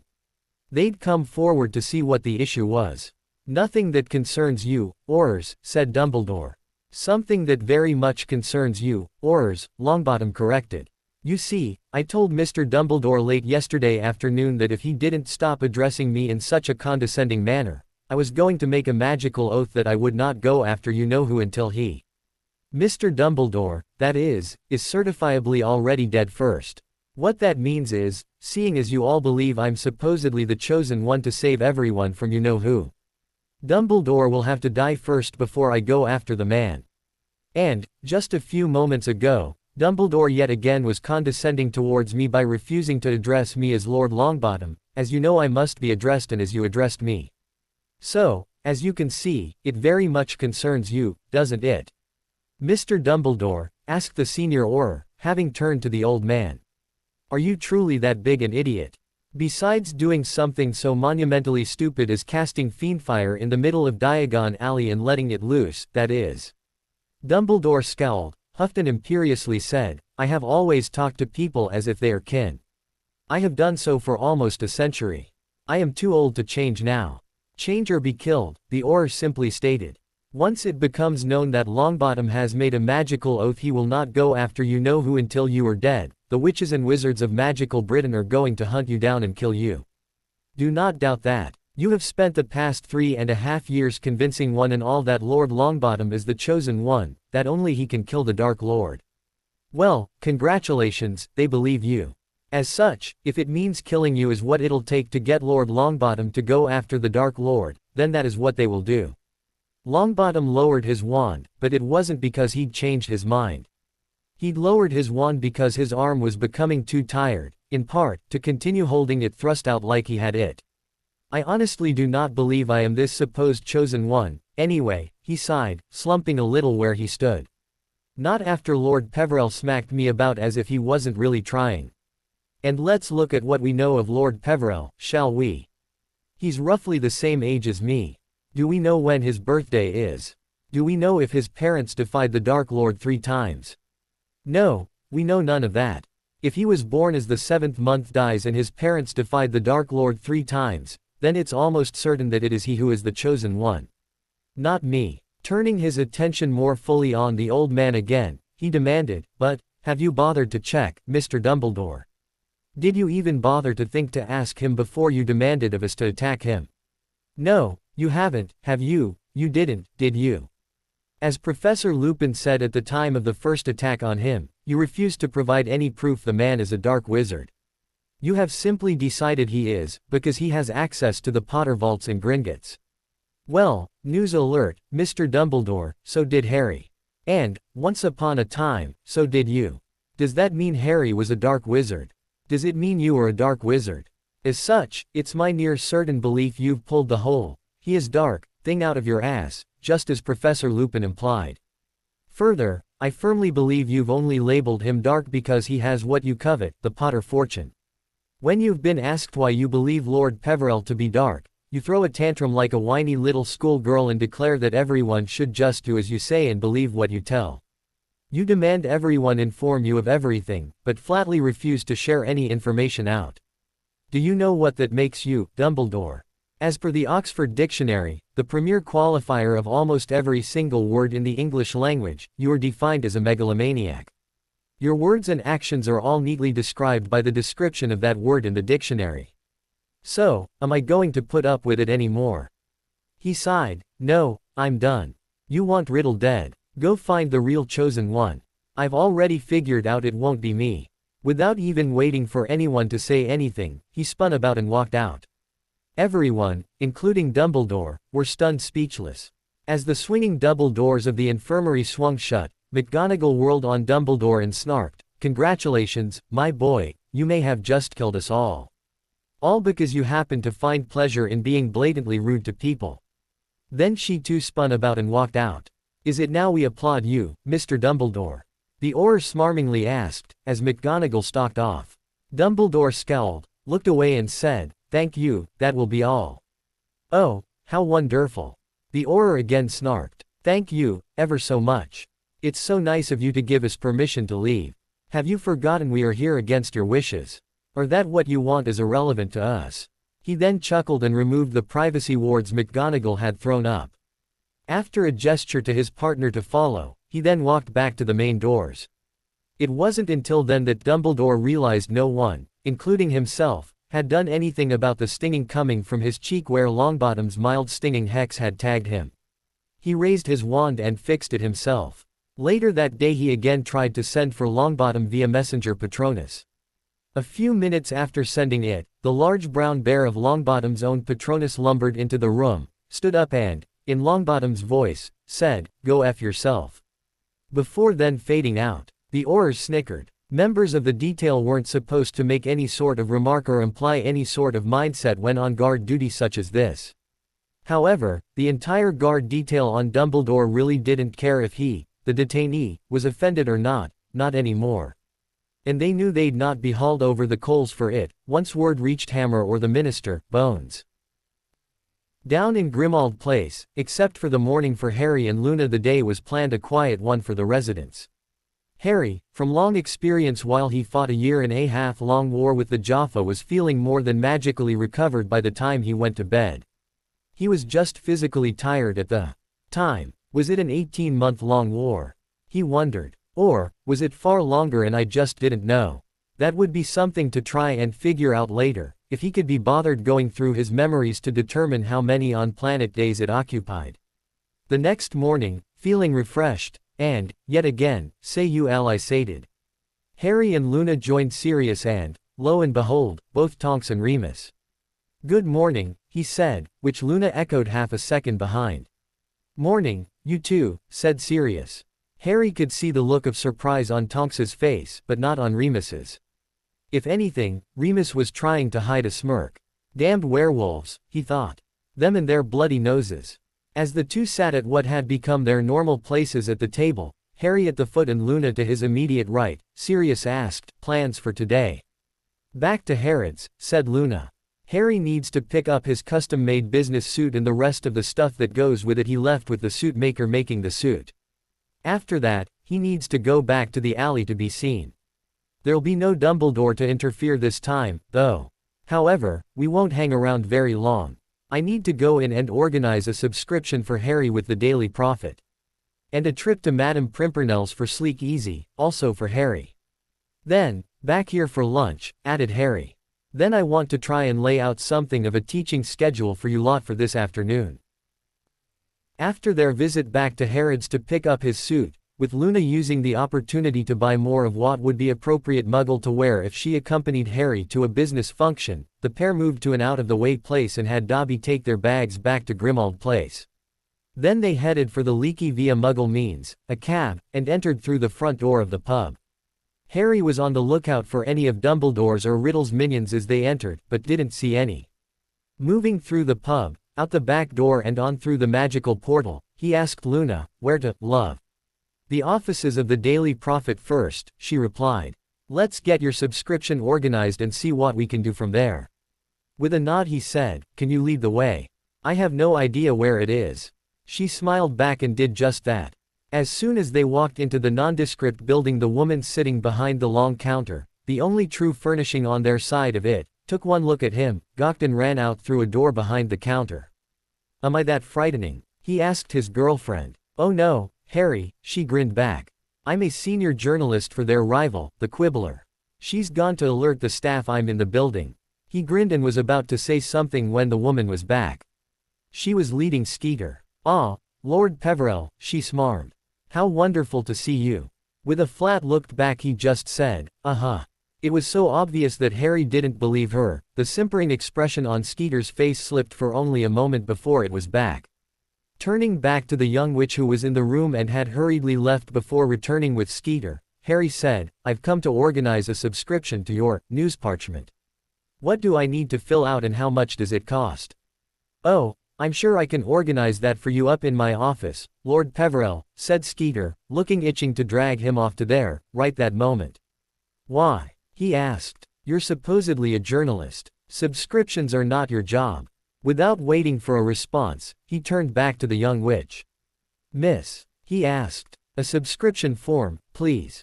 After a glance at Skeeter, the witch turned back, clearly unsure what to do. Harry frowned at her. "Miss, if you are unable to do something so simple as hand me a subscription form, perhaps I should contact your boss and ask them for one." With a little start, the witch purposefully ignored Skeeter, quickly reached under her counter and, a bare second later, the form was in front of Harry on the counter surface. Harry was going to fill it out and pay for it while he was there, but wouldn't do that now while Skeeter was there, too. Picking it up, he stared at her for a moment expressing slight anger, before he said, "Thank you." Then he turned away to walk out. "Lord Peverell," Skeeter blurted. When Harry turned back she said, "Perhaps, now that you're not recovering from another fight, a further interview. The people would like to know where you've been these past many years." "Where I've been is not something I'm willing to share, Miss Skeeter," he firmly stated before turning away to walk out the door again, form shoved into his pocket. Over his shoulder, he called, "All you need to know is that I am called Lord Hardwin Peverell. And I easily kicked the asses of Dumbledore in his disorder of the burnt buzzards, not once, but twice." As he held the door open for Luna, he looked back at the older witch and said, "And, if I can kick all their asses at the same time when they were lying in ambush of me, how big a threat are you to me? How big a threat am I to you, if you piss me off?" Then the two were gone out into the alley and away. Skeeter stared at the door for a long moment, her journalist instincts urging her to chase after them, then shuddered when the young lord's words finally sunk in. As they stepped out into the alley, Luna latched onto Harry's left elbow, leaned in and quietly asked, "Fortescue's?" It took only a second for Harry to agree. Yes, they had breakfast not that long ago, but there was something about Florian's fare. He could, at least, have a cup of tea and some scones with cream and jam. They sat at an inside table, but with a view back out into the alley. And had only just sat when the young witch came by to take their order. That's when Harry remembered seeing her at Hogwarts. As she walked off, Luna quietly said, "That's Martine Copplestone. She was in my year, Hufflepuff." That's when Harry had it. It was just his sudden remembering the trim of her robes that finally had him remembering what she looked like a few years ago.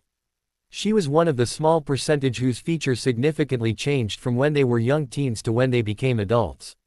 "Hun," he lightly huffed, "she's changed a lot." "We didn't," she said. "Physically, no," he shrugged. "Psychologically, I think we were likely the two who've most changed."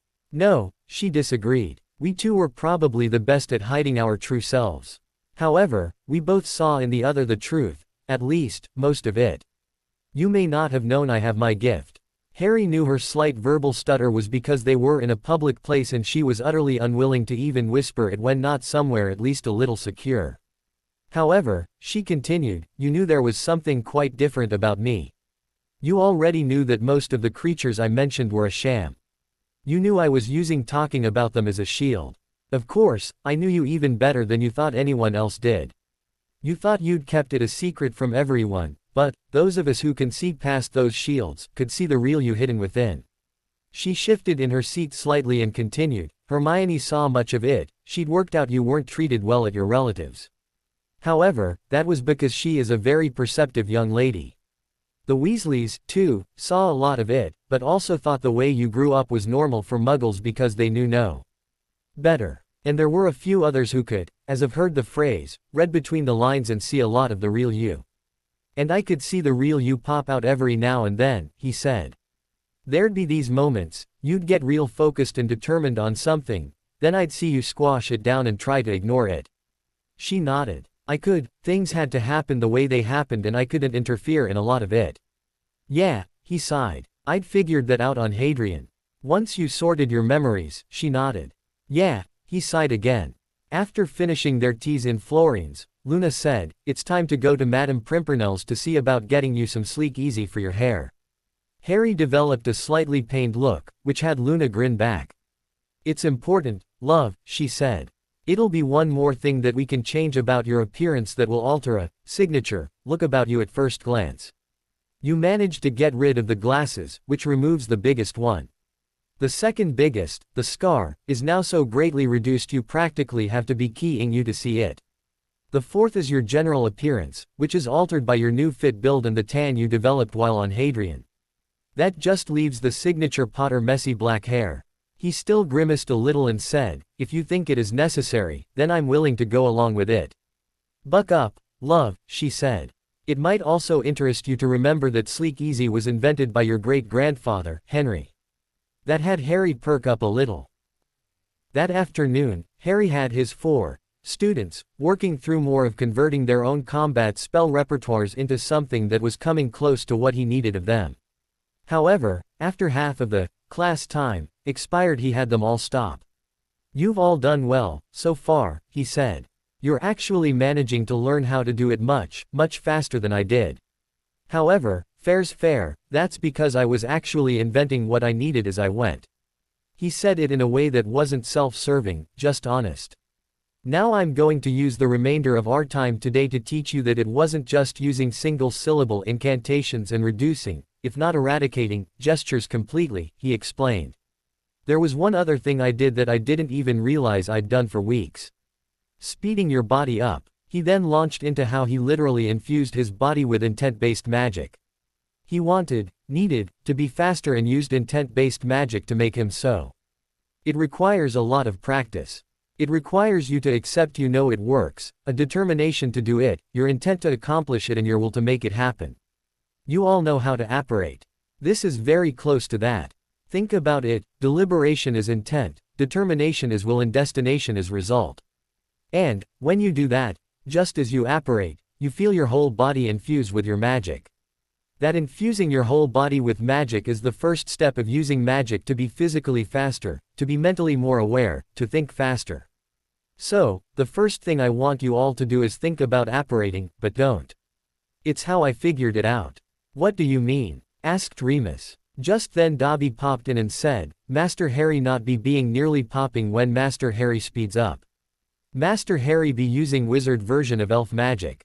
Surprised, Harry looked to the elf and was about to ask what he meant, when Dobby beat him to it. Master Harry be using elf time, dilation, magic. Dilation, time dilation, time dilation. Muttered Harry, before he looked to Dobby and asked, I use time dilation magic. That is, I slow time down around me so, within the time dilation field.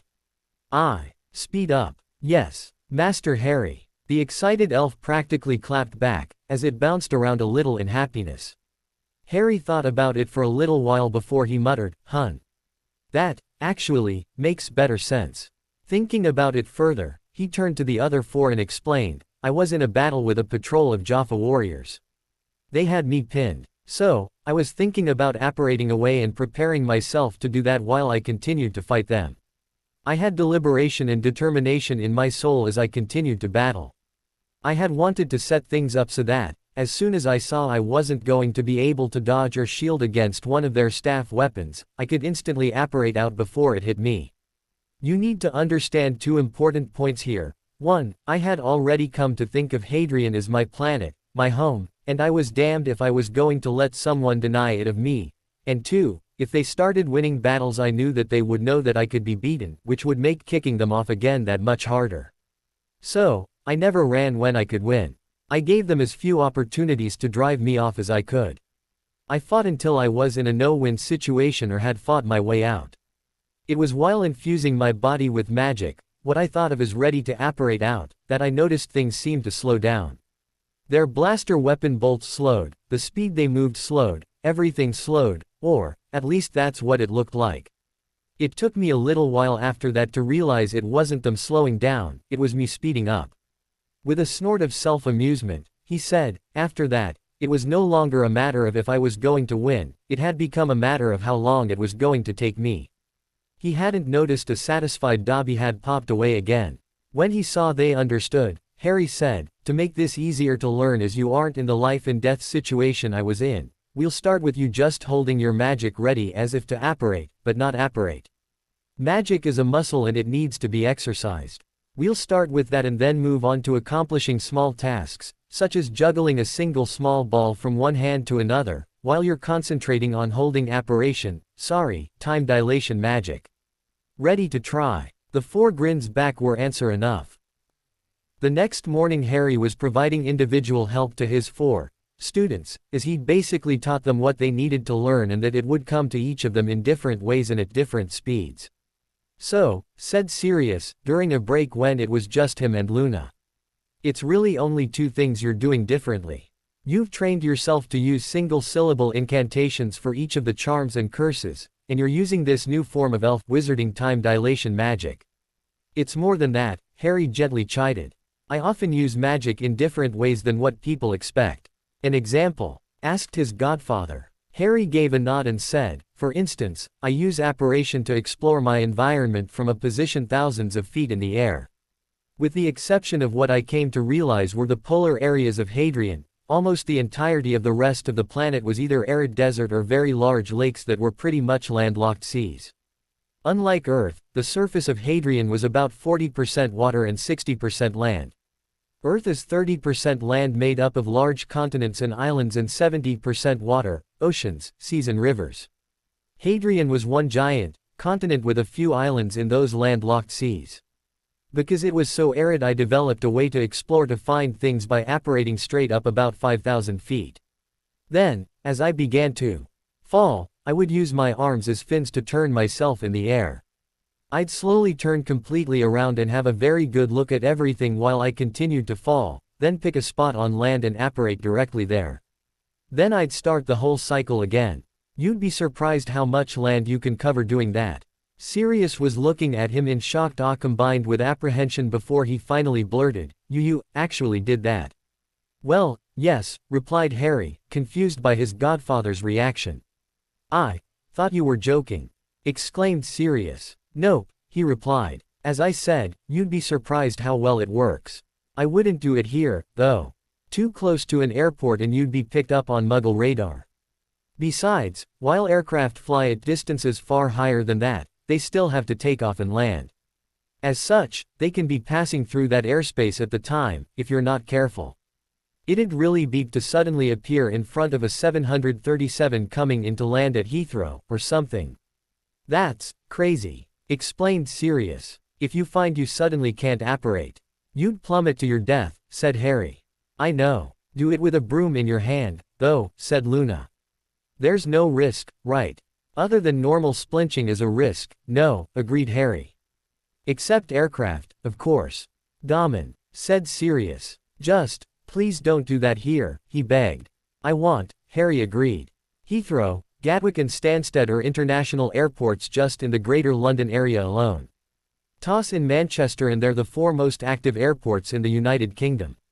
It's because they're so busy I know damned well that trying my trick of apparating a few thousand feet up is fraught with the danger of being picked up on radar and or colliding with a huge jet aircraft doing in excess of 200 miles an hour.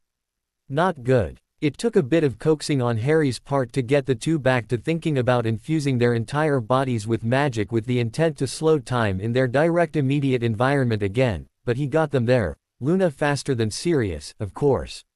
Sometimes, in the quiet of his own mind, it scared him just how much trust and faith she had in him. Yes, it might be because she was a seer and could see what would come, but it was still a leap of trust, if not faith, for her to so willingly open herself to him. Voldemort was angry and had been generous with the number of Cruciatus curses he'd flung about in his throne room, in Malfoy Manor. At least half a dozen of his minions had fallen to the curse before his rage was suitably vented. The Peverell Lord had, apparently, spent a couple hours that morning in Diagon Alley doing some shopping for robes and, for some reason, potions at the Pimpernel matron's store. However, with such a golden opportunity to approach the man, not one of his loyal Death Eaters were in place soon enough to approach and request he attend an audience with his rightful lord, him, Lord Voldemort. When his anger abated he demanded, "Make sure there is always at least one of the faithful in the alley, ready to approach him, at all times from this moment forth." "Yes, my lord," those before him all replied, even if a couple of them stuttered from pain while doing so. When Voldemort gave an order in general, as he'd done this time, all those present were obligated to respond. There had been those in the past who had failed to do so and not many of them were still alive. And those who still lived had felt the pain of a long-held Cruciatus for their trouble. Voldemort did not tolerate being ignored or the disrespect of not being answered. Neville Longbottom had just returned to his VIP suite apartment, halfway between the Charms Corridor and Ravenclaw Tower, after having been accosted by Ron and Ginny Weasley as he came out of Professor Flitwick's classroom. He'd just spent another hour with the little dueling master, training. Both Weasleys demanded to know why he was now acting so cold towards them. Finally, he'd had enough and snapped at them, "Because you both flat out lied to me and have been continuing to lie to me for, I don't know how many, years." When they seemed surprised it was the almost dual expressions of slight guilt that passed over their faces that was the final confirmation he needed. Staring in furious hate at Ron, he said, "You, Ronald Weasley, told me that your taking of Harry's broom and coin pouch within days after he died was because Harry told you you could have them both if anything happened to him. I've now had it confirmed that was a blatant lie. He did no such thing. That, Ronald Weasley, makes you both a liar and a thief. If you want a friend, go befriend Mundungus Fletcher. You two are peas out of the same pod." Swiveling his head slightly to stare at Ginevra, he said, "As for you, you have been going around, behind my back, telling one and all we are going to get married as soon as I defeat you know who. That, too, is a blatant lie, because I will be marrying Hannah Abbott. Besides, I've also had it confirmed, by quite a number of people, just what it is you were up to regarding Say while you were a student here. You whored yourself out, Ginevra Weasley. And, from the sheer number of people who have confirmed that for me, together with specific details they could only know about you if they'd each had say with you, I can do nothing else but accept that what they have told me is the truth. You are to stop with the slander against me of telling people you and I are going to get married, or I will sick the Longbottom family solicitors and barristers onto you. Their instructions will be to spread the information you have been lying to everyone far and wide. Then, if you push back, their instructions will be to spread the information far and wide of evidence of your behavior while at Hogwarts." Snapping his head around to stare again at Ronald, he said, "As for you, as of this day I will be informing one and all that you are not my so-called best mate. Best mates do not lie and steal from you, as you, while supposedly the best mate of Harry Potter, did that to him. I do not and will not truck with thieves, liars and scoundrels, other than having to deal with you as a member of Dumbledore's Little Order of the Phoenix, just as I have to tolerate being in Mundungus Fletcher's presence. Stay the F away from me, the pair of you." Then, not even waiting for either of them to say a word, he spun about and stormed away. Now in his apartment he had been pacing back and forth for a little while, wondering what to do next. However, he already knew what he had to do and also knew he was just delaying the inevitable. Finally, He gave a huff and called a Longbottom, rather than a Hogwarts, house elf. Flippy, please pack my personal effects and take them to Longbottom Hall, he instructed the elf. Enough is enough, I'm returning home. As the elf packed, he picked up his always present pad of blank parchment and ever full quill. He had a note to write. Stepping out of the flow at Longbottom Manor, Neville was greeted by his grandmother standing behind a marble revetment with her wand drawn. As soon as he stood up, she barked, "Password." "The 7 virtues," he immediately replied. "Your pet toad," she said. "What did your Uncle Algy name him?" "Squirt," he immediately replied. "But I named him Trevor." Then, not even pausing, he demanded, "What is your nickname for Aberforth?" "Dumbledore." "Goat Felcher," she more calmly replied, stepping out from behind the marble shield. "Neville." "Gran," he returned. "Finally had enough, have you?" she asked. With a huff of combined annoyance and sadness he returned, "You were right, Gran. Dumbledore's a manipulative old wanker, the Weasleys are users, the others, they're Dumbledore sycophants." Augusta nodded back. "I'm glad to see you're waking up to that. I feared I had completely lost you. What brought this on?" Getting a little frustrated, he replied, "Dumbledore's actions against Lord Peverell, both times he's met the man." "I thought as much," she nodded. Lord Peverell, even with Dumbledore working to protect me and over half a dozen other Order members there, gave me a magical spanking, Gran," he explained. "He did it so easily, so effortlessly. And, if he can do that to me, what hope do I have against you know who?" "As I told you, very little," she sniffed. "Yes, you are clearly a powerful wizard, Neville. However, the Dark Lord has decades of experience on his side and he has the depth and breadth of the dark arts he can draw upon. With Dumbledore's demand that none of his order use anything but incapacitation magic against their opponents, the old man is firmly on the path of utter failure of his objectives.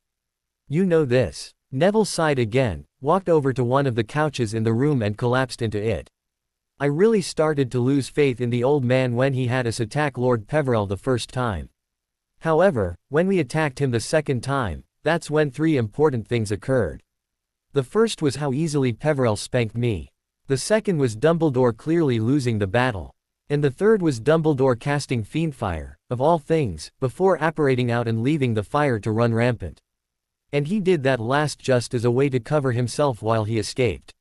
He also left the rest of the Order to fend for themselves." "He's a coward," said Augusta.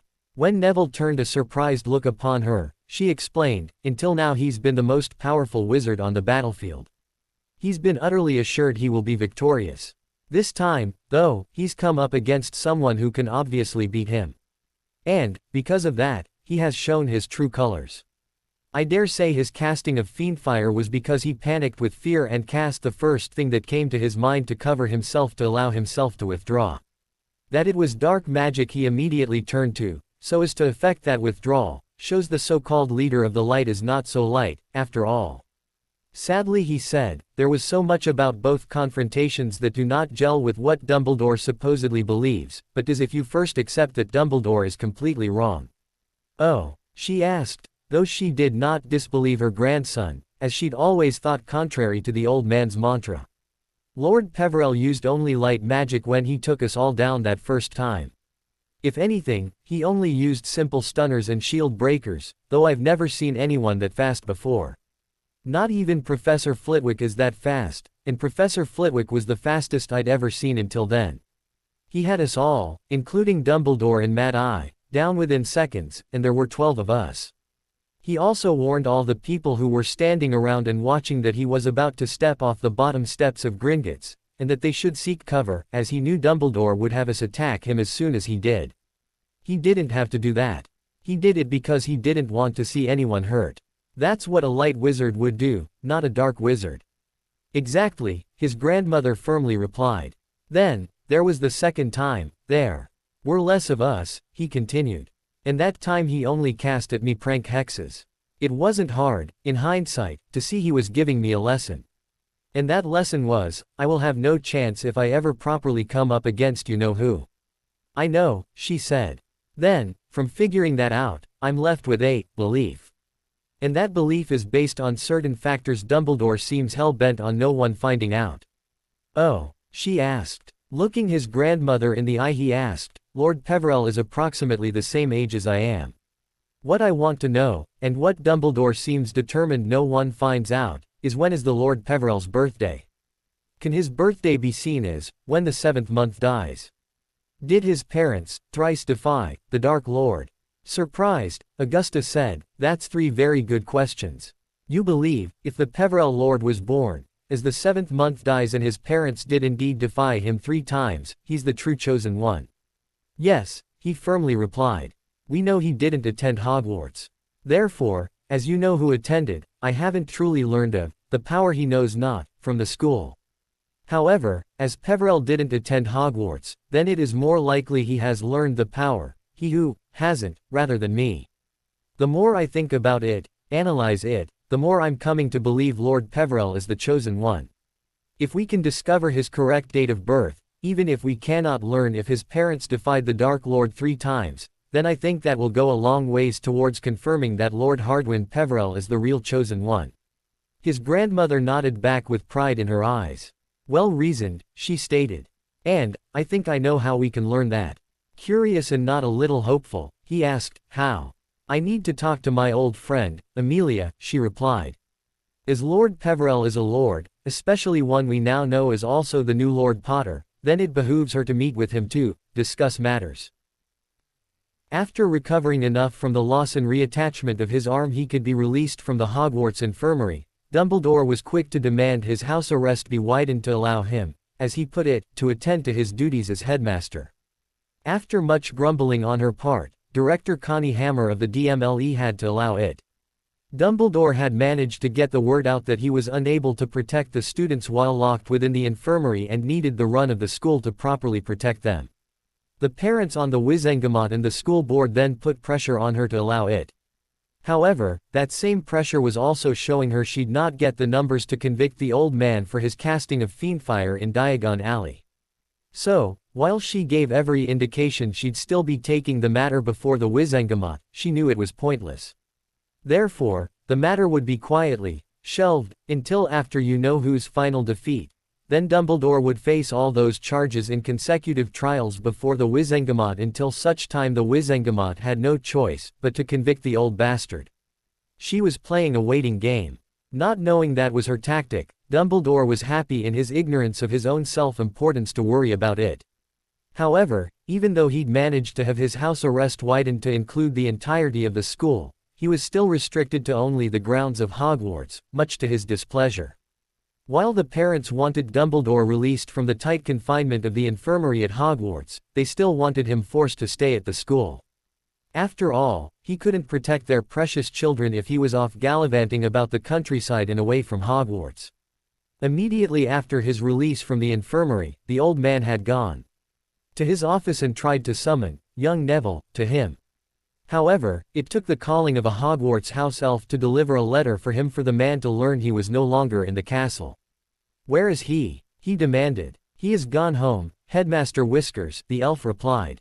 After sending the elf off he was immediately on the float to Longbottom Manor to demand Neville's return. With his head in the flames and looking into the Longbottom Manor welcoming room, he was then forced to wait over a minute and a half before Augusta Longbottom entered the room. Before she had a chance to say anything, he got in first. Augusta, I need to speak with your Neville. Please summon him. No, she immediately replied. Surprised by her snapped response, he said, it is vitally important I speak with him. The security of the wizarding world is at stake. Prove it, she snapped back. Surprised, he was a moment before he stammered, pardon. If the security of the wizarding world is at stake based on whether or not you speak with my grandson, prove it, she replied. If you won't, this conversation is over. With a huff, he said, the nature of what I need to speak with Neville is of such sensitivity I simply cannot speak with anyone else about it, but he. In that case, goodbye Albus, she said, raising her wand. As Dumbledore looked back in shock, she brought her wand swishing down and he suddenly found himself flung from his office floor, as he was forcibly ejected from his office fireplace. She'd force disconnected the call. Landing on his butt a good 4 feet back from the fireplace, he stared at it in shock for a moment before his face morphed into one of anger. Climbing back to his feet and unconsciously dusting himself off, He took the 2 paces back and tried to reconnect the call. It wouldn't connect. Raising his wand, he was about to use the power of the Elder Wand to bull his way through when one of the Aurors, still tailing him everywhere including his office, gave a pronounced cough. "If you're about to attempt what I believe you're about to attempt, Mr. Dumbledore," said the Auror, "I'm afraid I will have to stop you." Holding his wand tightly in his hand as he forcibly squashed down on his anger with occlumency again, it was a moment before he imperiously said, "My conversation with Madame Longbottom was inexplicably disconnected. I merely wish to ensure nothing untoward has happened to her." "In that case," the Auror began, pulling out his badge. He tapped on it in a few places and returned it. "There. A team of Aurors will contact her directly to ensure she's safe." "That's what we do, Mr. Dumbledore. That's one of our jobs, not yours." Frustrated, Dumbledore simply said, "Very well." Not able to recontact Longbottom Manor via flow call for the moment, he returned to his desk and turned his attention to the Peverell problem. Pulling a sheet of parchment before himself and ignoring the presence of the Auror, he picked up a quill and began to list what he knew of the Peverell man. Admittedly, he knew it would be a short list. However, he saw it only as a start to learning all he could. His intent was to prove Peverell could not be the chosen one and, with that information and using the argument of elimination, prove that the Longbottom boy was. The man could not have come out of nowhere, he had to have a history, no matter how well hidden it may be. He directed his attention to finding out the man's basic information, his age, his birthday, the name of his parents, his friends, that sort of thing. He would be surprised to learn, if he ever bothered to find out, he was by far not the only one wondering those details. Sirius was in the library and reading through yet another book on combat. Magics from out of the Black Library at Grimmauld when an owl flew in to drop off a letter for Sirius. He was looking for more curses he could deconstruct to a single syllable to add to the quite extensive repertoire he already had. He scanned it and its load, then freed it of the letter it was carrying with a simple untying charm to the string holding the letter to its ankle. With the letter free, the owl flew out again. It didn't even wait for the treat Sirius was already reaching for. With a shrug, Sirius returned his attention to the letter now sitting on the side table next to him. After another lot of intent-based magic on the letter to see if there was anything harmful, he soon had it open and read. Frowning in a little confusion, he sought out the others currently at home, to speak with them about it. After Harry had read it, he handed it to Luna. "They're fact-finding," she said. "They want to know who you are. That's why they sent Sirius this letter, asking if he knew who you were. They want to know who I am because I spanked the living hell out of Dumbledore and his minions," Harry qualified. "And they sent it to Sirius because any mail sent by Alta, Hardwin Peverell, won't find me and thought Sirius might be in contact with me due to the Peverell and Potter fortunes." Sirius nodded in acknowledgement and said, "You should go. I can send her a letter, informing her I've spoken with you." "Not everyone receives a personal invitation from the minister, Harry," Luna quietly stated. "An invitation to an interrogation," he smiled at her.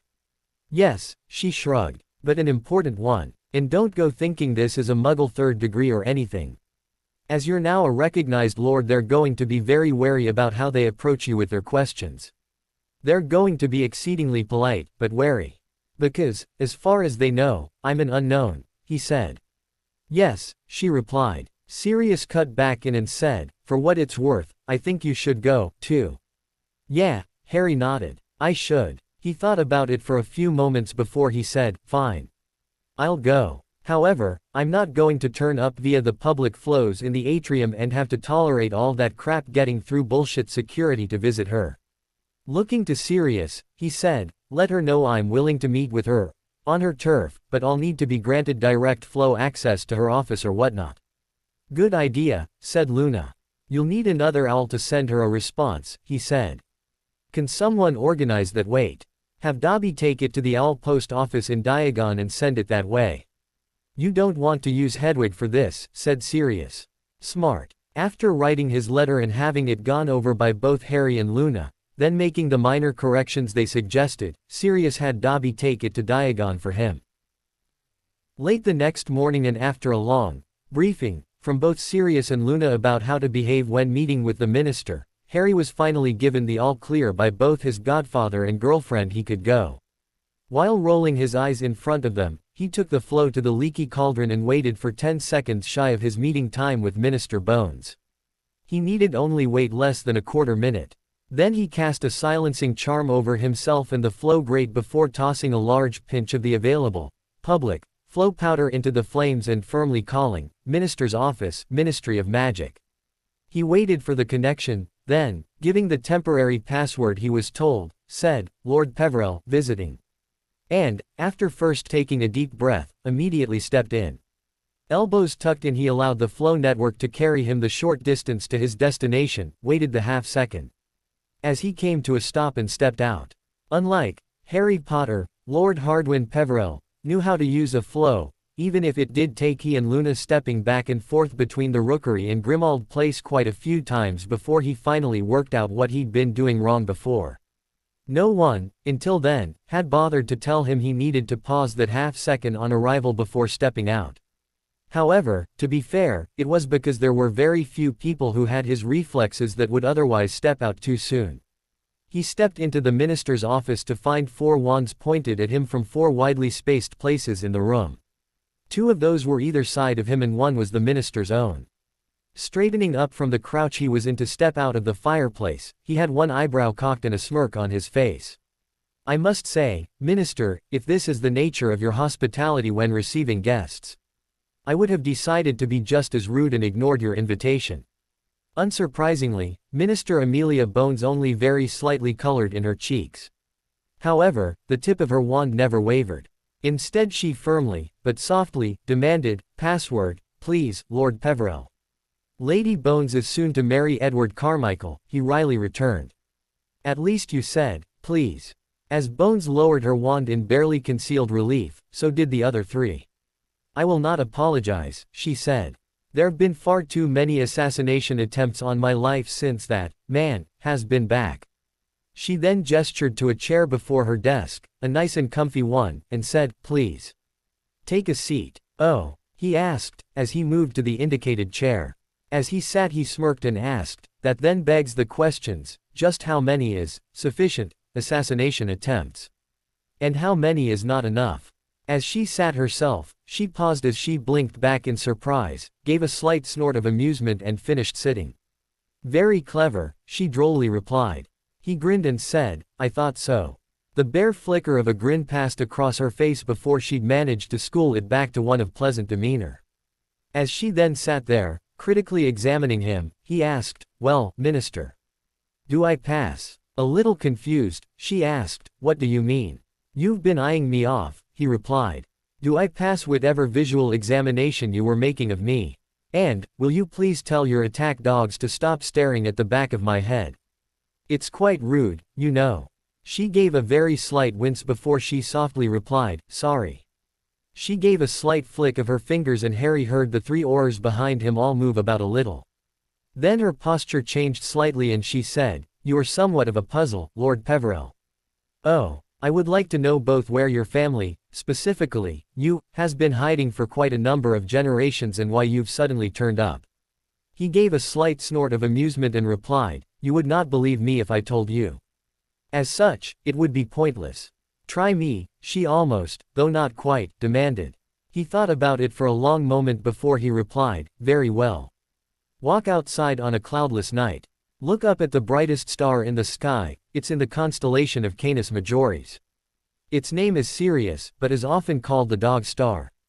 And it's actually a binary star, caused by 2 stars with one, Sirius B, orbiting another, Sirius A. Also orbiting Sirius A is a planet. For many years, that planet was my home. And, very recently, I returned to Earth with the assistance of the Muggle United States military. Does that answer your question?" At first she looked at him in shock, then that shock turned to slight frustration. "You only had to state you did not wish to divulge that information." He grinned back and said, "I know." With a shake of her head she then leaned forward in her chair to rest her elbows on her desk blotter. And said, "I wanted to talk to you about the attacks upon you by Albus Dumbledore, both times, after you stepped out of Gringotts, I believe." He gave a slight shrug and said, "What do you want to know about it? I also remind you, Minister, you are no longer an Auror. It's not your place to investigate." No, Harry heard from the woman behind him. It's mine. Without even turning around, Harry said, well, person standing behind me, staring at the back of my head and probably with her wand in her hand. Perhaps if you were to ask me questions, instead of the minister, I might be willing to answer you. However, you've been nothing but rude since I've entered the room. So, nup. Minister Bones cocked an eyebrow at Harry as she tried to smother the smirk she was desperately trying not to show. Harry saw it and openly grinned at her. In response, she just gave a huff of annoyance and adopted a slightly annoyed mien, but Harry could see she still saw humor in the situation. It was in her eyes, if not on her face. Finally giving herself the slightest of shakes, Bones finally looked at Harry and asked, if you don't mind sharing, how is it you came to inherit the Potter fortune? The old-fashioned way, he replied. Trace back through the line of Potters and you come to a Peverell. Curious, she asked, so, it's true that the Potters were descended from the Peverells? The main branch, yes, he replied. However, a Hardwin Potter married an Iolanthe Peverell. I'm sure, from that, you can see how it is I'm called Hardwin. The line by which I inherit through primogeniture is by her father, Denzel. She gave a nod and said, you clearly don't want to share where you've been. How about other details? Such as? He asked. Date of birth. He grinned back and replied. I'm over the age of consent, if that's what you're implying. She didn't so much blush as her cheeks pinked a little. I'm sure you are, she wryly said. However, we should have your pertinent details for our records. Should? He pressed. No, you mean, want. Sorry, no. Frowning slightly, she said, in these times of heightened concern, we prefer. As Harry started to snicker a little, she shut up. Then frowned at him. Heightened concern? He asked, smirking at her. Wow. Is there something about moving into this office that makes idiots out of politicians? Leaning forward a bit, he stared at her and firmly stated, you're in a civil war, Minister Bones. Call it what it is. Then sat back again. Heightened concern, indeed. You are in a civil war brought on by an insurrectionist movement based on bigotry and hate, and which is led by a man whose only goal is for him to become supreme ruler of everything, or he destroys everything. The one you lot keep calling, you know who, etc., has already caused deliberate breaches of the International Statute of Wizarding secrecy, if not directly, then through the actions of his minions. In some countries, such as the Makusa, that's an automatic death sentence on the spot. The Makusa do not naff about with threats to that specific statute, because they know what it means if the Muggles, or the No-Mace, as they call them over there, actually discover the magical world exists. Sooner or later, Minister Bones, unless you start treating this as the war it actually is, by first formally declaring it the war it is, you're going to have to inform the ICW you are unable to stop Tom. That means, the ICW are going to have to step in. When that happens, have no fear, you and your government will very likely be sacked on the spot by the combined might of the ICW for sheer naffing incompetence. And, why? Because you've had it in your power since you moved into this office to have the issue dealt with, and you haven't done it. I have little doubt your heightened concern would not have existed beyond less than a week once, for example, the Makusa pride turned up on your shores. So, I have to ask, as a concerned citizen questioning the head of my elected government, when are you going to release your orders to fight he who, and his minions as the insurrectionist movement they are, or admit defeat and call in the ICW? At first showing anger caused by Harry laughing at her, as Harry talked, Bones finally slumped a little in defeat. Finally, she said, I'd never get a declaration of war past the Wizengamot. You don't need to, he returned. You only need to get such a declaration past the Wizengamot when you're intending to initiate an international war. You're not doing that. Firstly, you're not the one initiating it, and secondly, this is not yet an international war. All you need to do is inform the Wizengamot you've declared, past tense, magical Britain is in a state of civil war. Once you've done that, you declare you're putting the country on a war footing. Part of that will be you releasing your orders from treating Death Eaters as criminals, even though that's currently exactly what they are, and ordering they be treated as enemy combatants. As enemy combatants, they will no longer be recognized as pure bloods, meaning, when you catch one of them, you can pour Veritaserum down their throats. As enemy combatants, when your orders go up against them, they're not there to arrest them, they're there to stop them. As you'd now be in a state of war, that means the use of lethal force right off the beater's bat. Your Aurors will not be arresting those who give up, they'll be taking into custody enemy prisoners who survive their encounter with your Aurors. Trust me, if the ICW step in because they feel you've for too long shown yourselves to be incompetent in dealing with this little insurrection problem of yours, putting the statute of secrecy at even greater risk, they won't be coming in to arrest Death Eaters, they'll be coming in to put them down like the disease-riddled dogs they've shown themselves to be. There'll be no Aurors. You're all under arrest, it'll be de primo. Bye. Right off the bat.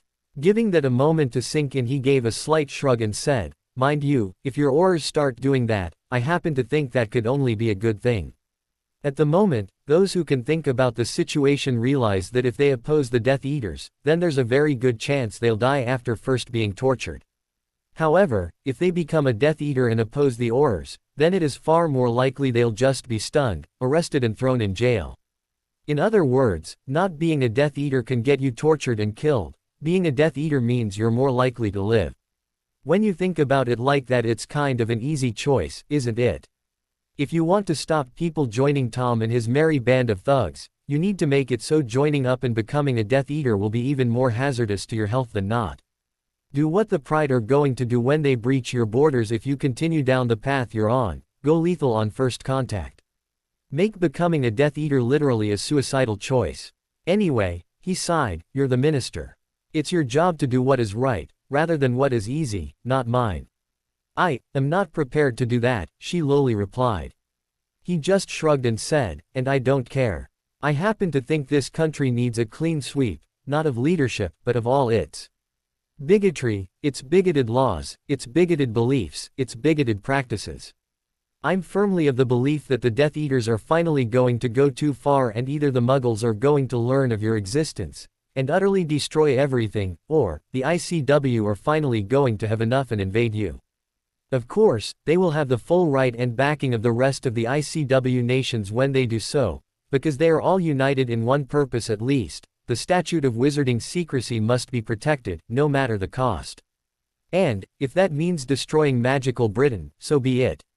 You know this. Either way, Magical Britain, as a society, will be destroyed. Of course, Muggle-borns will still be born. And, sooner or later, there'll be enough of them that they can form a new society upon the ashes of your old one.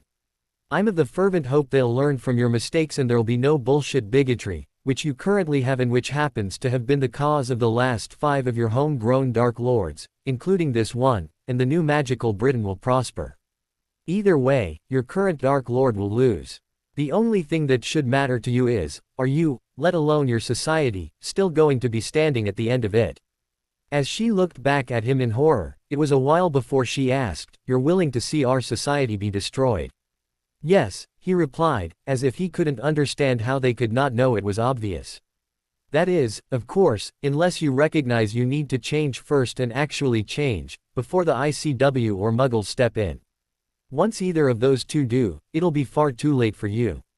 Now, he suddenly said, you asked me here for the purpose of, and don't deny it, finding out if I'm the real supposed chosen one, rather than Longbottom. That's why you were asking me for my birthday. The sudden change of topic had Bones's expression momentarily reflect her surprise and guilt that he'd nailed it. He gave an amused snort and said, knowing my birthday will not clear that up for you. Pardon? She asked. Knowing my birthday will not make it any clear for you whether or not I'm a possible supposed chosen one of the prophecy, he replied. That's because you're making far too many assumptions. First, you're assuming that the 7th month is July. And that's because you're assuming that the calendar to determine the 7th month is the modern Gregorian calendar. The prophecy doesn't state it is. There are about 30 different calendars in use throughout the world, and it could, for instance, be the Chinese calendar, meaning the 7th month runs from mid-July to mid-August in our calendar. Even if it is the Gregorian calendar, it could be an older version of it, which would mean the 7th month is September. You do realize, don't you, that sept is Latin for 7. Then you're assuming that the calendar starts on the 1st of January. What if the 7th month is based on the financial calendar, the 1st of July to the 30th of June, making the 7th month January? Or, what about based on the school year, which means the 7th month is March? Trelawney was a professor at Hogwarts, wasn't she? Then you need to consider whether or not the 7th month dying means the last day of the month under the modern Gregorian calendar. Since the calendar is based on the moon cycles, the dying could represent the phases of the moon, meaning the month dying in July 1980 would be, for that month, the 11th, not the 31st. He then chuckled at Bones's expression and said, "Try this for a scenario that fits the requirements of your prophecy." Back in the late 60s, a young French couple who recently emigrated from France with a young boy child who was born on the 30th of September, have been approached 3 times by the one who became your current Dark Lord with the intent to get them to join him. They refuse him each time. After the 3rd time they decide, "Naff this, let's emigrate back to our home country and away from the fool." And do so. They certainly don't want their son going to Hogwarts in the current worsening climate. Approximately 15 years later, it's early 1980. Their son is now a young Auror with the French Aurors. At the same time, the ICW are quickly approaching the point, they're going to send in international Aurors to deal with your Dark Lord problem. And, wouldn't you know it, one of those Aurors is the son of that couple who emigrated back to France. You now have, back at the time Trelawney gave her prophecy, a young French Auror who is both, approaching, and, born of those who thrice defied him, born as the 7th month dies. And he fits the prophecy quite nicely. You, as has Dumbledore and the Dork Lord, have leapt to conclusions based on little, but the flimsiest of, evidence. Where is your evidence that the Chosen One, as you've all been calling him, was born on the 30th or 31st of July, 1980? Where is your evidence that he's even British?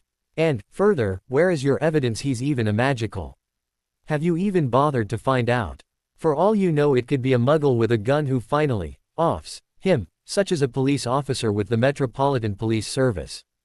As he sat back and smirked at Bones, who now had her head resting by her forehead on her fingertips of both hands with her elbows on her desk, he could hear the nervous movements and quiet mutterings of the 3 Aurors behind him. He chuckled again and said, "You've all been so happily going along with whatever bullshit Albus Dumbledore spews out of his mouth as if it's the gospel truth that, when someone like me comes along and asks for proof, you're all left floundering. But, Albus said so. Albus Dumbledore has mastered the art of, when you cannot bedazzle them with your brilliance, baffle them with your bullshit. And you idiots have all been falling for it." And laughed. He was the only one, though. "Good gods, woman," he chuckled. "How about you speak with an unspeakable who is a master of divination and ask them? Stop falling for Dumbledore's dissembling bullshit and actually investigate. You were, after all, once an Auror. Put that training to use." After a few moments, she sighed and sat back. Yes, I was." After another long look at him, she asked, "Any other pearls of wisdom you wish to share?" That she asked it almost plaintively had him smirking back. "Ask and ye shall receive," he grinned. Her returned grimace of pain made his grin widen. "Let's look at your actual prophecy, shall we?" he asked. "I think we all know what it says," she grumbled. "Yes," he returned. "But do you know what it means?" Puzzled, she asked, "What do you mean?" "The one with the power to vanquish the Dark Lord approaches. Born to those who have thrice defied him, born as the 7th month dies. And the Dark Lord will mark him as his equal, but he will have power the Dark Lord knows not. And either must die at the hand of the other, for neither can live while the other survives. The one with the power to vanquish the Dark Lord will be born as the 7th month dies, right? Now let's deconstruct it. The one with the power to vanquish the Dark Lord approaches. Born to those who have thrice defied him, born as the 7th month dies. Nowhere, in there, does it state the one with the power will actually vanquish him, only that he has the power to do so. It also states, born as. The 7th month dies, not will be born, not has been born, just born. Stop assuming that means he's about to be, as of the time the prophecy was given. For all anyone knows, the person could have been over 50 years old, for example, at the time. Next, and the Dark Lord will mark him as his equal, but he will have power the Dark Lord knows not. Firstly, you're assuming that means a physical mark of some kind. At least, that's what you thought when it was believed it was Harry Potter, and that was only because of his quite visible forehead scar. Dumbledore had to go through quite the song and dance routine to have you all believe it meant something else, and the Chosen One was Neville Longbottom, didn't he? Even then it could simply be your Dark Lord indicating someone and saying words along the lines of, "That one is my equal." As such, he has marked them as such. Then there's the power he knows not. It doesn't say the Dark Lord does not understand the power, it states he doesn't know it. In other words, any power that Dumbledore believed it to be. Love, anyone, it cannot be the power the Dark Lord knows not. That's because, until a few years ago, anything Dumbledore thought he knew about the prophecy he told Severus Snape. And anything Severus Snape knew went immediately to the Dark Lord. As such, within hours, days, at the most, the Dark Lord would know of it. Then you also have to consider that your Dark Lord also attended Hogwarts. He was head boy in 1945. As such, anything taught at Hogwarts cannot be this supposed power because the Dark Lord would already know of it. Therefore, if the chosen one is Neville Longbottom, then, as long as he remains at Hogwarts and only learns what Hogwarts and its staff can provide him, he's never going to learn a power the Dark Lord knows not, is he. Which means, he cannot be the chosen one, at least until he gets away from Dumbledore's clutches. The next one is the most hilarious of all. And either must die at the hand of the other, for neither can live while the other survives. That one is a clear nonsense if you also, as you've also seemed to have done, accepted that Neville Longbottom is the chosen one. You all accept that the one you consider as the Dark Lord of your prophecy, and there's nothing in the prophecy that states he is the current one. You also have all accepted he is alive, just as you all accept Neville Longbottom is alive. Therefore, either Longbottom isn't the chosen one, or Vold Monkey isn't the Dark Lord. Pick one, because it cannot be both, if it's either of the two in the first place. Then the final line, the one with the power to vanquish the Dark Lord will be born as the 7th month dies, is nothing but a summary of the first line. Next, Dumbledore seems to think that the one with the power will then use that supposed power to off your Dark Lord. There's nothing in the prophecy that states that. That is nothing, but yet another assumption on your part, and which Dumbledore firmly espouses and spruiks. Again and again and again, where's your naffing evidence? With a sigh and a massage of her nose bridge, she asked, so, your birthday is irrelevant, he replied. How about you tell me yours and I'll see how it could be you who is the chosen one. More than 30 different calendars, remember. As for, thrice defied him, that doesn't just mean fight, it can also mean refuse. And it doesn't mean to your Dark Lord's face, either, it could simply mean to his propaganda. Care to find out if you meet the conditions of being the so-called chosen one? Slumping in defeat, Bones gave a pained sigh before looking back at him. The only person who originally began stating the chosen one was Neville Longbottom is Dumbledore, he continued. And you folks all accepted it without once getting from the old man any proof as to his claims. You were also happy it wouldn't be you, that you could palm it off on someone else, you simply accepted his bullshit as divine fact. Shame on you. I magically spanked Neville Longbottom's ass the other day to prove to you all that Longbottom cannot possibly be your alleged chosen one. Now you're running about trying to learn other people's birthdays to see if it could be them, instead. I'm not going to share with you mine because, as I said, it's irrelevant. Having already researched it, I can tell you there are approximately 57 days out of 366 it can be. And those dates change depending on which year you're also referring to, because they relate to the cycles of the moon. When you do what Dumbledore did and take a day earlier, Neville Longbottom was born on the 30th while Harry Potter was born on the 31st, then the number doubles. That's 114 days out of 366. That's a little under 1/3 of the entire year. He laughed at her resultant expression. Now, knowing my personal particulars are not yours to know, is there anything else I can help you with? She then tried to get other information such as, was he seeing anyone? Yes, who that is a personal particular and none of your business. Where was he staying? Personal particular. Why can't owls find him? Consider it. Family magics. Was he going to take his seat on the Wizengamot? Yes, but I don't know when, and others.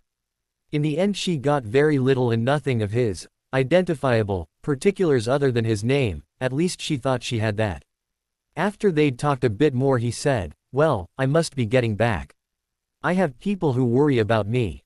And, who are you staying with? Asked Bones, as Harry started to rise.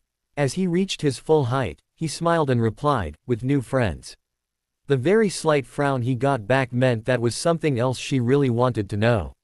Well, then, would you mind doing something for me? She asked. That depends entirely on what that something is, he replied. She gave a single nod back and replied, if I offer you an emergency portkey, would you carry it on your person? Not without a whole heap of assurances from you, I won't, he returned. Again frowning a little in frustration, she asked, what sort of assurances? That what portkey you want me to carry is only a portkey, there are no tracking charms or the like on it, that said portkey cannot be activated by anyone else simply by, for example, calling an activation phrase to me, that the portkey is not a timed portkey, that you inform me first where the portkey will take me upon activation, that sort of thing. As he spoke and listed his conditions out, she nodded along. Wise, I think, she then said. Very well. Then she pulled out a small medallion out of a desk drawer and offered it to him. He didn't reach for it. Your assurances first, please, Minister Bones. You have them, she firmly stated. He then took the small medallion with his offhand and dropped it into his pocket. The activation requires you to tap the medallion with your wand, pushing a little of your magic into it and calling, activate, she explained. It will take you to the DMLE portkey point. Will I be locked in place, or similar, if I arrive there that way? He asked. She frowned a little and said, no. The medallion is an portkey. As such, and though you will arrive there, you will not be hindered in any way. You have my word. As a daughter of the House of Bones? He firmly asked. Yes, as a daughter of the House of Bones, she just as firmly returned. He gave a nod and said, very well. Thank you. Thank you for coming to see me, Lord Peverell, she said. And thank you for hosting me, Minister Bones, he returned. As he headed for the fireplace, one of the Aurors piped up. I need you down in the DMLE office, Mr. Peverell, said the elder witch Auror. She'd remained quiet the whole time he was there until now. I need a statement from you regarding the 2 attacks upon you by Albus Dumbledore. Turning to look at her, he smiled and said, liar. Firstly, you do not need me down in the DMLE office, you want me down in the DMLE offices. Secondly, you address me as Lord Peverell, not Mr. Peverell.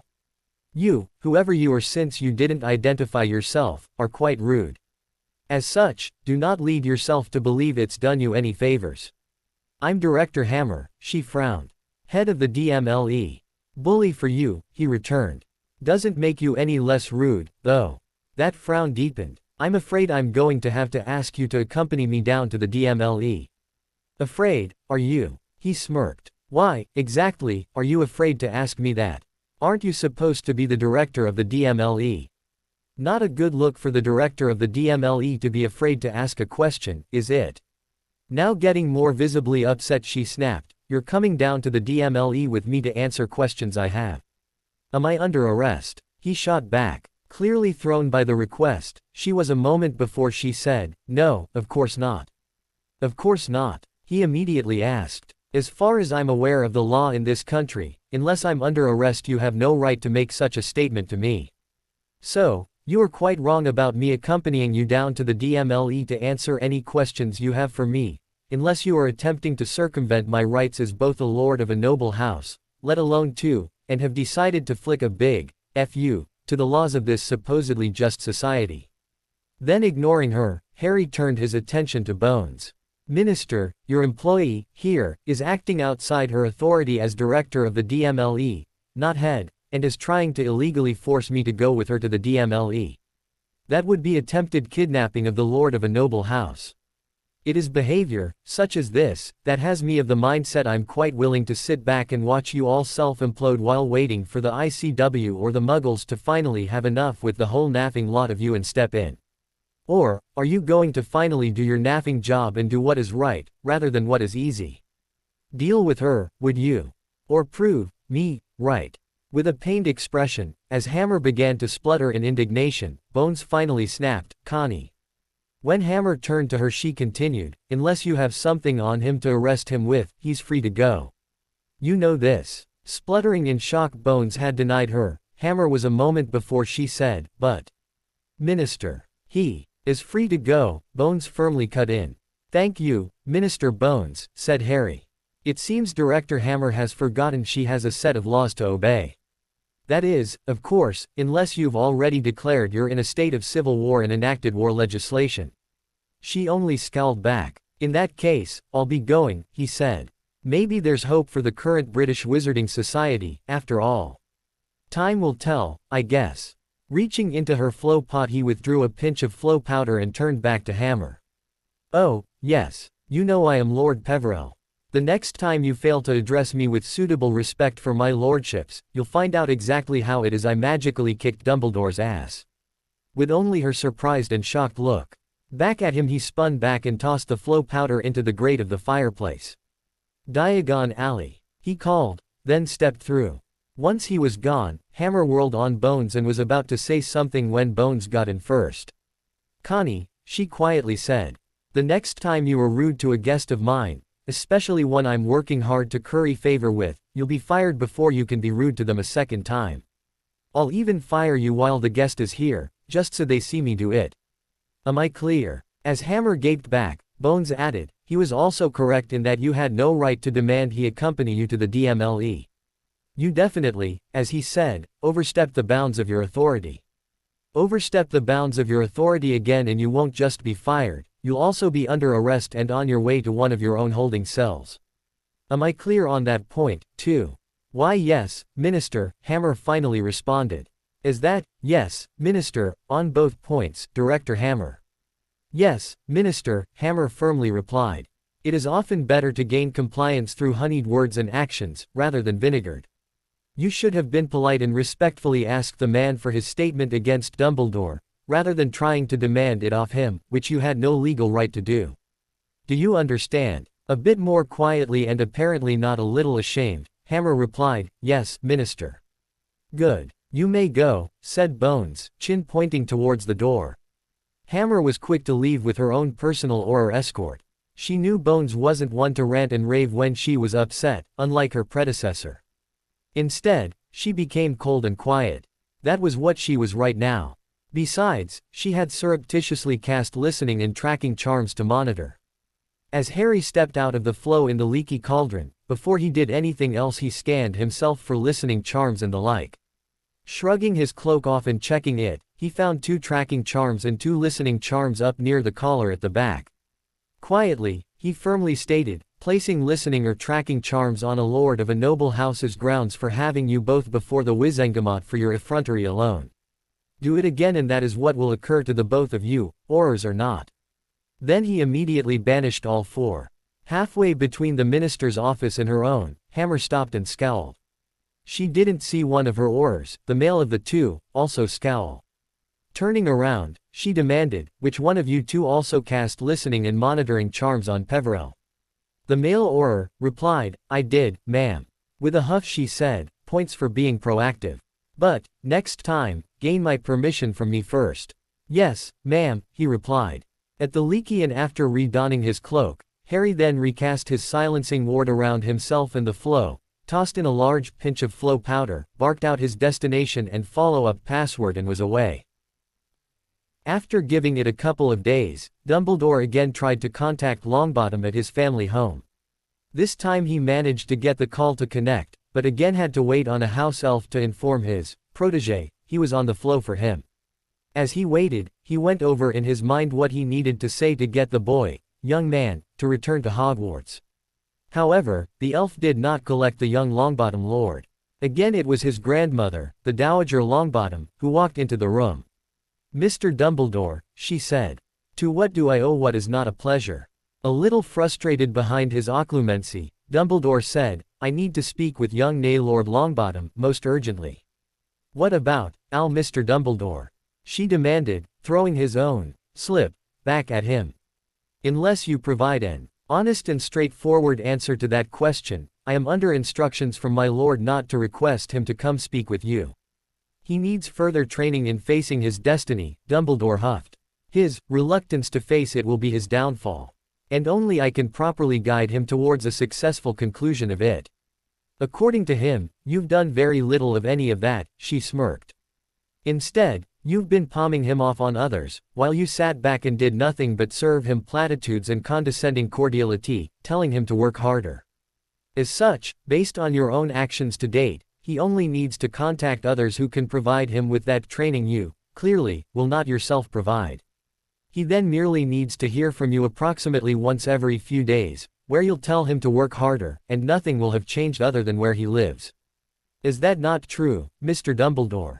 With a slight scowl, Dumbledore said, perhaps if I was to step through and speak. That's not going to happen, she snapped over the top of him, cutting him off. The wards are specifically set to instantly and forcefully eject you from the grounds if you attempt to enter, even if you use your phoenix. He'd also temporarily forgotten he wasn't allowed to leave the school grounds. If you wish to speak with my lord, you will continue to provide satisfactory answers to my inquiries before I then inform him of your responses, she continued. Even then, it is entirely up to him whether or not he speaks with you. Now, my lord wishes to know what efforts you have made towards discovering whether or not Lord Hardwin Peverell is the true chosen one. What have you so far discovered? That is sensitive information. I am not willing. Before he even had a chance to finish explaining, again Augusta's wand flashed up and down, and again Dumbledore found himself forcefully ejected from his own fireplace. Merlin, damn it, he furiously muttered, climbing back to his feet. When he turned to look at the two Aurors in the office with him, both were lightly smirking at him, infuriating him even further. He was further annoyed at the reminder he could do nothing about getting rid of the two and their compatriots who followed him everywhere in the school except the toilet and his private apartment. Even then he had to tolerate them affixing him with a tracker and wasn't allowed to remove it. The first time he tried was also the last time. Within moments of his removing it, both on-duty Aurors burst into his room with wands drawn. After being told off for it, they immediately affixed another to him and told him if he or another removed it they'd immediately drag him off to a cell at the DMLE. And don't go thinking you can just transfer it to something or someone else. As soon as you fiddle with it, we'll know, he was firmly told. That was a point concerning the DMLE level tracking charm he had forgotten about. And he knew the Auror had told him the truth, as far as he was aware. The DMLE had been provided the charm by the Unspeakables on their request. They needed a tracking charm that could not be removed or transferred without the caster immediately noticing it, and the Unspeakables had come through for them. What frustrated Dumbledore the most was that the Unspeakables were unwilling to share with him the secret of how to remove it without the caster knowing. He knew they had to know, as they both designed the charm and would have left that loophole in for themselves. He was very disappointed with them for not sharing that information with him. They'd told him there was no such loophole, but he knew they were just attempting to mislead him. If he'd known the truth, it would have surprised him to discover they actually didn't leave such a loophole, after all. Later that day and at the ministry, Augusta Longbottom was now sitting with the minister, Bones, in the discussion armchairs at the front of her office. These were two armchairs sitting, kitty corner, 90 degrees, to one another with a small coffee table between them. Each of them held a teacup and a saucer in their hands as they talked. So, said Longbottom, we've all been fools in automatically accepting that the 7th month dies is the last few days of July, or that it even refers to 1980. Yup, said Bones. I ran it past Saul and his boys and girls down in the dom and they concur. Actually, Saul said, Wheel, it's about bloody time you folks started to open your minds to other possibilities. We've known that, right from the start. Then, why didn't they say anything? Asked Longbottom. They did, Bones returned. They even sent an Unspeakable to visit Dumbledore and told him directly. He basically threw them out of his office and said he knew, for a fact, it would be either Mr. Potter or your grandson even before the two boys were born. Then, as he was still Chief Warlock at the time, he ordered Saul to not come forward with that information to anyone else under his imprimatur authority as Chief Warlock, as he considered it a security of the realm issue. Longbottom scoffed and said, he really abused that authority a lot, didn't he? Bones nodded and said, he did. Bastard. Bastard, said Neville Longbottom. He and his grandmother were sitting at his head of house desk in the office at Longbottom Manor, he, now sitting in the office chair, while she sat opposite. His grandmother had just relayed to him what she and the minister had discussed. That was my thought, too, she said. Both of us had also run through the mental exercise to see if the prophecy could also apply to either of us if we were male. It can, if you stretch things a bit. And, if we can logically deduce either of us could be the chosen one if not for our gender, then it is not a difficult exercise to extrapolate that to recognize there would be a great many people, wizards, squibs, muggles, to whom it could also apply. A week later and at the Black Townhouse, Harry had barely left the house for the past week. His focus was on getting his girlfriend, Luna, godfather, Sirius, honorary uncle, Remus, and his honorary uncle's girlfriend, Tonks, up to some level of snuff with his way of performing combat magics. And the four had made significant leaps and bounds in accomplishing what they needed. When he was honest with himself about it, Harry realized they were learning it so fast because of a number of factors. Firstly, they were in a war, and getting fast at casting and dodging could mean the difference between life and death, tomorrow. Secondly, they had trust in him not to lead them astray, or, at least to not, bullshit, them. Thirdly, with the exception of Tonks, who still had to go to work as an Auror, they had nothing else to do with their time, but learn and train. And fourthly, Harry was actually a damned fine teacher. The other matter was Harry and Luna's relationship. Harry had sat her down in their room and asked the young woman outright, "How long have you known you were the one for me?" "Off and on since just before we headed to the ministry that night," she replied.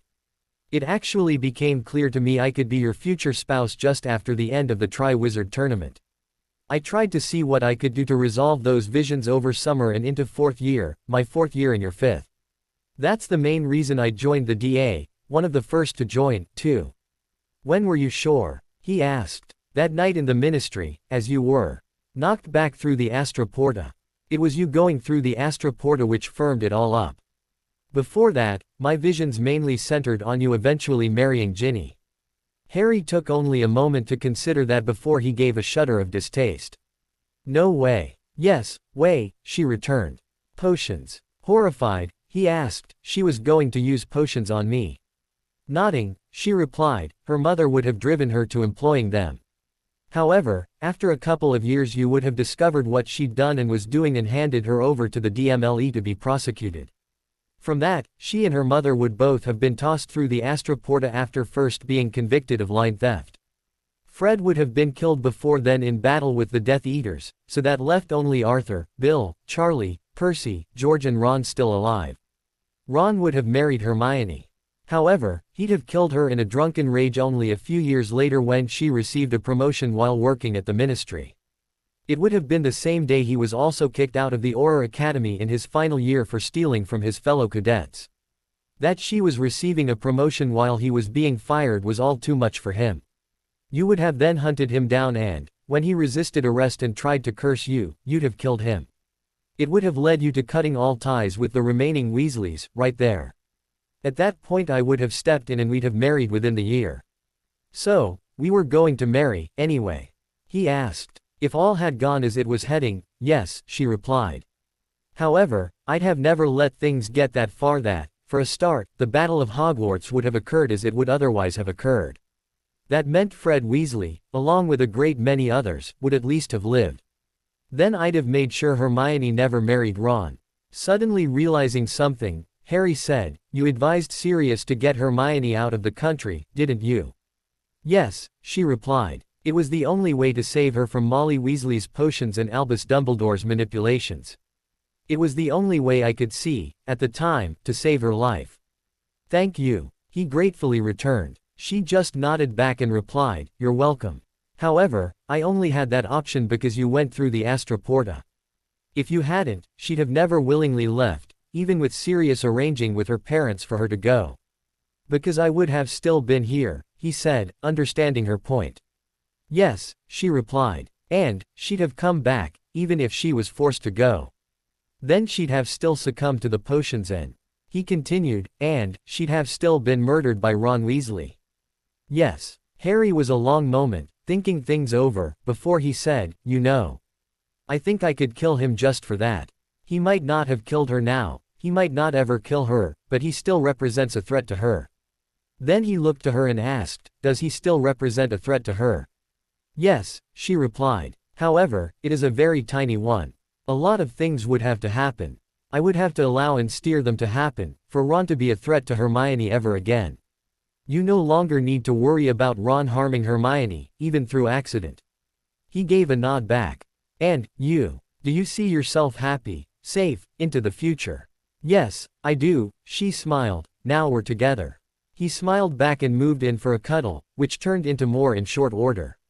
A little while later, breathing just a little heavily, she said, you know, for someone who's lived a celibate life, especially for the past 3+ years, you sure are a randy bugger. He chuckled and replied, I think it might be. Because I've got a lot of catching up to do.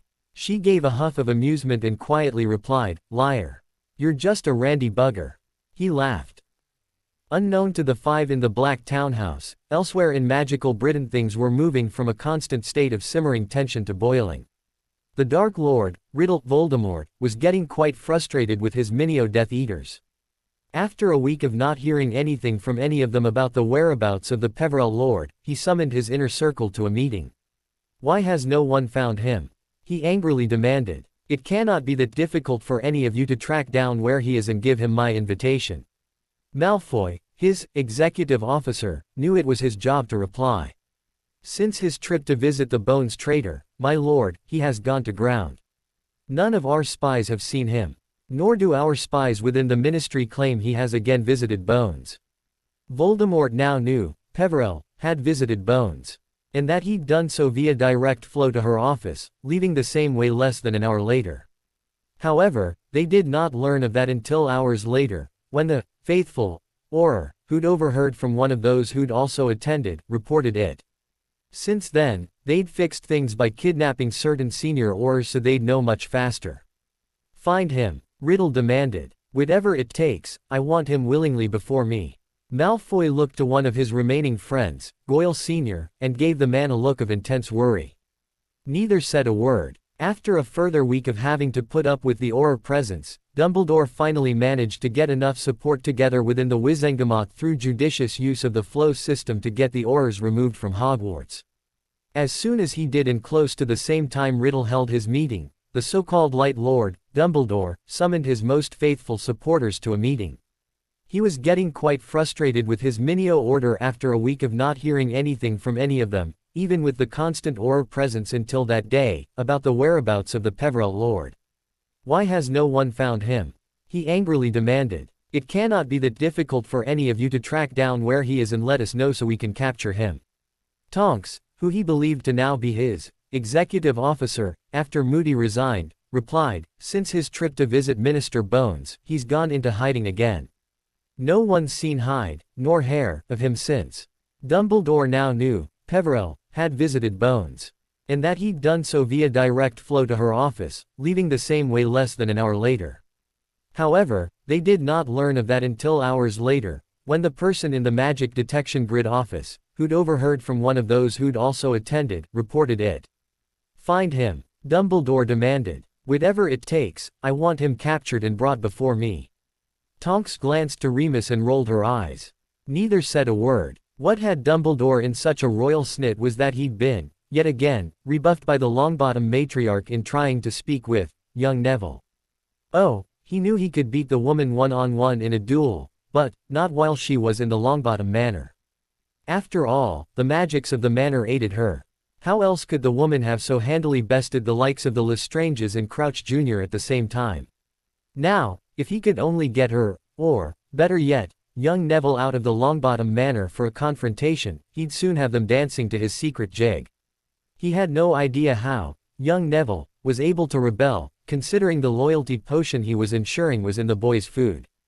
However, that was because he did not know Longbottom had an inkling of an idea someone would try to potion him. Ginny Weasley, he'd thought, so had, for the past 6 months, been only eating meals and imbibing drink prepared and brought to him by a Longbottom elf.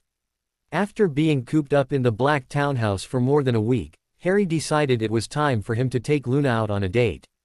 While teaching the other four the new way of using magic took up a fair bit of time, he told them he'd basically taught them everything they needed to know and that it was now up to them all, individually, to improve using it themselves through constant practice. He did remain on hand, though, to offer the occasional suggestion when they seemed to hit a roadblock or two. Since then he'd hit the books in the Black Library reading everything he could he thought might be useful. And it wasn't just combat spells. After teaching Harry how to goblin salute and recognize a goblin saluting him, Sirius also learned Harry had no idea how to act as a proper wizarding lord. So, Harry had to hit the books about that, too. It would take years to get a full wand grip on everything you should know to be a lord, explained Sirius. So, we're going to first focus on everything you need to know, especially what you need to know right now. That led to Harry practically spending a great deal of his day and evening studying books and, whenever he came across something he needed clarifications for, asking Sirius. Even Luna both learned a lot she needed to learn as being the future lady of a house while also helping Harry learn what he needed to learn. However, some of the things she handed him to read seemed a little odd, but he knew it was because she'd seen something and knew he'd need that information before he'd otherwise learn it. When he approached Sirius about somewhere he could take Luna for a date, his godfather grinned and immediately replied, "The occluded moon, if you're looking for a restaurant-type evening date. Otherwise, for daytime, I'd say just a picnic in the Muggle world." When he approached Luna, she beamed a wide smile back before her expression settled and she said, "First, I'd like to take you to visit both your parents and my mother's graves. After that, we'll see." Surprised, he was a moment and about to say something before she added, "I know you've never visited your parents' graves before, love. I think, you taking me to visit them so you can introduce me to them, plus me taking you to visit my mother's with the same intent, should be a good start to the day. After that, we can find a place to have a picnic and call Dobby to bring us a picnic basket and blanket." It took him only a moment to see the wisdom of what she suggested and reply, "That is a wonderful idea, Luna. How about we go tomorrow?" She happily smiled back and replied, "It's a date. So, decided on a place for your date, yet?"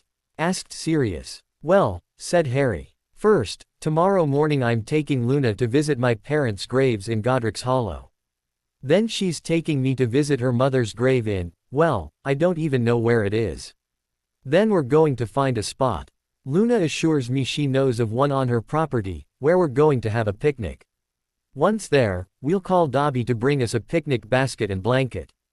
I don't know how long we're going to be, but we'll be back well before dinner." "That sounds," began Sirius. "Actually, have you ever been to your parents' graves?" "No," he sighed. "The Dursleys were never interested and Dumbledore kept such a tight leash on me I knew even asking to go see them would be refused." Sirius sadly nodded and said, "I'd offer to come along, but I think this is something the two of you should do together without me there. Is that all right with you?" "Yes, of course," Harry replied in a voice that showed his surprise. He thought his godfather thought he'd be upset with it. "Good," said Sirius. "I really should visit them again, but it was too dangerous for quite some time. I did only a couple of weeks before you turned up." Harry thought about that before what his godfather was telling him dawned on him. "You visited them on Halloween, didn't you?" It wasn't a question. Sirius sighed and replied, "The day after, actually, All Hallows' Day." Harry softly smiled back and said, "It's okay. And, thank you for visiting them."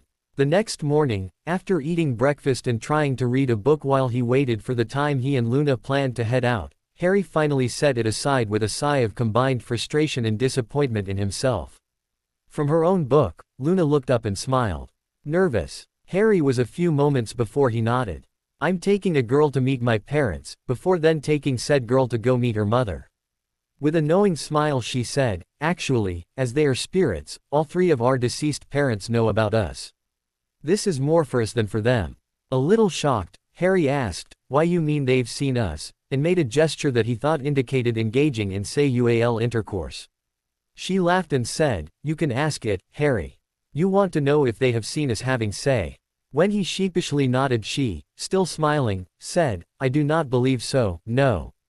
I believe they have some awareness of what is happening back here on the mortal plane, but it's not like they're standing there, watching us. That's why we go to their graves. It's the place where their current existence can more closely touch our own. There, I believe, they will be more aware of us and that we are trying to communicate with them." He nodded, somewhat relieved his parents, especially his mother and, far more importantly, her mother, had not watched them having sex. If his father had watched them having sex, though, they'd be having words. Finally it was time to go, though Luna had been adamant that Harry dress for combat for the day. "Why?" he asked. "Until the current unpleasantness is dealt with, you need to be ready to defend yourself," she explained.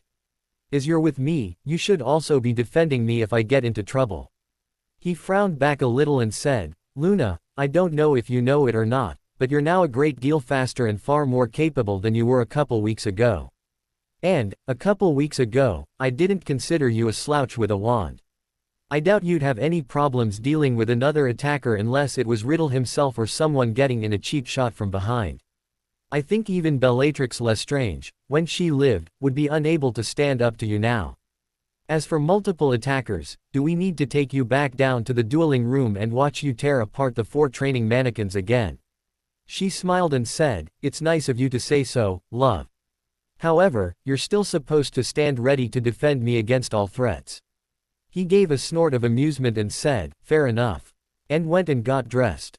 When she joined him soon after he entered their room, she smiled as she saw him about to don his Muggle combat boots. Try the dragon hide boots on, love. You haven't worn them yet. Without a word, but with a slight shrug, he put on the Welsh green boots that went so well with his dark green robes he'd already donned. Once he stood and started to move about in them, he realized just how comfortable they were. Very nice, Luna sultrily said. He turned to her with a grin and cheekily said, And I bet the clothes look nice, too. She giggled. You look like the proper lord, love, she grinned. I heartily approve. As he affixed his wand holster to his forearm and, as usual, over the upper part of the Karakesh and gave himself a last check over in the dresser's mirror in the corner, which didn't comment as Luna now refused to have ones that talked back to her in the room, she said, Carry that Zat gun thing, too. Harry didn't even ask why. He walked over to his bedside table, slid the bottom drawer open and pulled the Zatanictel out. Then holstered it on his left hip in the snap draw holster he fashioned for it, just under his robes. He treated the Zat as a right-handed weapon he could draw and hold, when needed, in the left. Before he even had a chance to ask, she said, just in case. Luna had dressed before Harry headed up to change and was dressed in a similar style witch's upmarket casual robe that, with the flick of a button at the collar, released a magical zip down the middle of the front to drop open into a rudimentary witch's unarmored combat robe. Underneath she wore slacks and a blouse that couldn't be seen until the front zip was released. The first time he saw it, Harry commented he'd seen nothing like it before. It's a new product line brought out by Malkin's a couple years ago. It was a design concept she first made for combat troops everyone expected the Ministry to create once it was apparent Riddle truly was back. However, she couldn't get Director Scrimgeour to accept the concept even for his orders. So, she decided to market the idea for civilian wear. Hammer wouldn't accept it either, once she became director. It's proven quite popular with those witches and wizards who are not so prone to running away and hiding if Death Eaters show up. Looking it over more carefully, he said, I guess it would. Looking up at her face, he asked, How come you didn't recommend something like this for me when we were in Malkin's? Because the fully closed front style doesn't suit you, love, she replied. You move like a predator all the time when you're out and about, so it's pointless for you to hide it. Besides, the added cost of the feature would be wasted on you because, as soon as there was a risk, you'd open it so you were ready if need be. And that would be almost every time we stepped out into public. He thought about that for a few moments before he shrugged and said, Yeah, I would. To get to Godric's Hollow wasn't going to be the drama Harry thought it would be.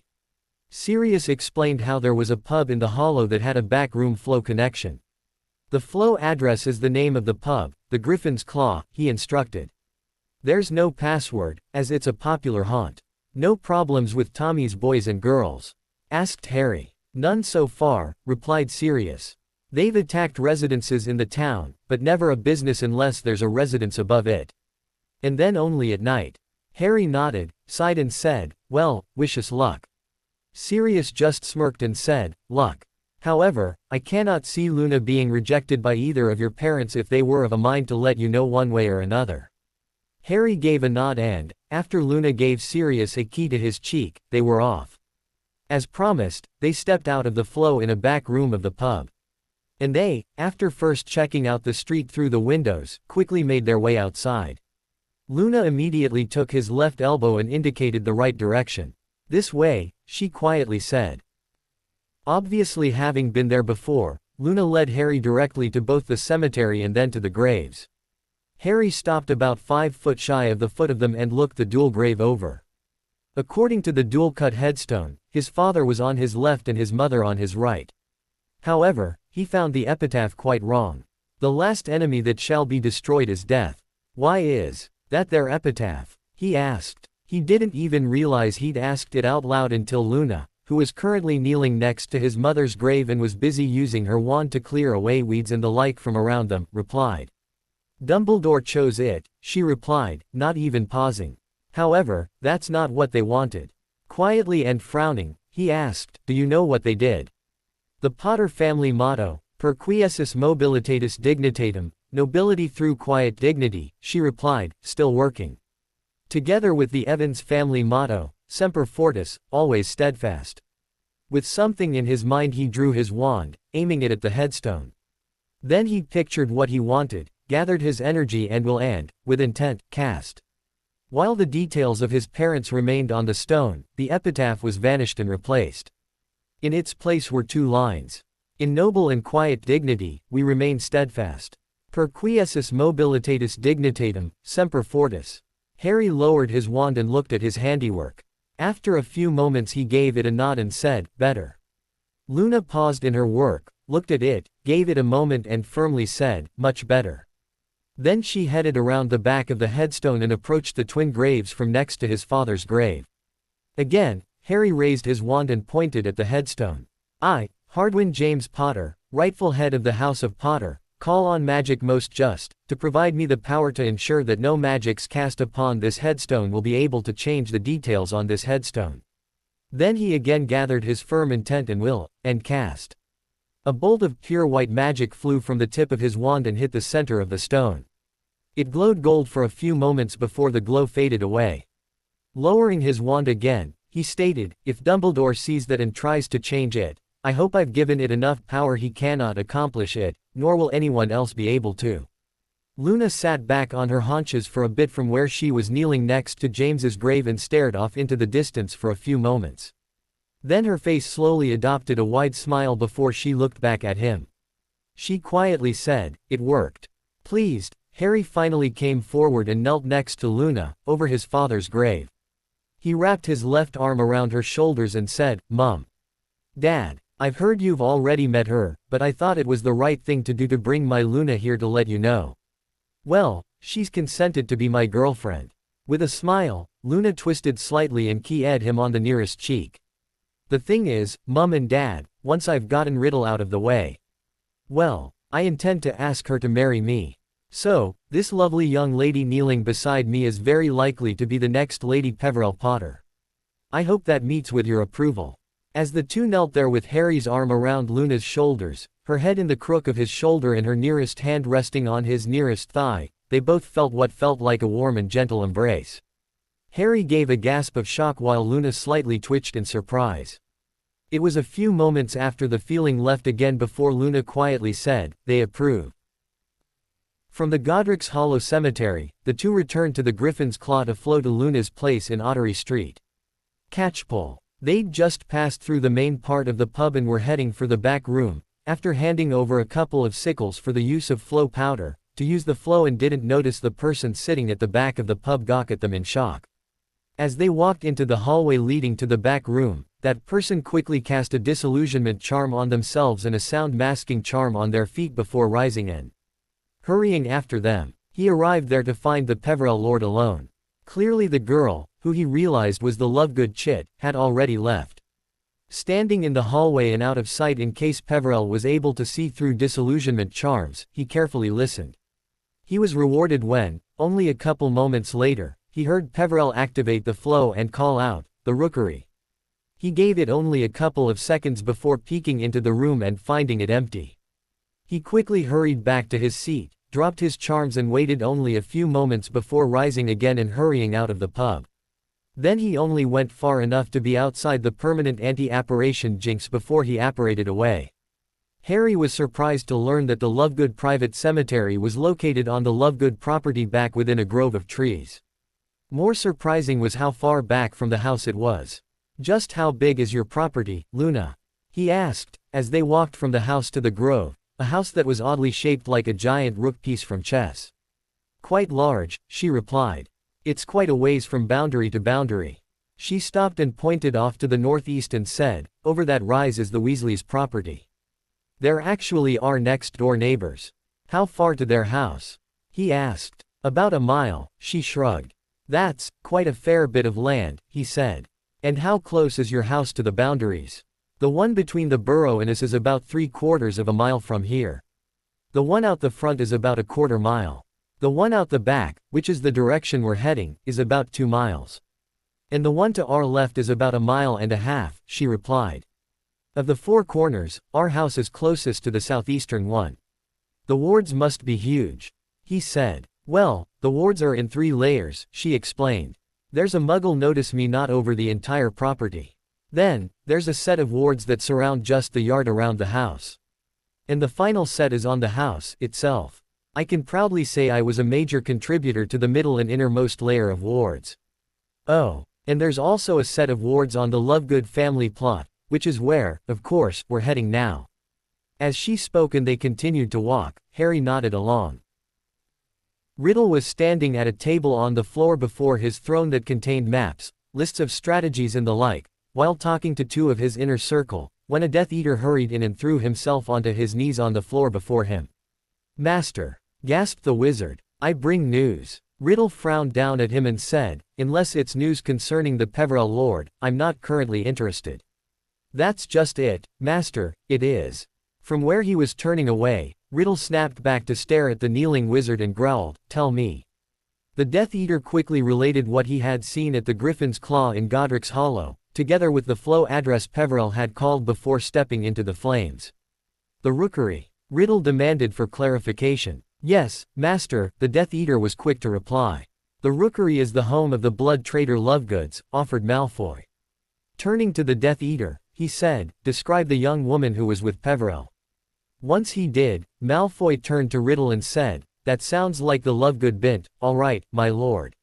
Frowning in thought, Riddle was a moment looking down at the Death Eater who'd reported before he said, you have done very well.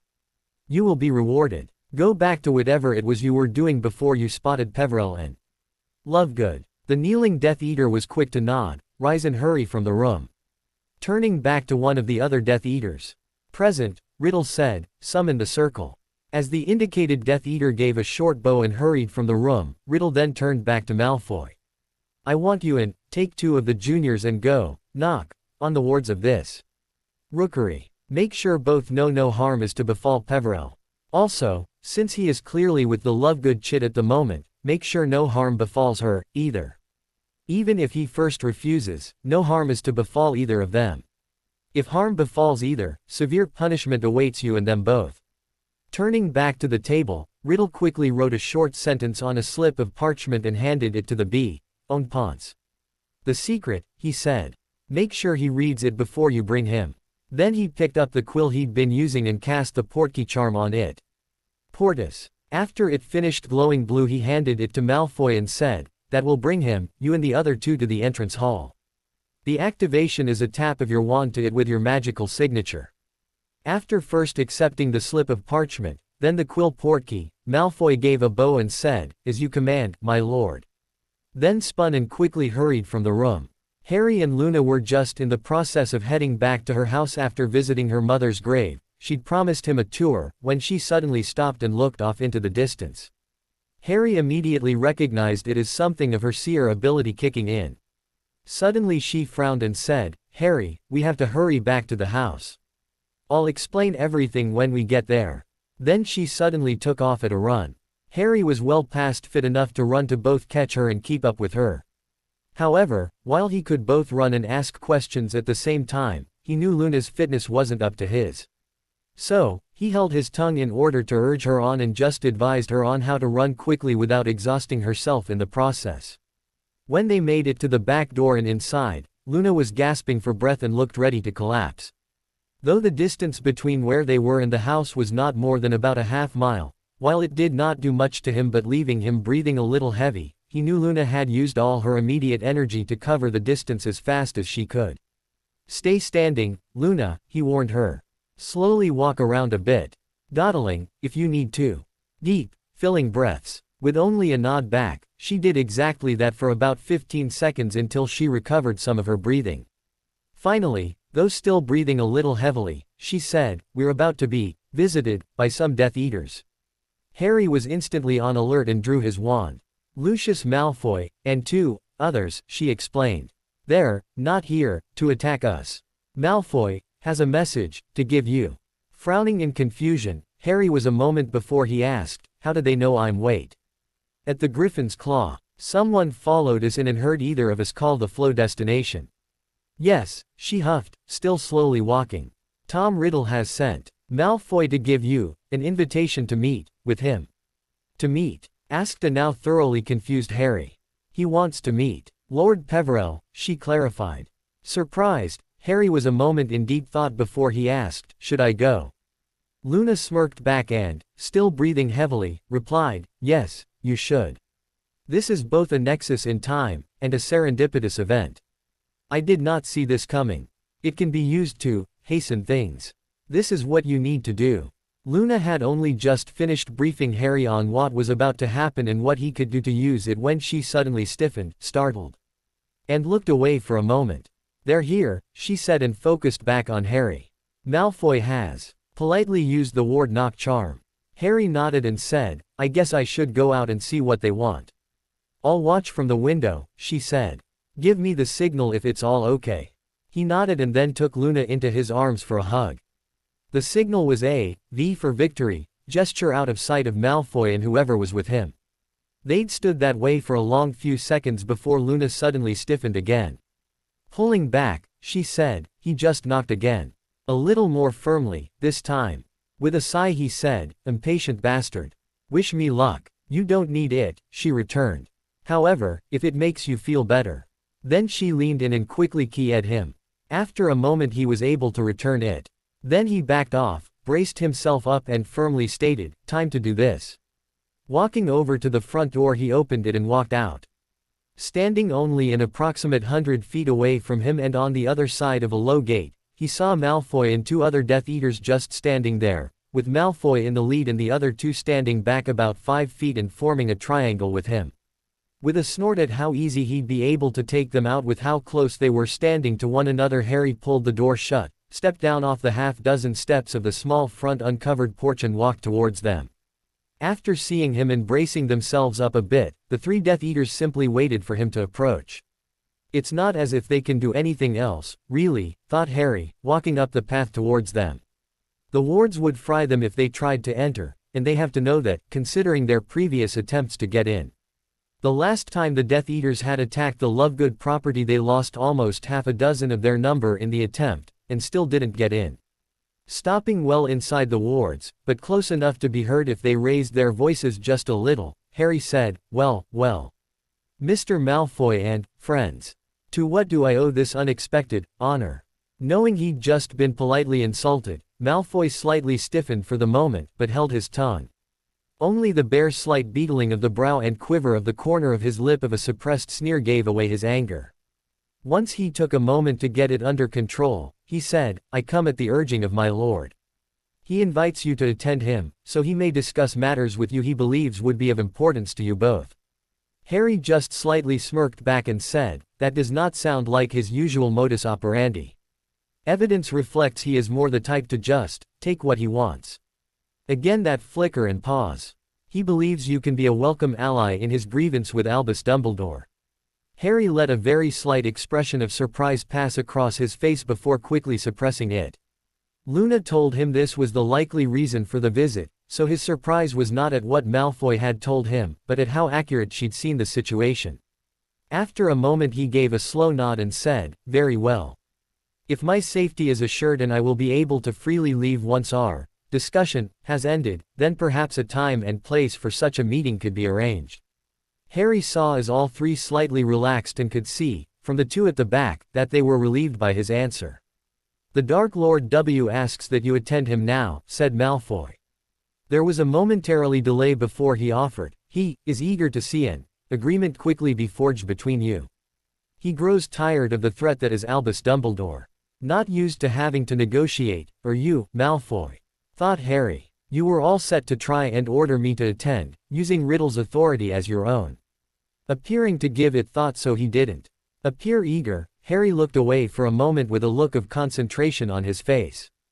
After a long few seconds, where he could tell the two minions with Malfoy were beginning to get a little antsy, he turned back. Very well, Mr. Malfoy. Again with the relief. I believe I shall accompany you, he carefully said. However, I shall not be harmed, or insulted, in any form and shall be allowed to freely leave once I consider my business with your lord is complete. Malfoy was quick to accept. Of course, Lord Peverell. As Harry began walking the few steps to take him beyond the wards, he allowed his offhand to be hidden by his robes from the three before him and gave a downward-pointing victory signal behind his back. That was the signal for Luna that all was as it should be. He was careful to watch the three, looking for any sign of deception, as he crossed the wards, most importantly, Malfoy. With a slight smile, Malfoy carefully withdrew a slip of parchment and a quill from his offhand inside deep pocket of his robes. Then, after switching the quill to his right hand for the moment, he held the parchment slip up so Harry could read it. Where we are going is under a Fidelius, he explained. You need to read this to be aware of the secret which protects it. Harry looked to the slip and saw. The Dark Lord's headquarters is located at Malfoy Manor, Wiltshire. As soon as he looked up, Malfoy quickly slid the slip back into the same offhand inside robe beak pocket, before then switching the quill to his offhand and offering it. A portkey, he explained.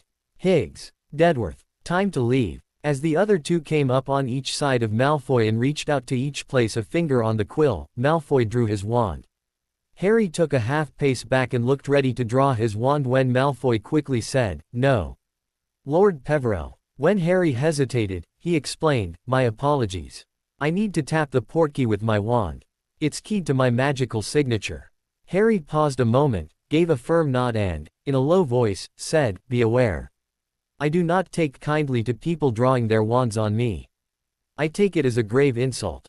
Again, my apologies, said Malfoy, clearly relieved Harry hadn't drawn his own wand. Harry gave a single nod back, relaxed and stepped forward to place a finger on the quill. He used his right hand as he didn't want to draw attention to the Karakesh on his left, even if it was somewhat hidden under a disillusionment charm. Malfoy, more carefully this time, raised his wand and tapped the quill. They were gone in the swirl of the activated portkey. Luna, from where she was watching through the window right next to the front door, gave a sigh of relief and headed for the flow. She knew, once she got back to Grimmauld Place and told Sirius what had happened, there would be a lot of yelling coming her way. As expected, the portkey deposited them in Malfoy Manor. Harry, of course, never having been there before, had no idea what the rightful seat of the House of Black looked like, so looked around a bit. His immediate impression was there was a lot of white-green veined marble with black marble highlights. Then there was also the subtle serpent motif throughout. Of course, he only got that through his secondary scanning.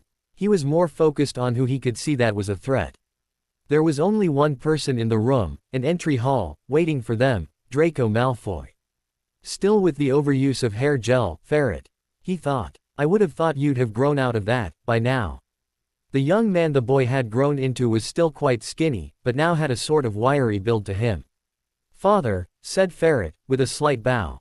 And, subtly gesturing to a set of closed double doors set into the right-hand wall as you would step in through the main doors of the manor and which were behind him, added, the Dark Lord has gathered the inner circle and awaits in his audience room. Audience room, thought Harry. He really does see himself as emperor, doesn't he? Malfoy the Younger continued, only the inner circle is to remain in the manor while the Dark Lord receives his guest. Very well, said Malfoy Sr., before he turned to Harry.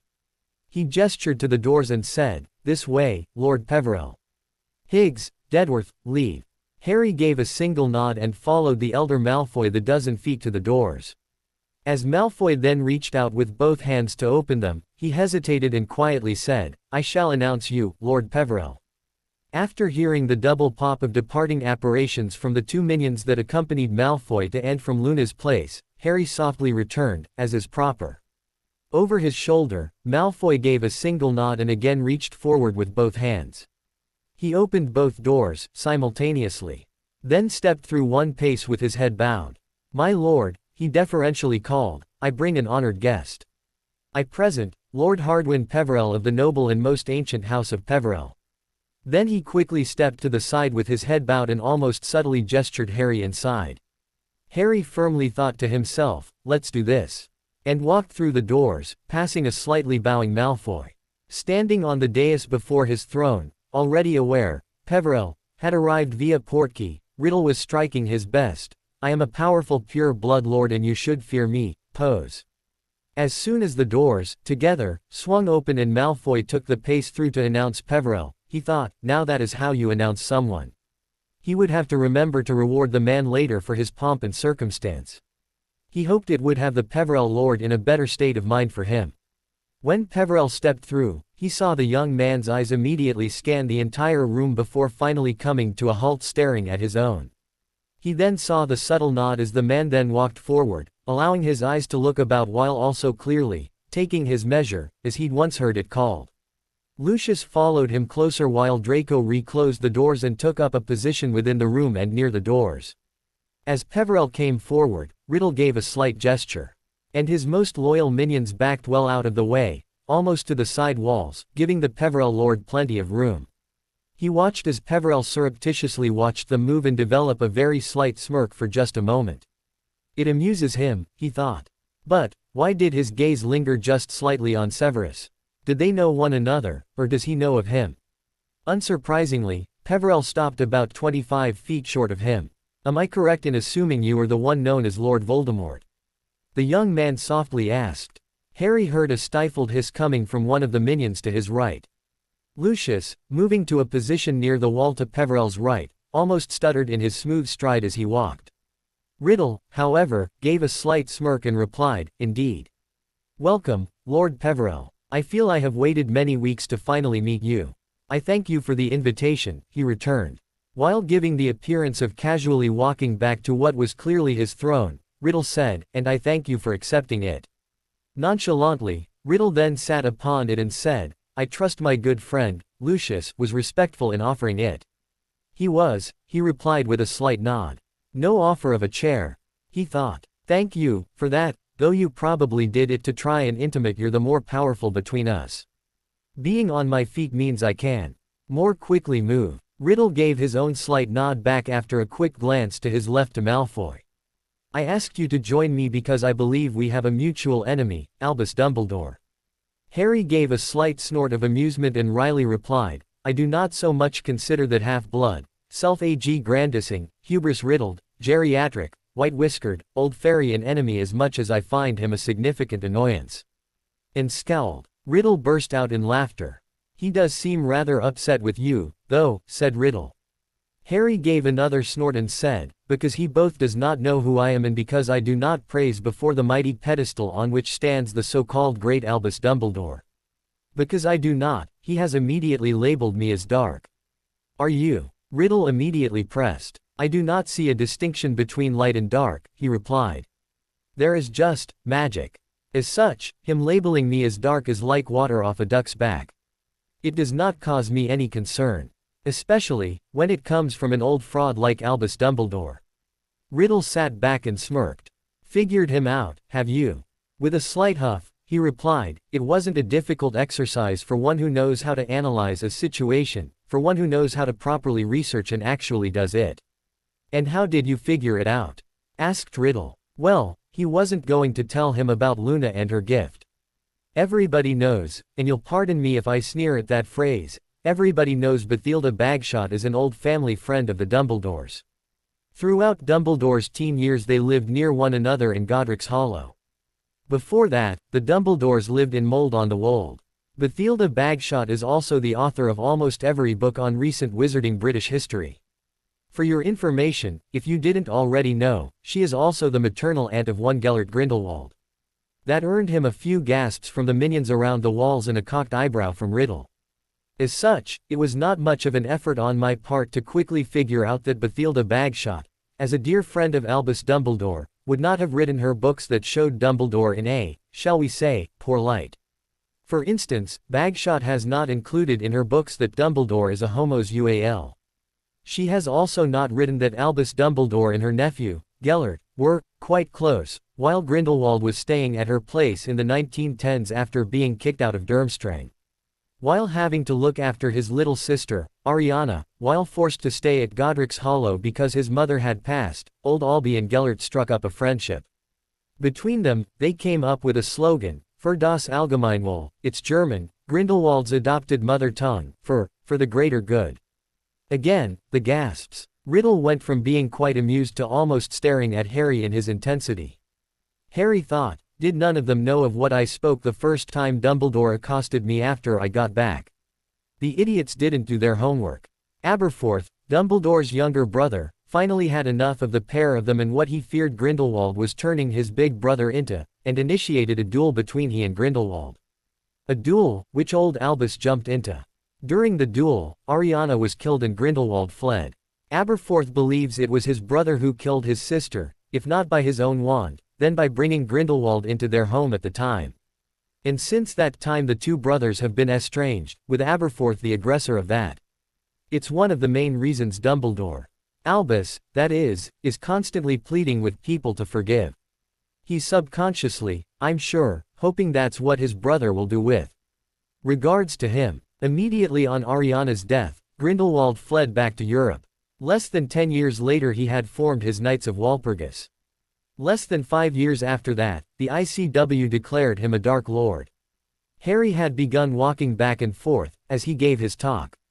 Then, at each end, he began to start rapidly spinning about 180 degrees. He wanted Riddle and his minions used to him giving sudden movements and not being alarmed by them. Slowly, but surely, he was setting things up the way he wanted them. He would slowly pace from one side to the other with measured steps, then quickly spin on his heel and slowly pace back the other way. Every now and then he would spin to face Riddle, looking at the man, to emphasize a point, before then continuing the turn to return to pacing. Now, he said, quickly spinning again, by then, Dumbledore had his phoenix familiar. As you know, a phoenix can flash anyone to anywhere in the world in a few moments. Harry spun to face, Riddle nodded. Starting to slow pace again, Harry continued. That means that Dumbledore, with the Phoenix's help, could have flashed directly to Grindelwald at any time. Dumbledore already intimately knew Grindelwald. And a Phoenix knows what its companion knows. Spin about. At any time, Dumbledore could have had Fawkes flash him directly into Grindelwald's presence and immediately dealt with him. However, he did not do that. Spin to face. Why not? Spin to continue. Dumbledore waited another 30 years before he finally went after Grindelwald. Why? Spin to face. It is my belief that Dumbledore is a coward. Spin to continue walking. Knowing the man as well as he did, he knew he could not take on Grindelwald and be assured of a win. He waited until Grindelwald was on the run in 1945 with the allied forces of the ICW hunting him down. Spin about. Dumbledore waited until his old lover was tired, physically exhausted, magically exhausted and emotionally wrung out, before he finally had Fawkes flash him to the man's location.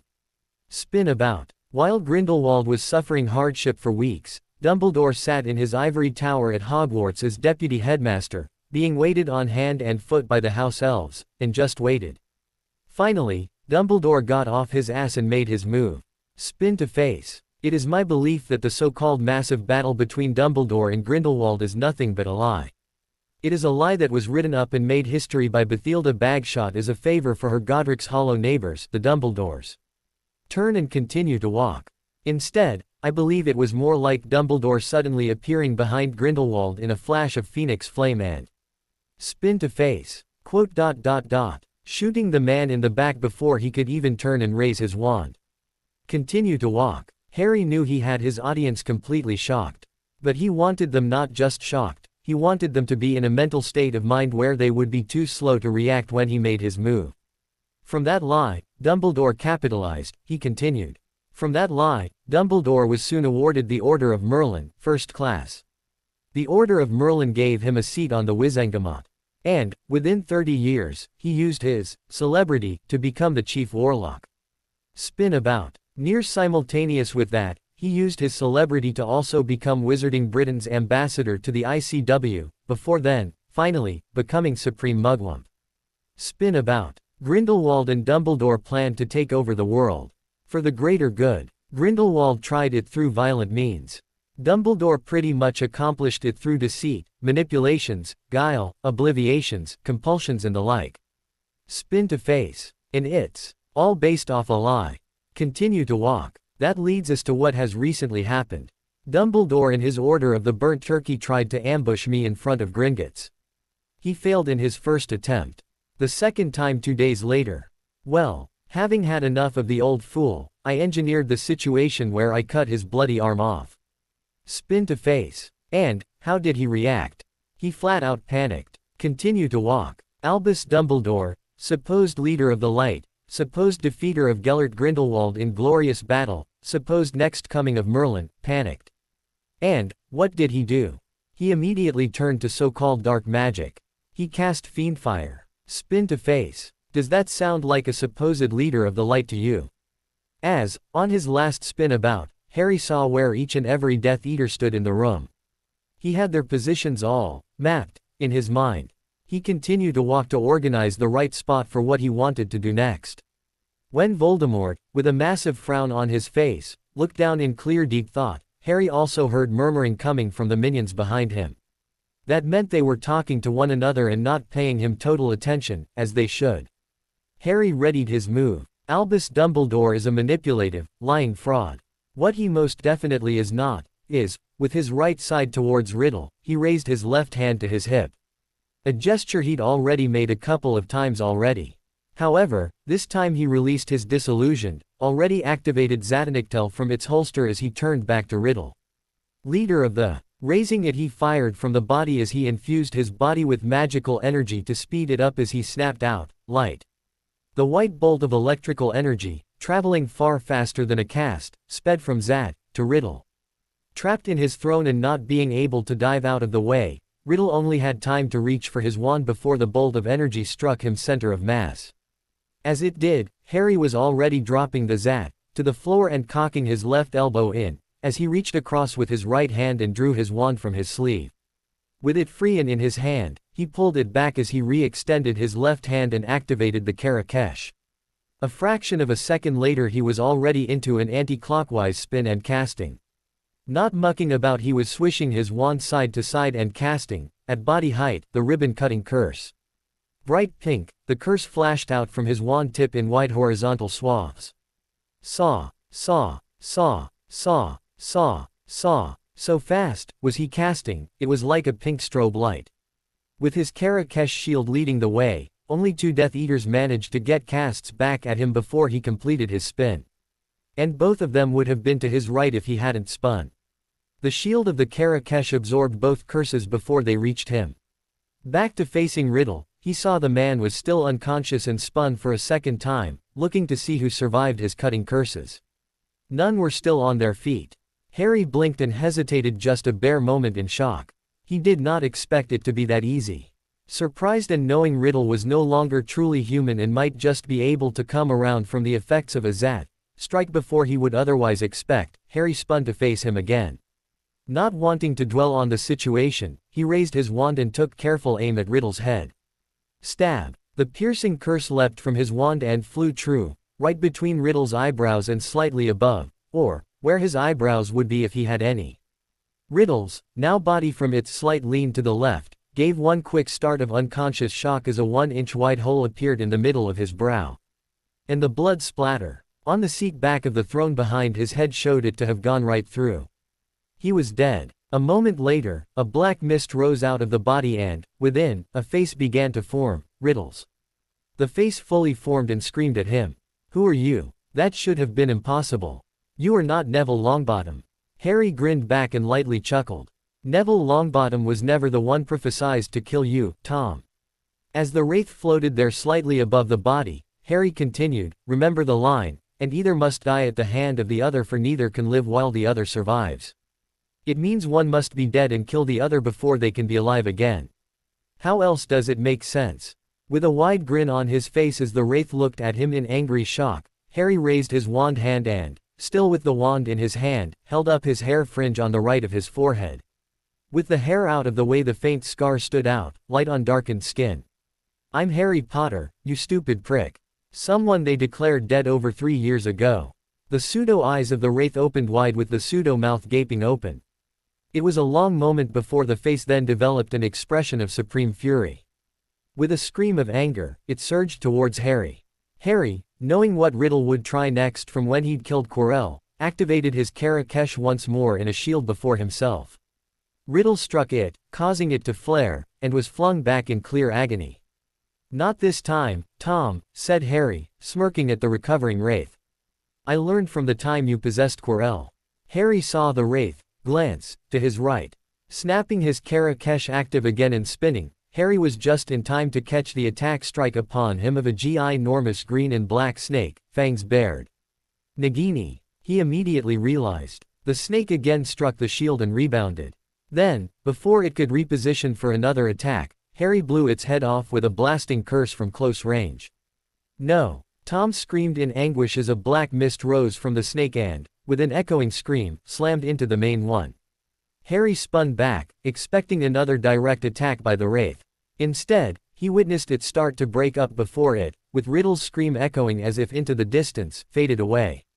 "Hun," he harumphed. The snake was the last Horcrux. Good to know. To be continue. I hope you enjoyed this story. Also remember to subscribe and like this video. See you in the next video.